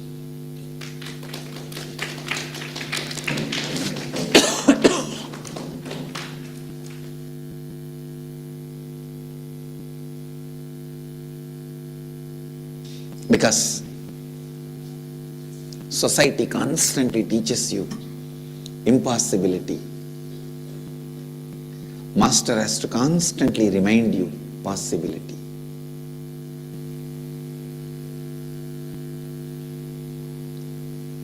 Possible, possible, possible, possible.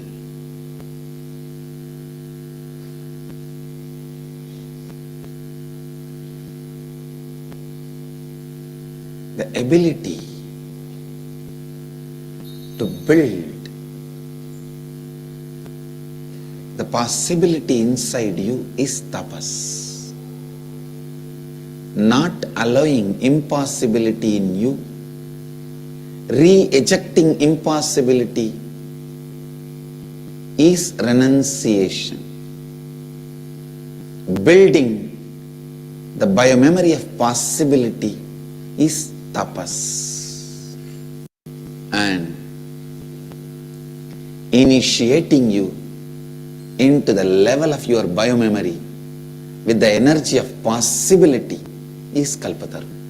Let you all achieve, experience, live, express, radiate, share and explode in eternal bliss. Nithyananda. Nithyananda Dhyana Peetham, Nithyananda Nagar, off Mysore Road, Bidadi, Bengaluru. Phone 08027279999. www.nithyananda.org. www.youtube.com/Life Bliss Foundation.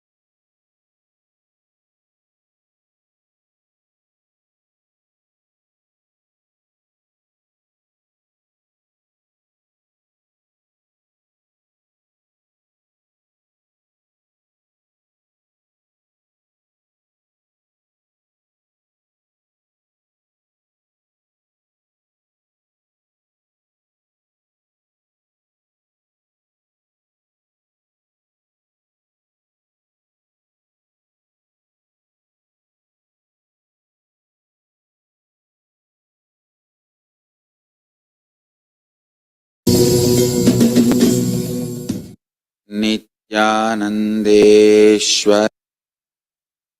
Start.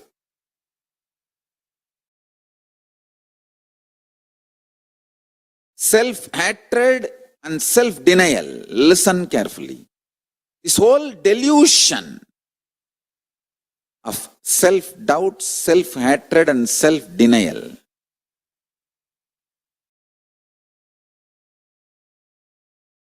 by renouncing this, you will be able to look into your future. Understand?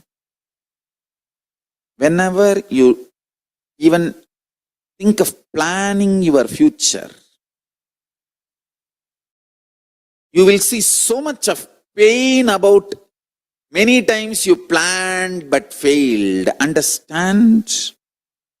All your plans are stitching of just unconscious vague thoughts. Never a conscious plan. I will teach you the conscious future manifestation now.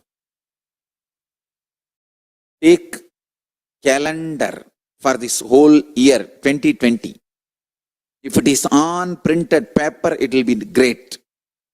If not, at least on your laptop screen. Take it and sit.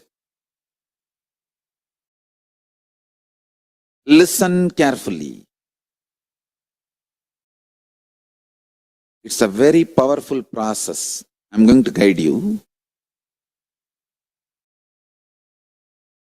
Just see all the months going to come.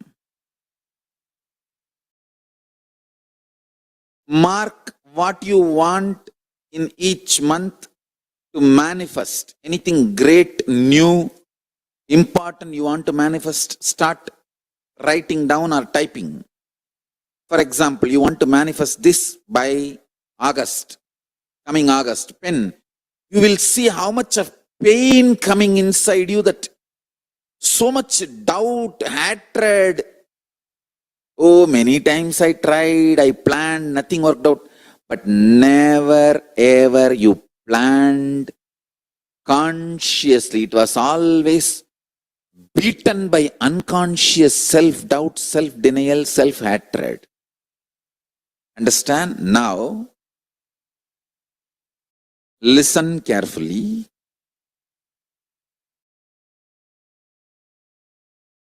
To all my disciples, I am giving you the boon. What you are going to plan now, I will make it into reality. So my powers are more powerful than your self-doubt, self-denial, self-hatred. Drop your self-doubt, self-denial, self-hatred.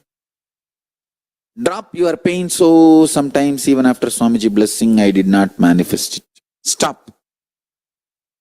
Drop all that unconscious, vague thinking.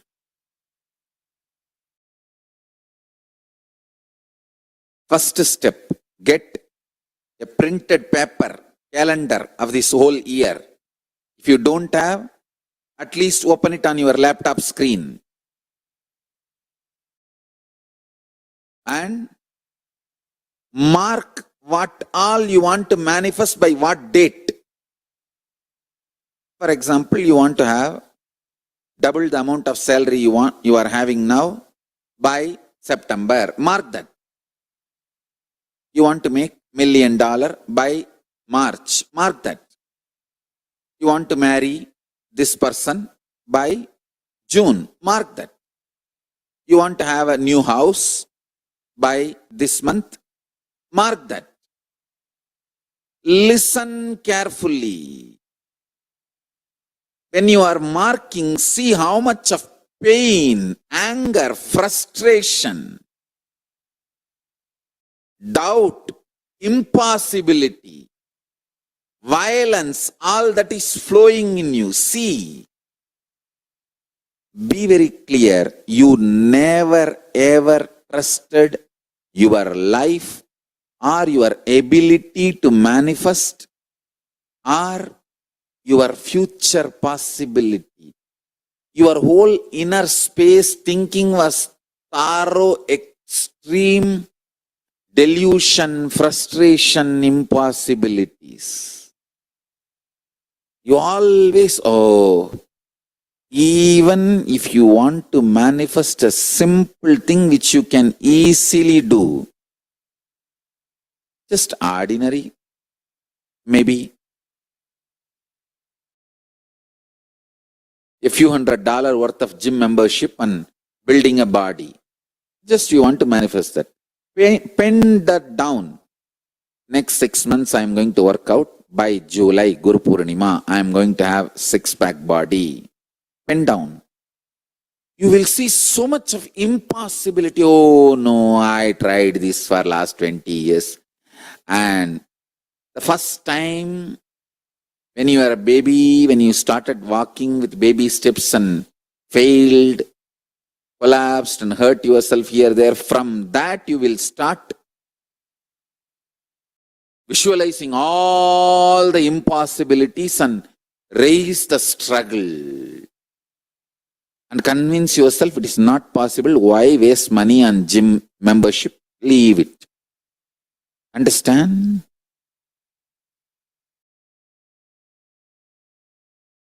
Death happens when you stop breathing. Death starts when you stop trying. Death starts when you stop trying. Death happens when you stop breathing. When you stop breathing, it is called death happened. But death starts when you stop trying.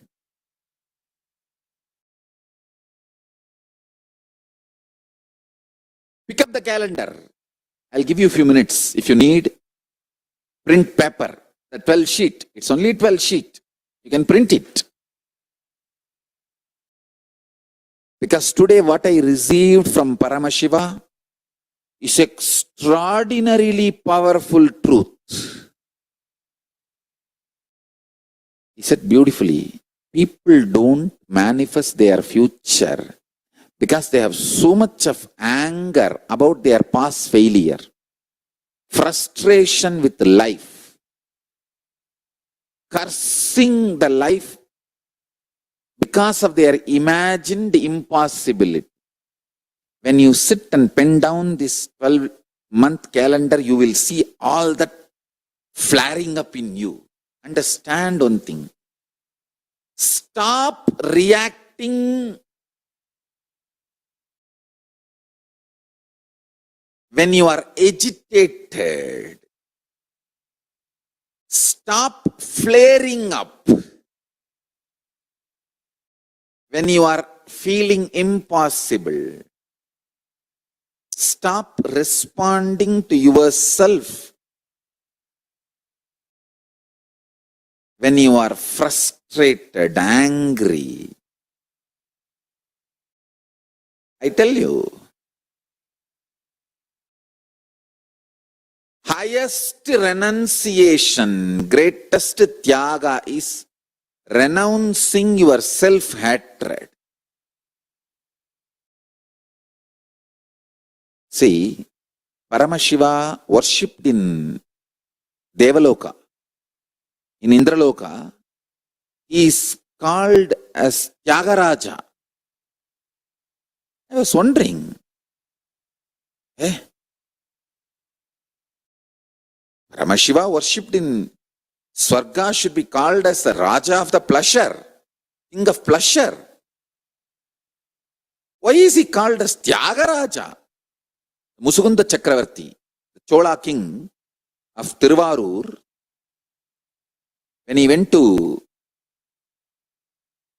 Swarga, Indraloka, understand, Hindus had a regular communication and travel to other dimensions. It was a lifestyle for us. It is a lifestyle even now for us. We used to go and come to other dimensions. It used to be very usual, regular. Till we were invaded and all the science was destroyed and demonized. Much was destroyed. The remaining left over was demonized. The most funniest thing, the Hindu practice is being called as superstitions in India. Superstitious in India. All right. Why waste? I'm talking about it. Let me come to the point.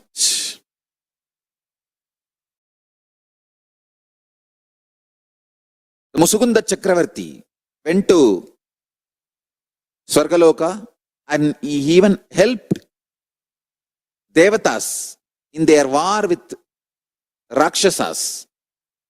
Because he helped and they won the war, the Devatas head of the gods, Indra, wanted to gift him something. He asked, "O Musukunda, you are such an amazing help and support and friend for me. Please ask what do you want."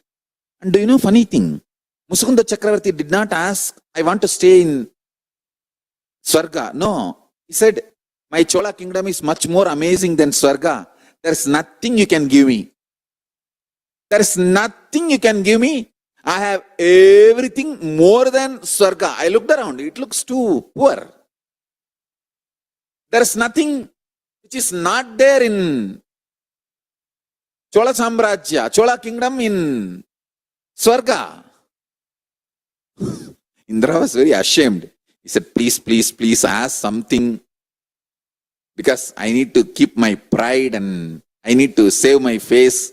I have to gift you something. You came all the way from Buloka and helped me and I won the war because of your strategies and support. Please ask something and take. So it will give me a feeling fulfilled. And I showed my gratitude. Then Musukunda Chakravarti said, all right. One thing I liked in your Devaloka, Indraloka, the beautiful deity of Paramashiva you are worshipping.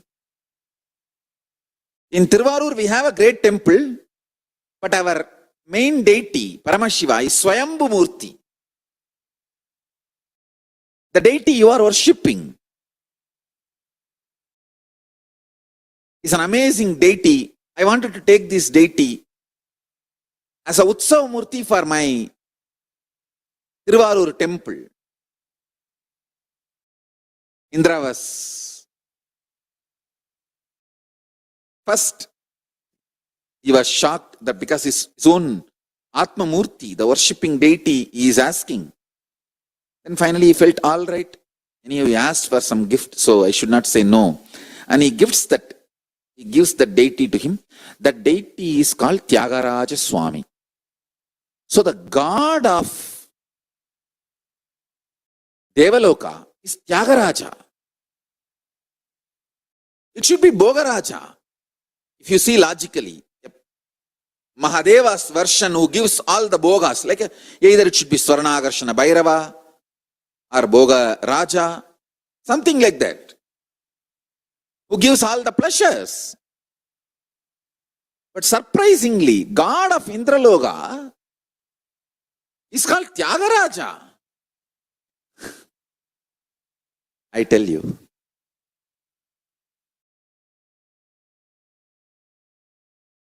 If you learn Tyaga, you will be in Swarga. If you learn Tyaga, you will be in Devaloka. If you learn Tyaga, you will be in Indraloka. Actually, as per the document, it says the god of Devaloka. In Devaloka, there are 3 divisions. Swarga. Swarga is like a name of that whole dimension. Bhur, Bhuva, Suva. That whole dimension is called Swarga.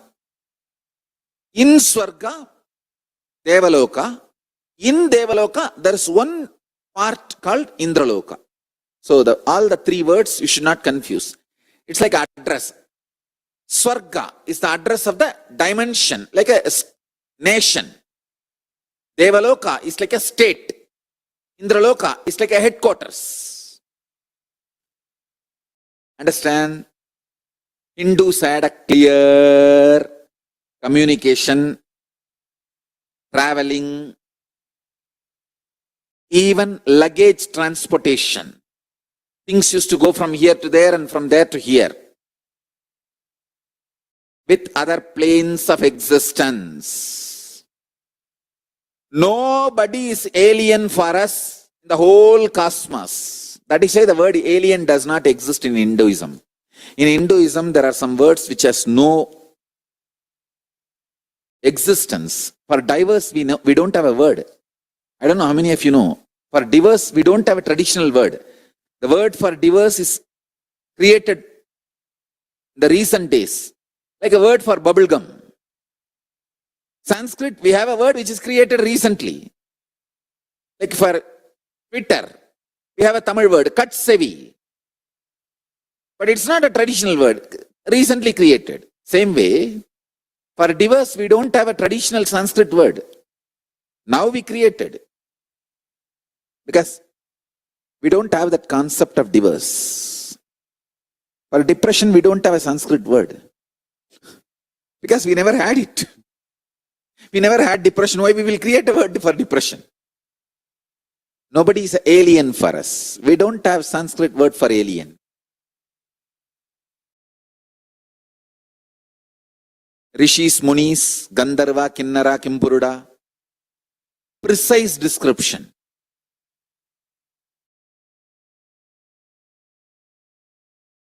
Exists in Hindu history and documents of Hinduism. Understand, our Puranas are Hindu biology, Hindu geography, Hindu history, Hindu cosmology. If you just glance through the 18 Puranas and Upapuranas, 28 Agamas and 200 Upagamas, little more than 200, 208 I think precisely, 112 Upanishads. Just if you glance, you will understand. Hindus regularly traveled. The interplanetary interdimensional travel, inter-time zone travel was usual for us. Traveling between two different planes of existence was lifestyle for us. Anyhow, listen. The god of Devaloka is Tyagaraja. That same deity still exists. It is sitting in Tiruvarur Tyagaraja Swami temple. If any of you are in Tamil Nadu, don't miss seeing the 6 items. I'll tell you, the 6 items. The item is a small word. Forgive me. You should say the 6 forms of Paramashiva. 6 forms of Paramashiva you should not miss. 1. Tiruvarur Tyagaraja Swami. 2nd, Nerur Sadasiva Brahmendral Samadhi. On his very body, there is a bilva tree. It has grown out of his very bioenergy.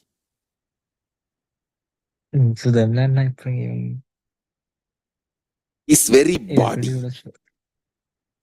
on which that bilva tree is grown, that bilva tree's DNA is his very DNA of Sadashiva Brahmendral. Listen. Tiruvarur Tyagaraja Swami, Sadashiva Brahmendral, Jiva Samadhi, bilva tree standing on it.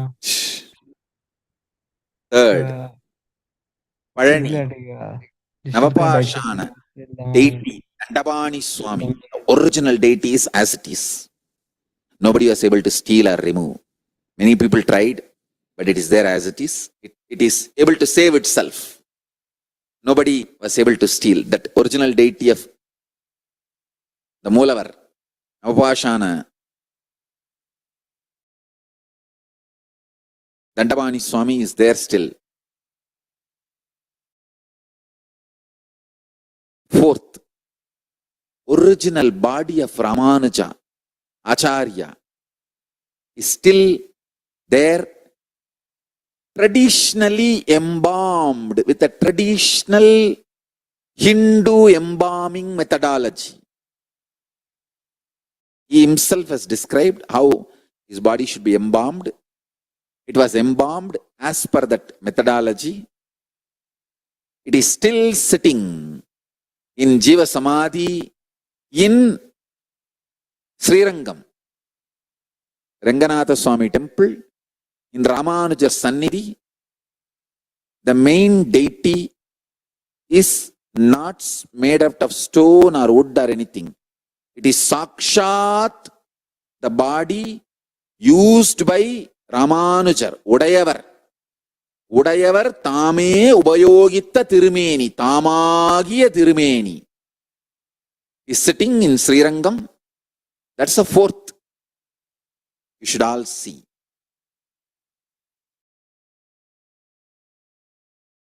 Listen carefully.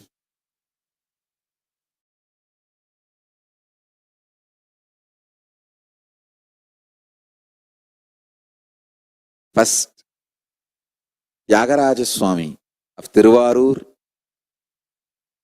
2nd, Nerur Sadashiva Brahmendral, the Vilva tree grown on his body. 3rd, Parani, Dandapani Swami, Dandayudabani. You should see during the Abhishekam. You should see during the Abhishekam. 4th, this is too important. Ramanuja, the original body of Udayavar, is still sitting in Srirangam temple as it is.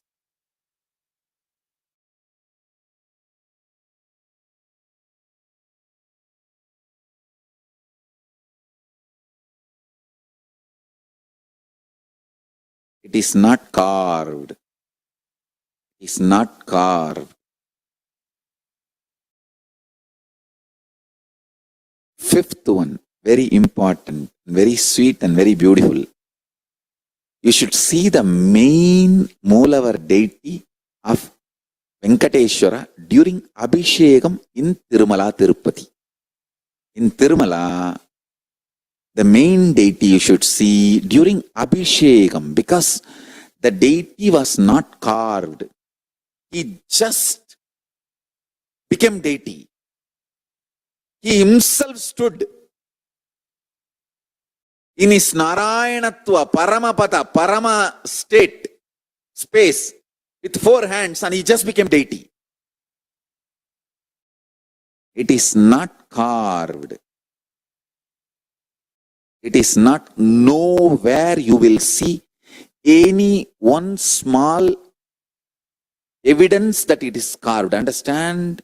Any carved deity will have that, some one corner, it will have that evidence. It is carved. Like one bead will be little smaller than the other bead, and somewhere that symmetry will miss.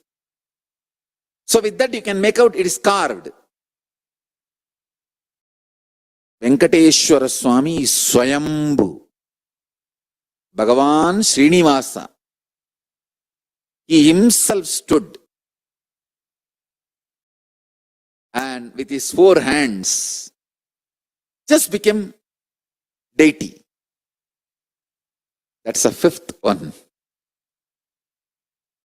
6th one, the main Moola Lingam of Arunachaleshwara. During Abhishekam, you should see. These 6 directly radiating Paramashiva, ultimate absolute. Understand? Tyagaraja Swami, Tiruvarur, the deity brought by Musukunda Chakravarti from Devaloka. The Tyagaraja Swami. Second, the Bilva tree standing on Sadashiva Brahmendral's Samadhi. Third, Palani, Moolavar, Dandayudabani Swami. During the Abhishekam you should see. He is made out of pure Navapashanam. Fourth, Udayavar Ramanujar, his original body, sitting as it is in Srirangam, Udayavar Sannidhi. Fifth,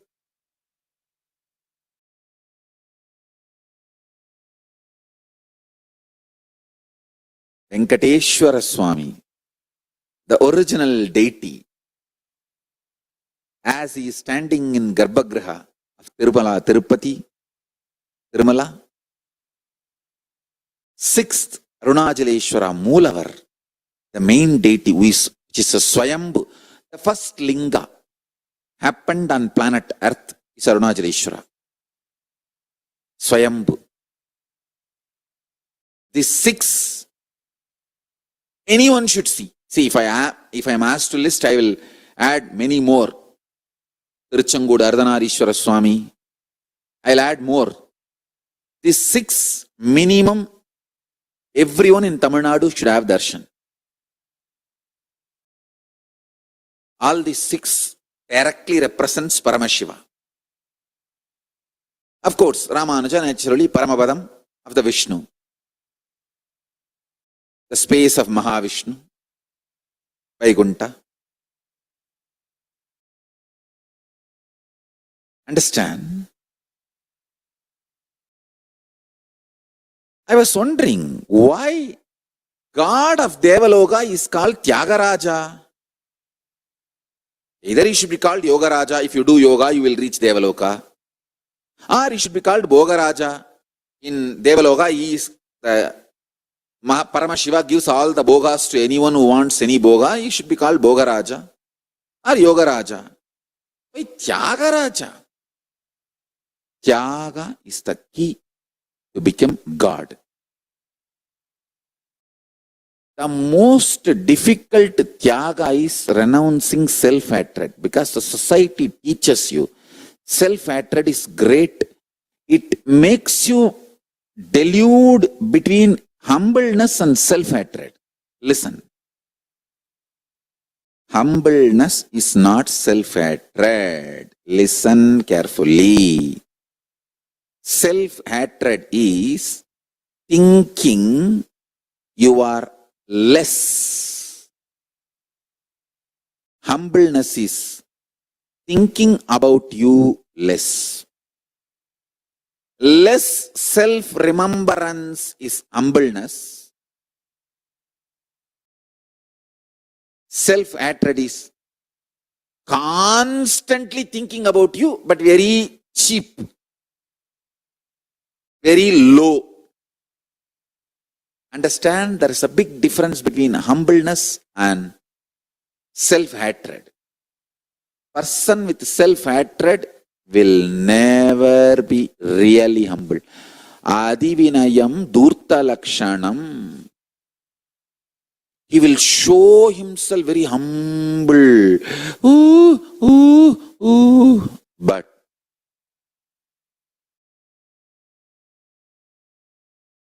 he is not humble. Understand? A real humbleness will be out of powerfulness. Society deludes you, makes you mistake humbleness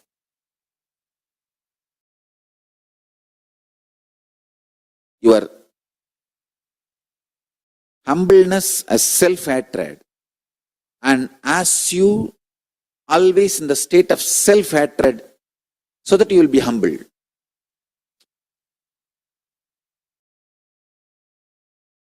Self-hatred is not humbleness. Most difficult thing to renounce in the life is self-hatred. So much of self-hatred, self-doubt, self-denial. That is why even if you think of future plans, so much of impossibility and you shrink. No, one more suffering, pain of failure, why should I face? Fool. Because of pain of failure, you don't plan, and naturally no plan means failure. It is like because you are afraid some guest will come to your home, you call that person and tell him, please come.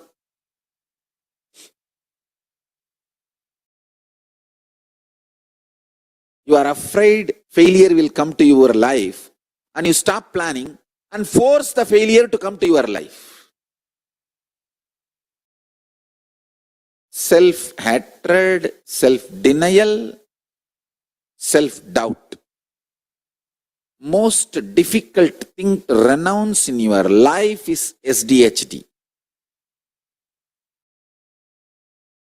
Renounce that. Tira, courage is moving the SDHD out and having the vision for your future. I am very clear. By the end of this year, means my 43rd year, when I am entering into 44th Jayanti, 44th Avatar Dina, I am very clear. Sri Kailasa will have embassy in at least 44 countries. That's all. And I will manifest it. And I will not bother about what I have not manifested in the past and planned. If I have planned and not manifested, I will see why I have not manifested, and I will eliminate those reasons with intelligence and go on planning, manifesting. Understand, when you plant your conscious will for your future, either that seed becomes tree. If that seed doesn't sprout, it will become manure. Listen. If that seed doesn't sprout, it will become manure. The seeds which doesn't sprout at least becomes manure and enriches the ground. So if I put 1,000 seeds, 900 may sprout and grow as tree. The other 100 is not going to be wasted. It will become manure. It will enrich the earth. It will raise the quality of the farming land. Understand? Because of your pain and frustration, fear of failures, doesn't want to face one more pain of not achieving what you want and all those frustration ganging up, and you don't even put the seed, then what are you hoping for? Accidental future is not going to be great. All accidents will either be damaging or just letting you live. It is only consciously planning, manifesting. Understand? You are a man. You are given conscious power, will persistence. You are expected to be adult and matured. Use those capabilities and plan, manifest your future. If not, don't blame anyone. Get the calendar printout now.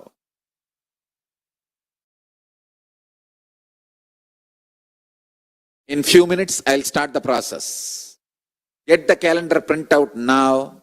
In few minutes, I'll give you more deeper, elaborate understandings. Stay tuned. I'll teach you the process.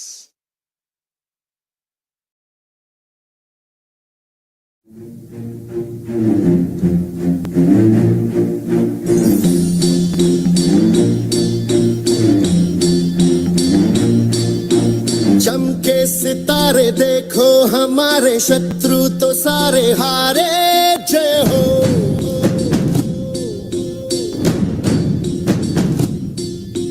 हम वो सिपाही जो है सदा ही रूप शिवा का धारे जय हो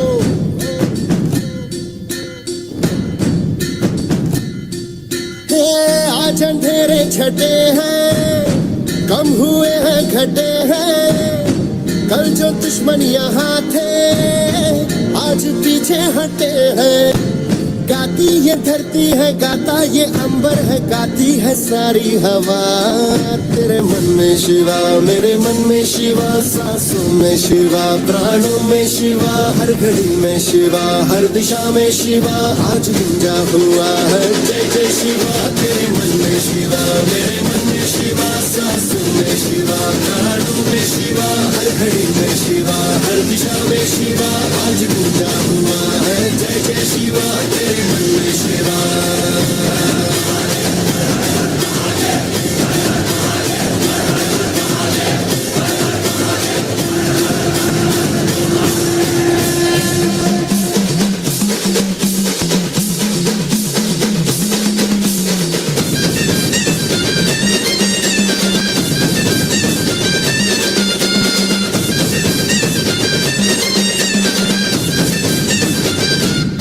सारी दीवारें भी सारी तलवारें भी तुमने दुश्मन की अब तोड़ दी है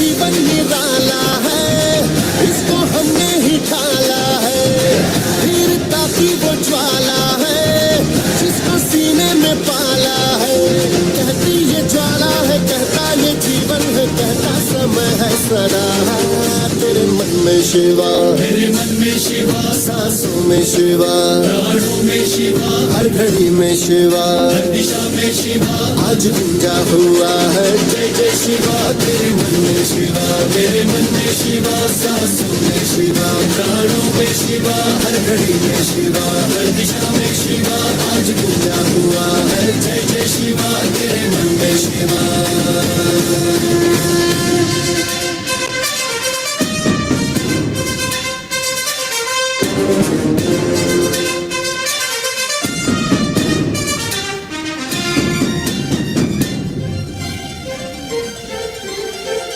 क्यों ना हम हो मगन, क्यों ना झूमे ये मन, भाग्य अपना बदल डाला हमने। आज एक जीत की धरती से प्रीत की पहनी है माला हमने। पार उतरना ही था ये तो करना ही था, ये तो होना ही था, सुन ले भाऊ। तुमको जाना ही था, हमको आना ही था, ये तो होना था भाऊ। देश भी आज अपना है, देश पे राज अपना है, अपना ही तो सिंहासन है, और जो है ताज अपना है। हिम्मत की अग्नि में लोहा पिघलता है, विश्वास हमको हुआ। तेरे मन में शिवा, तेरे मन में शिवा, सांसों में शिवा, प्राणों में शिवा, हर घड़ी में शिवा, हर दिशा में शिवा, आज गूंजा हुआ है जय जय शिवा। तेरे मन में शिवा, तेरे मन में शिवा, सांसों में शिवा, प्राणों में शिवा, हर घड़ी में शिवा, हर दिशा में शिवा, आज गूंजा हुआ है जय जय शिवा। तेरे मन में Shiva.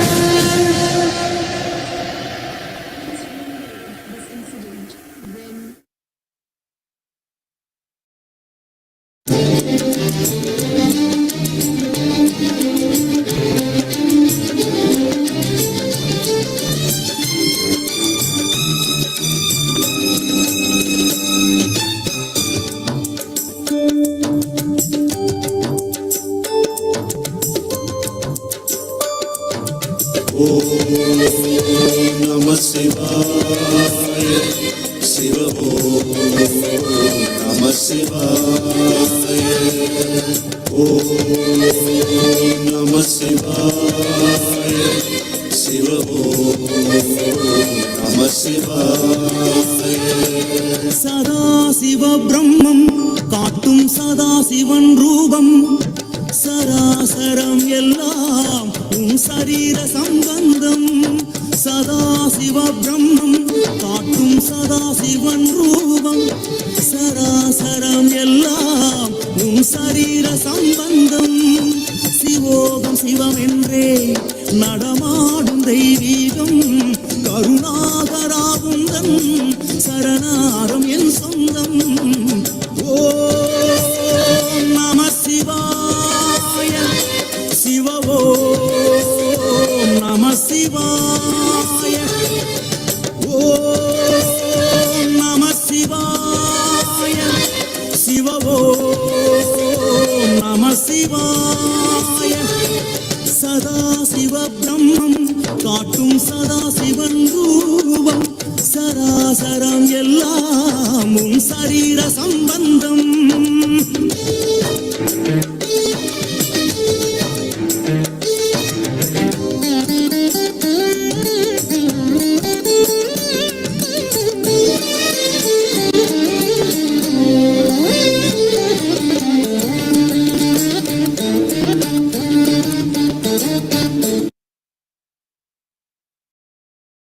Listen carefully. I'll give you precise instructions. First, sit. Pen down your pains of failures, hopelessness, resistance, anger. You feel even to write, think about your future. How is it going to happen? My future is in somebody else's hand. I don't even know what is going to happen. How will I plan? What will I do? All kinds of frustration, impossibility. Whatever comes up, pen down all of that. That is the first step. Second, decide consciously I am moving all this out of my life. And now I am planting conscious seeds about my future. Next 1 week I am going to educate you, train you, help you, support you, and make you manifest the future. So today, if you have not brought the printed calendar, bring it tomorrow. I want you to get the printed calendar, like a monthly sheets, 12 sheets. Now if you have, get it. So 2 things you are going to do now. First, all the resistance and anger and frustration you have to do this conscious planning of your future, pen down those patterns. Memories of failures, frustration, everything, whatever you have. If you don't have, great. If you have, pen down. That's the first. Second, pen down what all you want to manifest by which date, on the date exactly, on the calendar. If you want to manifest something by August, go to the August month and exact date you want to manifest that, pen down that. Start. Let's start this process. This is the process for today.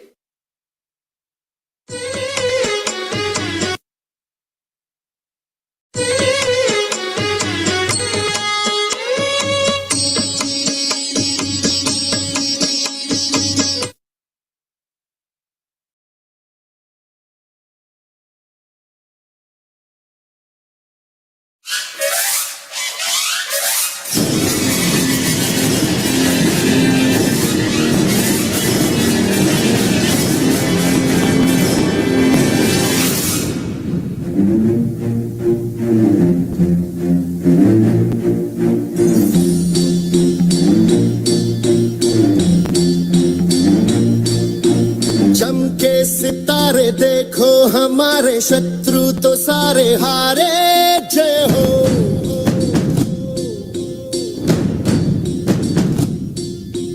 हम वो सिपाही जो है सदा ही रूप शिवा का धारे जय हो।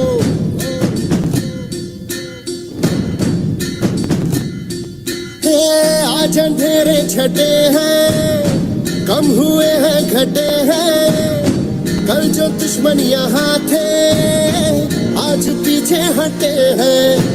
गाती ये धरती है, गाता ये अंबर है, गाती है सारी हवा।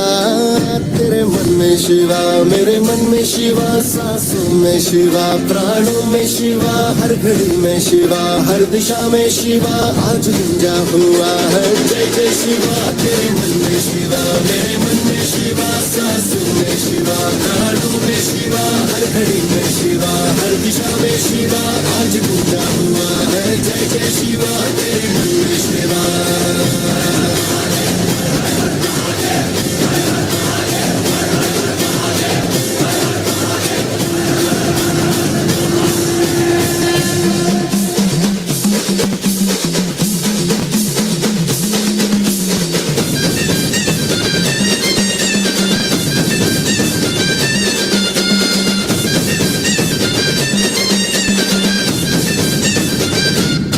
सारी दीवारें भी, सारी तलवारें भी तुमने दुश्मन की अब तोड़ दी है। आई थी आंधियां जिस दिशा से यहाँ उस दिशा मोड़ दी है। जीतना था हमें, हारना था उन्हें, ये तो होना ही था सबले भाऊ। रात ढलनी ही थी, दिन निकलना ही था, ये तो होना था भाऊ। अपना जीवन निराला है, इसको हमने ही ढाला है। वीरता की वो ज्वाला है, जिसको सीने में पाला है। कहती ये ज्वाला है, कहता ये जीवन है, कहता समय है सदा। तेरे में शिवा, मेरे मन में शिवा, सांसों में शिवा, प्राणों में शिवा, हर घड़ी में शिवा, हर दिशा में शिवा, आज गूंजा हुआ है जय जय शिवा। तेरे मन में शिवा, मेरे मन में शिवा, सांसों में शिवा, प्राणों में शिवा, हर घड़ी में शिवा, हर दिशा में शिवा, आज गूंजा हुआ है जय जय शिवा। तेरे मन में शिवा।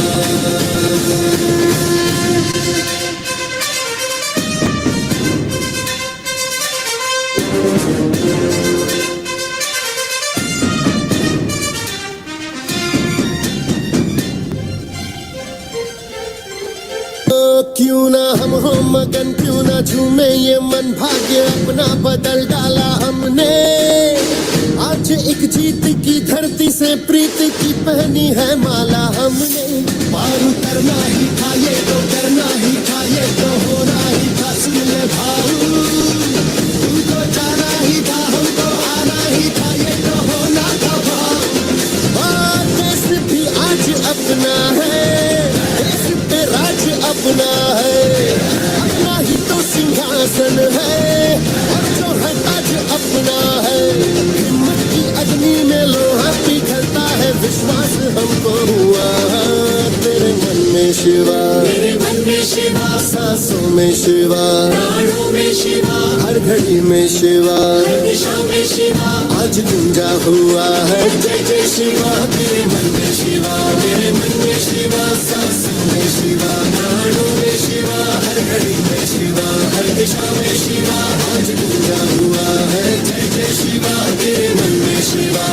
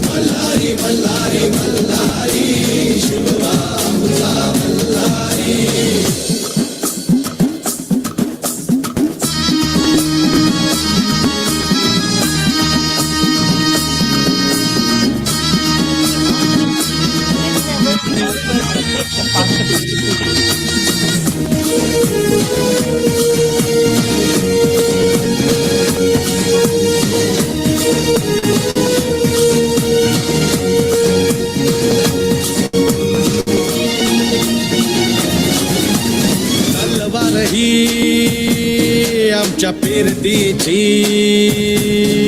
शपथ हाय तुला मायभूमीची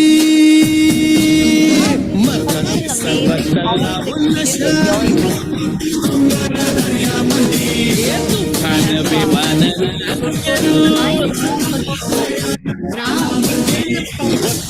शिवबाच्या पायावरी I will do whatever is right. I'll just put it at his feet. Now that I've learned to put things at his feet, suddenly I have clarity. I can think clearly. I can make right decisions. Just because I've put it at his feet, somehow his energy has gone into me solving it. It just does. I will say to anyone, please put it at his feet and then back off. Just for a few minutes on courage. I don't know how, but it works. That's how, because that's how it is for us to have Paramashiva himself come down physically for us. He says, right, Swamiji says, I am not here to prove that I am God. I am here to prove that you are God. That's why the moment you connect to Swamiji, you ask anything. Swamiji will just manifest it so powerfully for you. And slowly, slowly, slowly, he'll start making us realize, hey, you can manifest anything that you want. You have that inside of you. It's such a powerful boon. See, thank you so much, Ma. Thank you so much. I know it's like middle of your night. You took your Thank time and came here, and that's really wonderful. My privilege entirely. What an opportunity. Thank you, ma'am. Thank you. Thanks a lot. And something that really inspired me is you actually shortened a lot and said because in the interest of time, but you did share with me elaborately. It was so powerful for me to hear how whether saving you from your cancer or saving your son, say even or your grandson, your granddaughter, your husband in life-threatening situations. It's not like once or twice. It's like every single time. And Swamiji was there. And even now, continuously Swamiji is there manifesting for you. And through which, like Swamiji is giving a message saying, I am there with each and every one of you. Just call me. I am just there. I will make myself available. I am going to manifest for you. So it was really, really a very, very powerful thing you shared. And most importantly, like Swamiji tells Soma, the moment you leave, like you give the reins of your life to him, right? It is like you know who in whose hands it is, and you can just relax and Swamiji will take care of the rest. And it's so beautiful. The way you shared it was very nice. Thank you so much for joining the discussion. Thank you so much for Thank you, sharing. ma'am. Thank you. Nithyananda. Thanks a lot, Nithyananda. Thank you.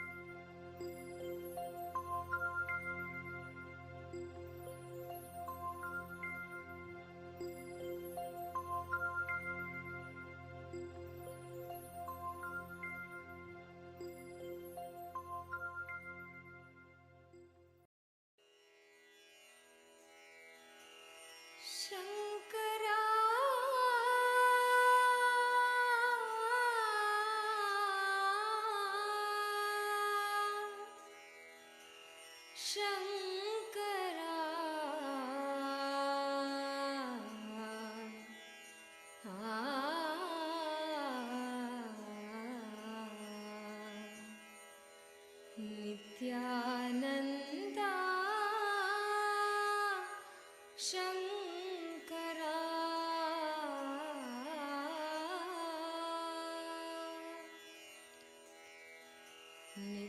Nithyananda Shankara Anandeshwara Shankara Nithyananda Shankara Anandeshwara Shankara Nithyananda Shankara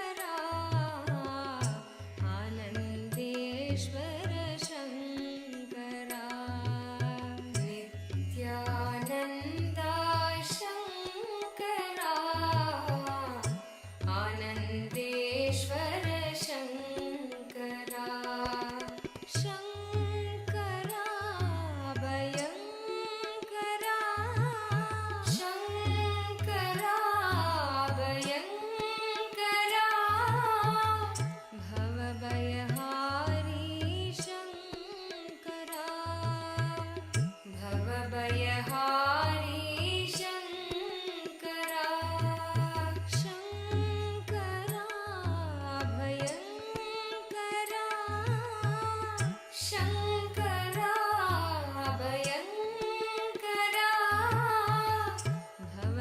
भवभयहारी Shankara भवभयहारी Shankara Nityanand Shankara Anandeshwar Shankara Nityanand Shankara Anandeshwar Shankara Nityanand Shankara Anandeshwar Shankara Nityanand Shankara Anandeshwar Shankara Shankara भयङ्करा Shankara भयङ्करा भवभयहारी Shankara भवभयहारी Shankara Nityanand Shankara Anandeshwar Shankara Nityanand Shankara Anandeshwar Shankara परमात्मा शिव शङ्करा पावन पुरुषा शङ्करा परमात्मा शिव शङ्करा पावन पुरुषा शङ्करा परमात्मा शिव शङ्करा पावन पुरुषा शङ्करा परमात्मा शिव शङ्करा पावन पुरुषा Shankara नित्यस्वरूपा Shankara Nityananda Shankara नित्यस्वरूपा Shankara Nityananda Shankara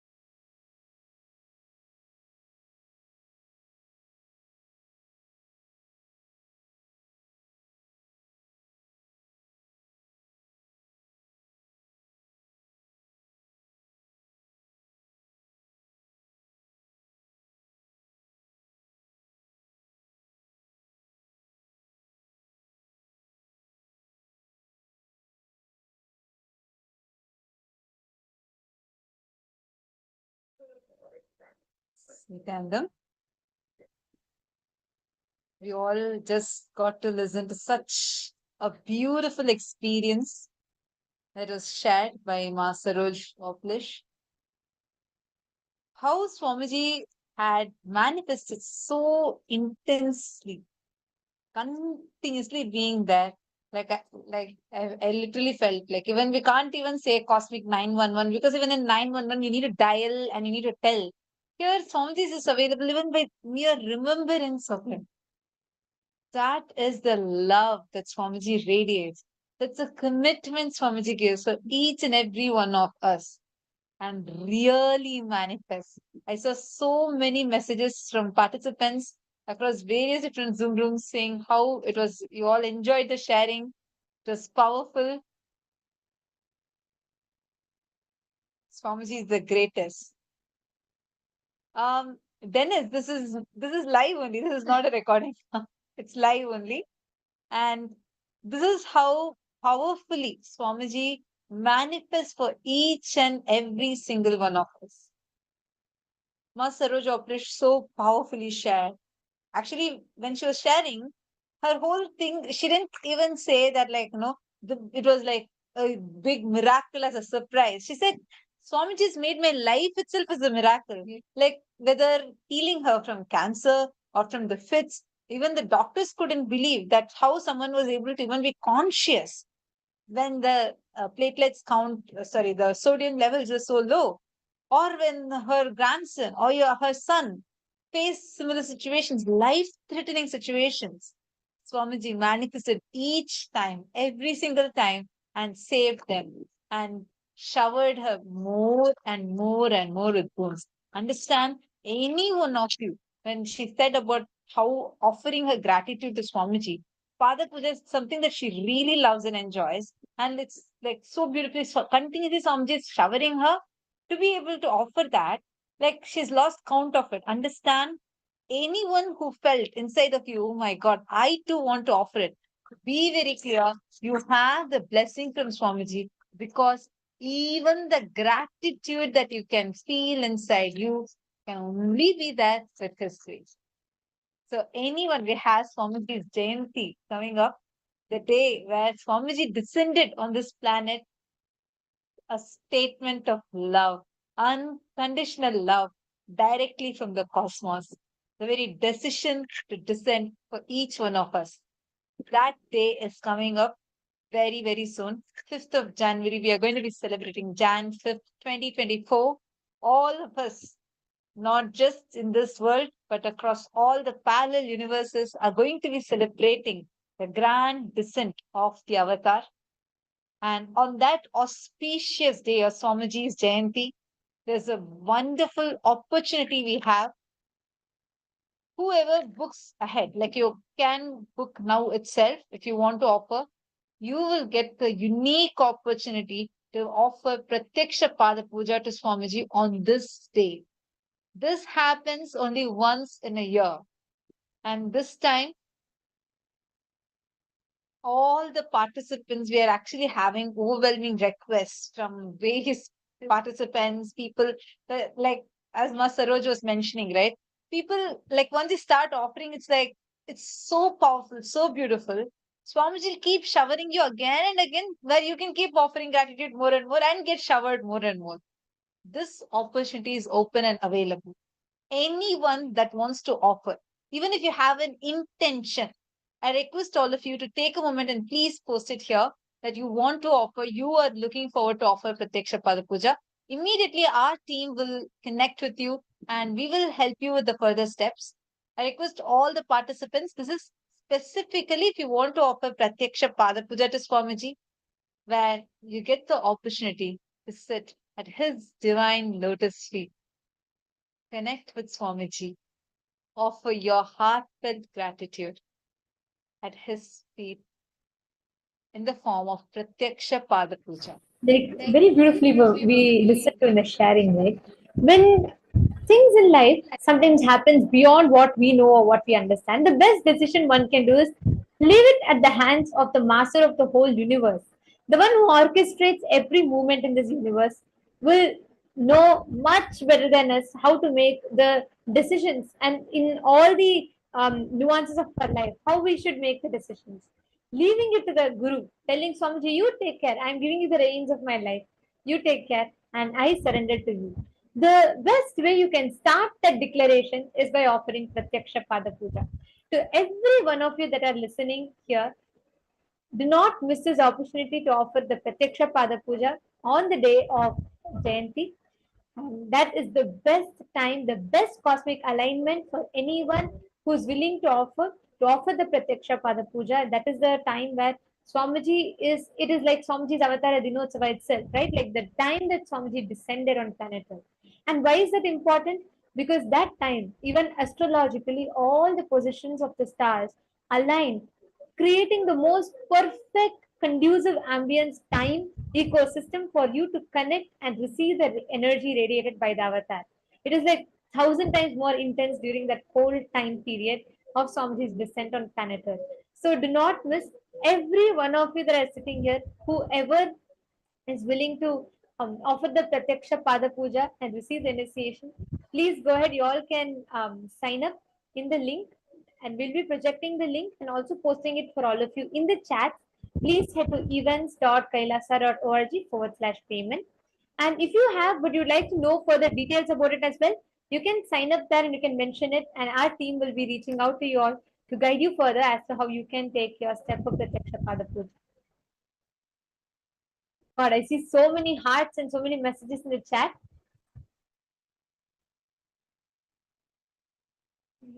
Honestly, there are tons of benefits. Like I can go on sharing whether it's your health that you want or you want to manifest a job, manifest anything. Pratyaksha Pada Puja will directly get this showered with all those blessings. But offering Pratyaksha Pada Puja should not even be from any of this. It is a statement of your love, gratitude to Swamiji. Offering that at Swamiji's lotus feet. And that also on that very auspicious day where he himself descended on this planet for each one of us. Like how each of us feel. Swamiji is literally exclusively happened for me. Like literally Swamiji is there for us. Anything you think, you pray, he's there responding. And some problem you go through, suddenly Swamiji comes, gives darshan, gives satsang. Somehow he is there, causing